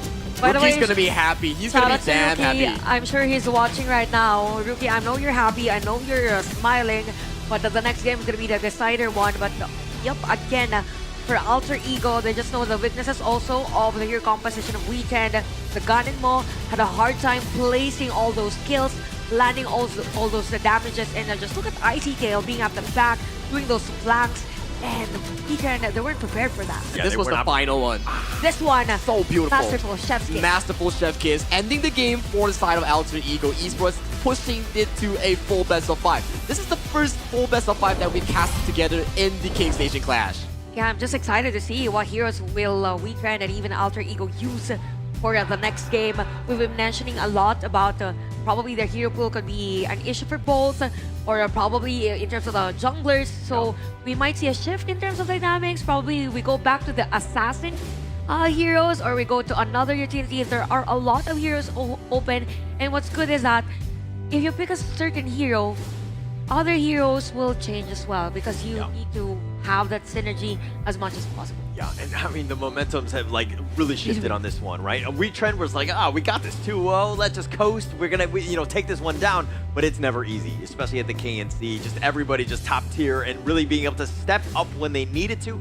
Alter Ego, that was such a great game. They're carrying the IKL's nation's pride, the league's pride, coming into this best of 5. They are not going down without a fight, because this is what a series looks like. We are going to a game 5. And the biggest discovery that we had for Alter Ego and Wetrnd, or specifically for teams, is that whenever there is pressure, they play really well. Yeah. I mean, all of the games today had been really competitive as compared to the games that we saw from day number 1. So there's a lot of progress already for the teams, and this is what we want. We want the teams to progress, be at the high level HOK as much as possible, and this is a top tier HOK, if I must say. Yeah, and again, the final best of 5 in the KNC, and we go with the distance. It took us that long. It took a total of 6 series to finally get there, but we're here, right? And can Alter Ego, again, from Indonesia, can they get in the W column for,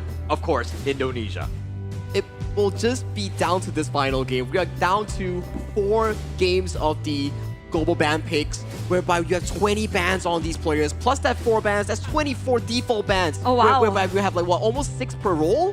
Just doing the math, it's already a headache for me, So for Wetrnd and Alter Ego, they should now use those heroes that they're really comfortable with, or probably have the composition that has synergy, wherein it has early game, has the mid game, and transitioning to the late game. So this is where fatigue will go, I could say, and it could be pointed out to Wetrnd. I mean, they played the first match today, stayed at Kill City Mall watching the game of Blacklist International, so that could be a factor coming to this game number 5. This is at the moment where you're in that 5th game and you have, like all of those heroes, the 20 heroes that you played, you cannot play them again, right? And going in, to be honest, if I were in this situation, I don't have a 5th hero. I don't have one. Same, right? I only play 3. Well, yeah, same here, right? So top 3, that's what I have. So right now, I'm in uncharted territory. I am just lying to my teammates. I'm being like, hey, we're cool. Just pick whatever, man. Good thing Saki's a pro player, ex-pro player. Calm down, calm down. These bunch of players coming on the stage, they are pro players here, so they definitely have the sufficient hero pool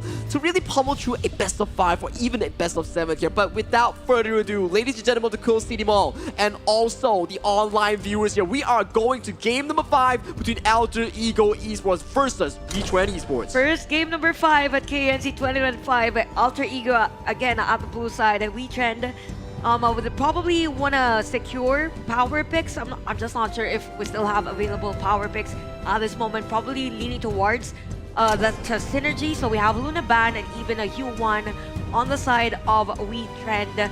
So they're now focusing, Alter Ego is now focusing on Arise heroes, and I think that has been the story of the series. Yeah. They're just limiting the heroes of Arise as much as possible just for them to kind of shake things up against Wetrnd. And you're kind of seeing the effects of that. I mean, even when he got his Ogren, which is one of kind of his signature heroes, it didn't seem like once he got kind of outplayed in terms of the execution of their draft, and now you're consistently banning him. This is like mental warfare, right? It is mental warfare. Yeah, and as Arise, you're gotta be feeling it. You're like, oh, these guys are, it's gotta be so frustrating because they constantly just target me. And one more thing to really look out for in a best of 5 settings. Wetrnd Esports started the series strong 2-0. Right now, it is a 2-2 with Alter Ego Esports back-to-back convincing victories. So for the mental pressure side, it is coming down for the side of Wetrnd because it is not gonna feel good. Good point. And also, again, they played the first match today, so probably fatigue will kick in for Wetrnd. So at this point, they have to be mindful on when and where to exert their efforts. But speaking of power picks, these are power picks for Wetrnd. They still have Mayin and already up their sleeves. But for AE, same goes. For them, they have a Pei, Lianpo, and Byron. Yeah, just trading blows on towards the pick and ban department here. For the Pink Byron Lianpo, it is a very darn aggressive early to making composition here.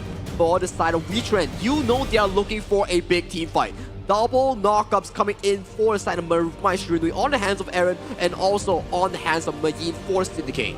Great pick for Wetrnd. They have the crowd control, the potential kill, and sustain with the Mayins here, and at the same time scaling farm lane hero. So for Alter Ego, as much as possible, they want a burst hero at the middle lane just to be able to kind of limit the potential of this Mai, because it is expected that for this Mai to rotate totally all throughout the game, particularly early game. And Menki has been banned, by the way, still a jungle hero, by the way, for Alter Ego. And yeah, Bijing ban for Wetrnd. So we have the Xiao Xiao, we have lots of heroes still open, Z is still open. I won't be surprised if we see a Princess Frost on this one for Alter Ego. Yeah, a lot of options still. A lot of options. This is actually kind of crazy. I mean, these are definitely meta heroes into It's going as if into it's not game game number 5. Yeah, and it's kind of opening things up and getting a Pei in game 5. That's crazy. Like Alter Ego, like Zen Xiao, this is scary, right? They need some sort of answers, and this is kind of okay. Now with the Liu Bang pick, this is the first one of the KNC. This is not to say that Liu Bang is not good, but we've definitely kind of hit that lower tier of heroes in terms of like the Clash or potentially Roam at this stage. Do they have some sort of high flying like jungler, like a Han Xin, Luna, Jing, all of these that can really kind of expand or be accelerated by this Liu Bang? The answer is no, because take a look at Alter Ego's draft right now. On towards the bans, you have Luna, Jing, Monkey, Agudo. So many of these jungler banned away from Arise's pool. And speaking of Arise's pool, the only heroes that I think of is Lam and the Fate. For them, so Xiao Xiao, as we've mentioned earlier, it's a nice pick for Alter Ego. At least they get to counter this pick from Wetrnd. And now we see the Lam on the side of Wetrnd. We have 100%, by the way, on Arise at PKL. Chantel knows best when it comes to PKL. She called for the Lam, and Lam is an insane pick paired up with Liu Bang. It is a delivery system here coming in for the side of Wetrnd Esports with Alter Ego Esports wanting to play that aggressive early game with the Pei Byron, and also late game coming in from Xiao Qiao and Chano. So before even the Liu Bang is a part of the usual heroes that Wetrnd uses at the PKL. Again, it's all about comfortability. Let's see who's gonna win this final match. Wetrnd versus Alter Ego, game number 5. Casters, it's your time. Thank you so much, Chantel. As we go into game 5, I mean, everything is at stake in terms of just like that bragging rights. And again, both of these squads have been hungry for that first win in the KNC. I mean, really setting the tone. And going into tomorrow with the playoffs, you really want to be in the win column because, again, it's all about that confidence. And WinCon is the WinCon for these teams. It will be interesting because coming in for these teams, for Wetrnd, for Alter Ego, this is not the end of them. They are still playing tomorrow in a tag team sport of BO7. Yeah, and they're going to continue to grow, and I think that they're going to take advantage of that. But they have to first take care of business tonight. This is literally a best of one going into this. And, I mean, we didn't really talk too much about the drafts. I mean, other than just kind of how synergized they are and all that. But who are you giving the edge to here? Ooh, early game looks so in favor coming in for the side of Alter Ego. They set up the entire draft on 3 things. Yep. Number 1, Zensha in that jungle department with Icy Tails and Decoy's early game aggression. Number 2, newbie and 1 TUT. straight direct counters against Darfin in there. All be careful, hang on a moment as we see a bit of an aggression towards bottom side, and number 3 here. They have the numbers advantage in terms of the back-to-back games going into game number 5. Yeah, it's definitely going to be there, right? The momentum, winning 2 games in a row and equalizing, it's frustrating for Wetrnd because you're like, we're going to have an easy day, 3-0, let's get on home, then go have dinner or whatever, right? But it's not like it was going to happen like that because Alter Ego are becoming this very resilient team, and the lessons that they've learned from the series, being able to extend it, I mean, it's going to speak volumes for them, and it's going to carry over into future seasons of IKL. It comes from the name here, Holler. Alter Ego. The first Ego that they showed was the not so strong one. Now the second Ego that they showed is dominating this game with an engage onto touchdown. Death from below, finding him with a nice little stun, and he turned it around, and Aaron is actually going to be killed. Zen Xiao is going to actually just run away. He's going to be fine, and they've gotten a rise. A huge win for Alter Ego. Newbie with a masterclass disengage that allows the side of Alter Ego to find 2 return kills plus this Azure Golem away from the hands of Arise. Alter Ego is so up and available in that goal lead. Oh man, what a great start for Alter Ego. And Wetrnd thought they had a great jump. I mean, the potential for that, but Zen Xiao was there. I mean, even with Newbie, it was just didn't really like pay out in the end. Aaron, again, you have to be aggressive on the mic, so I don't fault him for that. But losing out on like 0-2 on this one, a little unlucky. You will not be feeling good if you're on the side of Wetrnd Esports because you're giving 2 buffs over to Newbie on that Xiao Qiao, and then you are denying a rise from an Azure Golem. We're talking about a jungle assassin that needs so much resources here, but Aaron does spot on Newbie. Gets a flashing game. With the battlefield command as well, the flash, but Newbie somehow still alive, but no, Darfin on the side. He did not even expect him coming straight down the lane. Darfin got that food for free. What? A Newbie walk into Darfin there. Yeah. Yeah. Okay, no problem. Back towards mid side here as we see Aaron coming in to assist Arise and getting that mid control here as we see Icy Tail looking potentially for an engage here, does get forced out based on numbers. And look at how Maze is just like strolling around, understanding that he can kind of like go into any lane. Plus, if anyone gets jumped on, yeah, that battle with command. I mean, yes, it's on cooldown right now, but this is the power of the Liu Bang. It's not always amazing. You're not going to get amazing stuns and a value out of it. But when you need to get that secondary number just to kind of turn things into your favor, he could jump in at a moment's notice. He adds on to the value of the numbered games we talk about, but due to the jungle advantage in favor of Zen Xiao, this objective goes in favor for the side of Alter Ego Esports in game number 5. Yeah, Zen Xiao with that smite, ensuring that it got it. Aaron got almost cheeky with that Kachusen, just not enough on time, that is. And Wetrnd right now falling behind, about 750 gold, finding Decoy, who's going to burst ram to safety, but he's going to take some damage on his way out. Bit of a pickle prod here coming in for the side of Syndicate here, allowing Maze to collect some of these resources on towards the Clash. But look the at battlefield command. Arise! They're going to look to go for this one right under the tower. Decoy is just trying to shimmy back and forth. He has not been killed. He is actually very tanky, and Maze is actually the only one to have fallen. It is looking very dire and desperate coming in from Wetrnd Esports. Every single play that they are pulling out of their pockets is being systematically defused from the side of AE here. Things are looking very good for AE. Well, you gotta shoot your shot. Unfortunately, it looks like they've been missing quite a bit. Wetrnd has not been able to hit their mark on those parts. Alter Ego, dare I say, I mean, they're outplaying, they're shimmying around, their movement is great, but they've been staying alive and really counter-punching properly. 1.5k gold lead for the side of AE as of this point. IKL fans, they are rejoicing. They are feeling happy and confident here. I can hear Rookie all the way from here. Oh, really? Okay, I can smell it. Okay, but nonetheless, Arise here on the retreat at this point. Alter Ego, again, putting that pressure on, consistently just like making it a little bit uncomfortable. If Wetrnd were to lose this tower, they're going to lose a lot of that map control. Map control currently, if we were to talk about Alter Ego, they do get that turret on towards the Clash lane here, with an exchange coming from Wetrnd. Powers traded, but gold lead getting wider and wider for the side of Alter Ego. We're looking at 2,000 comfortable. Yeah, at this point, right, it's starting to grow a little bit. Wetrnd haven't really hit their mark. Now they're going to find him, but again, Newbie just gets back. And Darfin chase, but Darfin with the light step. Oh, the sidestep and Darfin survives. Very key kill coming in from Wetrnd Esports. They need more of these resources going in favor of Darfin here. We see 2 quick kills in fashion for the side of Darfin. This is your late game marker for the side of Wetrnd if you want to have hopes of bringing this game to your pockets. Yeah, you gotta find that right target. I mean, Wetrnd, again, just consistently continue to be aggressive. You gotta just go for those ambushes. You're behind at this point. If not, you gotta find other ways to get some sort of, you know, a farm across the map. Because right now, it looks like they find at least Icy Tail. Great rotation, and it's just gonna potentially spark a comeback here. But still, you're giving away that mid tower here to the side of Alter Ego in that exchange. Yes, Icy Tail did fall.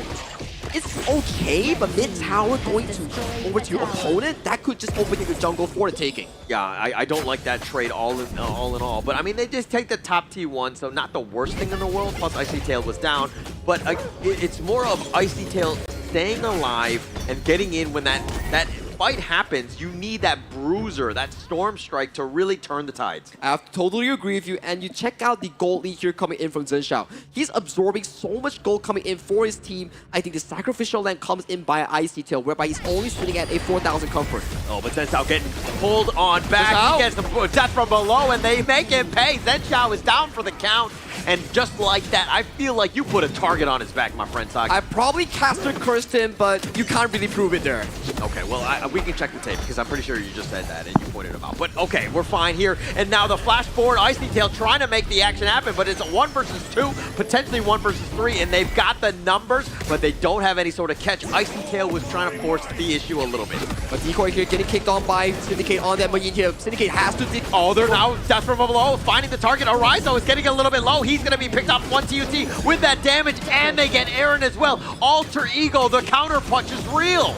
The counterpunch is still ongoing with Zhenxiao getting another kill on towards Syndicate. 8 minutes on the clock. 3 more kills go in towards the pockets of AE. AE once again back towards the driving seat. I mean, the first time was lucky. The second time, okay, a little unlucky as well. But the third and the fourth time, the way Alter Ego have been able to navigate every single ambush attempt by Wetrnd has just been immaculate, and they've survived throughout. And it also comes into one point. Wetrnd are being so impatient on their cooldowns. There was no ultimate coming in from Mei, so there was no assistance immediately for any of these assassins. Yeah, and actually Arise right now, a level behind, definitely net worth behind in terms of Zhenxiao, who's just been this, you know, very, very difficult hero to deal with because he has so much early game aggression, a lot of damage. Look at how these towers are just melting.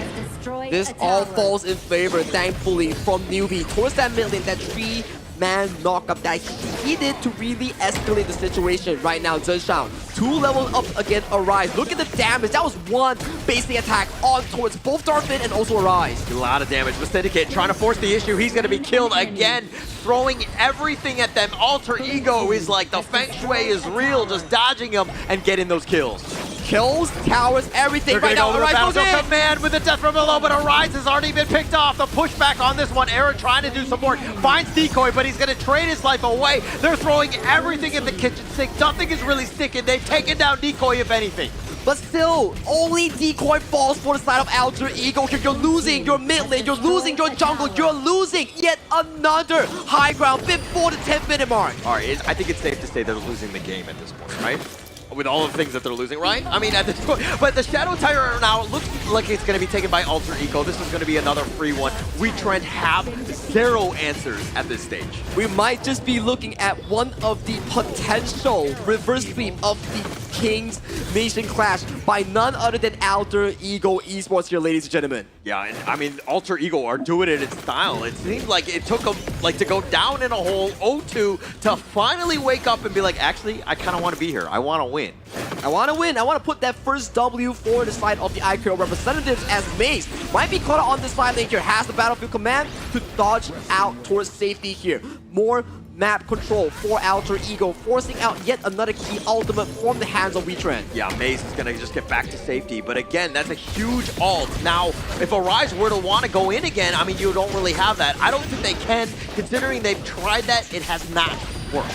It is not working at all for the side of Wetrnd. They've been finding these engages with Arise, with Syndicate as the focal point to deliver Mace in towards that backline, but still, The moments that matter for the side of Alter Ego are these big team fights. So far, it has worked so much in the favor of the IKL fan favorites. Yeah, Alter Ego right now with these Vanguards, it's going to be even tougher to make any sort of assault. Wetrnd right now on the defensive, fighting for scraps at this point, but down 5K. That is huge at this stage with the network. Clock is ticking, coming in for the side of Wetrnd Esports here. Waves are starting to push in here. Aaron gets spotted out from that bush here. So that is one key point being forced away by the side of Alter Ego's roam. Yeah, but look at the Shadow Vanguard. I mean, completely zoned away. Aaron knows that he really can't fight. Now is not the time. Maybe with a T3, but you got an assault on all fronts. Maze is in the top lane, pushing as far as possible because he knows that he can jump in at a moment's notice. It might be happening, but it might be too little too late, and now they're looking for the jump themselves. They get the nice little Tremor Smash and zoning them away. The Battlefield Command right on top of Syndicate, who has to actually flash back to safety. Rise. Alter Ego wants to go for Maze, and he does end up getting the pick, but the Crystal is the most important thing, and it looks like Alter Ego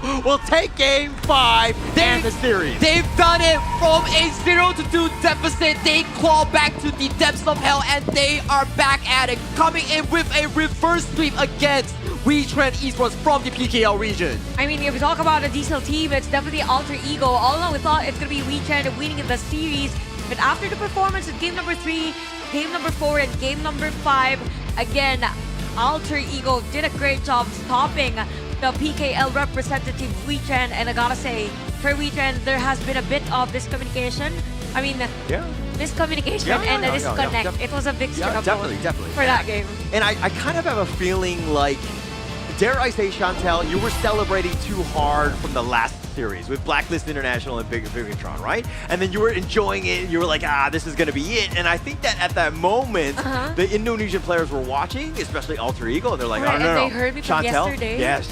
I think No, this is not happening I again. think it's on me. It's definitely on you. But, I mean, great series throughout. I think it was a lot of fun. I mean, getting to that point where they had the opportunity to even come back, that speaks like a very resilient team of Alter Ego. What a way to close out Day 2's group stage as we speak, right? We've been having domination in terms of 3-0 and some series in the form of 3-1, but the final series coming back with a 3-2 finish with also none other than a reverse sweep coming in from Alter Ego Esports. First time that we had a game number 5, and first time that we saw a reverse sweep for this game, and it tells a lot about the teams. And you've mentioned about resilience, we've mentioned about adjusting, and that's the beauty of having tournaments like this, because you get to adapt, you get to learn from other teams, and definitely this is something that teams should look forward for, because tomorrow we still have a best of a 7, and a hero composition will matter.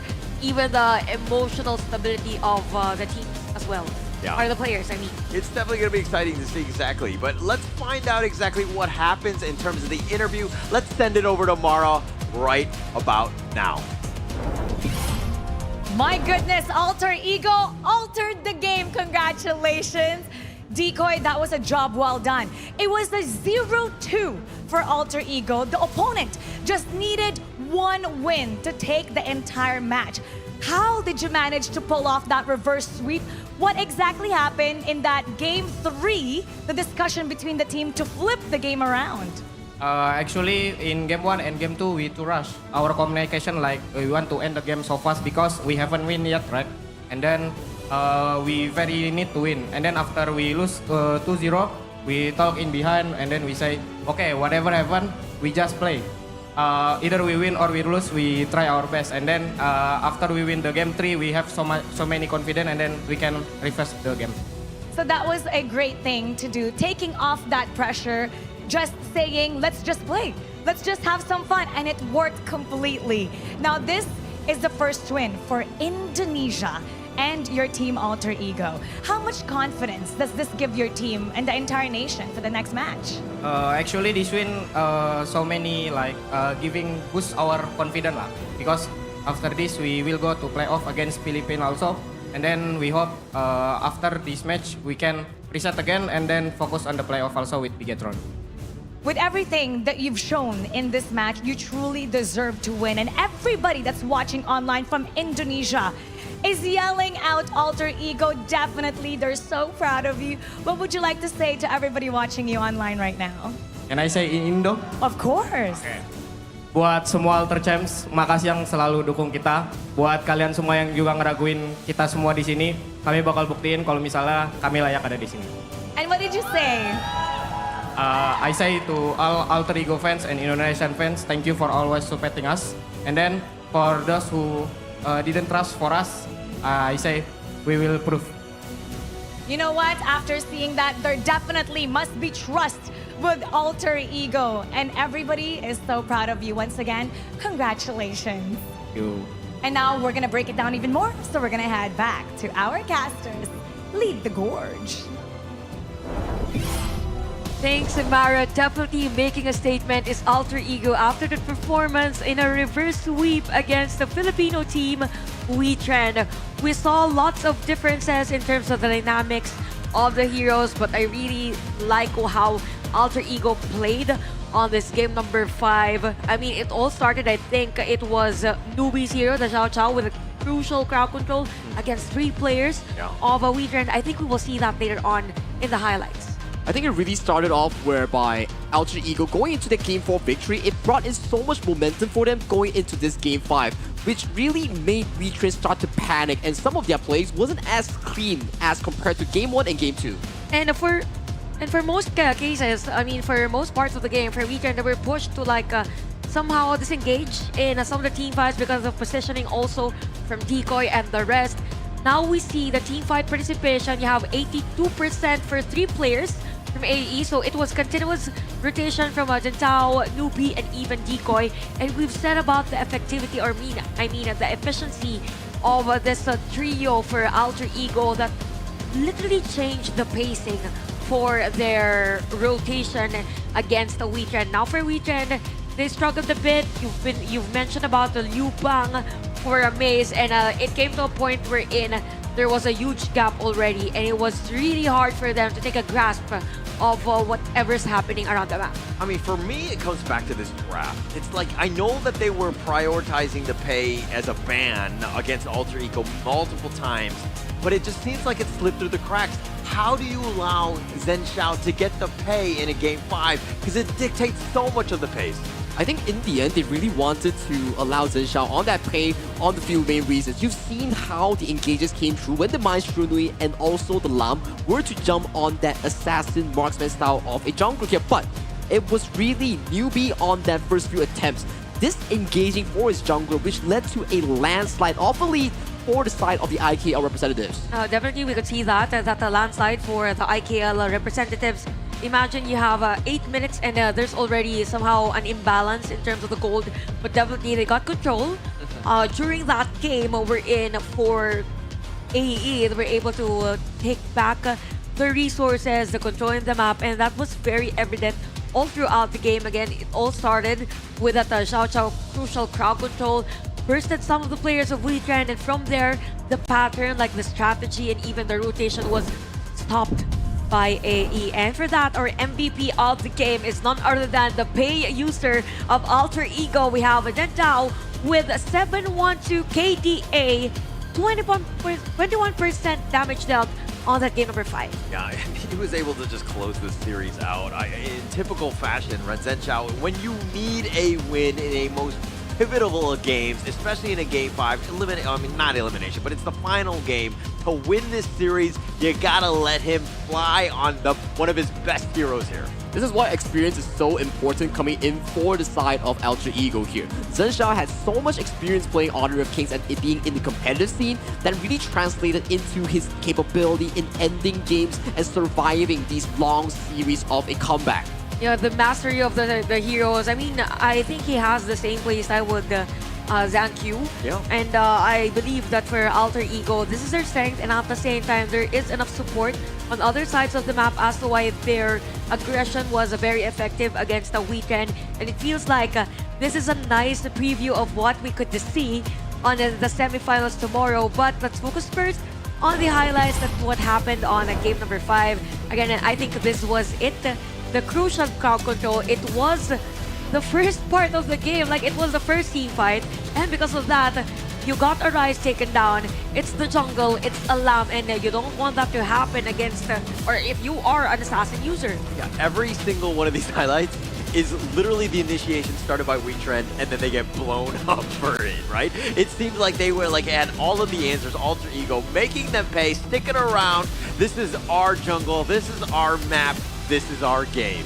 The game did, in fact, go towards the side of Alter Ego Esports here. Just like what Holland mentioned, all of these plays started out by the side of Wetrnd here, but the synergy and the coordination just wasn't what we expected here. And in the end, even though Arise found a really beautiful flank, but it was too little too late with the Vanguards marching in, it was all the combat being succeeded for the side of Alter Ego Esports. And since we end our group stage, this is the updated standings for our groups A and B. We could see that for Group A, HBSE is on top, having a 2-0 for the match wins. And even for Group B, we also have the Malaysians leading that corner. Yeah, they had this tournament in Malaysia to bully the rest. No, I'm just kidding. I mean, they are very home ground strong. advantage. The home ground advantage, the home food, the home cooked meals has really helped them propel them into the top slot. So they're definitely going to be in the grand finals. And so tomorrow is going to be a rematch, dare I say, of the Indonesian teams and the Filipino teams going at it one last time in a final best of 7. There's a reason as to why they were scheduled straight to Match 2 and Match 3. Again, it's a preview of what we will see for tomorrow, and this is the updated nation standings. The Malaysian teams are currently at the top, meaning that they will go straight to the grand finals, and we will have the semi-finals between the Philippines and Indonesia. And this time, when you start playing the semi-finals, one team will have to go home. This is where elimination is on the line. And at the same time, we also have to consider that the game will be very different from the usual thing that we do, because you have one team playing game number 1 or the other team playing game number 2. So it depends on to them. Yeah, so the order is kind of like, I think it's done in like private or whatever, but it's one of those things where the teams actually might even alternate. Or probably they play straight 2. Yeah, so they don't actually, they play with global ban pick, all of those rules apply, but it's one of those things where it's interesting because, you know, you Alter Ego might be going up against, you know, Blacklist International, you know what I mean? So it really comes down to the hero that pools, chess match, right? Who's gonna play, just in case it will play game number 7, something like that. Anyway, this is going to be our matchup for tomorrow. Semifinals, by the way, is a best of 7. We've mentioned that. And for the match, again, Philippines versus Indonesia. We'll start the game at 7 o'clock, time zone +8. Yep, definitely we will be featuring PKL against IKL at 5 p.m. Malaysian time or the Southeast Asian time. So for this exact moment here, do remember to clock in your time and come by Quill City Mall if you're in KL or Selangor, or, you know, drop by to HOK Esports or any of the languages to tune in for this epic showdown. Big shout-outs, by the way, to the other broadcasts covering KNC from the Filipino broadcast and the rest. Big shout-outs to Rookie Cast because we will have him tomorrow at the desk. Yeah. Rookie, hi Rookie. Yeah, Holla, that's Rookie. me. I'm just going to be transitioning on out. This is going to be actually my final day of casting at the KNC. I had a blast with both of you. Thank you so much for your energy and your strength and everything. I think we had a great time. We kind of brought it. Definitely the energy was there throughout. We had an epic 6 series throughout the past 2 days. A lot of action. I loved every minute. Yeah, I loved every single experience that I had. I mean, this is my first time covering this, and we will see you tomorrow at the semifinals. Do not forget, it's 5 p.m. Come join us live. Again, this has been KNC 2025.